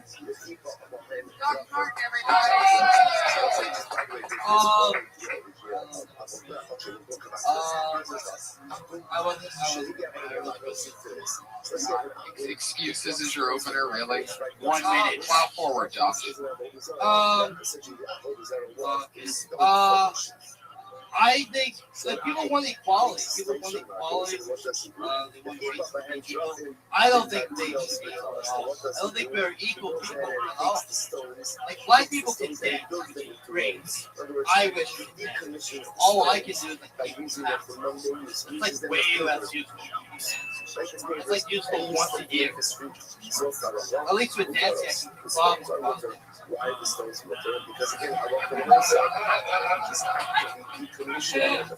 I've seen it. People fuck about dancing. I want that. I want to fuck about dancing. Yeah, that's it. You ended up accidentally killing, and I love that.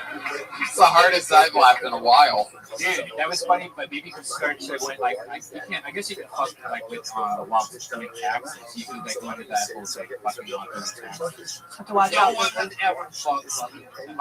Bullshit! Bullshit! I've never done my taxes, but I'm just assuming. You just fuck. No, you get the calculators on your ass, the little imprint. TurboTax. Yeah. Yeah, you get turbo fuck tax. And I'm clearly doing taxes all around. I mean, what do you have to pay taxes on? I am just Josh, are you fucking serious? You have comedy stores now? Oh my god. Oh, your parents are rich? That's weird. You just fucking nailed it. What? Yeah, what kind of tax is like sales tax when you buy something from the store? It paints an amazing picture in people's brains that when you say fucking while dancing, I feel like everybody may have pictured something a little bit different. Some people more fucking in the bedroom while dancing. Some people on the dance floor just secretly fucking.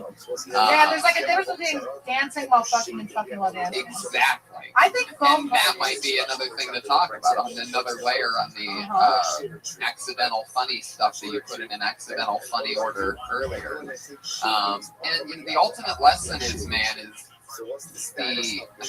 had I not said plow forward, move it so seriously, I mean, what are you going to do? Just bail out? I mean, you self-describe. For your first 3 words out of your mouth were, I don't know.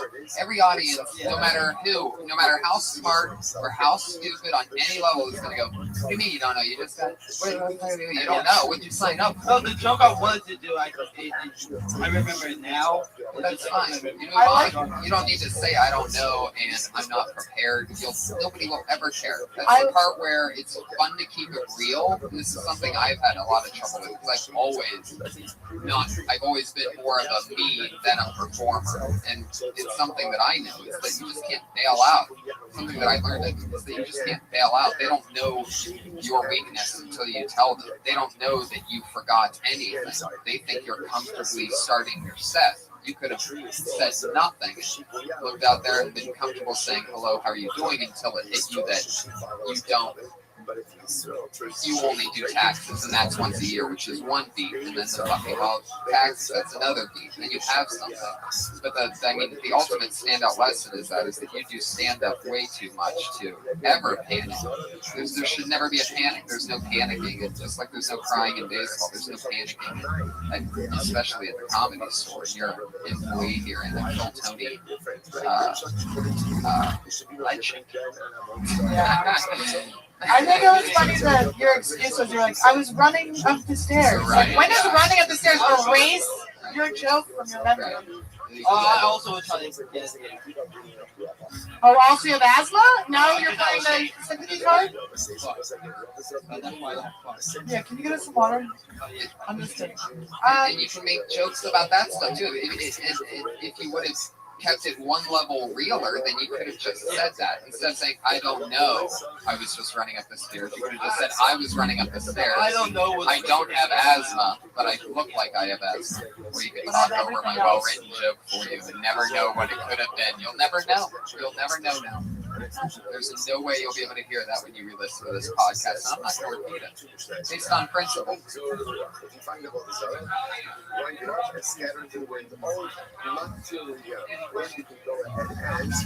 Oh, put your hands together for the talent coordinator of the store, former Kill Tony guest Tommy Morris. Everybody. Fuck yeah, you comedians better clap it up, or else you'll never have a chance. Eddie, you missed your spot, man. Very good. All right. He's addicted. Heck yeah. Oh my god, this vape cigarette is blowing my mind. Smoke just keeps hitting me. It's I not can smoke. smell these fruity pebble fucking. It's cotton candy. Blow it that way. I don't want to smell cotton candy. It's like you're blowing cotton candy mist in my face. It's so distracting. I'm sorry. I like that you were giving an autistic kid health advice and you're smoking a fucking cotton candy cigarette. The only You thing fat worse piece than of shit. eating cotton candy is when you start smoking cotton candy. You are the least healthy human I've ever met in my fucking life. Good shit. Oh my god. Autistic Patriot has something to say.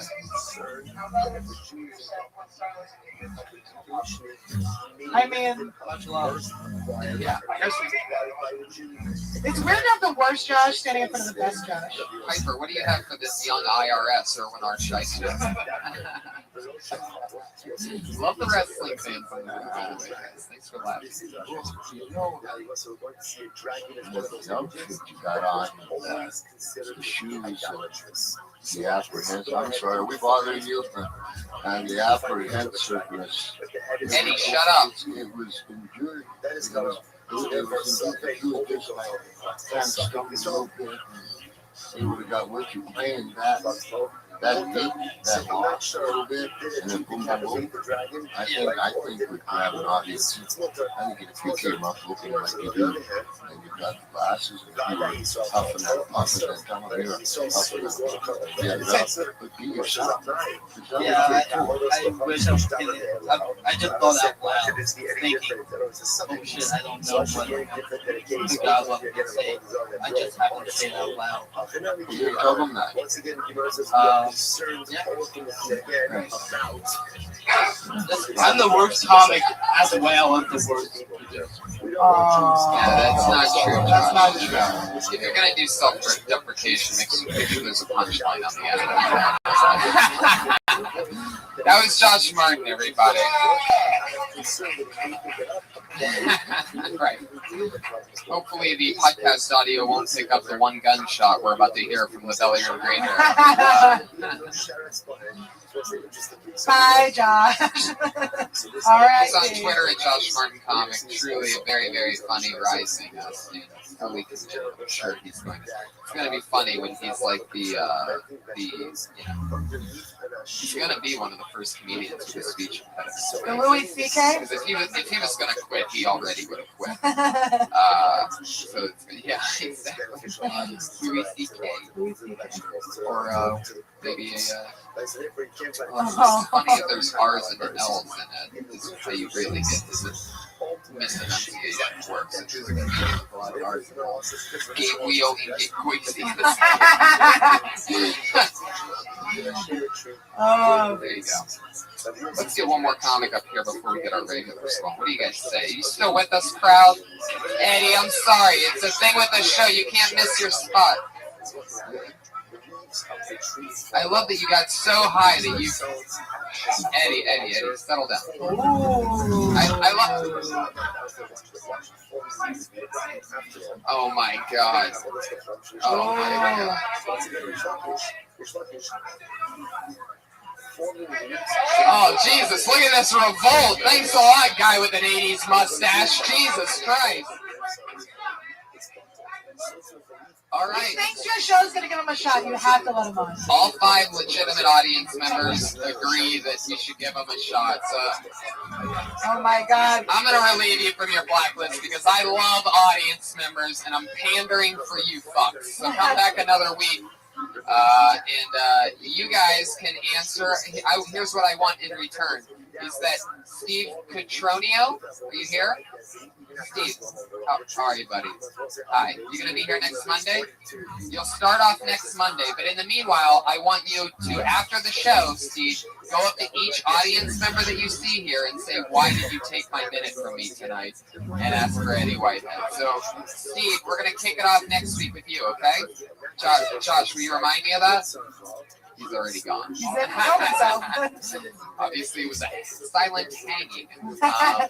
Ladies and gentlemen, 1 minute from one of my buddies. This is actually the first guy that I ever met when I started to do stand-up comedy. I signed up for the open mic here. I was here 2 hours early because I was so excited to sign up at 6 p.m. on a Sunday. And Eddie Whitehead Jr., who's been doing it for years, was here 2 hours early because he was homeless. And we met and we hung out, we talked, and he was the first friend that I ever made in stand-up. He really is a good friend. He just got back from Chicago. We had the same birthday, June 8th. We were getting together for one of my good pals. Eddie Whitehead Jr., everybody. Here's your go watch for that speech. That was really cool. There you go. Commitment, props. I just have one question. I'm getting older. I'm probably going to the doctor. Is it wrong to fall in love in the middle of a prostate examination? Yeah, I thought so because my dentist gave it to me. And I was saying, shouldn't you be wearing a glove? Yeah. I said, you're not putting that thing back in my mouth. This guy's looking at me like, why is Samuel Jackson talking about his fucking prostate? I am not Samuel Jackson. I get mistaken for him all the time. Apparently, Samuel Jackson is the only black man in the United States that can walk the streets and ask somebody what's in their wallet and not go to jail. Man, Samuel Jackson. I've traveled a lot. I was in Arizona. And I see a lot of strange things in Arizona because it's so hot. And that's the end. There you go. Samuel L. Jackson. Eddie Whitehead. That's for the podcast meeting. Yeah, I love it. You know what else Samuel L. Jackson does is shows up for his gigs on time and is there when he's due to be on set. That's why he's one of the most worked actors in all of the world. Hell yeah. Ever fuck with people with the Samuel L. Jackson thing though? Like if you have the right hat on and sunglasses, you ever play the part and get the pictures and the glass? I went to Egypt like that. So yeah, the first of the year I went to Egypt. I said, hell yeah, I want to go. Get the fucking car, bitch. Did you make a joke on the plane? Oh, yeah. I was in the no snake section, man. Come on. I'm playing large now. That at least makes the flight attendant fly. Hell yeah. Matter of fact, they looked at me. It was suspect. It was on the train. On the plane. That'd be That's funny. really On the freaky train. if you took the train to India. The coolest thing was this. I was in Egypt and I was at the museum. This guy came over with his family and he says, "Mr. Samuel Jackson, I want to thank you for coming to my country. This is my little daughter, my wife, and my son. We are very proud to have you here." And I looked at him. I said, "Take me to your leader." That's why. And he took me to some big shot and we sat up all night. But it's always that fear because I don't look like Samuel Jackson. In another country, I guess. Yeah, you do sound exactly like him. Yeah, there was a little problem too with the women. You can't be in the same room with the women. So I went to the bathroom and it was like a 16-year-old girl. And she says, "You have now soiled me. I can never be married. I was old. Now I've been in your presence. You have soiled me. You must marry me." Now you go by Eddie Whitehead Jr. now, but Roddy Piper would know you better as Virgil. Virgil? Hey, me and Piper used to hang out. Yeah, lots of yeah, some fun. Hey, man, we got some stories between each other. Really? Yeah, you know, I want to compliment you on not growing up with a big head when I started to. There was a human headshot. And, found an outlet for that. You really did. And I always admire you. Thank you. Yeah. I love it. Do you know Brett Butler? Yes, I do. Okay. Not Brett Butler. Do you guys remember Grace Under Fire? You don't? Yes, Brett. Of course you do, Josh. I used to watch it. I heard she's one of the worst people to work with in all the show business. That's why she can't get a job anymore. I think she's like an alcoholic and bipolar. Which brings us back to Eddie. I love your style, Eddie. It's always so much fun. Now, you wrote down a Twitter here. Is that a real Twitter? Are you on Twitter? You have a cell phone? You know how I roll. I got it from Google. This is your old cell phone, Tony. That's right. Eddie, I'm so glad you're back. Are you going to be in LA for a while?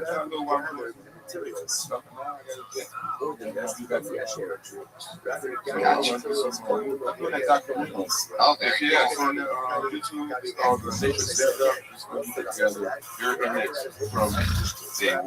That's true. You had me in the first month of my career. I would love to see that. It is amazing. Little baby monster. The craziest thing, like you said, we were born on the same day. And, you know, Carmen's career is really progressed to a hate point. You know, you hate your friends after a while. And I'm older, much older than him, so he was like, "You're old."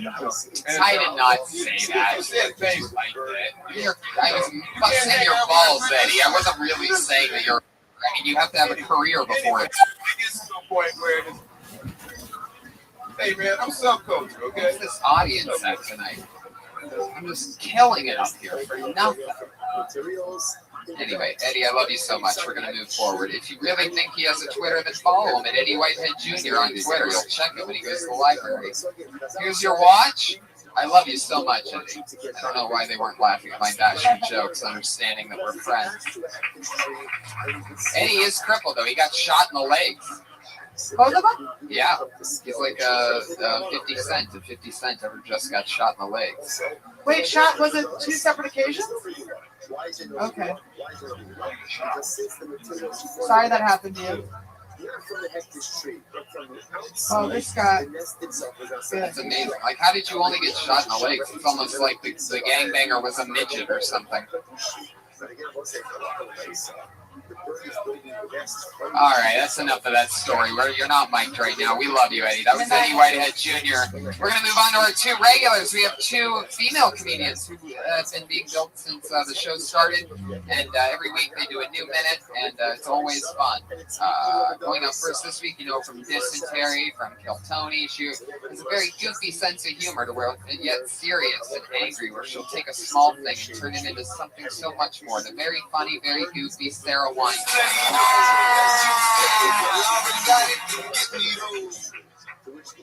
A friend invited me over for dinner. She said, "Fuck yeah, free food. What are we eating?" She said, "Meatloaf." I said, I will not be coming. What the fuck is meatloaf? Why is it even a thing? If you eat enough meatloaf, you will turn into a meatloaf. Like a lazy, meaty, chubby fuck. That's what happens if you eat too much meatloaf. There's no meatloaf in LA. Just called tofu. The brick of tofu is the only meatloaf around here. If you're going to a restaurant specifically for the meatloaf, plan to have food. My mom made turkey meatloaf. The whole family got sick. It was the color of a terracotta pot. That's all I have on meatloaf. That's 59 seconds. You could tell she is a Kill Tony better. 59.55 seconds. Now, let's talk about meatloaf, shall we? I have a feeling a lot of people don't hate meatloaf as much as you do, so it's hard to get behind you. Yeah. Meatloaf's good. Yeah, it's really good. Really? Boston Market meatloaf sandwich? Are you kidding me? You're the fattest person alive, Red Band. Oh my god. Who eats at fucking Boston Market anymore? What? Holy shit. Boston Market's bomb. How are you like able to talk? I throw up. I think there's something there, but I'm surprised that in the way that you normally write that there wasn't more of the breakdown of any other meat that you eat. The specific name of the meat is in it, like chicken parmesan or steak, or but only meatloaf is the only thing where it's like that's meat. Trust me. You know, it's like there's nobody's asking the tough questions like, what's the meat? Yeah, it's true. I don't know why I didn't think that. Well, but I mean that's why I made it on your show. But you know, what was the part where you could get into something like how meatloaf's really just ketchup and meat. It's pretty much just a hamburger. It's pretty much big hamburger. Don't they have breadcrumbs in it too? Yeah, it is. It's pretty much just a hamburger. Yeah, it's like an imploded hamburger. That's why when you say you hate meatloaf, you hate burgers. That's against America. It's like home cooking. You were even with your mom. You didn't see your mom. Maybe that's the reason. Yeah, you have mom issues, don't you? Like, ew. You're on your period? Not yet. God, Brian, you almost made it the whole episode behaving yourself. I was so proud. Odd question. And the fact that you gave an actual answer to that shows that you've been working with Red Band too much. Dysentery. No, not on my period. Yeah. Next week. I'm sorry she didn't show us not on her period. Okay. Don't get Red Band to say that we approve it right now. All right, Sarah, meatloaf. Yeah, it's an interesting one. I would revisit it and look at it from different perspectives. You know, ask yourself the tough questions like, what else do we just put one condiment on and it makes it a thing? You know, breadcrumbs, what the fuck? That sounds like a wine shank did if I've ever heard it before, breadcrumbs being its own thing. Yeah. Like how did, for example, like how did breadcrumbs actually like take off? You know, like that's one messy chef who found out the most awesome accident ever. It's just maybe I could sweep all this crap up and put it in meatloaf. Like exactly crumbs, which is normally put into a trash can, is a widely accepted variety of food. Or brushed off you. Actually, a food. It could be like the dangerous of condiments, breadcrumbs. Bread danger. Like the leftover bread in the basket someone's table down. Now, Piper, this young sensational Sherry that we have here. What's the Piper input on Sarah Weinstein? I love her attitude. I love your attitude. I wasn't fond of the vanity because your attitude. Yeah, I got nervous. Your attitude was so strong. You were going to say Luke, you said fuck. I know, me too. You know, it's kind of like if you treat me low. You know, it's kind of like you had a You're strong. You're a little girl. You're small. You're beautiful. You're strong. You have opinions. And when you use profanity, it takes away. It takes away from what you heard. Too good of a writer. Now, Annie here has to use profanity all the time because. Pussy juice is my punchline. We want to thank Sarah. Yes, definitely. Sarah, thank you so much. That's the great Sarah Weinshank. She's on Twitter at Princess Shank. I bet you could. Drink that water, Josh. Final comedian of the night dropped out of college at the University of Florida with just a couple semesters left. Put your hands together for Kimberly Kong. Always funny, keeps it real, talks about her life. Hey guys, I'm having a lot of trouble tricking guys into being my boyfriend.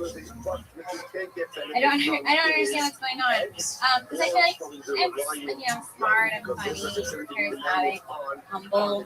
Like, and I can cook too. The other day I made a meal and it tasted exactly like somebody should be paying my rent. Like, what the fuck is going on?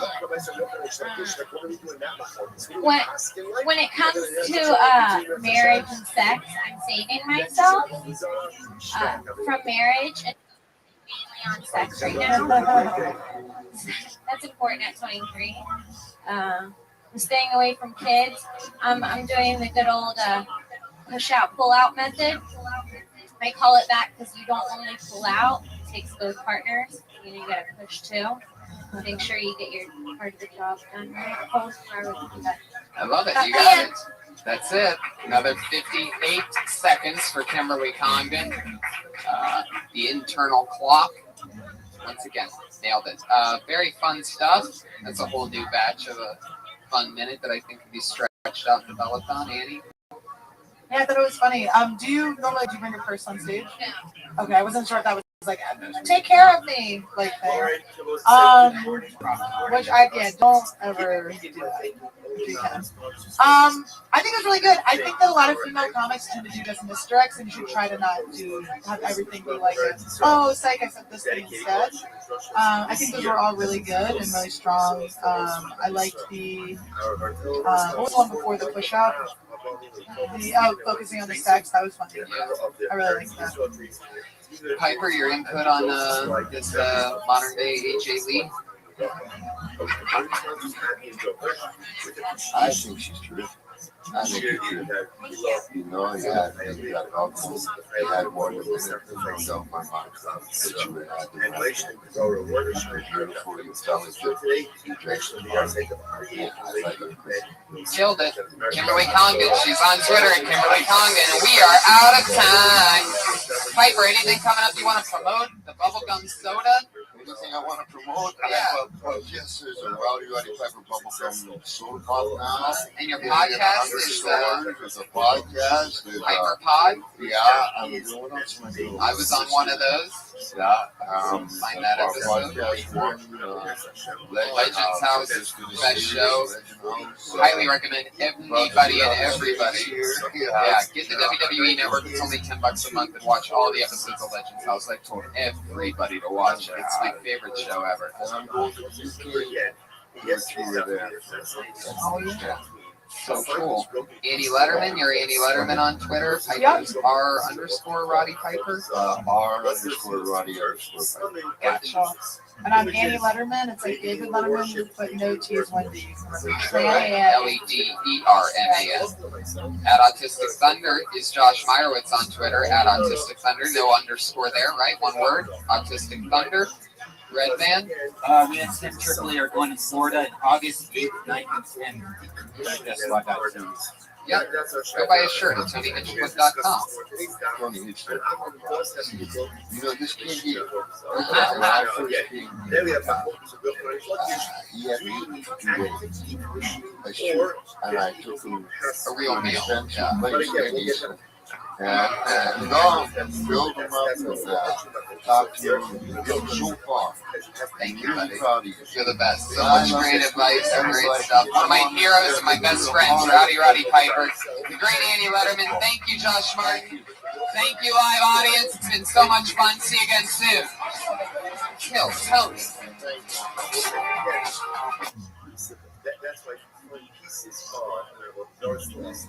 If you find pieces of slumming on an image, it's going to be water. Why is it water? Because it's a sex snake. What's the sex snake of? Subject number one is maybe it was never worshipped. That's number one. Number two, ultimately, again, even if it was worshipped, maybe it was decommissioned. So the idea of jumping back to Avodah Zarah is just the reason why ultimately I get my Avodah Zarah. It does not work because I love what I say in something ultimately did not. Ultimately, again, the suffix that maybe it was decommissioned doesn't go ahead and take it out from the God that it was Avodah Zarah. So now there are questions that principle. Then something ultimately did not. Is that true? That a something, a possibility, cannot go ahead and change the reality of facing uncertainty? What about Hans Antak? Very interesting. We actually saw this. Cover Shanice, the actually go to the chaos. So I'll say cover died. And again, we translate, I have that special shalom aleichem to a member of our shir from South Africa by the name of Ian Balzer, who I was just introduced to through ViralRabbi, another member of our shir in Toronto. Hashem, we have a beautiful family, not just in this case, but around the world. So Ian messaged me via mail. I translated the cover a few days ago as a cover. So the truth is, it's not really a fair definition. Rashi, remember again, 2 days ago, goes ahead and translates cover as a person who is careful with the laws of Tum and Tara to the point that even his children to Tara. Even in his food in the house, even what we'll call not unsanctified food, he is not going to eat in a state of ritual purity, and he's also careful with Trumas and Mesrus. That's the definition of a cover. So it's interesting for me to ask, he said, why do you call it cover? And cover means, what's the shot in that? So perhaps the Yisod is like this. Who's a cover? Cover is someone searching out for extra Torah. He's looking for extra purity. That's what he's looking for. At the end of the day, what does the Torah do that? Well, Hashem says, I want you to make sure that you eat Kodesh in a state of Torah. You don't have to eat in a state of Torah. You're not obligated to eat your unsanctified food in a state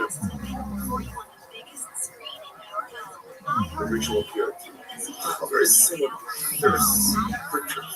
Kara so much that he seeks out those standards in areas where ultimately he's not obligated. Such a person who is thirsting for purity, such a person who wants to bring purity into areas of his life where he is not obligated to do so, such a person is a friend of the Nation. That's a friend. That Rabbi Rothschild says someone who wants me in their life so bad that he's willing to take on strictures in areas of ritual purity, not the power that he doesn't have to. That's a friend. That's a friend of the Nation.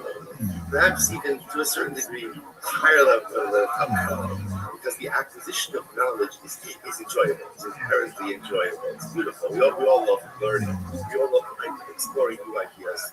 Someone puts upon himself additional stringencies because he wants power, after Sarah. He wants purity. That's a friend of the Nation. So the Gemara says, Chaver Shemis, Yet the girl lay parents. So Chaver dies. Interesting case. Chaver dies, and after he dies, they discover that he has a basket of food. What's the issue? The issue is we don't know whether or not they've been tied. So the Gemara says, even if Ramish just harvested them that day, it's a chazaka, ultimately again that they are properly tied. The Gemara says, I go 1 second. If the Tadai to you is something Asrilu, something Asrilu, let's analyze this case. Here's a case of a Tadai. What's the Tadai? The certainty was they were Tevel. That's for sure, right? Tevel's untied produce. So why is that a Tadai? Because everything starts out as untied produce. produce. So you have the fact that it was not tied. Something, maybe the cover did time it, maybe he didn't time it. What do you see from here? Because I see something that most of me did not know. And what do you see from here? That ultimately again a something, the possibility that the time did goes ahead and overrides the bad night that it certainly was Tema. So you see something close to you did not know. Which word says no. Plus some bad day, bad day. That's not true. That's not something in bad day. That's a bad day and bad day. What's the case? The bad day Asr. So where it says the same day there was Tema, bad day was Tema, certainly there was Tema, and also bad day that's right, that he timed it.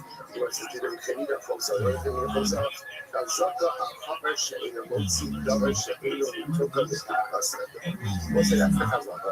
So again, interestingly enough, it's fascinating. With the Chaver will say again, can you imagine moving yourself to the level where there's no suffix that you've done the right thing? You have to understand, right? What does that mean to get to that level where the halacha looks at you and the halacha says, this guy certainly did the right thing. A chaver does not leave untied produce in his possession. For the moment it comes in his possession, it's tied. And therefore there's no suffix in Badai, there's only Badai and Badai. Incredible. Levi saying another possibility is where it says suffix for suffix. Interestingly enough, really it's a suffix and a suffix house. So what does that mean? Ashar the Abad Kilaboshia. It's possible that the Chabad conducted himself like Raboshia, still like Raboshia. The Amar, the Abdu also. So the most shalom, I suppose that it's an interesting case. There is, technically speaking, a nice loophole, timing loophole. What's the timing loophole? That thing is about technicalities now.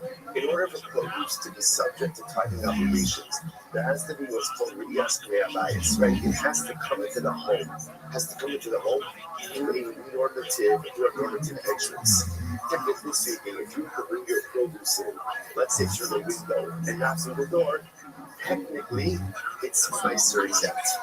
Technically it's nicer exempt. Now again, there are limitations on that also. So the Gemara says over here, there's really no something in that. Why? Because it's actually possible, even if you want to go with the fact that maybe it's a suffix if the cover ties it or not, it's also a suffix if what? If the produce was ever subject to Shumas and Maestros. Why? Because it's possible that literally again we use this legal loophole of bringing it in through the window and therefore it was never subject. Okay, so the Gemara says, 1 second, maybe something more than about it. So remember, the Gemara is questions is principle, right? The Gemara put out there like a law, a principle. The principle was, a suffix won't say right? That ultimately again a possibility cannot change the reality of a certainty. So what's it really is that cool? You are saying, but I need very, I'm going to do nice submission also shall not tap on the base. Not a nice submission also shall not say after the very interesting case where there was once a story of a maid servant. And I'm saying now again, we're going to say this is a Jewish woman. A Jewish woman who worked for a Nazi. What's a Nazi? Rashi says over here, Gavra Alomo Israel, a very powerful guy. She worked for a Nazi in the city of Cleveland. Okay, what happened? She had to live she had a miscarriage. And I will say, interestingly enough, it was common that if a woman had a miscarriage, you have to bury a maid. No? But interesting, the halacha is, this is also a powerful they put a nifel in a just in other words in a nondescript way. In general, so the halacha is you have to bury a nifel, you have to bury a miscarried baby. But that's not do not bury it in a marked grave. You do not do that. To bury it in the gravel, you do not bury it in a marked grave. So a variety of reasons, also just from a mental health perspective, it is unhealthy. The Chazal is unhealthy for parents to develop an ongoing attachment to a life that never was. Obviously, again, there's trauma, there's loss, there's grief, but Chazal wanted it to be continued. They did not want it to be an ongoing life course. So what happened? So she miscarried, and she put the miscarriage in her bed. To what point is it? According to the came along and obviously saw what had happened and peered over the pit. Now, why did the coin peer over the pit? Later, himself in the cave up. So he was there at the basket for her. Remember, it was a woman gives birth, and even after a miscarriage, depending on when the miscarriage occurred, there could be too much labor. There could be ritual impurity associated with birth. Now, the duration of too much labor depends on what? Boy or girl. So the coin peers over the pit in order to see was the result, I guess it was developing up to see was a boy or a girl. What's the problem here? The problem is by peering over the pit, what did the coin essentially do? Too much oil. Too much oil. Remember again, too much oil also could be contracted in two ways. You could be under a roof together with the mace, or you could leave the roof over the mace. So technically speaking, if there's a corpse, let's say again, I'm standing next to a corpse underneath the sky, but I lean over the corpse, I am the owner. So here the coin went ahead and leaned over the pit to see is it a boy or a girl. This episode came and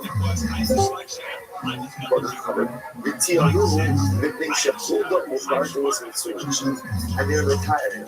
They're retiring. Why are they retired? Because ultimately, again, this was a place where there were lizards and animals there, and probably they probably took the miscarriage. They probably took it and dragged it away somewhere. Because what's that? The Bible had given it something low. Because it's something you must be about it. So look at this case over here. Here's the case of Badai. What's the Badai? She thought the woman had a miscarriage and she placed the baby in the bed. What's the suffix? Maybe the animal took it, maybe the animal didn't take it. And yet, what we see from here, the Gemara says, and yet we see that the suffix trumps the Badai. Right? The suffix changing the reality even in the face of the Badai to the point that again, they're asking, the calling is not coming. Is not something. So you see from here that something can go ahead and trump a Badai, to which the Gemara says, no, don't be when it's in the Lavar, the Kila Kimilla goes on the bar. The Gemara says, no. What happened over here is that the calling seems to shift up, throwing something that looked like a felt. In other words, not a Badai that she miscarried and placed in a on the bar. Rather, again, he saw what appeared to be an egg being placed in the bar by this woman. So it's a suffix to begin with. Whereas one second, but that's what it says. The Gemara said that he got the period over in order to see if it was a boy or a girl. To which the Gemara says, means to say, Reisha, the Gemara says, Reisha, in Rothschild, in Reisha. So first of all, he was looking into the pit to see what did she miscarry? Did she miscarry again? Did she miscarry a baby? Or again, also, it just means maybe she just expelled something else from her body. In other words, that she expelled miscarriage. Maybe it was just something else. It was some other discharge. See, he was first of all looking over the point. Was it an AFL or not? If it's on an AFL, and if it was an AFL, it's done. If it was on an AFL, later it's not going to AFL to see if it was a boy or girl. So in fact, this wasn't the case of Badai and something. The case of something and something. So again, something whether or not she miscarried a baby, right? Was it a miscarriage or not? And then again, compound that with something ultimately again that maybe the animal took it away. You might think the possibility is gave a shot called the Bibles, but soon shot that guy. The other possibility is no. Once we have a place. These animals there, they definitely dragged away whatever was expelled from the pit. Okay, so we'll say slave. So what is the kasha? So again, so just we'll pause over here for just a second. So just understand, the Gemara essentially seems to say that principle of a suffix ultimately again holds. That in Halacha we accept this principle. Any suffix ultimately that if you have two pieces of information in front of you, One is a suffix and one is a vadai. The vadai piece of information determines the reality, and the suffix piece of information does not undermine that reality. That's why I was again just kind of reorienting ourselves a little bit. That's why how did you get into this? I find a piece of broken avodah zarah, right?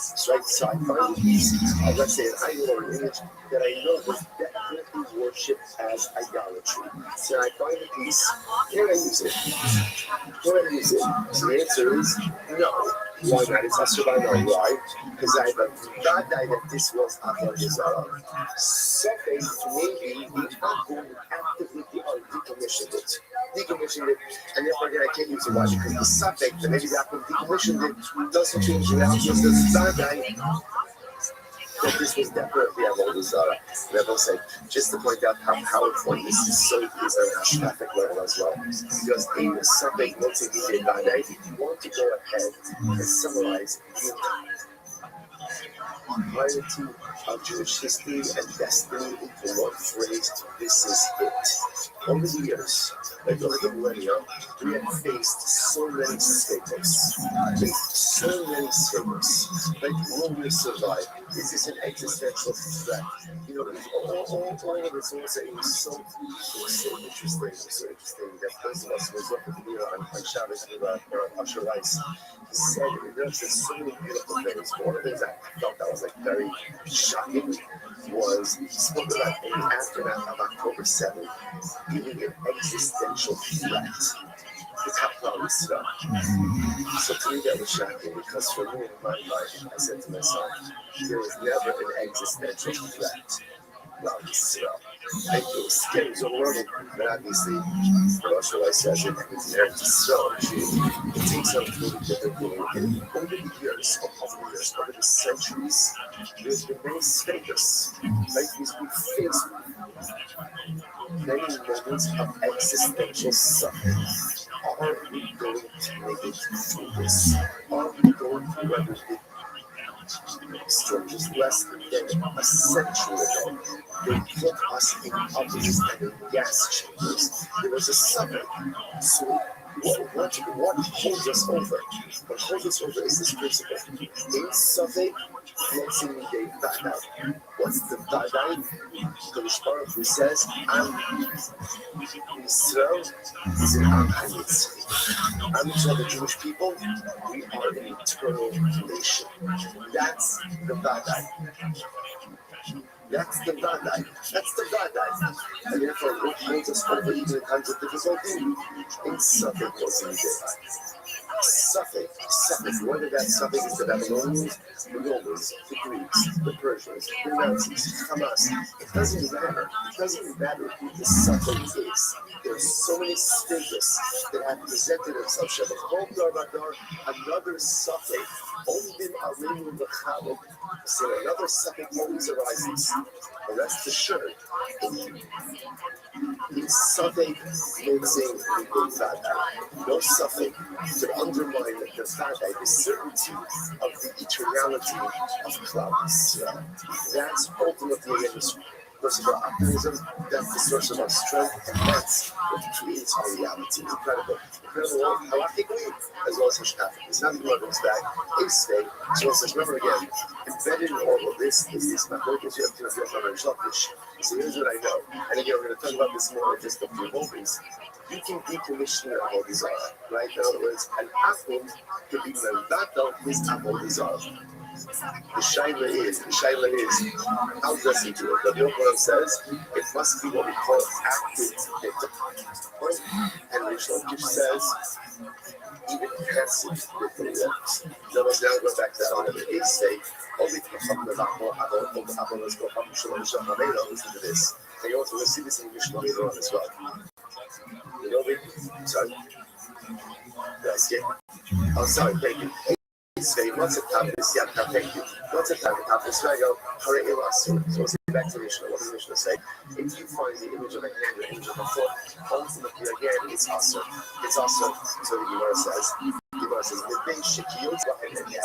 Why? Because at the end of the day, that was a common image that people worship. The Lord says, Amai. Why is that? So we'll say that's what it is. So in other words, once again, this is a kasha on Rish Lakish. So if you're asking on Rish Lakish, according to you, this should be totally mutter, right? Because according to Rish Lakish, once you find broken pieces, whether the apple actively broke it or whether the idol broke on its own, an apple doesn't worship an idol like that. You know, again, what's all Rish Lakish's logic? Idol. If you can't save yourself from being broken, then chances are what? You're not much help to me. You're not much help to me. And therefore, again, so what's going on? First, the says, no, there's much more, but I need it, the only out of Caesar. So this is what we said yesterday. What's the case? The case of the head of the foot is the case of the video. It's on a pedestal. When it's on a pedestal, so then that is quite possible that is actually almost like a self-sufficient is the wrong word, but it's own type of idolatry. Okay, basic, or is it at the country? Well, we come back to Avodas from Shalom, this was also more this later. Can we go have it?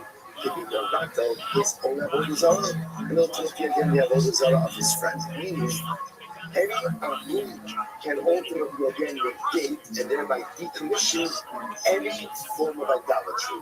Whether it's his idolatry that he worships or someone else's idolatry.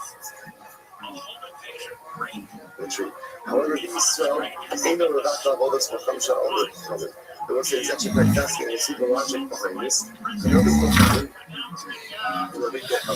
Actually Israel does not have the ability to negate any form of idolatry. Isn't that fascinating? Right? So Obed Kohabim can negate and decommission any form of idolatry, and Israel has no power on negation for idolatry. Fascinating. So we'll say, so Amai, Tammy Rabbo's function started allowed. Why is that? What about a case of idolatry that just breaks on its own? Now, clearly, again, if I change lucky issue, we're going to do that should work. Rabbi Shepasta. What's the case over here? The case over here is where Israel and the other Mohammed. So what's interesting, what the people are suggesting is denting is not a form of decommission. Why not? Decommission requires breakage. Denting with the entire item still intact doesn't decommission. What's that? The Pascha, my hobby, not Pascha, or Pascha, but that's not true. We learned that again, if you dent in idolatry, even though again, all of the idolatrous material is still present, ultimately again, the Avodah Zarah is bottled. I need to read the Pascha with the Habit. Pascha Yisrael will bottle. Ultimately, then that's right. If an apple goes ahead and dents the idolatry, that negates it. But if Yisrael dents the idolatry, that does not negate it. So Rabbi says, keep Pascha Yisrael out of that. It's a very important thing. So this is like this. In reality, even when Israel dents the Avodah Zarah, it goes in the case. In other words, it will say, denting really is an active form of negation, which makes sense, right? Anything you do to deface the idol should be a proper form of idolatrous negation. So really, even if Israel dents it, it's okay. So what's the issue? So why did Chazal say that it's not? Listen to this. Verse Ella, there's Xera. What's the Xera? So here's the issue. In reality, Yisrael has the power of negation, right? Yisrael does have the power to go ahead and negate idolatry. How does he negate idolatry? If he breaks it, if he dents it, it all should work. So why did Chazal say it doesn't work? What are we concerned about? Listen to this. We're concerned that what is Yisrael going to do? He wants to negate an Avodah Zarah. So what does he do? He has Avodah Zarah. He lifts it up, right? Getting ready, let's say, to smash it or to dent it afterwards. What's the problem? Once he lifts it up, right, that's an act of Hagbah. What does Hagbah do? Hagbah acquires. Once he acquires it, it becomes the Avodah Zarah of a Jew. Once it becomes the Avodah Zarah of a Jew, the Avodah Zarah B'Yad Yisrael. The Avodah Zarah B'Yad Yisrael Eina B'Tela Li'Omer. So we'll say this is absolutely wild. It's absolutely wild. And we'll say we are going to see exactly why this is a Gemara in 10 blocks from now on Moon days. But again, right now we just go with the principle. The principle is any avodah zarah that is owned by a Jew cannot be negated. So watch what's happening over here. Can we start, technically speaking, decommission avodah zarah? Yeah. How can he decommission it? He can break it, he can dent it. But Chazal said the decommissioning of a Jew is not right. Why? What are we concerned about? That in the process of decommissioning, the Yisrael is going to take it out. By taking it out, I will say avodah zarah is considered to be hefker, and we'll get into all of this in a couple of days. Avodah zarah is considered to be hefker. Picks it up, he acquires it. Once he acquires it, right? Right? Once he goes ahead and he acquires it, it becomes avodah zarah of the heat. Avodah zarah of the heat ultimately cannot be. You can't do no back with it. You can't decommission it. Therefore, again, ultimately, we are stuck in this situation. So essentially, what we want to try to avoid is Jewish handling of avodah zarah. How does Chazal ensure that? By simply going ahead and saying, you can't do anything to it. Even if you try to decommission it, ultimately, again, it is not going to work. Incredible. So everybody was they say, the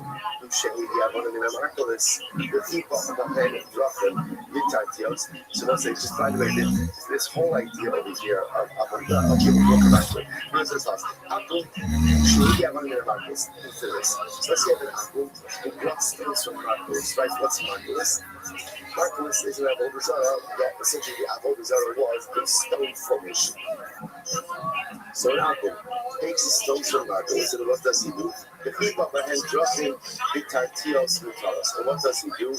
He goes ahead and he takes the stones, and he builds them into roads. In other words, he decommissions the stones by using them for mundane use. He uses them as pavers, like these pavers, and he uses them to make the street. So the stones are mutter. Why the stones are mutter? Because again, he's actively decommissioning them through using them for a mundane use.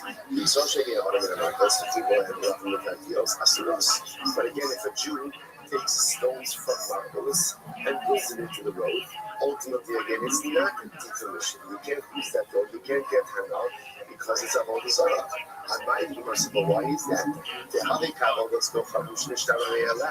So why do we say it? So again, Mr. Bill asked Rish Lakish, why should this be any worse, ultimately, again, than avodah zarah that broke on its own? And according to Rish Lakish, avodah zarah that broke on its own, ultimately is decommissioned. To which the Imam says, no, how can I keep the Rabbah? The one says, just as Rabbah said before. Rabbah said essentially, a Jew can decommission avodah zarah. Why not? Because once again, we have this concern. We have this concern that in the process of decommissioning, the Jew's going to lift it up. If he lifts it up, he acquires it. Then it's avodah zarah owned by a Jew.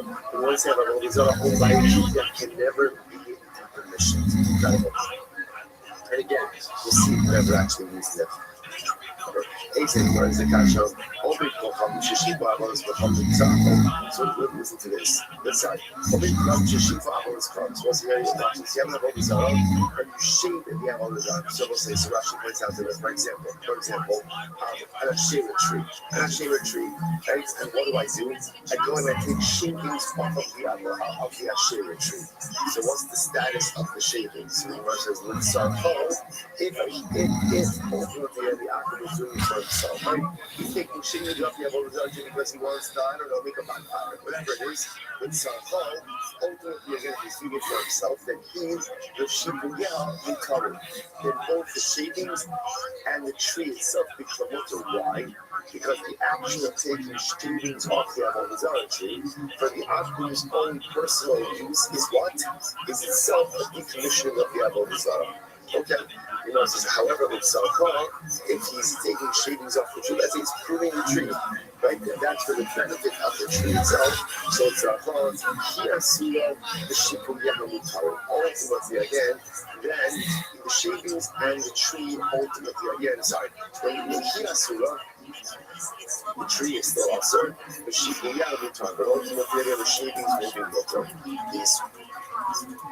Josh is sheep father is coming, but if Yisrael takes shavings, right, takes pieces off of the Asherah tree, Bein Mitzarcho, Kiva Shibu Ya'asu. Whether Yisrael is doing this again for his benefit or for the tree's benefit, ultimately. Again, we have the Zara, the tree itself, and the shavings, the main water. So what's going to be able to ask Swish Anai, why should this be any different, right? According to you, it should be no different than an avodah that breaks on its own. And when it breaks on its own, if you open it breaks on, as you said, it's decommissioned. So since what we're in this case, it should be decommissioned as well. To which the yourself and Nami, keep the Rabbah. So basically, once again, we keep on bringing up Rabbah.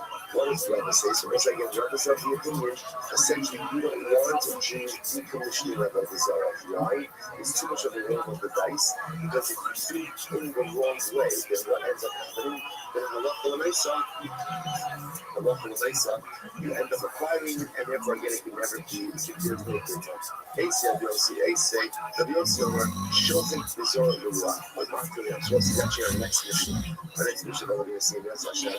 So the Rabbi Rothschild says, or say, or too much nice, Shilton Bizarre Lua. If you find about the Zara, you just wind it up and scatter it to the wind. All not till the or you can go ahead and throw it into the sea. And once they were going to see this, he's talking about if you find it out on the Zara made of metal. So what do? Grind it up, scatter it, right? Scatter it to the wind or throw it into the sea. Gemara says, Amulo, Atina says, hell, you can't do it. Because if you scatter it into the wind, then what can happen? It can become a fertilizer. So Gemara says, it's sin, well, you've got beyond Fabuba, plus it says, really, you can't retain any part of a bizarre for your own use. Once again, if you're going to ask the Rishlakish Amai, the Avi Kabbalah was become Shishtaber Me'elecha, but once again, why? Rishlakish put it to you, this should be fine. It's going to you, even if the bizarre breaks on its own, ultimately again it's decommissioning. So in this case, a grinding unit should also be a decommissioning. So who cares even if it does act as a fertilizer? It's not a multistream fertilizer. So which they must talk about the keep the rubble. Once again, I will say we keep all roads keep leading back to rubble. Ultimately, again, it is concerned that if the Jew is involved in decommissioning, he may lift it up first, acquire it, and once it's acquired by a Jew, it cannot be decommissioned. Say, Rabbi Yossi, that is Omer, what's the interesting case of it? Let's see, find the image of a dragon. This is our next mission. Now, we're going to see a dragon as one of those images that was always considered to be idolatrous. So watch this. You go ahead and you find the image of a dragon, but the head is cut off. That is cut off. So therefore, something only go from something is all from water. So if I'm not sure, did a Jew decapitate the dragon, right? Or did it's water. You know, so on the other hand, that guy is all awesome. But if he's so is not a kind of bad, it's awesome. He says, I'm not. Why should this be any different? It's a suffix. So why should be any different than a case? Ultimately, again, that builds on its own. Once again, we are concerned ultimately again about the concern of Rabbah. So we'll say, essentially, to begin to see the people here, we don't want Jews to be following the holy Zara. Even with the decommissioning of the holy Zara, we just want Jews to stay away from idolatry. If a Chazal was not to the point that even the decommissioning of the Jew doesn't work, out of concern that he may pick it up, acquire it, and create even greater problems going forward. Yesterday, Rabbi Yossi Omer, after the Europe was people saying, Shaman, with me, Shaman, be on no Sharas Bahan. So it's an interesting case over here. So this halacha says the following case. We're going to see this also. All these other Mishnahs will see later on. Halacha is general side that about what is the halacha concerning planting vegetables underneath a shade tree. Underneath a shade tree.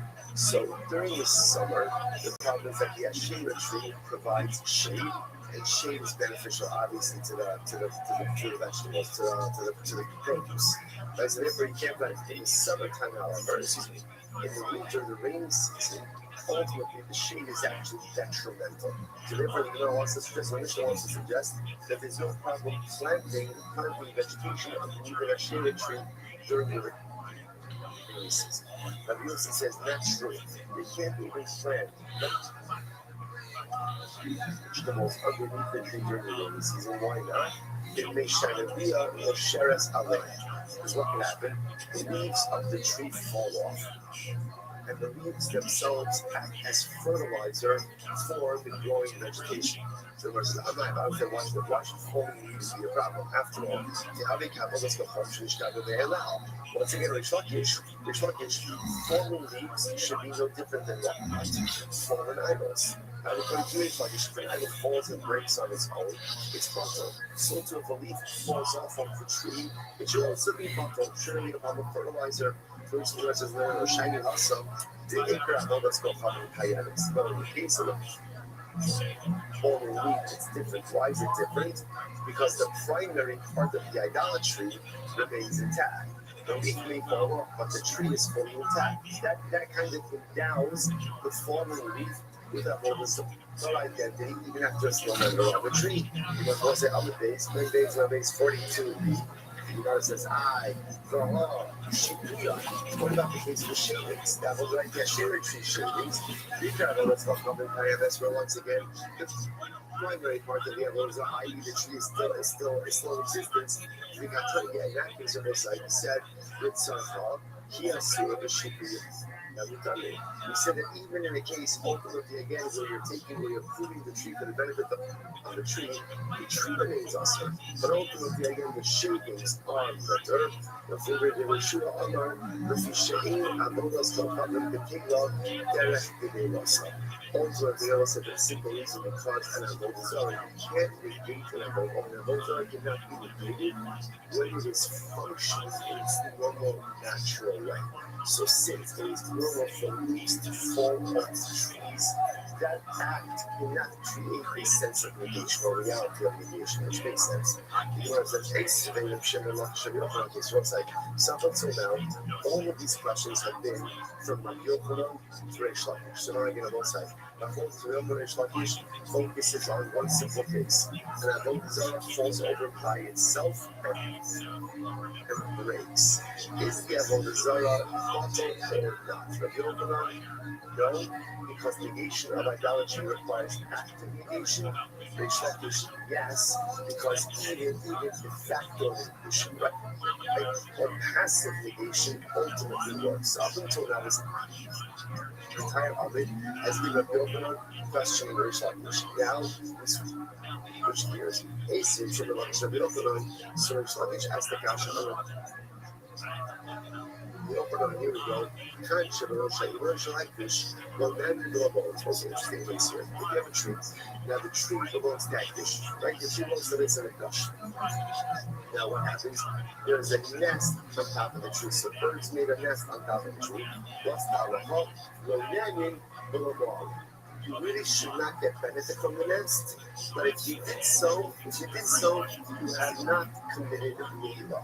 Now let's say so again. Rashi says over here, second line from the top, going in, that's what Rabbanan. So you can't get benefit with Rabbanan. Right, but obviously, again, the nest itself is not considered to be part of the tree. And therefore, if you do get benefit from the nest, ultimately, again, it's not to fine. So let's analyze. The what about if the nest is on the top of an Asherah tree? It's the same case. I have an Asherah tree. On the top of the Asherah tree is a bird's nest. I want to get benefit from the bird's nest. So what can I do? Yakin the kana. So what can you do? Knock down the nest. Ultimately, again, with a piece of wood, and then you go ahead and get benefits from the nest like that. So what's this? I'm sorry.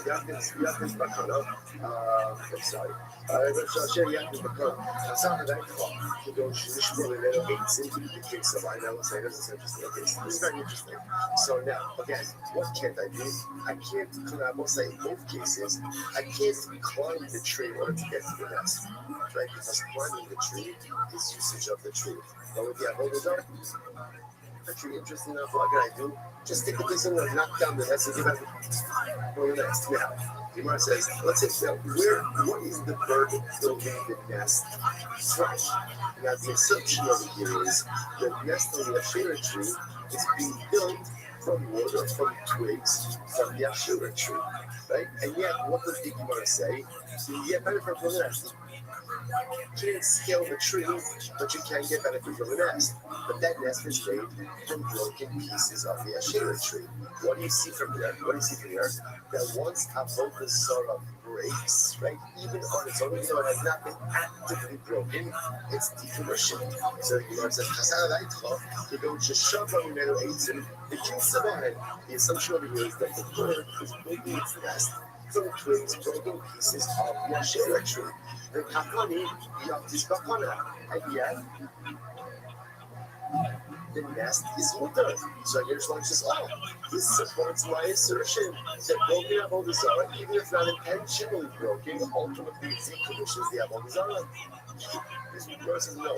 How about I say what it is? We go into IC8 and the Alma, the Kinsaba, not necessarily. That's not how birds make nests. Or birds make nests. Birds make nests in trees all the time, but they often bring materials from other locations. So the case over here is the bird made itself comfortable in the Asherah tree, but it did not gather the materials for the nest from the Asherah tree. Rather, it gathered the materials ultimately again from elsewhere. Making out into penny, Gabi Hektish. Once I saw again, what's the Raya for that? The Raya for that is look at the Hektish case. What happened in the Hektish case? In the Hektish case, what do you want to say about the birds now, about the bird's nest? No netting or about the tree. No net, not the nest, sorry. No netting, no water. So again, you should not get benefit from the nest, but if you did, you did not commit to so let's analyze this. On the Mishnah of the IC, so the outlaw, since we're talking about a case where the bird built the nest ultimately again from materials in the belt, right outside of the Hektish tree, then I need to kind of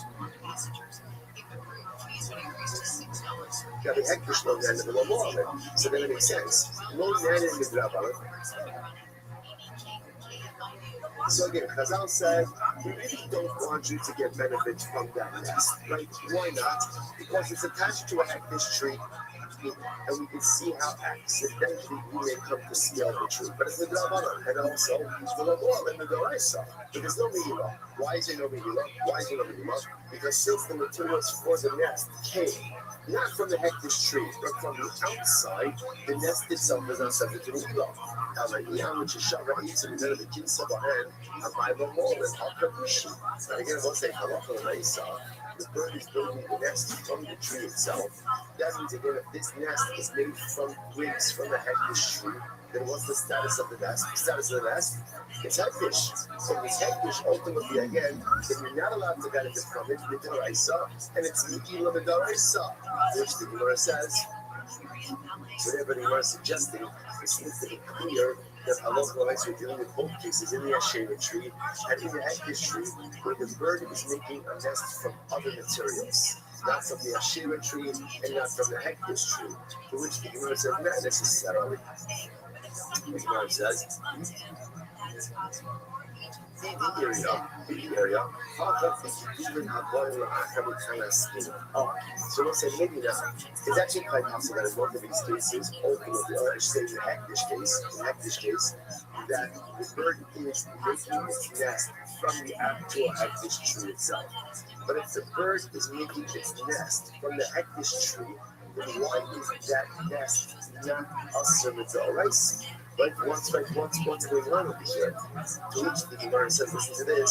So what's the case over here? How come you do have an Akar?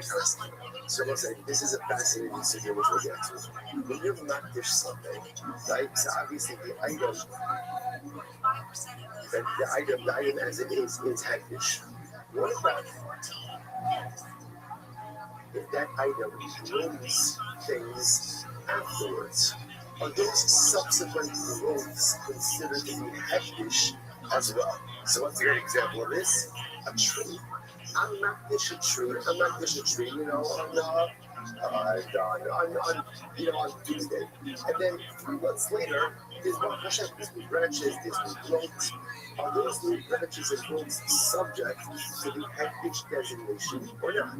That is a machlokas. That is called Gidulin Haboim Lachem. Growth which occurs after the designation. So the word we're talking about over here is the bird. So again, I was not fish the tree. And then again, 3 months later, when the branches grew, the bird took twigs from the new growths. So and that made the nest out of those new growths. And therefore, again, so now is the nest like this. It depends. That's an focus. You know, it says because someone ain't even be doing. And the author of this place or the author of this mission holds that along the way, so the hectish designation only devolves upon the tree that's in existence at the time of the designation. But anything that grows afterwards is not subject to hectish, and therefore, again, this nest is incredible. Rabbi Rothschild, my yak is ultimately, what does it mean? Rabbi Rothschild, what does it mean when it says knock the nest down and get benefit from the nest? That broken. It doesn't mean the nest, it doesn't mean the nest itself. It could very well be that the nest is awesome. The nest is awesome in both cases because it's made of a shela or because it's made of a hectish tree. Either way, it's awesome. So what can you get benefit from? The chicks. But when we say knock down the nest, what it means is get benefit from the contents of the nest is a whole other reviewing about the Biva, a seven o'clock that broken, the time becoming hard. In both cases, both to the Ashira case as well as to the Hektish case. So both of the cases is ultimately perhaps you can't get benefit from the nest itself, especially for setting this up as a case where the nest is being made from the Hektish tree or the nest is being made from the Ashera tree. And again, even assuming that the materials weren't present at the time of the designation, it will only be opinions that are ever grows from trees with the Hektish or so what's the case? Why am I knocking down the nest? Not for the nest material, but rather what? For the chicks or for the eggs inside of the nest, and that will be water. That will be water. The basin kind of so let's listen to the Mishnah says. It says for the chicks it's going to be water, but for the eggs, ultimately again it's going to be usher. And we'll say now why are the eggs usher? So this is actually quite fascinating. If you look at Rashi, this is Rashi right before the Mishnah in Rashi. The basin kind of usher should strichen in Ivan, the Gaza behind Rabban Ka'al Asr. So this is actually very fascinating. Eggs are awesome. Why are eggs awesome? Because eggs need the nest. The nest needs the tree, and therefore A equals B and B equals C, then A equals C, which means that the eggs are considered to be ultimately reliant on the tree. So because of that, they're going to be us. So it's fascinating. There's quite fascinating. There's a lot of variables going on. But you know, suggesting maybe in all these cases the nest is awesome. Why is it nest awesome? Because we're talking about a case where the nest was made from the Asherah tree or from the hectic tree. So the nest is going to be awesome. The nest is going to be awesome. So what does it mean when the branch says take a stick, knock down the nest, and get back from the nest? It means the chicks in the nest. The chicks are water. But the eggs may be problematic, right?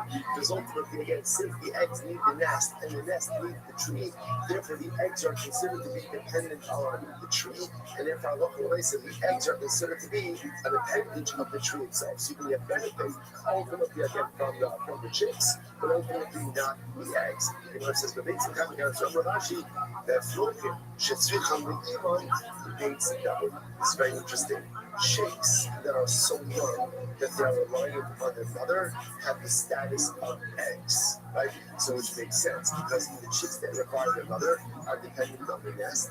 The nest is reliant on the tree, and therefore, so therefore also it turns out that over here, in this case of the nest, on top of the Asher tree, the egg this tree, you obviously can't scale the tree regardless, right? What can you do? Knock down the nest. So why are you knocking down the nest? So maybe you can't get benefit from the nest because there's the nest itself.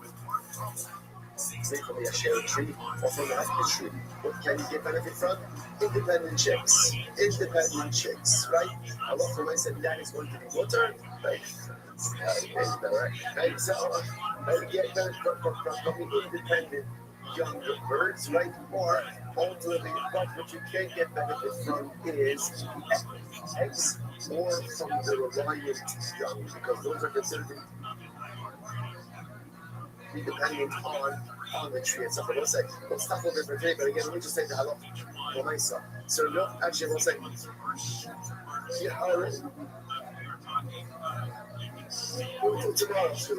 tomorrow we're going to pick up and we'll just finish off with the halal for myself. Like, what are we doing that much? What are we asking like? And then you have to show between Reb Shashan, adventures in Avodah Zarah, Shkaya everyone. My Chevron's have a great day.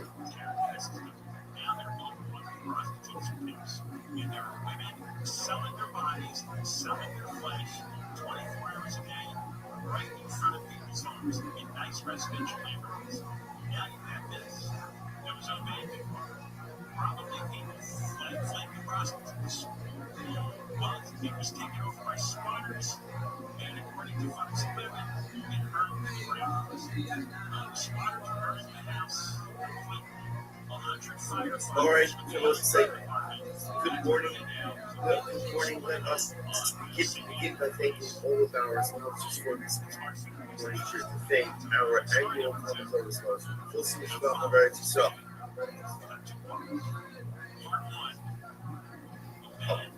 We're dedicating ownership and trust this year as a source for source levels and so on. Our calendar sponsors for the month of Av, Mabali, will tell us even though when tracing in honor of their parents, Israel tracing it. Tina tracing as he roasts flight in memory of his dead roasts flight to the Rambam. So we convert sponsors Abby and Joe Hirsch with appreciation. We share the entire love for the Chayalin, the Chayalin, and all of those sacrifices for clouds. And Maish and Dora Wordishine are the from the sponsors for today. Creation of the yard site of Ayi and Leib and all of the Nishams, the families in the all of those here for Shabbat. They will call the police from this revolution address should bring from our hostage.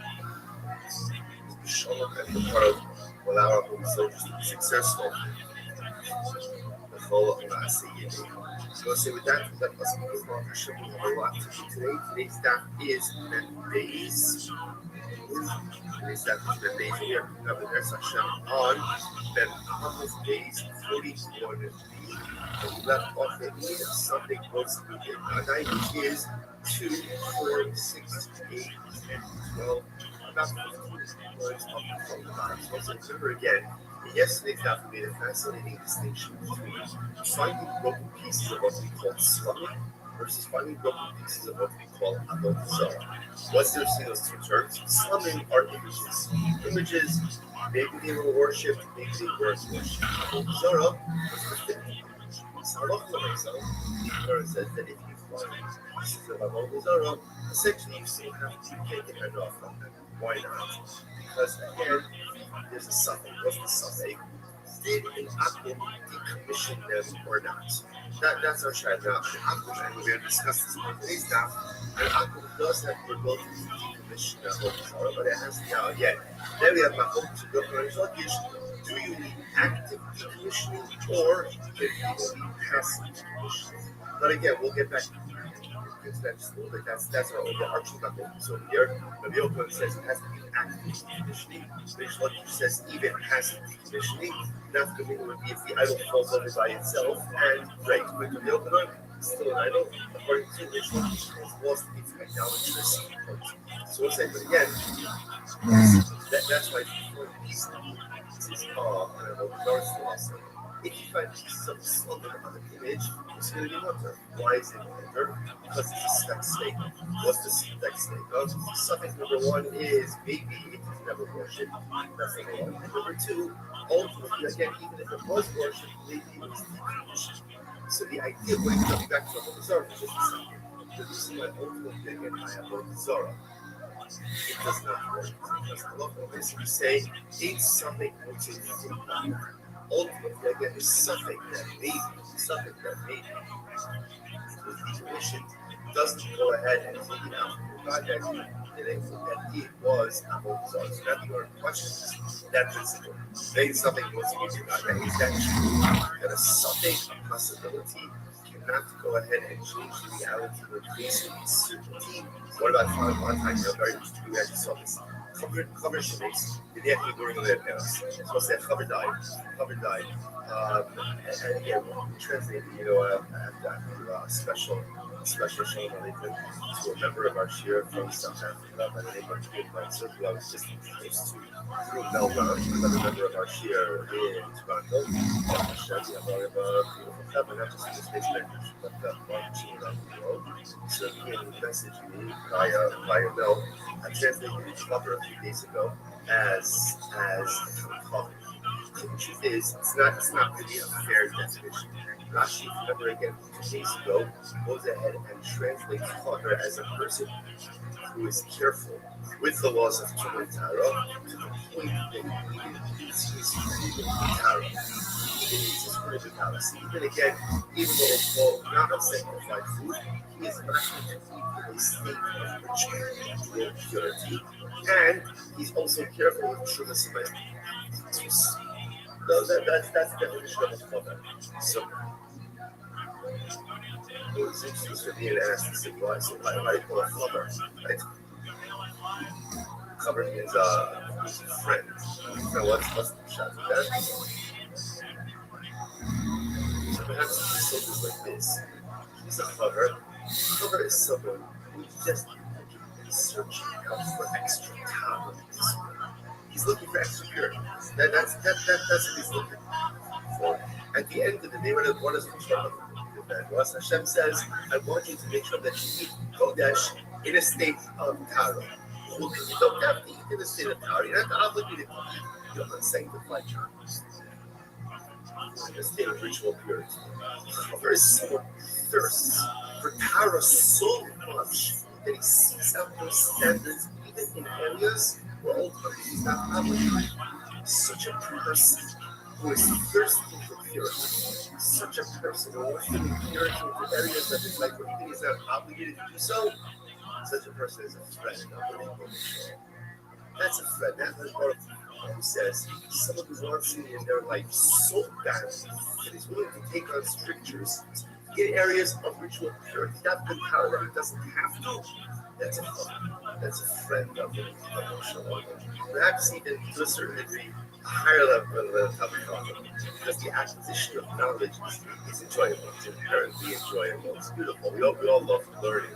We all love exploring new ideas. You see that Flemish puts upon himself additional stringency because he wants Tara, not the Tara. He wants purity. That's a friend of the Shalom. So the Gemara says, Chaver Shemisi, you have to grow their parents. So Chaver dies. Interesting case. Chaver dies. And after he dies, they discover the most fascinating. What's the issue? What's the issue is we don't know whether or not they've been tied. So the Gemara says, even if she just harvested them that day, hurrying in the festas with 220. Is it Chazaka? Ultimately, again, that they are properly tied. The Gemara says, I will second. The Vandite. Something that's real. Something was real. Let's analyze this case. Here's a case of a Vada. What's the Vada? The certainty. The certainty was they were temple. That's for sure, right? The most untied produce. So why is that a Vada? Everything starts out as untied produce. So you have the Vada that is untied. Something, maybe the cover did tie it, maybe he didn't tie it. What do you see here? Because the Safek will go see me day by day. And what do you see here? That ultimately, again, a Safek possibility that he tied it goes ahead and overrides the Vadai that it certainly was Teva. So you see, Safek was in me day by day. To which the Gemara says no. Plus some Vadai. That's no, it's not true. That's not a Safek Vadai. That's a Vadai case. What's the case? The Vadai Asri. The Gemara says, it was Teva. Vadai was Teva. Certainly it was Teva. And also, Vadai, that's what? That he tied it. He was So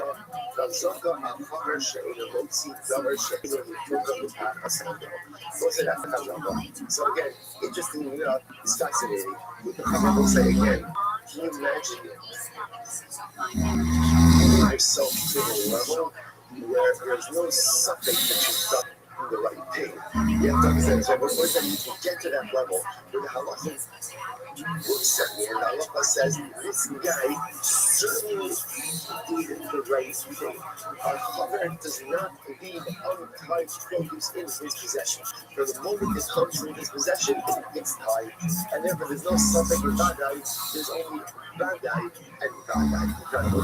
You know that's what it is. You know, it says suffix to suffix. Interestingly enough, really it's a suffix and a suffix house. So what does that mean? Afshar Avad Raboshia. It's possible that the Chaver conducted himself like a Roshia. What's the Roshia? The Amar Na'arim Adam Altri also. ומכניס במות שלום כדי שבהתאם האופלה subterranean advice. I suppose that's an interesting case. There is, technically speaking, a nicer tithing loophole. What's the tithing loophole? That means all technicalities now. In order for produce to be subject to tithing obligations, there has to be what's called Ribias Kneabayis, right? It has to come into the home. Through a normative entrance. Technically speaking, if you bring your produce in, let's say through the window and not through the door, technically it's nicer exempt. Now again, there are limitations on that also. So the Gemara says over here, there's really no something that's about that. Why? Because it's actually possible, even if you want to go with the fact that maybe it's a suffix if the Chaver tied it or not, it's also a suffix if what? If the produce was ever subject to Trumas and Maestros. Why? Because it's possible that a little bit of news of this loophole of bringing it through the window, and therefore it was never subject. Okay, so the Gemara says, 1 second, there ain't something goes into the Gemara. So remember, the Gemara is questioning this principle, right? The Gemara put out there like a law, a principle. The principle was, a suffix once in like an ultimately again a possibility cannot change the reality of a certainty. Yes, really is that true? So the Gemara said, but I need to learn. I'm going to do the nice section plus all shell not top of my face. Not a nice section plus all shell not sick after the Reno. Very interesting case where there was once a story of a maid servant. I want to say that again. One thing, this is a Jewish woman. A Jewish woman who worked for a Nazi. What's a Nazi? Yeah, she says, "When we have Gabra, Allah Israel." A very powerful guy. She worked for a Nazi in the city of people. Okay, what happened? She had a miscarriage. And I will say, interestingly enough, it was common that when a woman had a miscarriage, you have to bury her navel. But the interesting thing, the halacha is, this is also a powerful little bit. Put a navel in a pit, in the nondescript, whereas in general, the halacha is, you have to bury a navel, you have to bury a miscarried baby. But with God's God, do not bury it in a marked grave. We do not do that. We bury it in the ground, but we do not bury it in a marked grave for a variety of reasons. Also, just from a mental health perspective, it's unhealthy. The Chazal to it is unhealthy for parents to develop an ongoing attachment to a life that never was. Obviously, again, there's trauma, there's loss, there's grief. But Chazal wanted it to be contained, did not want it to be an ongoing life loss. So what happened? So she miscarried, and she put the miscarriage in a pit. The one coin hits it. A coin came along, and obviously saw what had happened, and peered over the pit. Now, why did the coin peer over the pit? Lifta himself in the kiva. So he was going to have to pass it for her. Then they're going to also have a woman gives birth, and even after a miscarriage, depending on when the miscarriage occurred, there could be tumas linda. There could be ritual impurity associated with birth. Now, the duration of tumas linda depends on what? Boy or girl. So the coin peels over the bit in order to see was the makeup, I guess it was developed enough to see whether or not it was a boy or a girl. The ball man said, I won't say I won't toss the problem here. The problem is, by peering over the bit, what did the coin essentially do? Tumas Oral. Tumas Oral. Remember again, Tumas Oral was could be contracted in two ways. You could be under a roof together with a mace, or you can be the roof over the mace. So technically speaking, if there's a corpse, let's say again, I'm standing next to a corpse underneath the sky, but I lean over the corpse, I am the Ohel. I am the Ohel. So here the corner that I leaned over the pit to see is it a boy or a girl? And what happened? You want my son, if I'm in, the episode came from the Tiamumu, they Shafuba Ubardos in Swedish. And they're retired. They're retired. Why were they retired, Tony? Because ultimately, I think this was a place where they were diesel animals there. And the reality is they probably took the miscarriage. They probably took it and dragged it away somewhere. Because what's that? The whole the Vata Maker, something goes, something will go, the cause is something will mostly be divided. So look at this case over here. Here's the case of Vata. What's the Vata? She thought the woman had a miscarriage and she placed the baby in the bed. What's the something? Maybe the animal took it, maybe the animal didn't take it. And yet, what do you see from here? The Gemara says, and yet, you see that the suffix trumps the Vata. Right? The suffix changes the reality.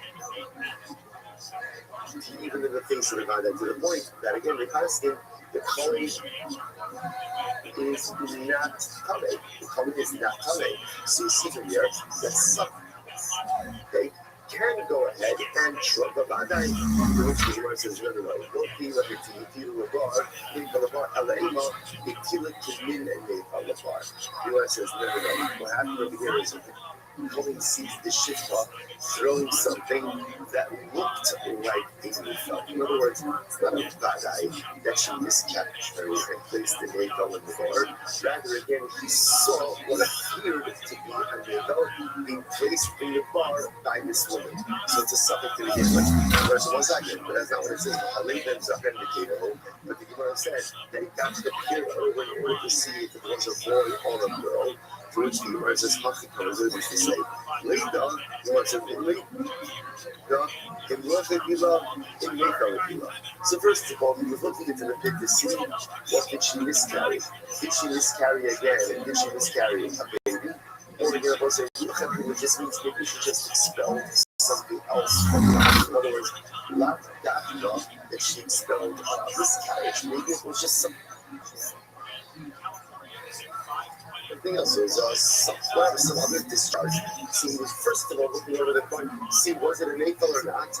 If it's an AFL, and if it was an AFL, it did not. If it was an AFL or Tiva, later in Zafra in the Keva to see if it was a boy or girl. So in fact, this wasn't the case of Vadai and something. Rather, again, this was a case of something and something. So again, something whether or not she miscarried a baby, right? Well, was it a miscarriage or not? And then again, compound that with something ultimately again that maybe the animal took it away. You might think the other possibility is gave us Shefot Bavadros, Mitzun and Sham, not that Garu. The other possibility is no, once you have a place where there's a program of harvest, that these animals there, they definitely dragged away whatever was expelled into the pit. Okay? So let's say so there's the Kasha. So again, so just we'll pause over for just a second. So just to understand, the Gemara essentially seems to say that principle of ein safek motzei midei vadai ultimately again holds. That in halacha we accept this principle ein safek motzei midei vadai. That if you have what we'll call two pieces of information in front of you, one is a safek and one is a vadai. The vadai piece of information determines the reality, and the second piece of information does not undermine that reality. That's why I was again just kind of reorienting ourselves. That's why. How do we get into this? I find a piece of breaking Avodah Zarah. Right? So I find a piece, let's say an idol or an image that I know was definitely worshipped as idolatry. So I find a piece. Can I use it? So the answer is no. Why not? It's Asher Bano, right? gesagt hat, Vadai, that this was Avodah Zarah. Second, maybe the Akum actively decommissioned it. And therefore, again, I can't use the why because the suffix, but maybe the Akum decommissioned it doesn't change the reality of the Vadai that this was definitely Avodah Zarah. And I will say, just to point out how powerful this is so is on a Hashkafic level as well. Because in the suffix, once it is Vadai, if you want to go ahead and summarize the entirety of Jewish history and destiny into one phrase, this is it. Over the years, like over the millennia, we have faced so many staples. So many staples. Like, will you survive? This is an existential threat. You know, all of it's also it was so interesting. It was so interesting that most of us was up at Shabbos Usher Rice. He said he works at so many beautiful things. One of the things I felt that was like very shocking was he spoke about in the aftermath of October 7th, really an existential threat to Qatar Israel. So to me that was shocking because for me in my mind, I said to myself, there was never an existential threat from Israel. I feel scared was overwhelming, but obviously, Rabbi Rothschild says it is an Eretz Yisrael truth. It takes on a totally different thing. Over the years, over the centuries, there's been many statements. Like we've faced many moments of existential suffering. But we're going to make it through this. Are we going to weather this storm just less than a century ago? They put us in ovens and in gas chambers. There was a suffering. So what holds us over? What holds us over is this principle. In suffering, makes it a Vadai. What's the Vadai? Kodesh Baruch Hu says, Am Yisrael is an Am HaNitzvi. Am Yisrael, the Jewish people, we are an eternal nation. That's the Vadai. That's the Vadai. That's the Vadai. And therefore, what holds us over even in times of difficulty is something goes into it. Suffix, whether that suffix is the Babylonians, the Romans, the Greeks, the Persians, the Nazis, Hamas, it doesn't matter. It doesn't matter who the suffix is. There are so many status that have presented themselves. Another suffix, another suffix always arises. And that's the shirt. A suffix mixing with God. No suffix would undermine the Vadai's unity of the eternality of Christ. So that's ultimately again the source of our optimism, that's the source of our strength, and that's what creates our reality. Incredible. Incredible. Halachically, as well as Hashkafic. It's not the Lord's back. His state. So it says, remember again, embedded in all of this is this Mahogany to a different selfish. So here's what I know. And again, we're going to talk about this more in just a few moments. You can decommission Avodah Zarah, right? In other words, an Akum can be done not of his Avodah Zarah. The Shaila is, how does he do it? Rabbi Rothschild says it must be what we call active Gedol, and Restream says even passive Gedol works. So let's now go back to our A state. Only listen to this. And you also see this in English going on as well. You know what I mean? Sorry. Let's get. Oh, sorry, thank you. It's a what's a tablet? Yeah, thank you. What's a tablet? Yeah, the tablet. So I know how it was. We'll see back to English. What English will say. It's find the image of a handbook. Yeah, again, it's also. So the Gemara says, why? Because at the end of the day, that was a common image that people worshipped. Gemara says, why is that? So it said that's what this is. So it was once again, this is a kasha on the Shlokish. You're not going to ask on the Shlokish.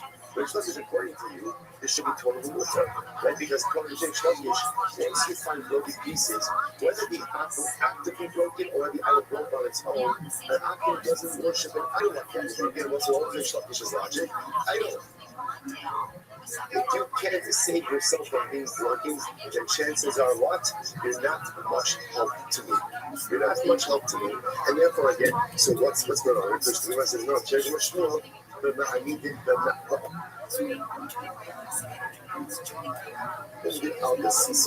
this is one of the things we said yesterday.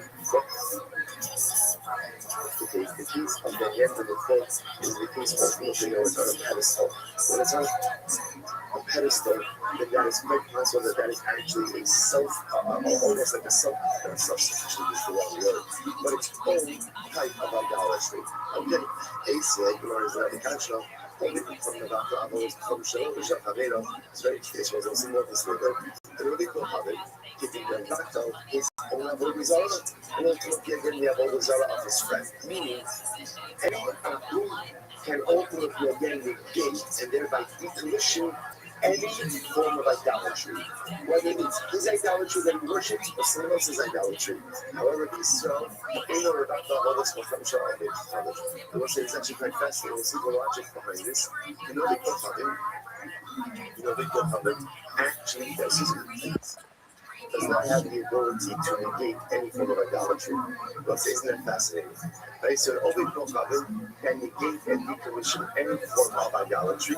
Yisrael has no power on negation over idolatry. That's it. So why is that? What about a case of idolatry that just breaks on its own? Now, clearly, again, according to that should work. What's the case over here? The case over here is where Israel dented the Ovid Kohanim. So what's interesting enough that we're suggesting is denting is not a form of decommission. Why not? Decommission requires breakage.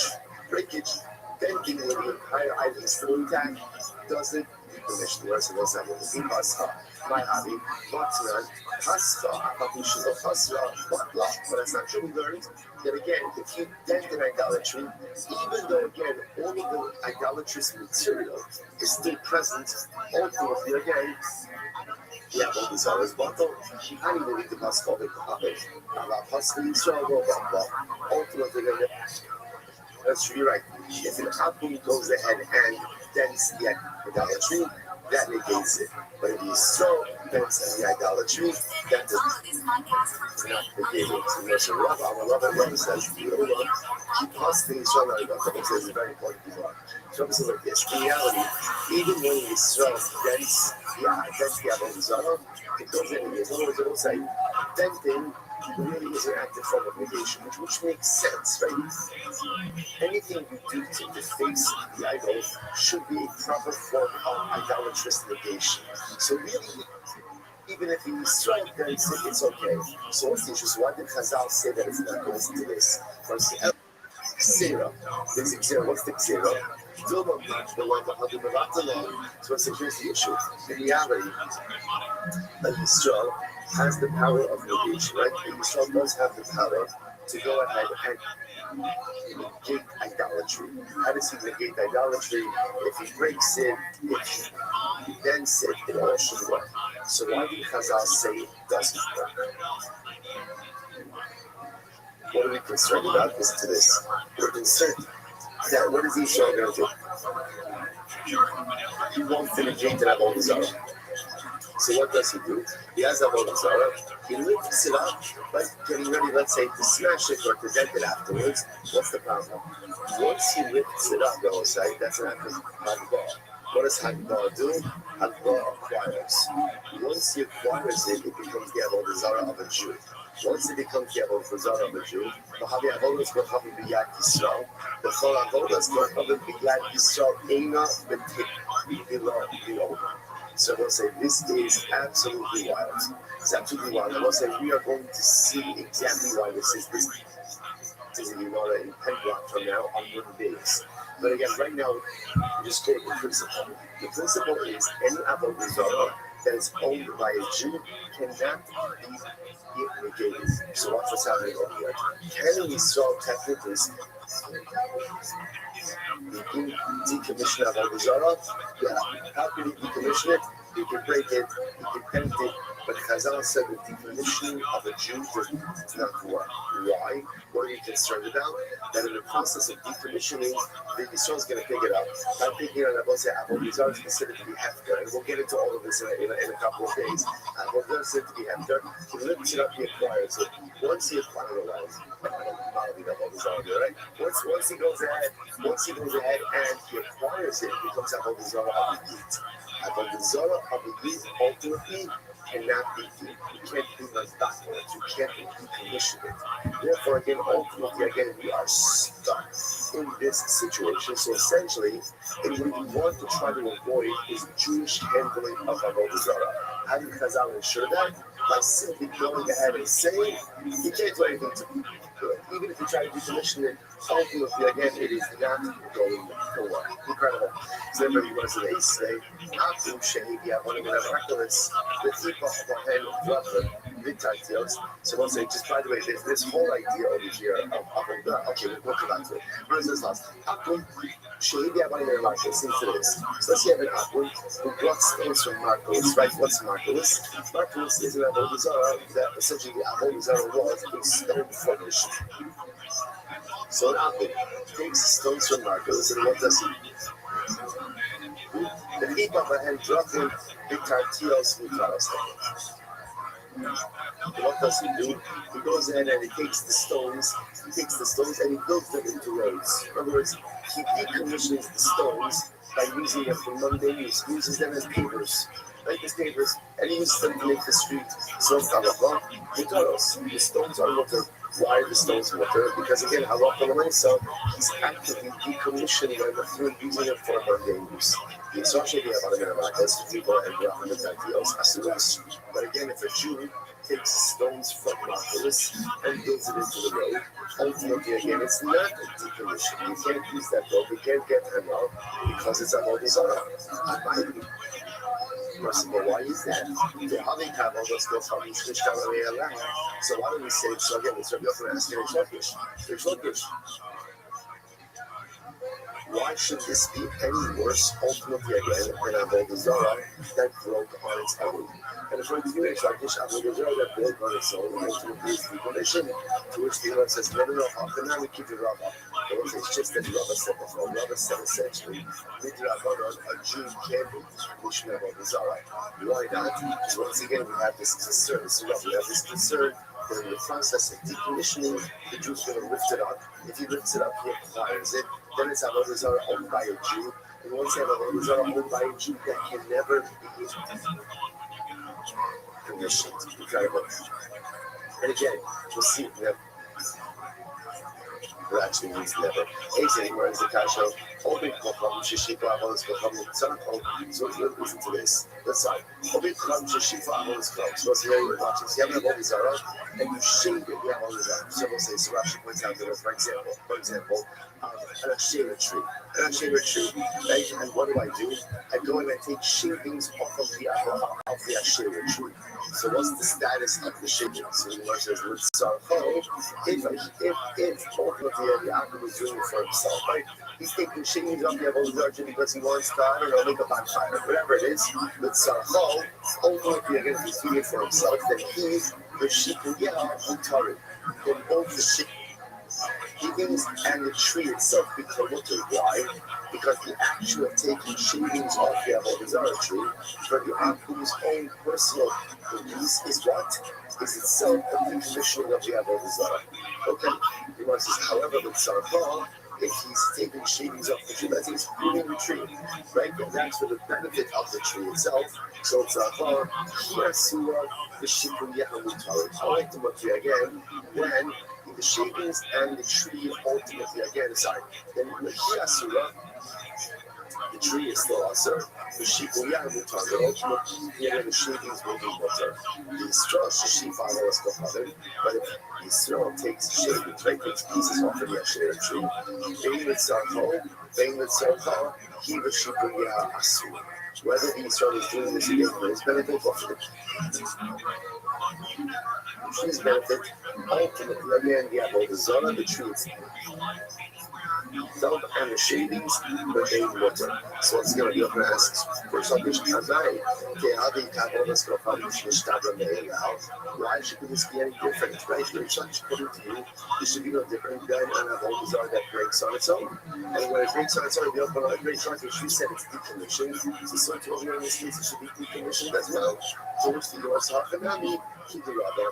So once again, we keep up reading it. Rabbi.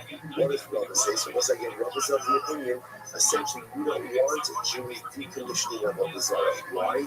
It's too much of a roll of the dice, because if you do it in the wrong way, then what ends up happening? Then halach l'maisa, you end up acquiring it, and therefore again, it can never be, there's no big deal. Ace, Rabbi Yossi, are shocking the Zohar Ruach, but not for them. So that's actually our next mission. Our next mission, we're going to see that's Hashem. So the Rabbi Yossi says, or say, or two Mishnayim now, shocking the Zohar Ruach. If you find about the Zohar, you can grind it up and scatter it to the wind. Oh, not till the young. When you can go ahead and throw it into the sea. And I say, well, what do you think this is talking about? If you find it about the Zohar made of metal. So what do? Grind it up, scatter it, right? Scatter it to the wind or throw it into the sea. Gemara says, Amulo, Afina says, you can't do it. Because if you scatter it into the wind, then what can happen? It can become fertilizer. First one says, well, you thought you're talking about the Pasuk says, really, you can't retain any part of Avodah Zarah for your own use. Once again, if you're asking but once again, why? You're trying to put it should be fine. Even if Avodah Zarah breaks on its own, ultimately it is decommissioning. So in this case, I'm grinding it up to be a decommissioning. So who cares even if it does act as a fertilizer? It's not a Avodah Zarah fertilizer. To which they was talking about, keep the Rabbi. Once again, I will say we keep all roads, keep back to Rabbi. Ultimately, again, it is concerned that if the Jews involved in decommissioning,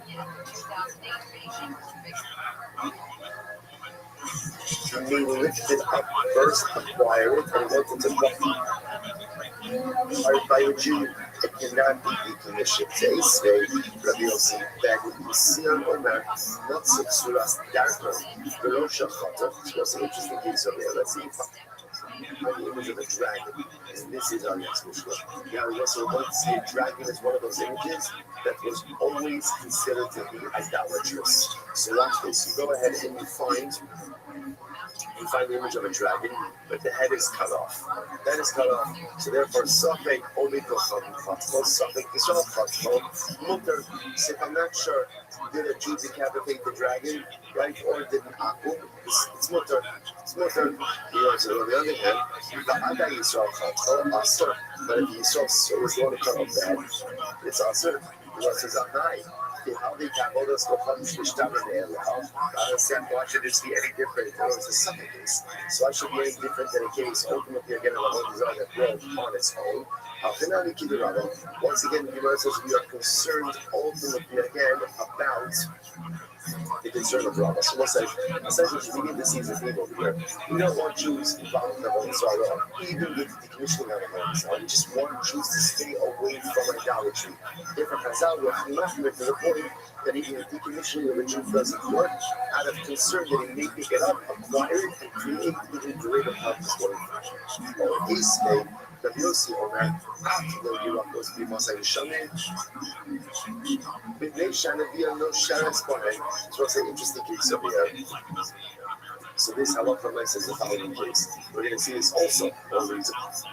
From the Mishnah I'll see later on. Halachas in general will say that about what is the halacha concerning planting vegetables underneath an ashera tree. So during the summer, the problem is that the ashera tree provides shade, and shade is beneficial, obviously, to the vegetables, to the produce. Right? So therefore, you can't plant in the summertime, however, in the winter, the shade is actually detrimental. So therefore, the Mishnah wants to suggest that there's no problem planting vegetation in the shade tree during the rainy season. Rabbi Yossi says not true. You can't even plant vegetables underneath the tree during the rainy season. Why not? It makes Shanadiyah Sheres Alei. Says what can happen? The leaves of the tree fall off, and the leaves themselves act as fertilizer for the growing vegetation. So versus I'm not allowed to watch falling leaves be a problem. After all, the having cattle does not function. Once again, Rish Lakish, fallen leaves should be no different than what? Fallen idols. And because Rish Lakish, if an idol falls and breaks on its own, it's bottle. So too, if a leaf falls off of the tree, it should also be bottle. It shouldn't be a bottle fertilizer. Which the Lord says, no, shiny awesome. The acre of all the stuff in the case of the fallen leaf, why is it different? Because the primary part of the idolatry remains intact.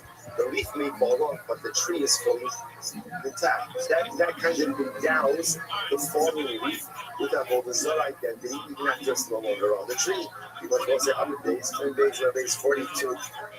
The Gemara says, Shikuya.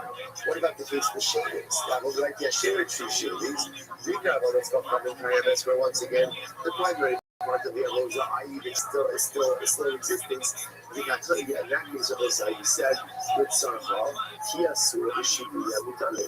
We said that even in a case, ultimately, again, where you're pruning the tree for the benefit of the tree remains usher.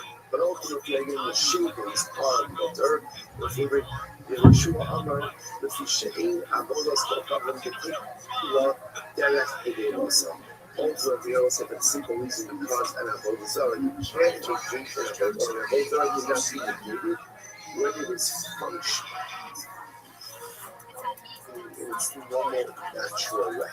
So safety, one of the leaves to fall off trees that act and not create a sense of relational reality of negation. Which makes sense. The Gemara says,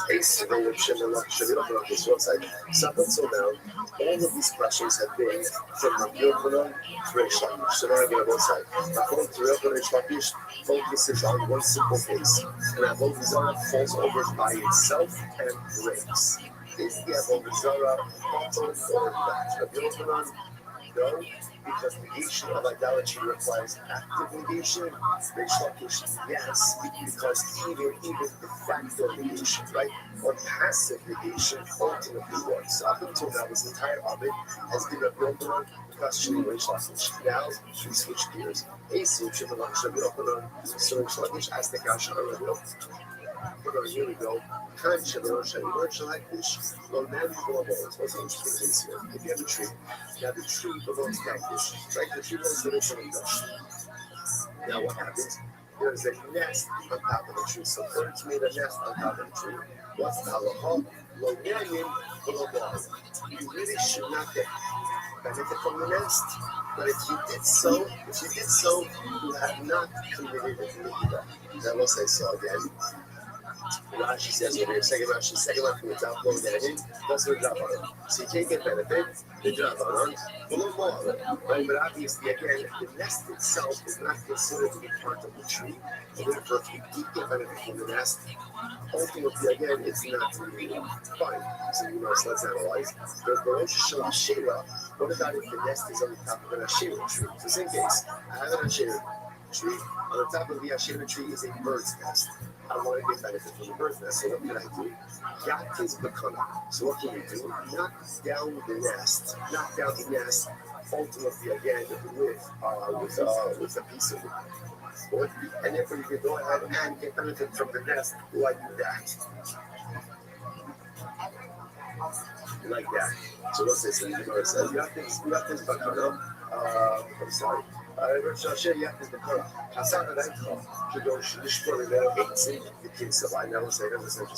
is very interesting. So now, again, what can't I do? I can't, I will say in both cases, I can't climb the tree in order to get to the nest, right? Because climbing the tree is usage of the tree. But when you have those other tree, interesting enough, what can I do? Just take a piece of wood, knock down the nest, and get back to the nest. Now, the Gemara says, let's take where is the bird building the nest from? Now, the assumption over here is the nest of the Asherah tree is being built from water, from twigs, from the Asherah tree, right? And yet, what does the Gemara say? You get benefit from the nest. You can't scale the tree, but you can get benefit from the nest. But that nest is made from broken pieces of the Asherah tree. What do you see from there? What do you see from there? That once above the Sarah breaks, right, even on its own, even though it has not been actively broken, it's decommissioned. So the Gemara says, the assumption over here is that the bird is building its nest from twigs, broken pieces of the Asherah tree. And yet the nest is mutter. So here's lunch is off. This supports my assertion that broken Avodah Zarah, even if not intentionally broken, ultimately decommissions the Avodah Zarah. You guys know how can I say what's the case? You go to the ICH, the Alma, the Kinsabah, not necessarily. That's not necessarily how birds make nests. Birds make nests. Birds make nests in trees all the time, but they often bring materials from other locations. So the case over here is the bird made itself comfortable in the Asherah tree, but it did not gather the material or the nest from the Asherah tree. Rather, it gathered the materials ultimately again from elsewhere. So once I saw again, what's the raya for that? The raya for that is look at the hektish case. What happened in the hektish case? The hektish case was what do you want to say about the birds now? About the bird's nest? No nagging or about the tree. No nagging about the nest, sorry. No nagging or modeling. So again, you should not get benefit from the nest, but if you do not commit to evil. So let's analyze this. On the Mishnah of the ICH in the Outlaw, see we're talking about a case where the bird built the nest ultimately again from materials in the belt, right? Outside of the hektish tree. And I need to kind of get a hektish low nanim below all of it. So then it makes sense. Low nanim is Rabbanan. So again, Chazal said, we really don't want you to get benefits from that nest, right? Why not? Because it's attached to a hektish tree, and we can see how accidentally you may come to scale the tree. But it's with Rabbanan, and also the Rabbanan and the Daraisa. But there's no Megillah. Why is there no Megillah? Why is there no Megillah? Because since the materials for the nest came not from the hektish tree, but from the outside, the nest itself is not subject to Megillah. Shava eats in the middle of the Kinsabah and again, we'll say the bird is building the nest from the tree itself. That means again, if this nest is made from twigs from the hektish tree, then what's the status of the nest? So the nest, it's hektish. If it's hektish, ultimately again, but you're not allowed to benefit from it with Daraisa, and it's Megillah B'Daraisa, which the Gemara says. So therefore, the Gemara is suggesting it seems to be clear that halacha likes we're dealing with both cases in the Asherah tree and in the hektish tree, where the bird is making a nest from other materials, not from the Asherah tree and not from the hektish tree. To which the Gemara says, not necessarily. The Gemara says, lead the area, so don't say maybe not. It's actually quite possible that in both of these cases, ultimately, or I should say in the hektish case, that the bird is making its nest from the actual hektish tree itself. But if the bird is making its nest from the hektish tree, then why is that nest not a Midaraisa? Right? What's going on over here? To which the Gemara says, listen to this. So what's the case over here? So this is a fascinating scenario which we'll get to. When you're not fish something, right? So obviously the item as it is hektish. What about if that item grows things afterwards? Are those subsequent growths considered to be hektish as well? So what's an example of this? A tree. I'm not dish a tree, on Tuesday. And then 3 months later, there's new branches, there's new growths. Are those new branches and growths subject to the hektish designation or not? That is important. That is called growth, which occurs after the designation. So what's they were talking about over here is the bird. So again, I was not fish the tree, and then again 3 months later, when new branches grew, the bird took twigs from the new growths. So and that made the nest out of those new growths, and therefore again, so now is the nest hektish. That's a metaphor. Yes, the Lord says because someone aim evil and the author of this price or the author of this mission warns that Allah myself, the hektish designation only revolves upon the tree that existed at the time of the designation. But anything that grows afterwards is not subject to hektish, and therefore again the nest is incredible. Rabbi Maya is ultimately, what does it mean? Rabbi wants to do that. What does it mean when it says knock the nest down and get benefit from the nest?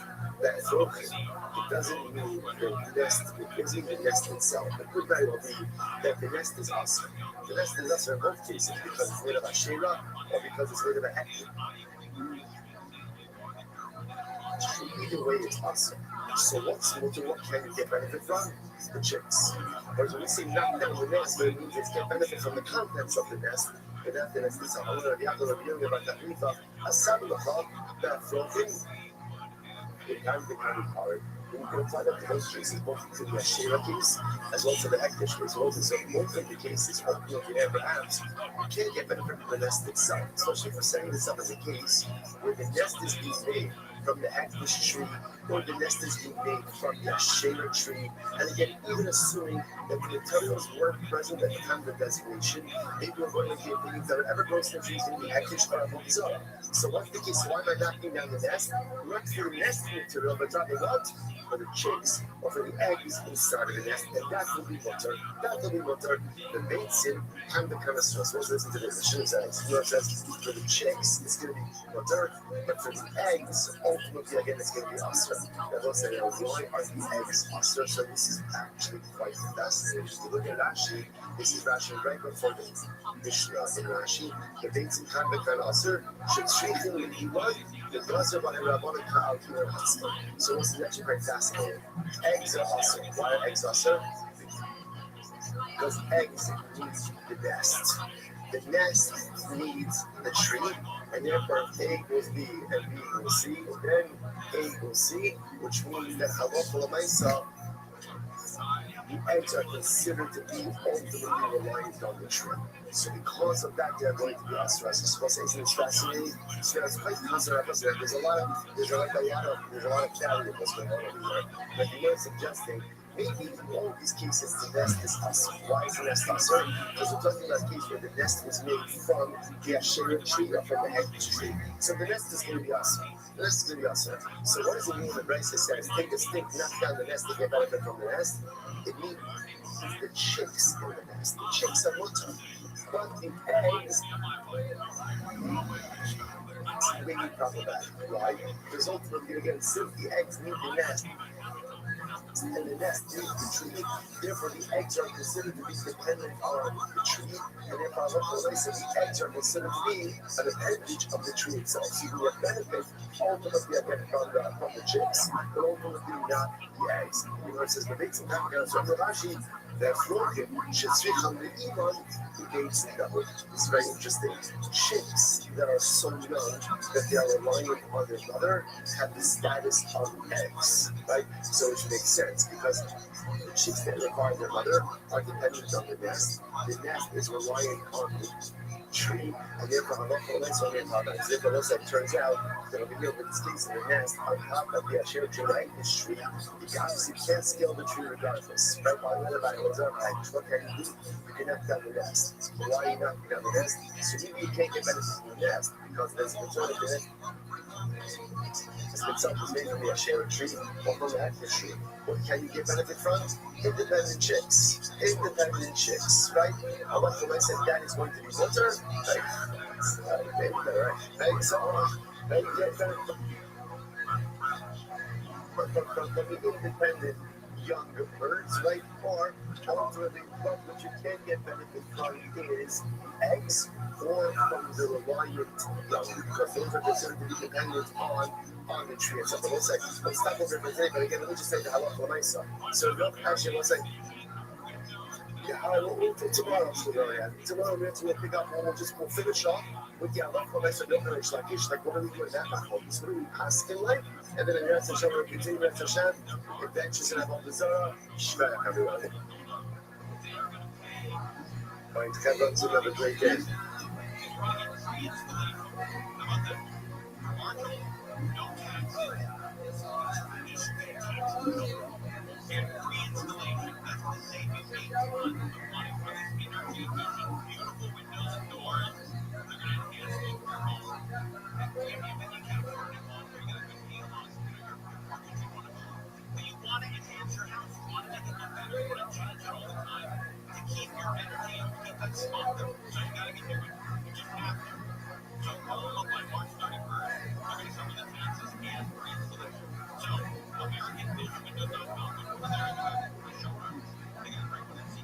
All right, I was to say good morning. Good morning. Let us begin by thanking all of our sponsors for this morning show. To thank our annual Torah sponsors, Placing Mishpacha, Meretz Yisrael, dedicating Ovishim and Rothschild this year as its plus with source levels for Israel.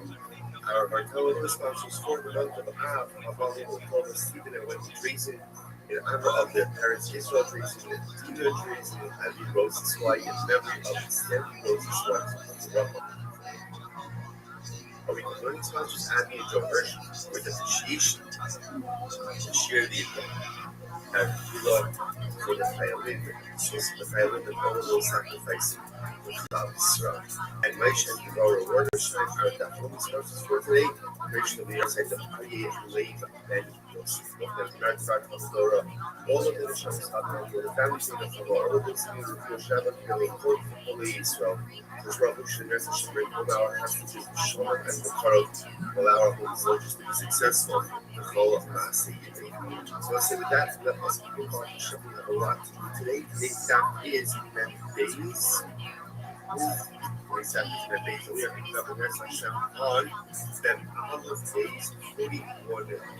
And we left off the Eid Sunday was a night which is 2, 4, 6, 8, 10, 12, about 15 words off the phone about it. So I said, remember, yesterday's daf we made a classic distinction between finding broken pieces of what we call slumber versus finding broken pieces of what we call avodah zarah. What's the difference between those two terms? Slumming are images. Images, maybe they will worship, maybe they weren't worship. Avodah zarah was the fixed images. So lots of ways, where it says that if you find pieces of avodah zarah, essentially you still have to take your hand off of them. Why not? Because again, there's a suffix. What's the suffix? Did an akum decommission them or not? That's our shayla. Now, an akum, and we're going to discuss this more today. Now, an akum does have the ability to decommission avodah zarah, but it has now again. Then we have makom to do sluggish. Do you need active decommissioning, or can it even be passive decommissioning? But again, we'll get back into that soon. That's our overarching makom. So here, but the open says it has to be active. Which says even passive decommissioning, not to be if the idol falls over by itself and breaks. But if the open up, it's still an idol, according to ritual lost its idolatrous import. So we'll say, but again, so that's why if you find pieces of avodah zarah, if you find pieces of sluggish of an image, it's going to be much like, why is it disturbed? Because it's a sex snake. What's the sex snake of? Nothing. Number one is maybe it's never worship. That's number one. And number two, ultimately, again, even if there was worship, maybe it was decommissioned. So the idea of going jumping back to avodah zarah was just a second. Ultimately, I guess I have avodah zarah. It does not work because ultimately we say is something that's ultimately again the something that maybe Commission doesn't go ahead and take it out to the God that it was not what it was. Not your questions that principle. Saying something else to be about that. Is that true? That a something, a possibility, cannot go ahead and change the reality or at least certainty. What about fun? I know very interesting. You actually saw this. Cover shemais. You get we going to live now. So say cover died. Cover died. And again, we can translate, special show to a member of our shir from South Africa by the name of Meltzer, who I was just introduced to through Belron, another member of our shir in Toronto. Hashem, we have not just in the States members, but lots around the world. So he messaged me via Bell. I translated the cover a few days ago as coffee. So the truth is, it's not really a fair definition. Rashi, remember again, 2 days ago, goes ahead and translates Father as a person who is careful with the laws of Tum and Tara to the point that even eats his food with Tara. Even eats his food with Tara. So even again, even though we'll call it not unsanctified food, he is not going to eat in a state of ritual purity, and he's also careful with Trumas Maestros. That's the definition of a cover. So it's to be an answer to what? So why call a cover? I cover things, right. So what's the shot of that? So perhaps these songs like this. He's a cover.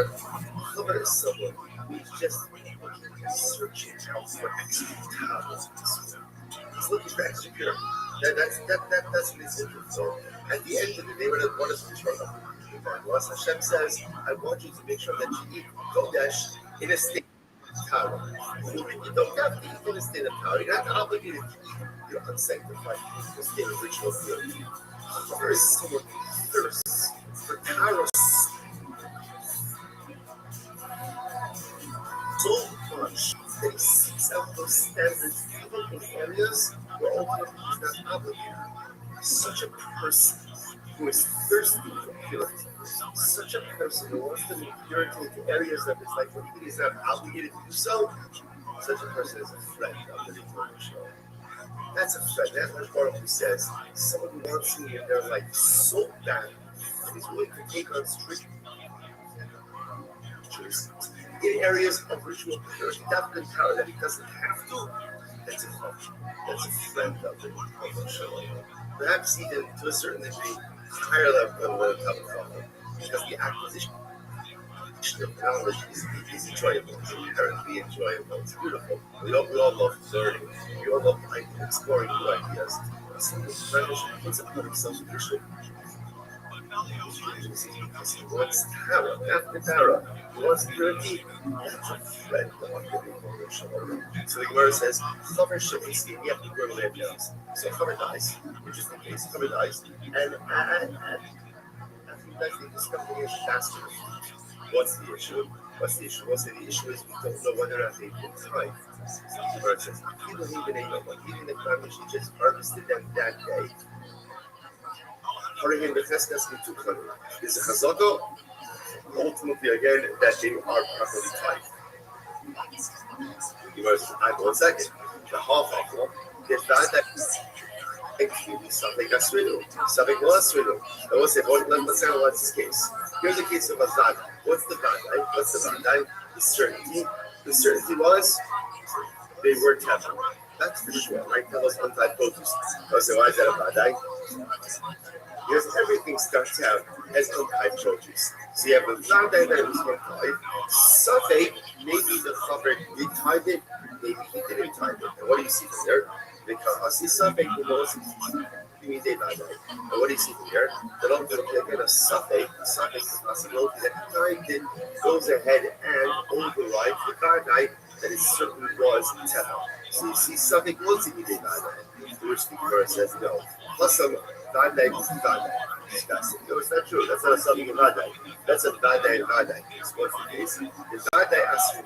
So the Gemara says it said that it was Teva. Vadai was Teva. Certainly it was Teva. And also Vadai, that's what? That he tied it. The Gemara says, did it So everything goes up. Chazaka HaChamer She'eino Motzi Davar She'eino Mitoko Yopachas Kadar. What's the last Chazaka? So again, interesting enough, it's fascinating. With the Chaver looks like again, can you imagine moving yourself to the level where there's no suffix that you've done the right thing? You have to understand, so what does that mean to get to that level where the halacha looks at me and the halacha says, this guy certainly did the right thing. Our Chaver does not leave untried produce in his possession. From the moment it comes in his possession, it's tied. And therefore there's no suffix in Vadai, there's only Vadai and Vadai. Incredible. Anybody should know the possibility is. You know, it says suffix to suffix. Interestingly enough, really it's a suffix in a suffix house, so what does that mean? Afshar is a Abad Kilaboshia. Possible that the Chaver conducted himself like a Roshia, the Amar, Ma'arim Adam Al-Tu also, the Mahnis of the Moitz Shalom, Kidei Shetei Behemta Okalas Utraman HaMaisa. So it's an interesting case. There is, technically speaking, a Meiser loophole, a tithing loophole. What's the tithing loophole? That thing is all technicalities now. In order for produce to be subject to tithing obligations, there has to be what's called Riyas Kve'abayis, right? It has to come into the home. It has to come into the home through a normative entrance. Technically speaking, if you were to bring your produce in, let's say through the window and not through the door, technically it's Meiser exempt. Technically, it's Meiser exempt. Now, again, there are limitations on that also. So the Gemara says over here, there's really no something that's even doing that. Why? Because it's actually possible, even if you want to go with the fact that maybe it's a suffix if the Chaver ties it or not, it's also subject if what? If the produce was ever subject to Shumas and Meiser. Why? Because it's possible that little you're getting used of this legal loophole of bringing it in through the window, and therefore it was never subject. Okay, so the Gemara says, 1 second, they ain't subject. No thing about it. So remember, the Gemara is questioning this principle. Right? The Gemara put out there like a law, a principle. The principle was a suffix motze midei vadai. Right? And ultimately, again, a possibility cannot change the reality of a certainty. So what's really is that true? The Gemara says, "What I need to learn." I'm going to do that. Nice of the ship Basal Shalom top of the base. Nice of the ship Basal Shalom after the reload. Very interesting case where there was once a story of a maid servant. I won't say that again. This is a Jewish woman. A Jewish woman who worked for a Nazi. What's a Nazi? Rashi says over here, Gadra Aloma Israel, a very powerful guy. She worked for a Nazi in the city of Friedland. Okay, what happened? She had a miscarriage. And I will say, interestingly enough, it was common that when a woman had a miscarriage, you have to bury her navel. But interesting, the halacha is, this is also a halacha little bit. They put a navel in other words, in a nondescript grave. In general, we'll say the halacha is, you have to bury a navel, you have to bury a miscarried baby. But Dafka, you do not bury it in a marked grave. You do not do that. To bury in the ground, but we do not bury in the marked grave. For a variety of reasons, also just from like a mental health perspective, it is unhealthy. The Chazal told it is unhealthy for parents to develop an ongoing attachment to a life that never was. Obviously, again, there's trauma, there's loss, there's grief, but Chazal wanted it to be contained, did not want it to be an ongoing life loss. So what happened? So she miscarried, and she put the miscarriage in a pit. The one coded the hit. According to the law, and obviously saw what had happened, and peered over the pit. Now, why did the coin peer over the pit? Later, itself got in the cave up. So he was not the pastor for her. Remember that? When a woman gives birth, and even after a miscarriage, depending on when the miscarriage occurred, there could be tumas liga. There could be ritual impurity associated with birth. Now, the duration of tumas liga depends on what? Boy or girl. So the coin peels over the boat in order to see was the navel, I guess it was developed enough to see whether or not it was a boy or a girl. What's the problem here? The problem is by peering over the pit, what did the coin essentially do Tumas Ola. Tumas Ola, remember again, Tumas Ola also could be contracted in two ways. You could be under a roof together with a mace, or you can leave the roof over the mace. So technically speaking, if there's a corpse, let's say again, I'm standing next to a corpse underneath the sky, but I lean over the corpse, I am the Ohel. I am the Ohel. So here the Kohen went ahead and leaned over the pit to see, is it a boy or a girl? No one had moved on. I said, this episode came for the Chaman. The Tianumu, the thing Shafuga, the Gargoyles, and Tsuj. And they're retired. They're retired. Why are they retired? The Kohen? Because ultimately, again, this was a place where there were weasels and animals there. And the reality is they probably took the miscarriage. They probably took it and dragged it away somewhere. Because what's that? The fact that people may know something go something will go the Kasi something will also be divided. So look at this case over here. Here's the case of Badai. What's the Badai? The ship of the woman had a miscarriage and she placed the baby in the ditch. What's the suffix? Maybe the animal took it, maybe the animal didn't take it. And yet, what do you see from here? And yet, we see that the suffix trumps the Badai. Right, the suffix changing to reality even in the face of the Badai, to the point that again, the asking, the Kohen is not coming. The Kohen is not coming. So you see from here that suffix can go ahead and trump the Badai. To which the Imam says, no, don't be like it's a Labar, Ela Itila Kidmin and Neka Labar. The Imam says, no. What happened over here is that the Kohen sees the ship off throwing something that looked like a Nefel. In other words, it's not a Badai that she miscarried and placed the Nefel in the door. Rather, again, we saw what appeared to be a Nefel being placed in the bar by this woman. So it's a suffix to begin with. Whereas it was that good, but that's not what it says. And the cable, but the Gemara said they backed the period over in order to see if it was a boy or a girl. To which the Gemara says, "Hakik is the same."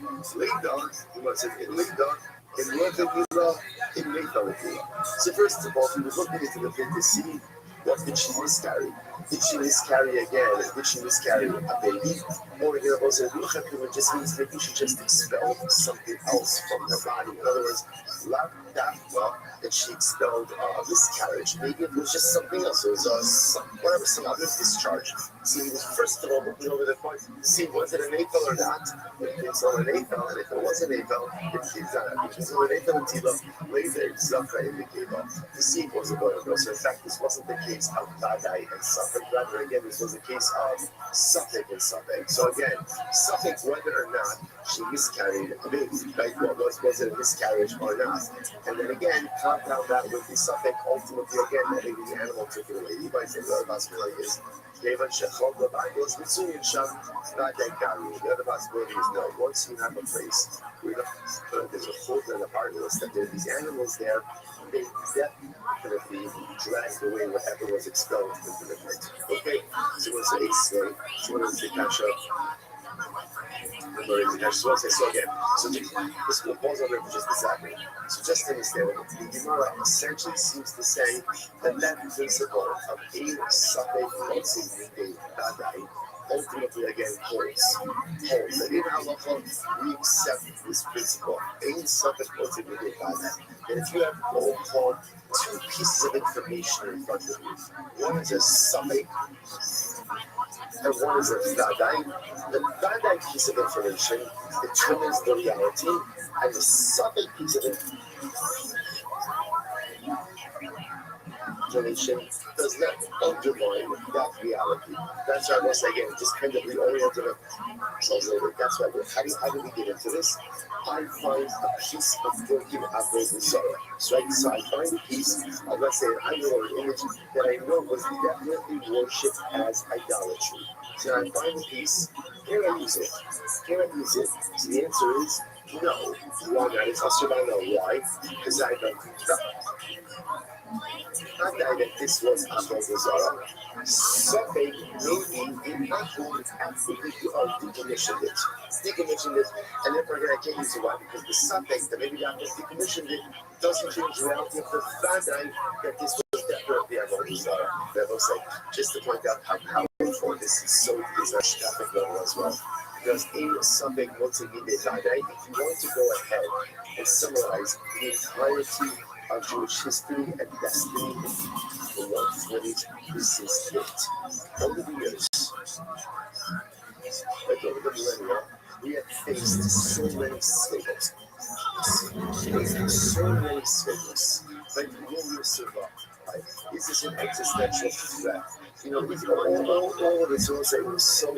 It was so interesting that those of us who was up in here on Shabbos and Usher Rice said, said so many beautiful things. One of the things that I felt that was like very shocking was he spoke about the aftermath of October 7th being an existential threat to Kaplan Israel.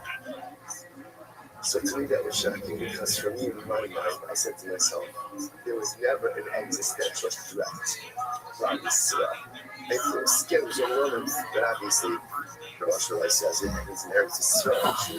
It takes out to over the years, over the centuries, there's been many speakers, right? We faced many moments of existential suffering. Are we going to make it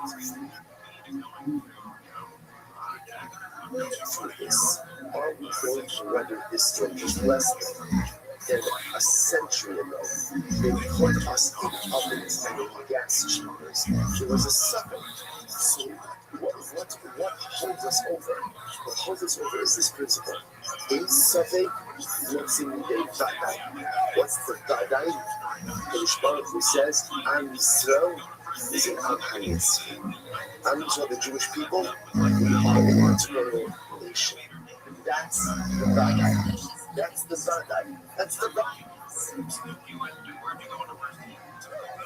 And therefore, what holds us over even in times of difficulty? In suffering, what's in the Vadai. Suffix. Whether that suffix is the Babylonians, the Romans, the Greeks, the Persians, the Nazis, Hamas.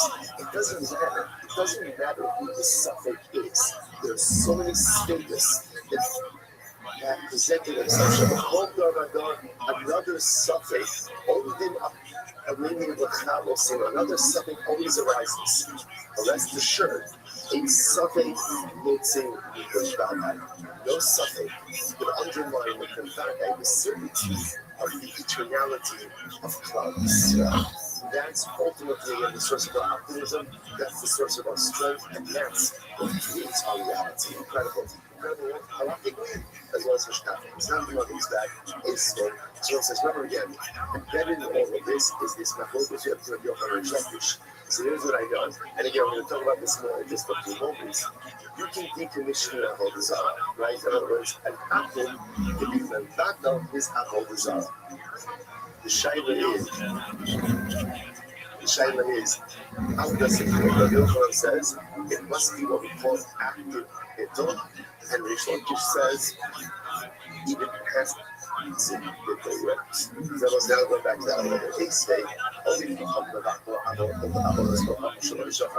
to this. They also will see this in the Mishnah later on as well. You know, sorry. Did I skip?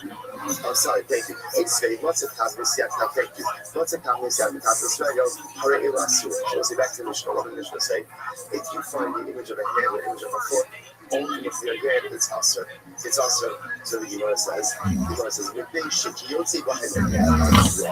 Because at the end of the day, that was a common image that people worship. The Gemara says, Amai, why is that? Hashwan is David. So we'll say that's broken pieces. So in other words, once again, this is a kasha on Rish Lakish. This is a real thing asking about Rish Lakish. Rish Lakish, according to you, this should be totally mutar, right? Because according to Rish Lakish, once you find broken pieces, whether the apple actively broken or the idol broke on its own, an apple doesn't worship an idol like that. Okay, well, so all Rish Lakish's logic, idol. If you can't save yourself from being broken, then chances are what? You're not much help to me. You're not much help to me.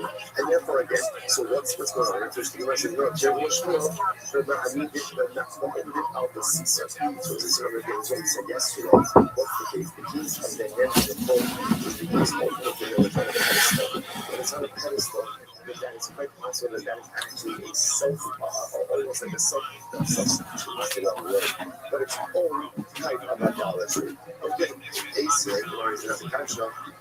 Only from the rock of those functional, which are made of strange faces or similar sleepers. The legal mother, giving the doctor is only all these are not to look again the others of his friend. Meaning, any good can ultimately again negate and thereby decommission any form of idolatry. Whether it's his idolatry that he worships or someone else's idolatry. However, the Israel, ain't no about the others, the will say it's actually quite fascinating. The simple logic behind this. You know, the Kohanim actually does Israel does not have the ability to negate any form of idolatry.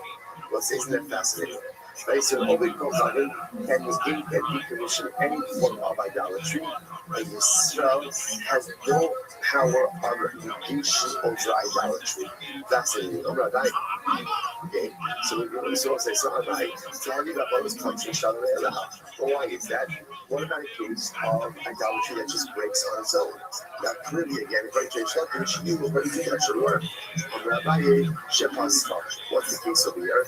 The case over here is where Israel dented the other Kohanim. So what's interesting enough what you are suggesting is denting is not a form of decommission. Why not? Decommission requires breakage. Denting where the entire item is still intact doesn't decommission. Whereas it was like in the pasta, my hobby, but that's not true. We learned that again, if you dent in idolatry, even though again all of the idolatrous material is still present, ultimately again, yeah, but these are I didn't even the pasta of Israel ultimately that's right. If it goes ahead and dents the idolatry, that negates it. But if Israel dents the idolatry, that does not negate it. So Rabbi says, keep possibly Israel says it's very important to know. Rabbi says like this, in reality, even when Israel dents the Avodah Zarah, it goes and negates. In other words, it will say, denting really is an active form of negation, which makes sense, right? Anything you do to deface the idol should be a proper form of idolatrous negation. So really, even if he's strong against it, it's okay. So what's the issue? Why did Chazal say that it's not good? Listen to this. What's Elo Ksera? This Ksera, what's the Ksera? So here's the issue. In reality, Yisrael has the power of negation, right? Israel does have the power to go ahead and negate idolatry. How does he negate idolatry? If he breaks it, if he dents it, it all should work. So why did Chazal say it doesn't work? What are we concerned about? Listen to this. We're concerned that what is Israel going to do? He wants to negate the Avodah Zarah. So what does he do? He has Avodah Zarah. He lifts it up, right? Let's say to smash it or to dent it afterwards, what's the problem? Once he lifts it up, they'll say, what does Hakbar do?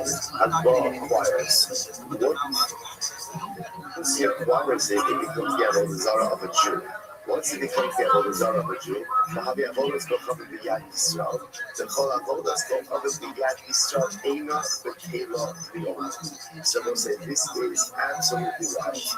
It's absolutely wrong. I will say we are going to see exactly why this is a Gemara in 10 blocks from now, 100 days.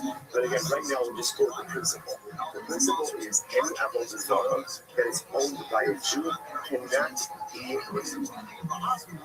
negated. So watch what's happening over here. Can Yisrael technically speaking decommission Avodah Zarah? Yeah.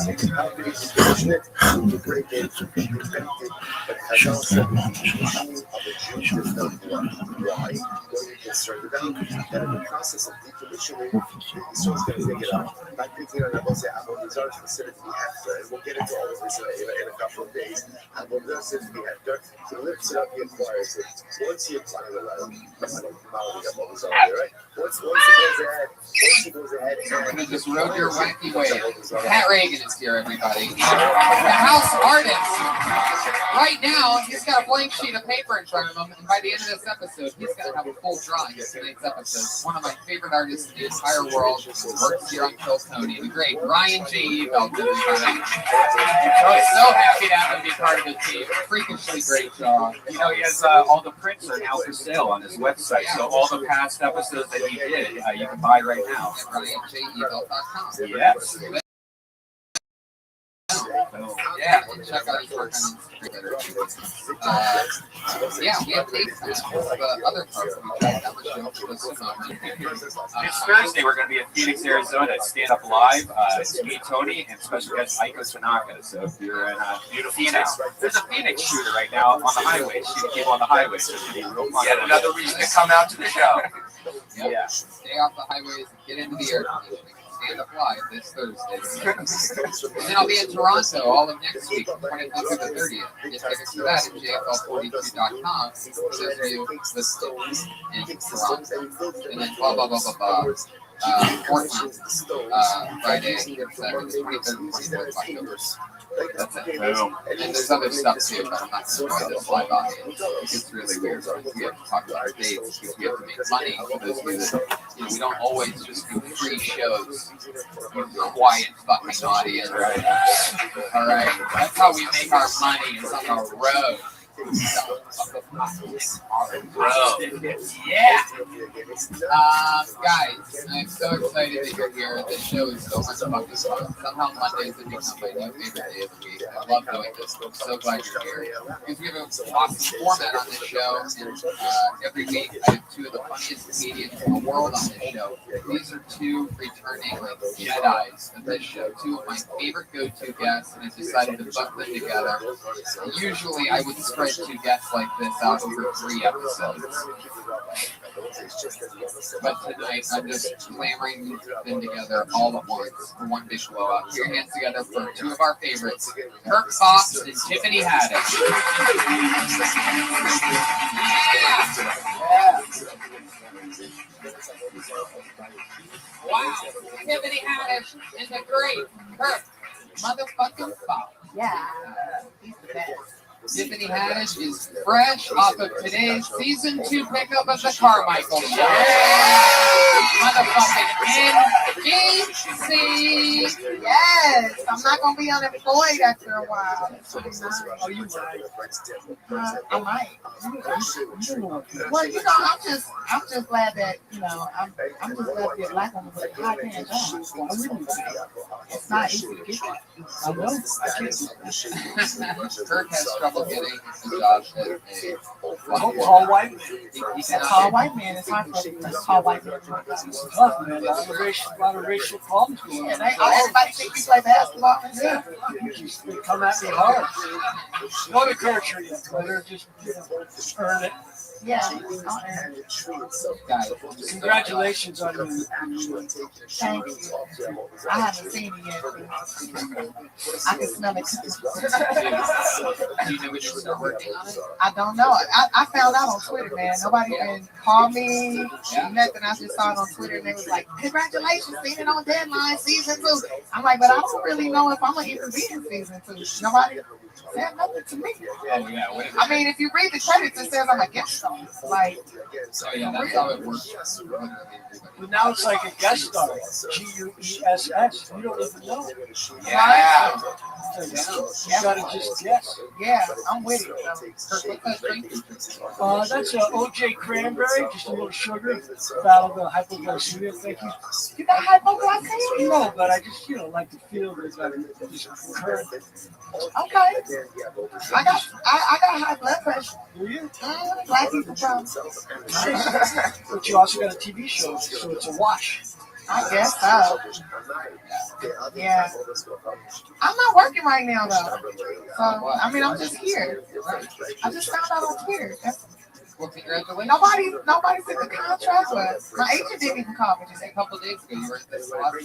I was at the slot meet, like celebrating that I could spend $100 at the slot meet. I got my car washed, got the windows tinted.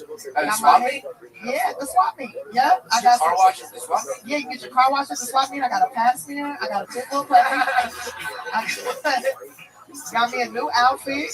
Every week, I have Pat Reagan over there ask the guest questions. I leave it out of my hands, and I just let him come up with his own question that he wants to ask the guest.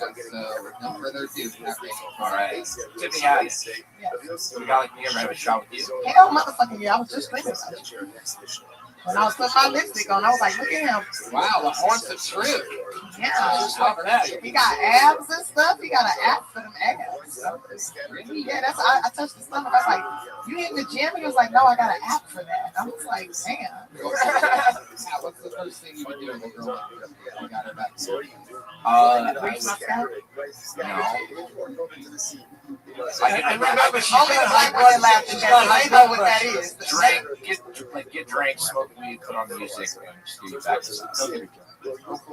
Don't get me drunk. My pussy dry when I'm drunk. Yeah. Don't get me drunk. Just Well, grease my scalp. I'll teach you how to do it. Okay. Every black woman loves to have their scalp greased. I've learned how to grease. You want to make a black woman fall in love with you and follow you wherever you go, you grease her motherfucking scalp. You get your cocoa butter and free part her shit. Ooh, run your finger down that scalp. Ooh, Jesus. It's making me moist. What this is, because white people have no idea. I taught you how to grease my scalp. Remember that? Yeah, I do remember. I actually did do it. But you got to be careful of the hair, correct? Yeah, he pulled out a track and shit. He fucked it up. Yeah, there was a little extra hair there. And, I was wondering what that was and why there was a hair clip in it. It was clipped in. The hair clip and all the hair came off, guys. Yes, the cheetah of Tearaway. The tearaway. He looked so scared, you guys. He looked scared as fuck. He was like, oh shit, Tiffany, what happened? I'm so sorry. I told you. I thought it was. I didn't know you were in the chemo. I didn't know. Like, yeah. It's adorable, however you whatever that is right there. Right here, this is recycled Tupperware. That is? Yeah. That's what? This is plastic. You know, you can do so many things with plastic. If you put chemicals in it and put it in the microwave and melt it down, pull it out, you know, do a couple of things. You can make it in the hair. Yeah, you can make it in the hair. I just can't be at high temperatures because this shit will melt. So, These are all good things to know. yeah. What's your question? All right, Kirk Fox. Yes, sir. Same question. Nope. What would you say? What would you say to a young Kirk Fox about life? 14-year-old Kirk Fox. Don't ask questions. Just go for it. See what happens. I like that. Maybe commit to a one-handed backhand earlier in my life. One-handed women, one-handed backhand. You know, as a tennis player, as a young 14-year-old, I should have committed to either a one-handed or a two-handed, not a two-handed release. You don't have any other life lessons? No, that should be enough. If you can just mirror what I just said, you know, try and get through that. Don't just fucking overdo it. So you played tennis when you were 14? Yeah. Tennis has been part of my life since I was just 10. Can I give 14-year-old Kirk Fox a piece of advice? You can. Learn how to grease the black girl's scalp. That's good to know. I did not know until I was 16. Have you ever hooked up to black girl? Shit. By choice? No, I mean by choice. You been raped? You been raped by a black woman before? Not completely. I mean, it started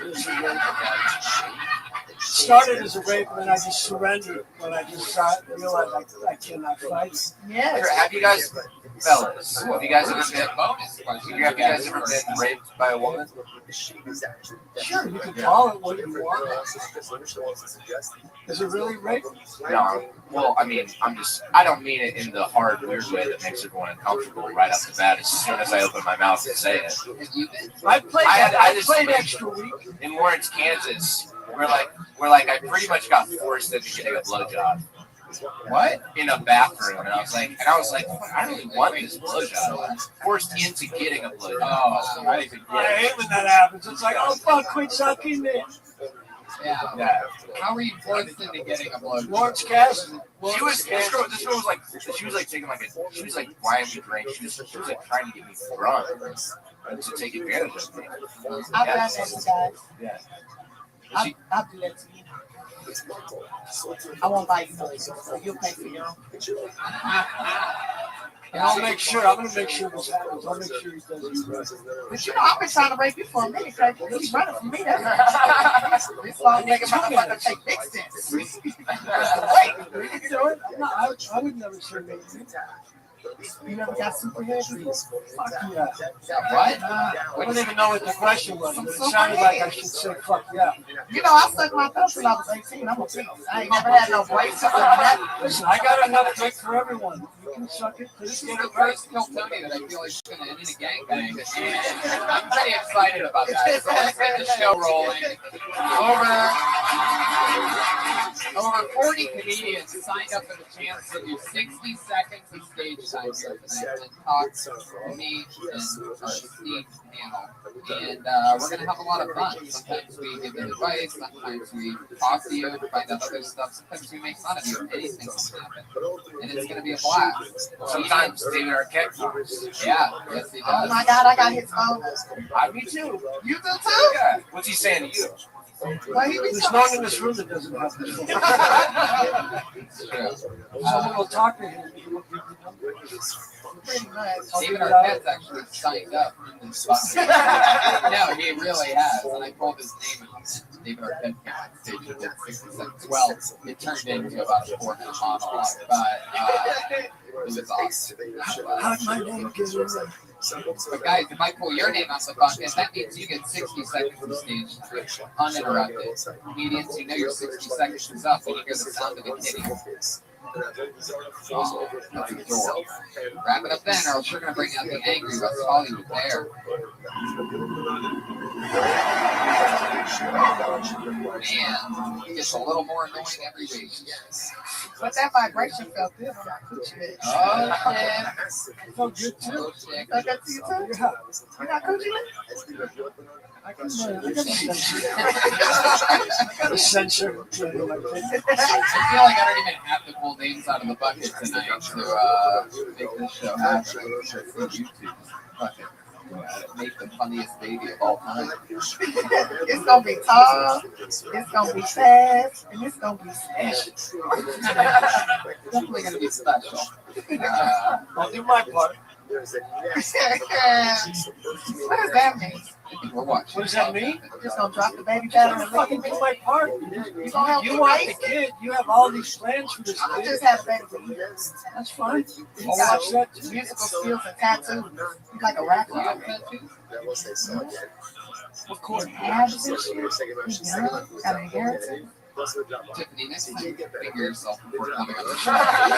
Your estrogen is leaked into the matrix. It's really. You might be able to file a sexual harassment I'm case. just saying, I haven't had dick in like 4 weeks. So. I don't like it. You're a little extra fucking really just like.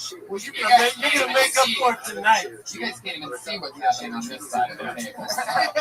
Just take care of it before the show. I pulled the name out of the bucket. Your first comedian with uninterrupted 60 seconds tonight is Tad Whaley.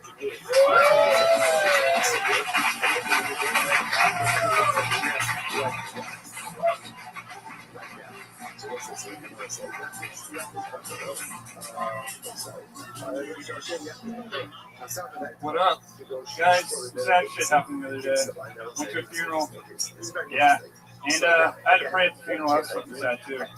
The lady next to me had a whole band and shit, and the lady next to me, she had a nub, like, for a hand.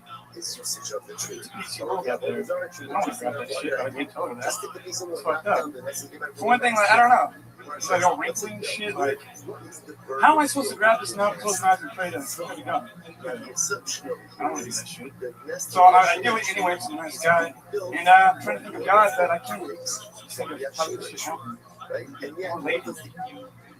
Is it a war injury? I don't fucking know. Maybe she like fell asleep on a train track, got too drunk. I don't fucking know. But I can't pray to God with that nub there. So I just put like a parking plaque in front and walked away. Alright. Yeah, 50 seconds.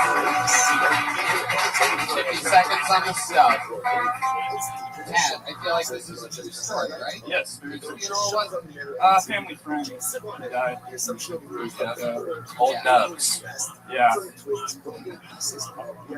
What was that in reference to? Old Nubs Johnson. That was the name of the family friend who died. R.I.P. Old Nubs. Yeah. Wait, so the person in the coffin had a nub? No, the person next to me, we were praying for the dead guy, and she had a nub. Yeah. She was praying, like, did she just put, like, the one hand up against the nub or anything like that? Like, did she at least get past prayer hands or anything? I had to go in for it, and, coddle it for a second. So she had. I'm on. She has. Okay, all right, yes. She doesn't sign of the cross. Does she like punch herself in the face? I don't know her that well. I just touched another one. Did you get tickets for this event on StubHub?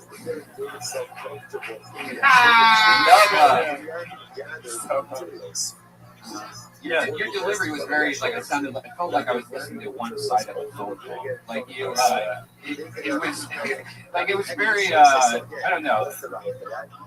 You know what I'm saying? It was not. You weren't delivering. That side of the phone call was him calling to say he was part of the Manson family and that they just murdered Sharon Tate. You just got to slow it down a little so we know what you're talking about. Like, I had no idea what you were talking about, but it sounded very scary. Yeah. Yeah, I don't know. It's kind of hard to talk about another. No, you can. The nub got funny as we were talking about it, so there's definitely comedy. You just got to slow it down. Yeah, the track thing, make all that stuff funny too. She tried to rob a chainsaw factory. Did she go to the Middle East and jack somebody off and get her head cut off? Stealing dick? There you go. Okay, I'll take those. And you got to get to the meat of it faster, right? Like it's. Yeah, I don't have a punchlines are crucial. Yeah, they're important. They can get you at some point you want to get to right. It's kind of like, how do you pray to God when God didn't look out for her hand? Yeah, that's kind of what I was going for. That's what I felt like. And maybe you have too many hands. I mean, why does she only have one and you have two? You're not doing shit. And maybe,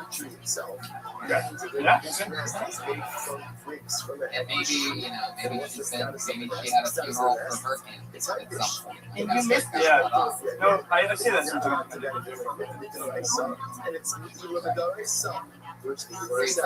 Bakersfield. Yeah, I was going to guess that actually. Thank you. Thank you very much.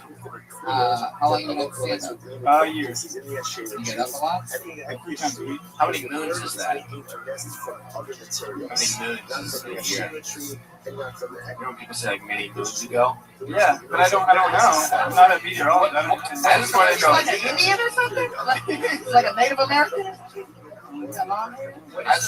What is some of your other material like that you usually do? What's it about? I don't know. I complain about people on Facebook sometimes. What about Nubs and Shakeology. Like there's like it's like a protein shake that people are like in a cult about basically. I thought Shakeology was what we were trying to figure out when you had to shake that nub. Alright. You ever thought about being a vampire? Well, you just gotta slow it down a little. You just came up, you didn't even take one breath for a minute, and that's gonna scare the fuck out of you. Yeah, no, I'm gonna watch this and realize it's fucked up. Just take a breath and then just tell the story. But it's a good story if you can make it funny. Yeah, I'll try. Have fun with it. Yeah, that's what I was thinking. Maybe you're on a date with her. Maybe it's like Tinder. She can't swipe left or right. She has to accept it. Anyway, I like your style. You're like if Jodie Foster let her hair grow out. You have an interesting look to you. He reminds me But try and deliver your jokes the way you're just talking now. That's what you need to get to. How often do you get up? 3 times a week. Measure for a year. Yeah. And how many moons is that? It's 5 moons, Pat. 5 moons. Any more questions? No further questions. You ever do any jokes about being a vampire?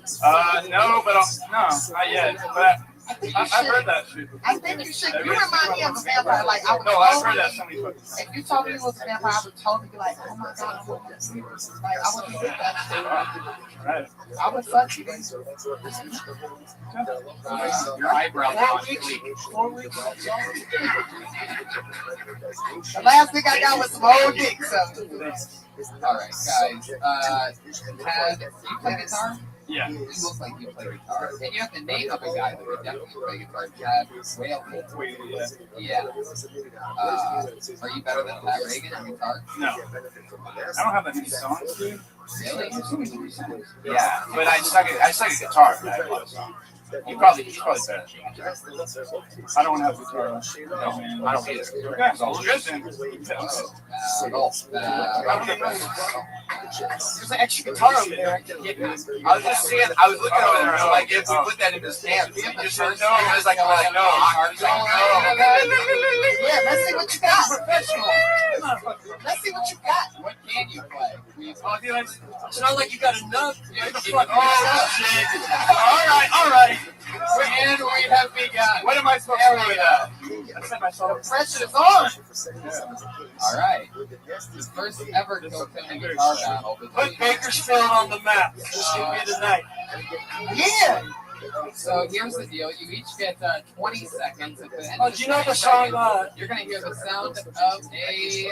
Can I make a song request? How about that? You know Blue Moon?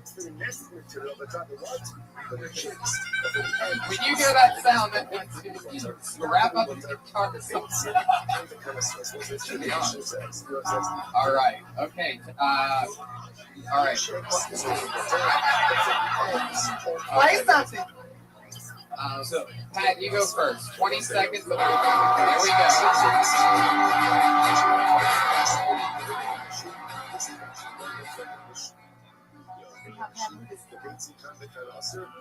I like that.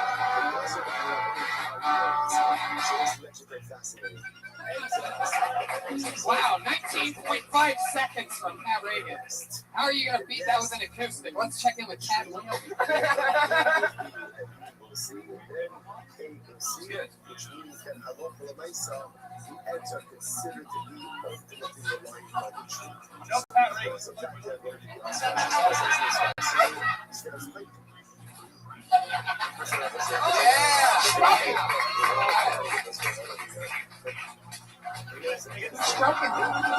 Here's the clown horn.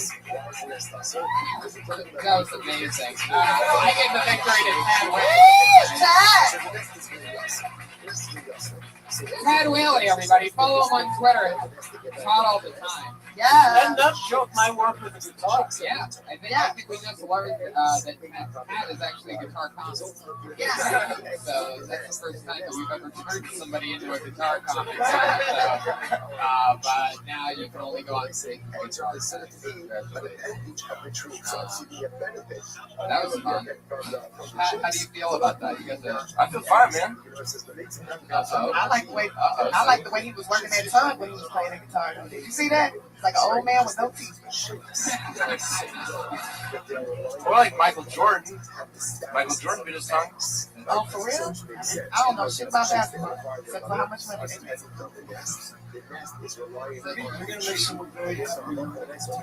Yeah, I'm in love with you, Tiffany. For real? Yeah. I don't think you'd be happy unless Tony pulls a dick out of that.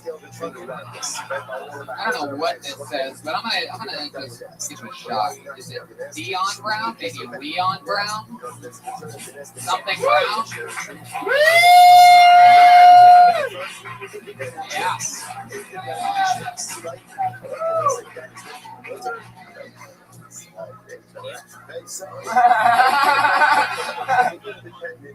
So one thing you guys should know about me is I have been called to do all three properties.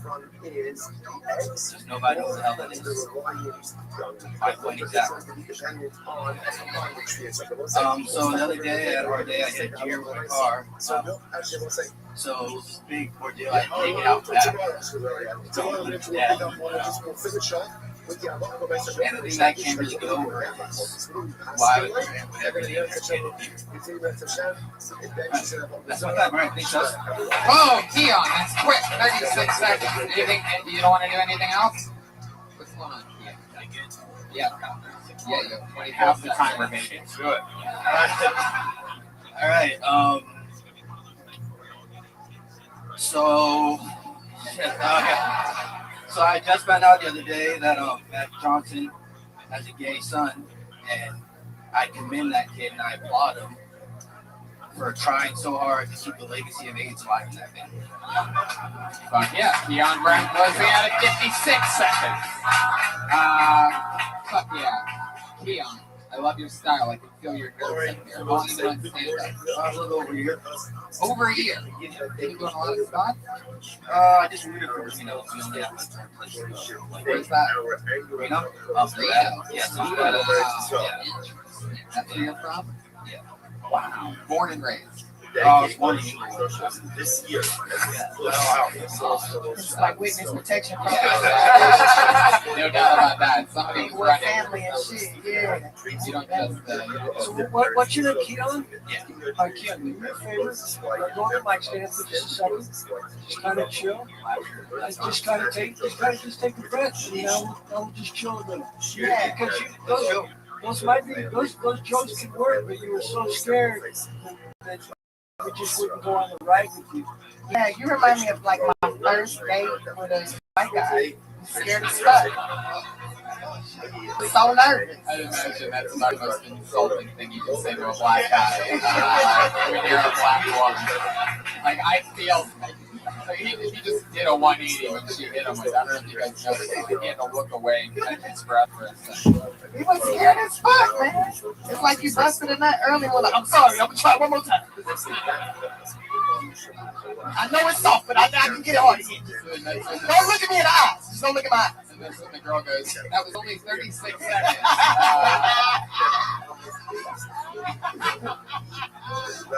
I got another 17 seconds in me, baby. Here we go. Who was the guy at the beginning of this? The joke where you're like, people say Well, everybody always ask that. It made sense, but and it's this easy. I knew who it was.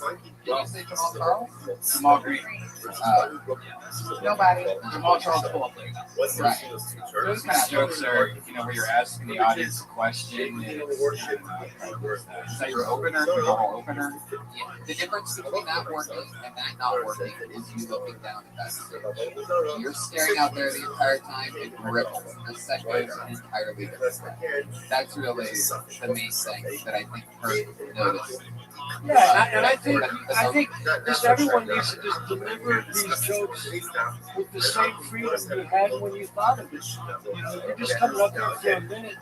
Don't flow through these so fast that you lose any of the essence of whatever made it funny. Your jokes are funny, you're just not connected. You're looking down at whatever the front of the stage is, which is something that I was guilty of my first few months of doing stand-up, but I probably knocked out in the first few months more stage time than you out of a year.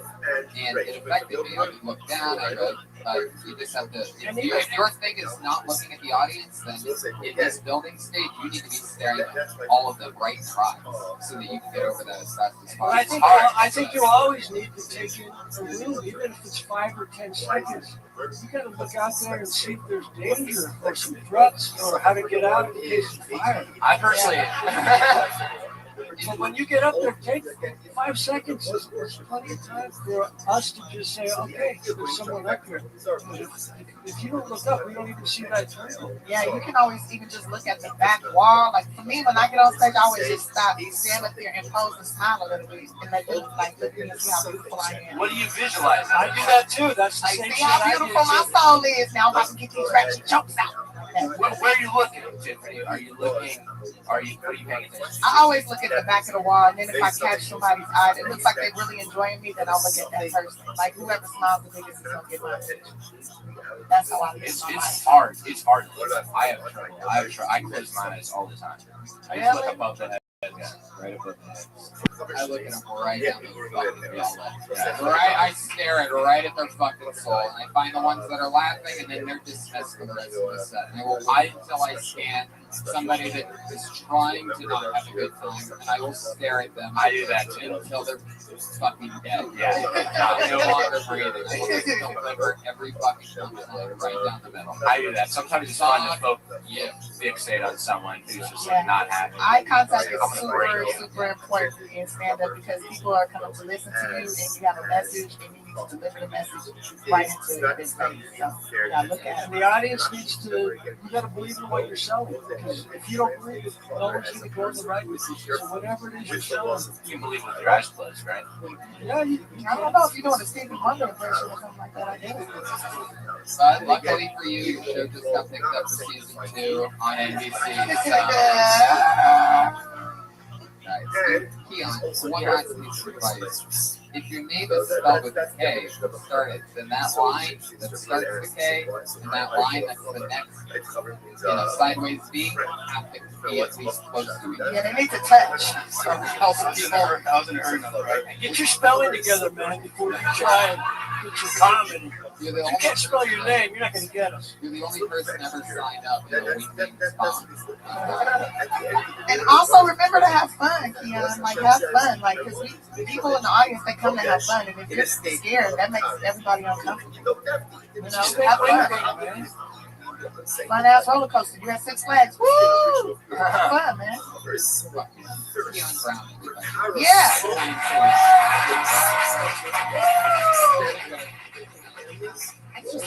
Keon, how old are you, Keon? Keon, come back. Yeah. How old are you? 22. Yeah, listen, you're 22 years old. You can do anything you want. So just get up there and have that freedom of a 22-year-old who's just trying to figure it out. Yeah, and you got a football player body. You gonna get bitches. What do you do for work? Areas of virtual security. That's the power that he doesn't have to do work. Warehouses for like perhaps even how long have you lived in parallel from the acquisition of knowledge is a lot of spot. Do you miss tile? Yeah. So talk about that a little. Talk about a guy who used to stack tiles. I was just gonna give you a little side job. Washing my clothes. Would you be interested in having a side job watching What's the issue? You're a guy without a job. Don't fucking ask him. You don't even know the touch of these nasty dirty panties I got, boy. I know some things that's the only way you touch those panties. So I'd say do the laundry job. If you want it. What else? I mean, how are you surviving here? Here's a case of that. That towel money. So who are you staying with while you're here? You staying with family or? Or your sister? So why is that about that? Because everything starts out. What? Wait, what? What? So let me just tell you something. As a comedian, it's important to ask questions and be aware of your surroundings. So maybe that's the first thing you should do today. When you go home. Just ask your sister what she does that allows her to support you.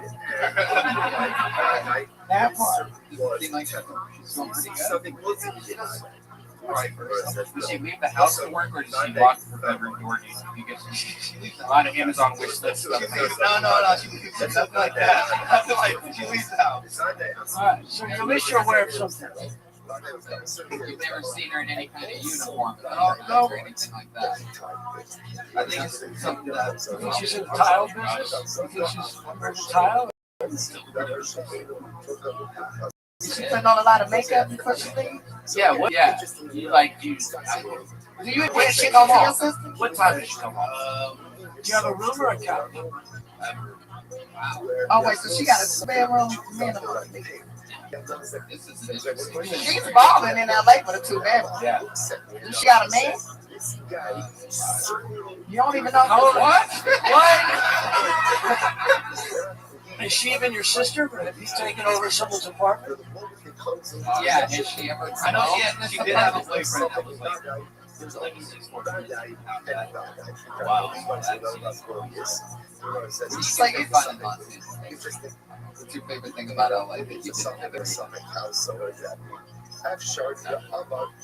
Keon, I don't know if stand-up's really your thing. No, okay. Have a nice day, buddy. There he goes. Keon Brown again. He's on Twitter at B2KS. Keon Brown, bringing a little bit of that Reno energy. Shit, man. That's a Reno attitude. I don't ask questions in Reno. Yeah. Texture programs, like they have some weird modern. Yeah. There she is.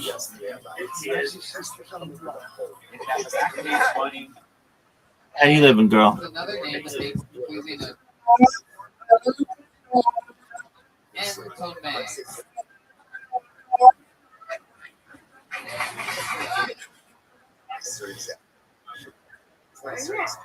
All righty. You get it Thursday? Are you excited?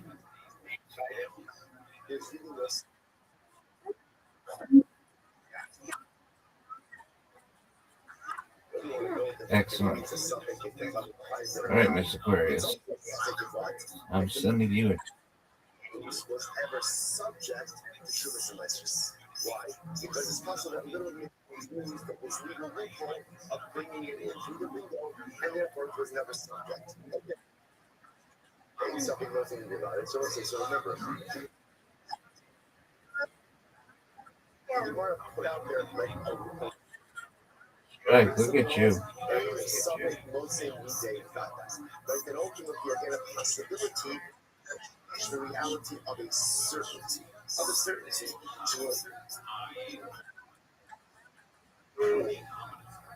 Are you serious?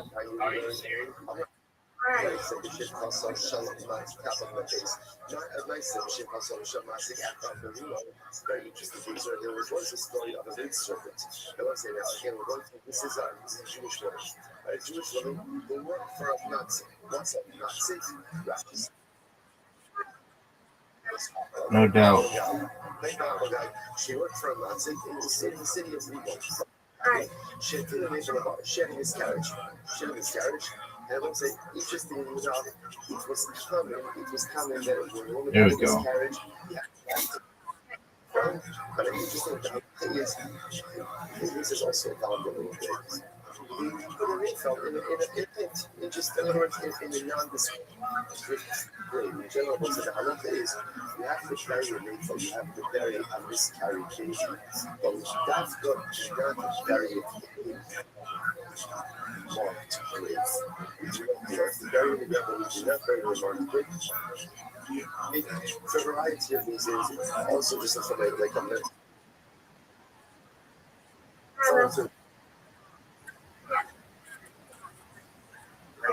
Yes, ma'am. Again, there's trauma, there's loss, there's grief, but Chazal wanted it to be contained, wanted it to be an ongoing life loss. So what happened? So she miscarried, and she put the miscarriage in a pit. Nice bear. You're welcome. That's right. Over the pit. Now, why did the coin peel over the pit? Linda himself in the cave up. So he was there at the casting flower. And even after a miscarriage, depending on when the miscarriage occurred, where it could be to us later. It could be ritually impurity associated with birth. Now, because Linda depends on what? Boy or girl. So the coin peels over the pit in order to see what's the name. Whether or not it was a boy or a girl. What's the problem here? The problem is, by peering over the pit, what did the coin essentially do? Tumas Oha. Remember again, Tumas Oha was like to be projected in two ways. You can be under a roof, you get it. Yeah. The roof over the base. No doubt. But I leaned over the porch. I am the oil. I am the oil. He said, here, they probably went ahead and leaned over the pit. Just said, boy or girl, oh, that we want myself to come in. This episode gets going to cover. And Tiarino, they made just the targets and switch. And they're retired. They're the water. Spare. This was a place where they You're welcome. and the reality is they probably took the whiskey garage. They probably took it and dragged it away somewhere. Because was that it? The fact that it didn't make out something. Thank you, madam. I see something with it. Because look at this case over here. Here's the case of Badai. What's the Badai? What's the Badai? The ship of the woman had a miscarriage and she placed the baby in I'm the lost. What's the Sunday? Maybe the animal took it, maybe the animal didn't take it. And yet, what we see from here, the Quran says it. Trumps the Badai. Reality, even in the face of the Badai, to the point that again, the Palestinian. The coin is not coming. The coin is not coming. So you see from here that they can go ahead and drop a Badai. Which the Quran says, no, no, no.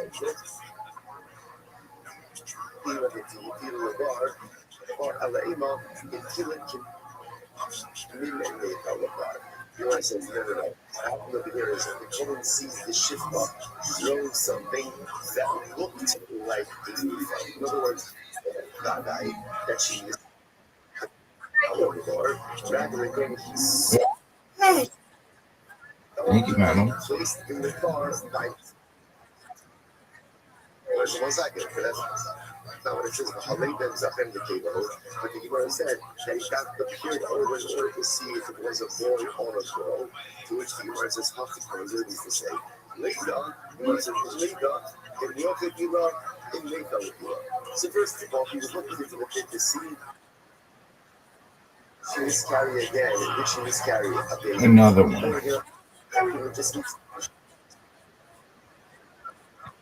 something else from her body. In other words, Ladjaka, that she expelled a miscarriage. It was just something else. It was some other discharge.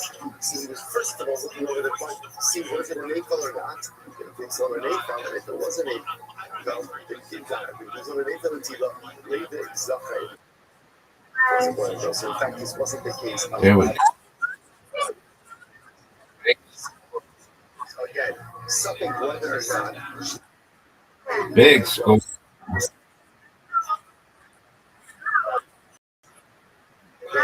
Give me it. I'll take it. That's where you win, I win, I win, you win. Undefeated in bowling, undefeated in French.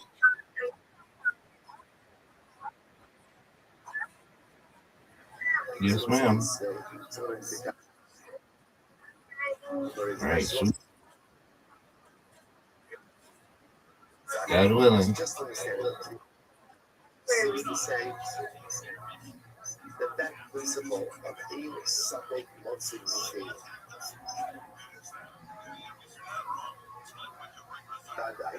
ultimately again holds. But in halacha, we accept this principle. Ain't something ultimately that if you have what we'll call two pieces of information in front of you, one is a suffix and one is a vadai. The vadai piece of information determines the reality, and the suffix piece of information does not undermine that reality. That's why once again, just kind of reorienting ourselves a little bit. That's why how do we get into this? I find a piece of broken Amor Bizarre. Right? So I find a piece of, let's say, an idol or an image that I know was definitely worshipped as idolatry. So I found a piece. Can I use it? Can I use it? So the answer is no. Why not? It's Asher. I know why. Because I have a God died that this was Amor Bizarre. Someday, maybe the Akum actively decommissioned it.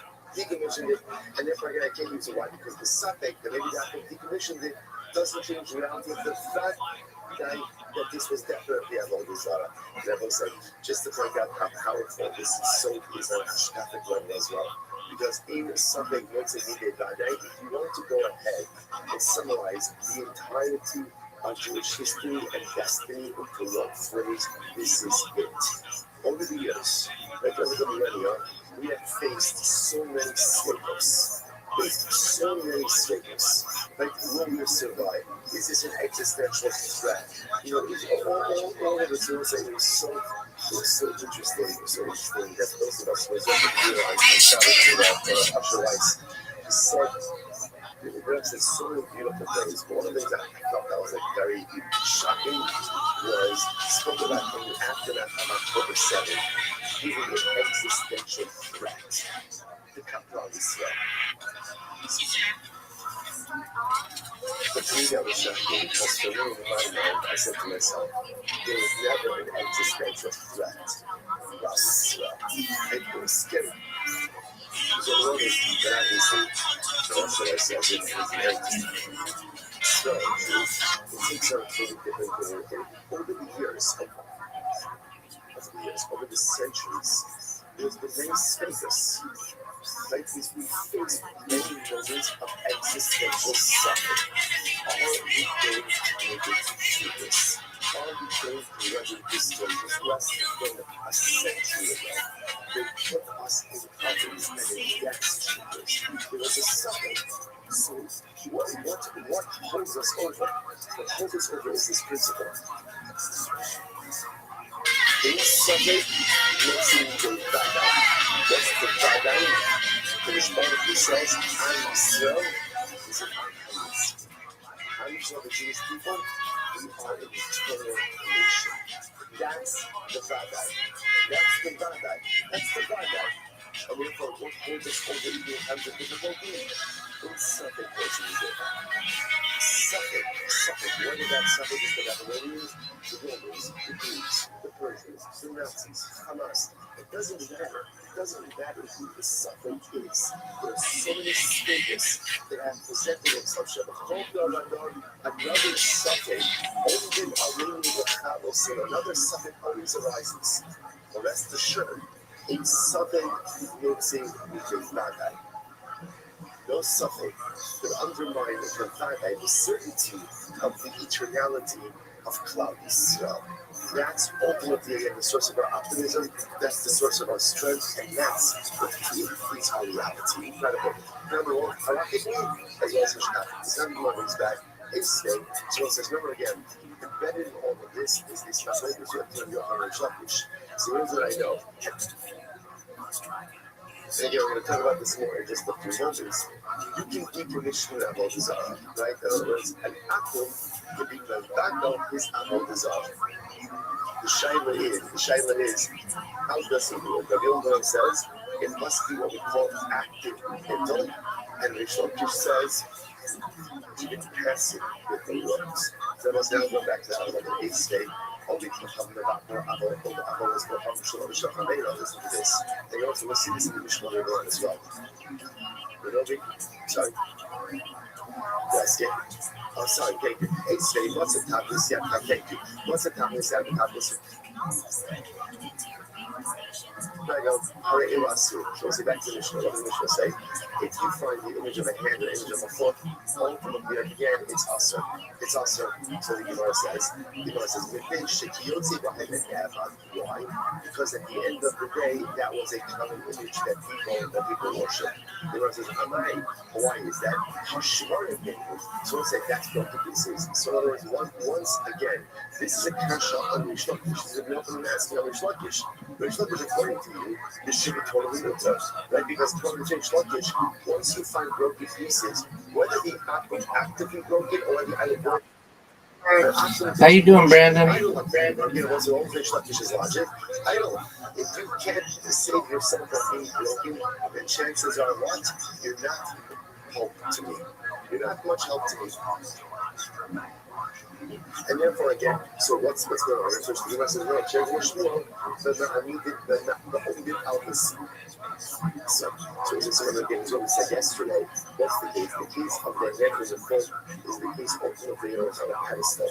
When it's on a pedestal, then that is quite possible that is actually a almost like a self-sufficient is the wrong word. But its own type of idolatry. Okay, Israel, Gemara is out of Kasha, only from the Dr. Amos, from Shalom, Rishon Hamero, so it's was also not this later, and only from Hamid, giving them back to his own Avodah Zarah, and ultimately again the Avodah Zarah of his friend. Meaning, any Abu can ultimately again negate and thereby decommission any form of idolatry, whether it's his idolatry that he worships or someone else's idolatry. However, the Israel, I will say it's actually quite fascinating. We'll see the logic behind this. The Novi Kohavim actually does, Israel does not have the ability to negate any form of idolatry. We'll say, isn't that fascinating? Right? So Novi Kohavim can negate and decommission any form of idolatry.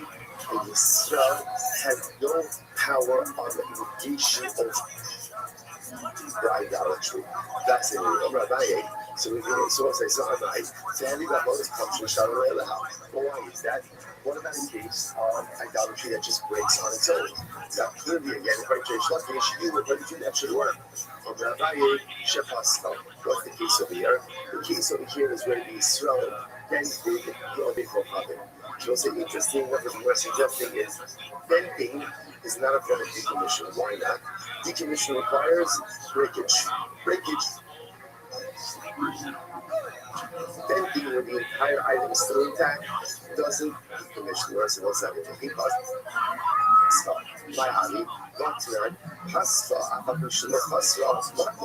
not true. We learned that again, if you dent in idolatry, even though again all of the idolatrous material is still present, ultimately again, yeah, what is our bottle? I don't believe the possibility. I'm not possibly so well bottle. Ultimately, if the object goes ahead and dents the idolatry, that negates it. But if you so dents the idolatry, that does not negate it. Unless a rabbi says, keep possibly so is very important. So this is like this. In reality, even when we swell against the Avodah Zarah, it doesn't really is. In other words, it looks like denting really is an active form of negation, which makes sense. Everything you do to face idol should be a form of idolatrous negation. So really, even if we swell against it, it's okay. So what's the issue? So why did Chazal say that it's not going to this? Verse Ella, Sarah, is so what's the Xera? So say here's the issue. In reality, Israel has the power of negation, right? Israel does have the power to go ahead and negate idolatry. How does he negate idolatry? If he breaks it, if he dents it, it all should work. So why does Chazal say it doesn't work? What are we concerned about with this? We're concerned that what is Israel going to do? He wants to negate that Avodah Zarah. So what does he do? He has Avodah Zarah. He lifts it up, but he's getting ready, let's say, to smash it or to dent it afterwards. What's the problem? Once he lifts it up, that's an act of Haggadah. What does Haggadah do? Haggadah acquires. Once he acquires it, it becomes the Avodah Zarah of a Jew. Once it becomes the Avodah Zarah of a Jew, the Avodah Zarah b'yad Yisrael, the whole Avodah Zarah b'yad Yisrael, so we'll say this is absolutely wild. It's absolutely wild. I will say we are going to see exactly why this is a Gemara in Penguin from now on 1 base. But again, right now we're just going to the principle. The principle is any Avodah Zarah that is owned by a Jew cannot be negated. So that's what's happening over here. Can an Israel, technically speaking, decommission Avodah Zarah? Yeah. How can he decommission it?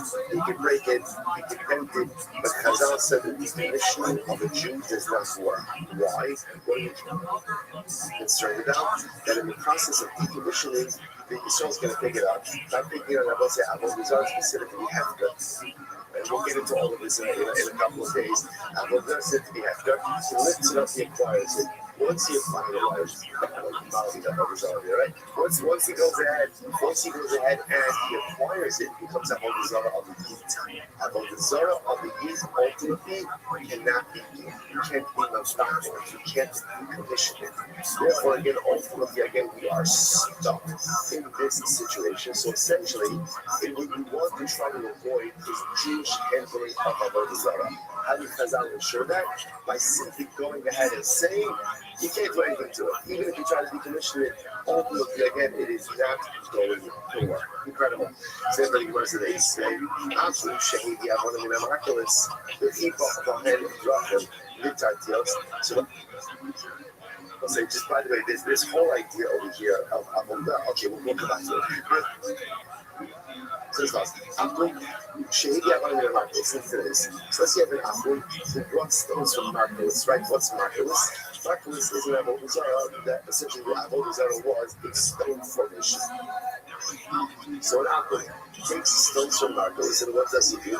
The Ibaba and drop in the Tartios guitars. And what does he do?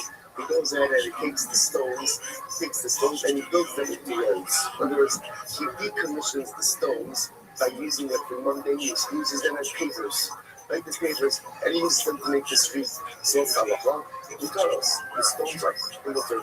Why the stones mutter? Because again, halacha l'maisa is actively decommissioning them for using them for mundane use. But again, if a Jew takes stones from Marcellus and builds it into the road, ultimately, again, it's not decommissioned. You can't use that road. You can't get Hanal because it's Avodah Zarah. And my merciful, why is that? So why do we say it? So again, it's Rabbi Rothschild asking Rishlokish, why should this be any worse, ultimately, again, than Avodah Zarah that broke on its own? And according to you, Rishlokish, Avodah Zarah that broke on its own ultimately is decommissioned. To which the Imam says, no, how can I keep it up? It's just that the Rabbi said before. Rabbi said essentially, a Jew can't decommission Avodah Zarah. Why not? Because once again, we have this concern. We have this concern during the process of decommissioning. The Jew's going to lift it up. If he lifts it up, he acquires it. Then it's Avodah Zarah owned by a Jew. And once you have Avodah Zarah owned by a Jew, that can never be decommissioned. Incredible. And again, we'll see if he never actually means never. Exit learns the kasha. Obik Mokam Shishiva Avos Mokam Tzarko. So listen to this. Listen. Obik Mokam Shishiva Avos comes. What's the area of options? You have an Avodah Zarah and you shave it. You have Avodah Zarah. So we'll say, so Rashi points out that, for example, an Asherah tree. Right? And what do? I go and I take shavings of the Asherah tree. So what's the status of the shavings? Versus with Sarko, if ultimately the actor is doing it for himself, right? He's taking shavings off the Avodah Zarah because he wants to, make a backfire, whatever it is. With Sarko, ultimately, again, if he's doing it for himself, then he, the Shikuyah, Mutarin. Then both the shavings and the tree itself become mutter. Why? Because the actual taking shavings off the Avodah Zarah tree for the Akbar's own personal use is what? Is itself a decommissioning of the Avodah Zarah. Okay? You know, says, however, the Tzarcha, if he's taking the shavings off the tree, that's he's pruning the tree, right? And that's for the benefit of the tree itself. So it's Tzarcha, here Surah, the Shikuyah Mutarid. Ultimately, again, then the shavings and the tree ultimately, again, then the Hiasura, the tree is still asur. The Shikuyah Mutar, but ultimately, again, the shavings will be mutar. The straw Shishifa was component, but if Yisrael takes shavings, right, takes pieces off of the Asherah tree, Bein Mitzarcho, he was Shikuyah Asur. Whether the Yisrael is doing this again for his benefit or for the tree's benefit, ultimately, again, the Avodah Zarah, the tree itself, and the shavings, the bait, mutar. So what's going to be up and ask Shreishakish, why should this be any different, right? According to you, this should be no different than an Avodah Zarah that breaks on its own. And when it breaks on its own, but on Shreishakish, you said it's decommissioned. So what we're in this case, it should be decommissioned as well. So which thing yourself and not me, keep the Rabbah. So we'll say once again, we keep on bringing up Rabbah. What does Rabbah say? So Once again, Rav is of the opinion, essentially, you don't want Jews decommissioning Avodah Zarah. Why? It's too much of a roll of the dice, because if you do it in the wrong way, then what ends up happening? Then halacha l'maisa, you end up acquiring it, and therefore again it can never be. There's no business. Asay, Rabbi Rothschild, shofet b'zor l'ruach. Or back to the source is actually our next mission. Our next mission that we're going to see in Yetz Hashem. So Rabbi Rothschild says, or two mishnayos from now, shofet b'zor l'ruach. If you find the Avodah Zarah, you can grind it up and scatter it to the wind. Oh, maktil l'yam. Or you can go ahead and throw it into the sea. And once we're going to see this is talking about if you find that Avodah Zarah made up now. So what do? Grind it up, scatter it, right? Scatter it to the wind or throw it into the sea. You know, it says, you can't do it. Because if you scatter it into the wind, then what can happen? It becomes fertilizer. So it's what says, you're not here in the process. Plus it says, really, you can't retain any part of Avodah Zarah for your own use. Once again, but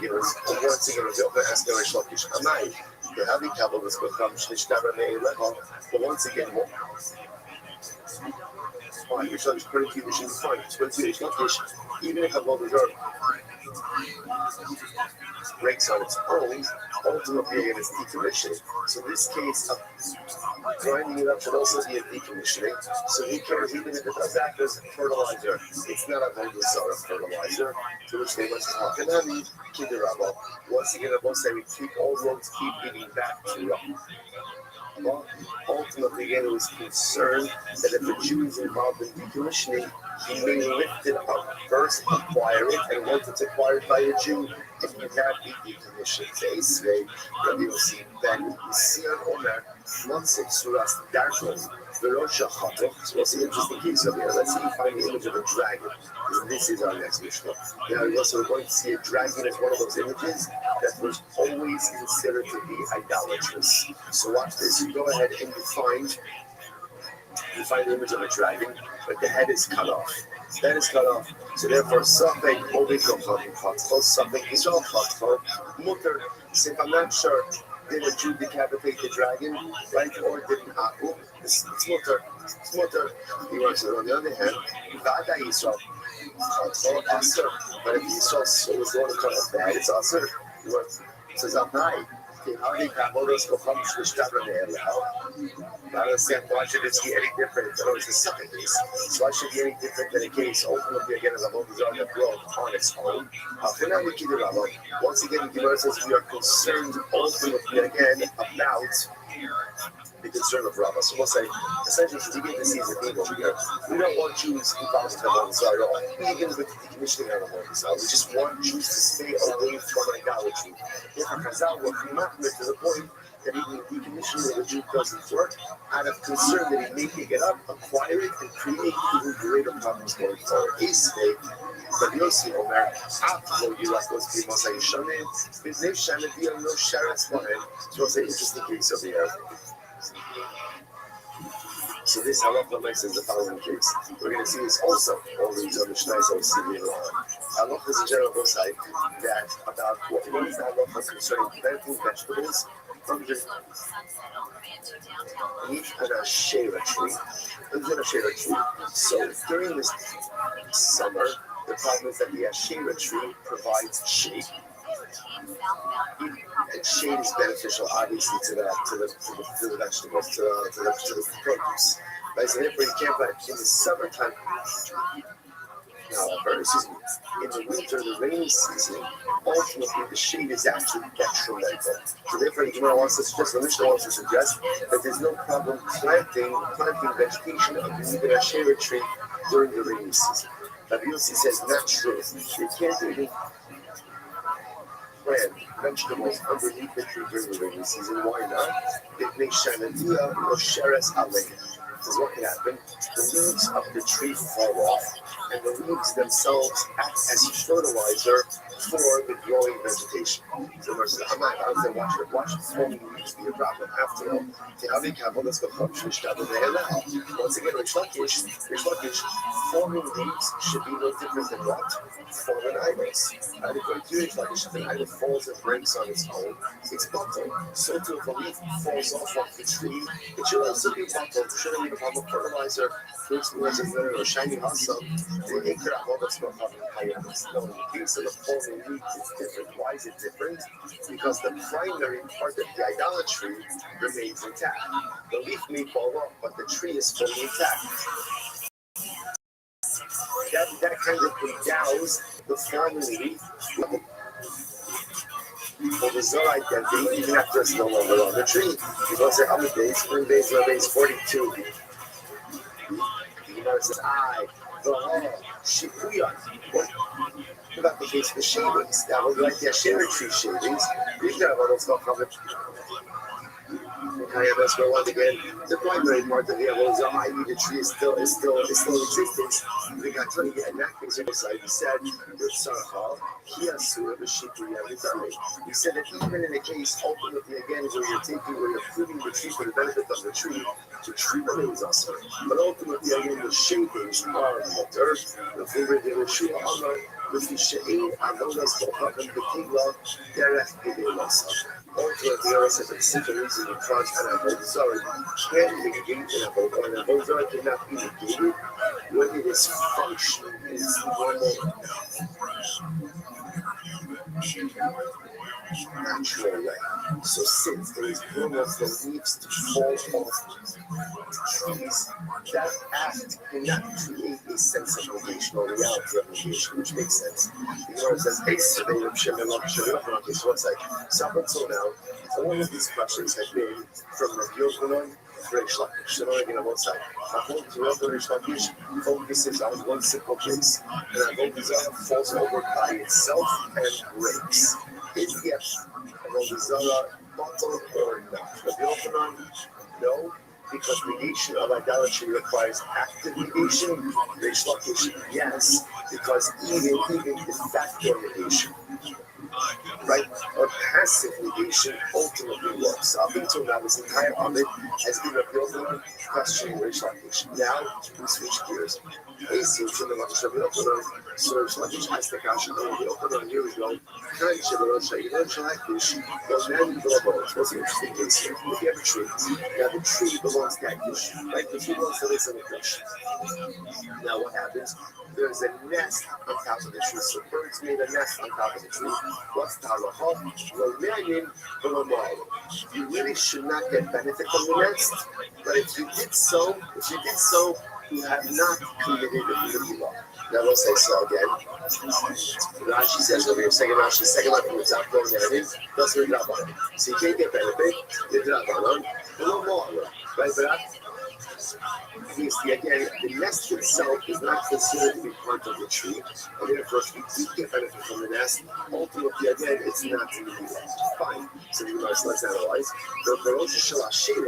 What about if the nest is on the top of an Asherah tree? The same case. I have an Asherah tree. On the top of the Asherah tree is a bird's nest. I want to get benefit from the bird's nest, so what can I do? Yak is bakana. So what can we do? Knock down the nest.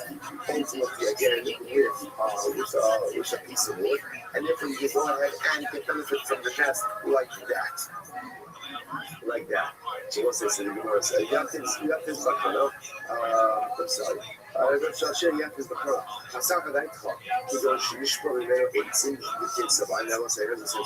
this is very interesting. So now, again, what can't I do? I can't. I will say in both cases, I can't climb the tree in order to get to the nest, right? Because climbing the tree is usage of the tree. But with the Avodah Zarah tree, interesting enough, what can I do? Just take a piece of wood, knock down the nest, and get back on the nest. Now, Gemara says, what's it built? What is the bird building the nest from? Now, the assumption over here is the nest on the Asherah tree is being built from wood and from twigs from the Asherah tree. Right? And yet, what does the Gemara say? You get benefit from the nest. You can't scale the tree, but you can get benefit from the nest.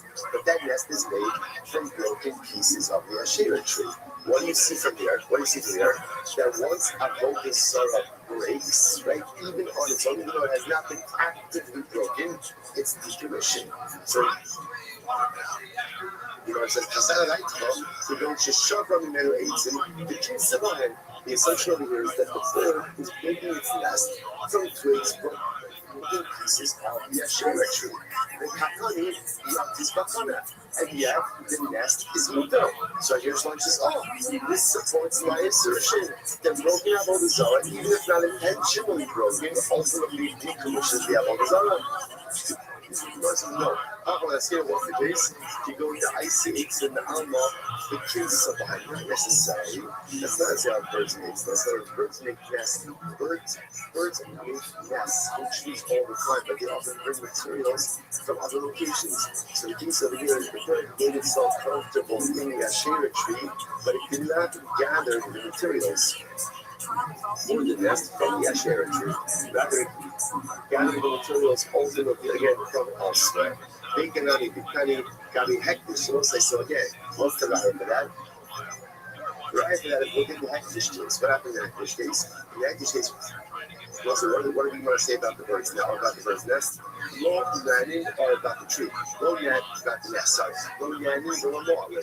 So again, you should not get benefit from the nest, but if you did, you did not commit Mila. So let's analyze this. On the Mishnah of the IC8s in the Alma, simply talking about a case where the bird built the nest ultimately again from materials in the belt, right? Outside of the hectic tree, in Hani Kitani got a hectic was ran the law.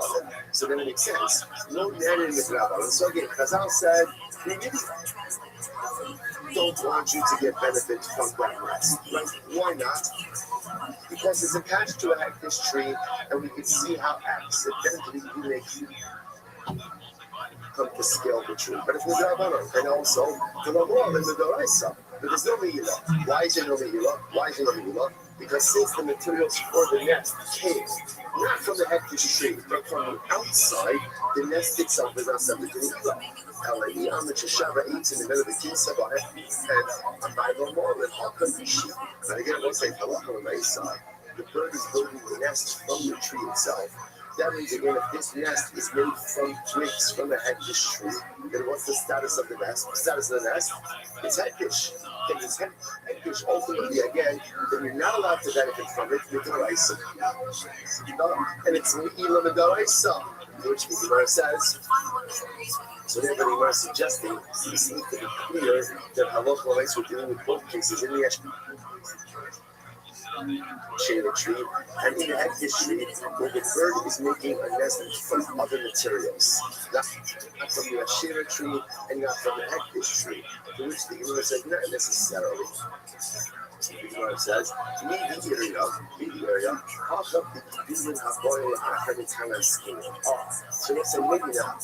It's actually quite possible that in both of these cases, ultimately, I should say in the hectic case, that the bird is making its nest from the actual hectic tree itself. But if the bird is making its nest from the hectic tree, then why is that nest not a servant of rice? Right? What's going on over here? To which the Gemara says, listen to this. So what's the case over here? So this is a fascinating situation to get to. When you're makdish something, right? So obviously the item as it is hektish. No doubt that item grows things afterwards. Are those subsequent growths considered to be hektish as well? So what's a great example of this? A tree. I'm makdish a tree, on Tuesday. And then 3 months later, there's more there's new branches, there's new growths. Are those new branches and growths subject to the hektish designation or not? That is a machlokes. That is called growth, which occurs after the designation. So let's stay with them. Over here is the bird. So I was not just the tree. And then again, 3 months later, when branches grew, the bird took twigs from the new growths. So and that makes the nest out of those new growths. And therefore, again, so now is the nest hektish. It depends. That's an progress. You might see the cassava, and the author of this place, or the author of this Mishnah points, the Allah the hektish designation only devolves upon the tree that's in existence at the time of the designation. But anything that grows afterwards is not subject to hektish, and therefore, again, the nest is incredible. Rabbi my yacht is ultimately, what does it mean? Rabbi what does it mean that? What does it mean when it says you can knock the nest down and get benefit from the nest? That's broken. It doesn't mean the nest, it doesn't mean the nest itself. It could very well be that the nest is us. The nest is us in both cases because it's made of a shera or because it's made of a hektish tree. Either way, it's us. So what's mutter? What can you get benefit from? The chicks.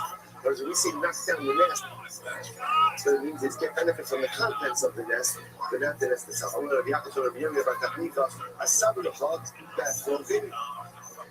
The kind of carb, and you can apply that to both cases, both for the Ashera case as well as for the hectic. So in both of the cases, ultimately, perhaps you can't get benefit from the nest itself, especially for setting this up as a case where the nest is being made from the hektish tree or the nest is being made from the Ashera tree. And again, even assuming that the materials weren't present at the time of the designation, they were one of the things that would ever grow from the trees will be hektish or abonzor. So what's the case? Why am I knocking down the nest? Not for the nest material, but for the what? For the chicks or for the eggs inside of the nest, and that will be mutter. That will be mutter. The baits in kind of so this is the shoe says. For the chicks, it's going to be mutter, but for the eggs, ultimately again, it's going to be usher. Now, let's say now, why are the eggs usher? So this is actually quite fascinating. If you look at Rashi, this is Rashi right before the Mishnah in Rashi. The baits in kind of usher should strichel with iman. So this is actually very fascinating. Eggs are usher. Why are eggs usher? Because eggs need the nest. The nest needs the tree, and therefore A will B and B will C, then A will C, which means that halacha l'maisa, the eggs are considered to be ultimately reliant on the tree. So because of that, they are going to be asras. So isn't this fascinating? So it's quite fascinating. There's a lot of variables going on over here. But you know, suggesting maybe in all of these cases the nest is asr. Why is the nest asr? Because we're talking about a case where the nest was made from the Ashera tree or from the hektish tree. So the nest is going to be asr. The nest is going to be asr. So what does it mean when the Brisa says, take a stick, knock down the nest to get benefit from the nest? It means the chicks in the nest. The chicks are mutter. But the eggs may be problematic. Why? Because ultimately, again, since the eggs need the nest and the nest needs the tree, therefore the eggs are considered to be dependent on the tree, and therefore, the eggs are considered to be an appendage of the tree itself. So you can get benefit ultimately again from the chicks, but ultimately not the eggs. The Gemara says the baits and kamikam from Ravashi that broken should switch on the iman. The baits and double. It's very interesting. Chicks that are so young that they are reliant on their mother have the status of eggs, right? So it makes sense because the chicks that require their mother are dependent on the nest.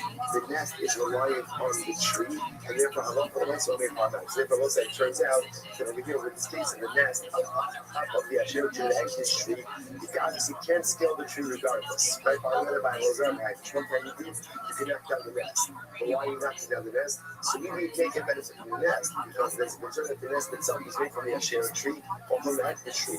What can you get benefit from? Independent chicks. Independent chicks, right? Allah said that is going to be water, right?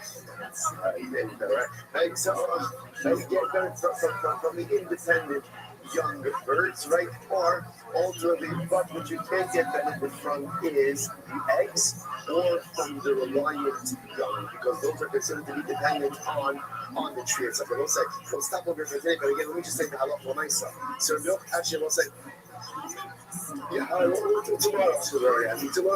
pick up, we'll finish off with the halacha l'maisa milk and shtakish. What are we doing now, Machom? It's going to be Paskin light, and then in Eretz Hashem, we'll continue Eretz Hashem, in benches and Abba Mizara. Shkaya, everyone. All right, have another great day.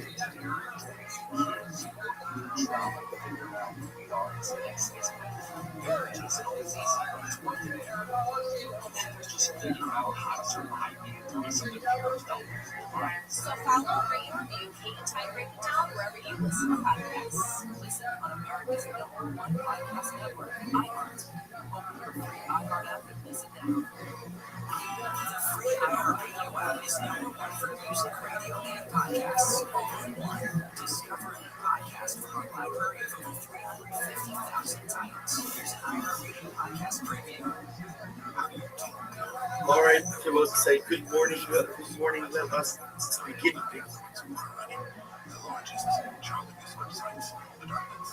Begin by thanking all of our sponsors for this morning cheer. Thank our annual comic sponsors. Listen to Rabbi Rothschild, dedicating all the Rabbi Rothschilds this year as his close sales levels from Israel. Our Bartolo sponsors for the month of Av, Rabbi Rothschild, Stephen and Wendy Drazen, in honor of their parents, Israel Drazen, and Tina Drazen, and Abby Rose's wife, in memory of extended Rose's wife, Tony Rafa. Our joint sponsors, Abby and Joe Hirsch, with appreciation to share the entire love for the Hayalim, and all of those sacrificing the cloud Israel. And Reish and Zevara Werderstein, our document sponsors for today.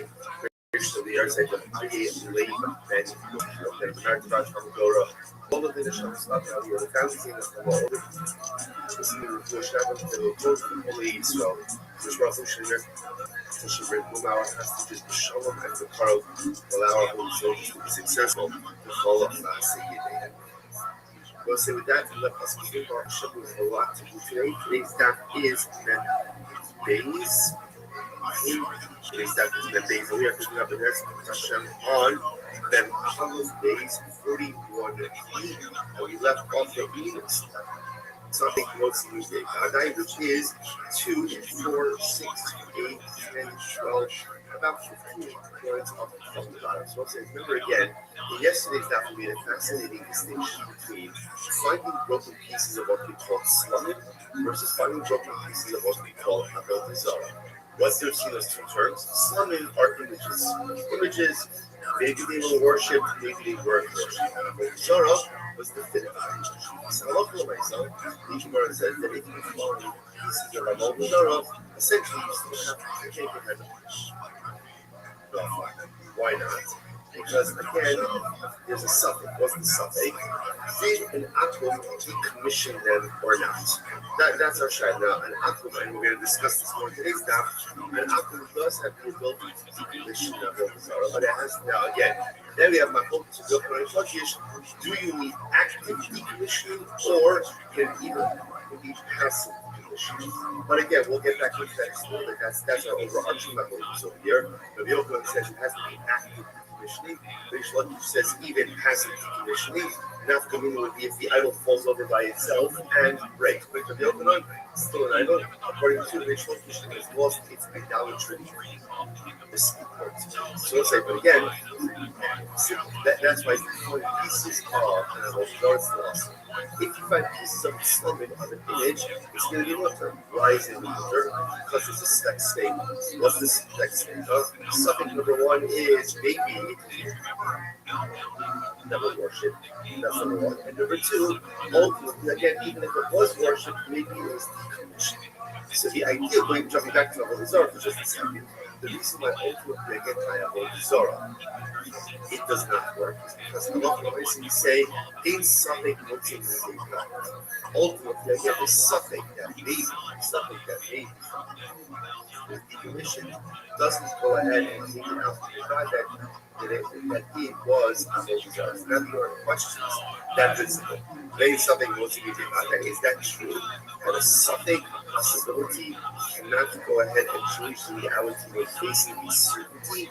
What about following on time? Very much we actually saw this. Cover Shemace, did they actually go to their parents? So let's say a cover died. Cover died. And again, we translated, I have that special shalom aleichem to a member of our shir from South Africa by the name of Ian Meltzer, who I was just introduced to through Mel Ram, another member of our shir in Toronto. Hashem, we have not just in the station members, but more Hashem around the world. So Ian messaged me via Mel. I translated the cover a few days ago as cover. So the truth is, it's not really a fair definition.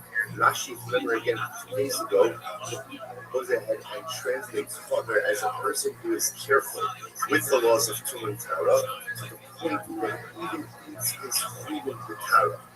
Even eats his food in the Tara. So even again, even well, not unsanctified food, he is naturally to eat in a state of ritual purity. And he's also careful with Shumas.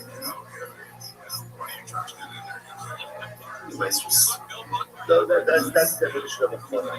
So it's interesting. So being asked, he said, "Why? So how do you call a plumber? A cover means a friend. What's the shot with that? So perhaps the yisod is like this.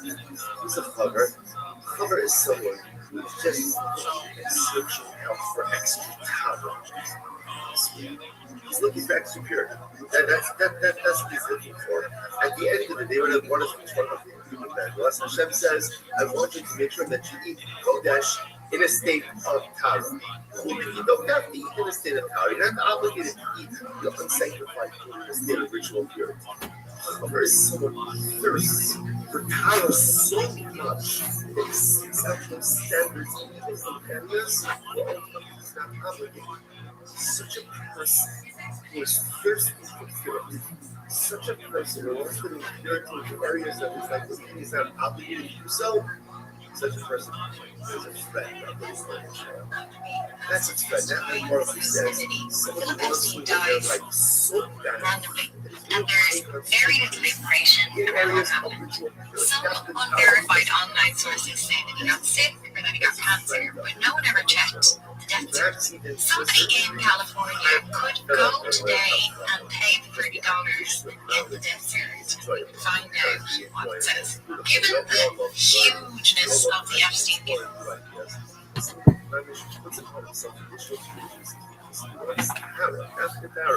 What's purity?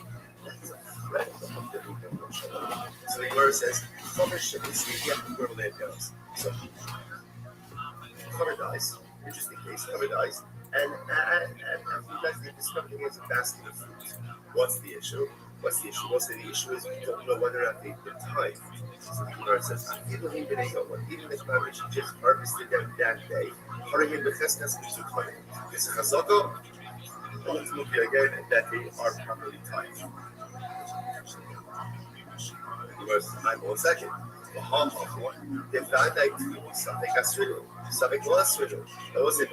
analyze this case. Here's a case of a Vadai. What's the Vadai? Certainty. The certainty was they were Tevel. That's for sure, right? Tevel's untied focused. So why is that a Vadai? Here's everything stuck down as untied focused. So you have a Vadai that it was untied. Something, maybe the Chaver did time it, maybe they didn't time it. And what do you see here? They come us is something the most we did by them. And what do you see here? That ultimately again a something possible and time it goes ahead and overrides the Vadai that it certainly was Tevel. So you see something was did by them. To which the Gemara says no. Hasam Vadai is Vadai. No, it's not true. That's not a something of Vadai. That's a Vadai case. What's the case? The Vadai Asri. So where it says the same thing was Tevel. Vadai was Tevel. Certainly it was Tevel. And also Vadai, that's what? That he timed it. Where it says the Kedina Choksa. The only thing in the Choksa. Chazaka Achaber She'ena Motzika. Or She'ena Utoka V'Kach. So that's the Chazaka. So again, interesting, it's fascinating. The Chaver will say again, can you imagine moving yourself to the level where there's no suffix that you've done the right thing? You have to understand, right? What if you get to that level where the halacha looks at me and the halacha says, this guy certainly did the right thing. A chaver does not leave untied produce in his possession. For the most If it comes in his possession, it's time. And therefore, there's no sub. Like in Bandai, there's only Bandai and Bandai. Incredible. Levi's are without about to this. It says suffix to suffix. Interestingly enough, really, it's a suffix and a suffix house. So what does that mean? Afshar, the Abad to Raboshia. Possible that the Chabad conducted himself like Raboshia. That's their own Raboshia. The Amar, the Adik Adam Altu also. Machnisa the Moats Shalom. Kadesha Shakei Bahem to all Paras German and Isa. I suppose that is an interesting case. There is, technically speaking, a nicer loophole, tiny loophole. Yes, the tiny loophole, lacking in all technicalities now, in order for produce to be subject to binding obligations, there has to be what's called the yes, expecting. Has to come into the home. Has to come into the home through a normative entrance. Technically speaking, if you can produce it, let's say through the window, and not the door, technically it's nicer exempt. Technically it's nicer exempt. Now again, there are limitations on that also. So the Gemara said, so over here, there's really no something once in the Bandai. Why? Because it's actually possible, even if you want to go in the fact that maybe it's a suffix if the cover ties it or not, it's also a suffix if the produce was ever subject to Trumas and Lysis. Why? Because it's possible that literally they can really get this legal loophole of bringing it in through the window, and therefore it was never subject. Okay, so the Gemara says, no second, ain't something wasn't divided. So remember, the Gemara is questioning this principle, right? The Gemara put out there like a law, a principle. The principle was, a something once a day, right? That ultimately, again, a possibility cannot change the reality of a certainty. So what's real is that true? So we are said, but how you learn. I'm ready to go. Nice said the shit muscle shut not cap of the case. Nice said the shit muscle shut not sick across the reload. Very interesting case where there was once a story of a maid servant. And let's say now again, we're going to take this Jewish woman. A Jewish woman who worked for a Nazi. What's a Nazi? Rashi says over here, Gabra Alama Israel, a very powerful guy. Very powerful guy. She worked for a Nazi in the city of Rico. Okay, what happened? She had to the navel of ours. She had a miscarriage. And it was interesting, it was common that if when a woman had a miscarriage,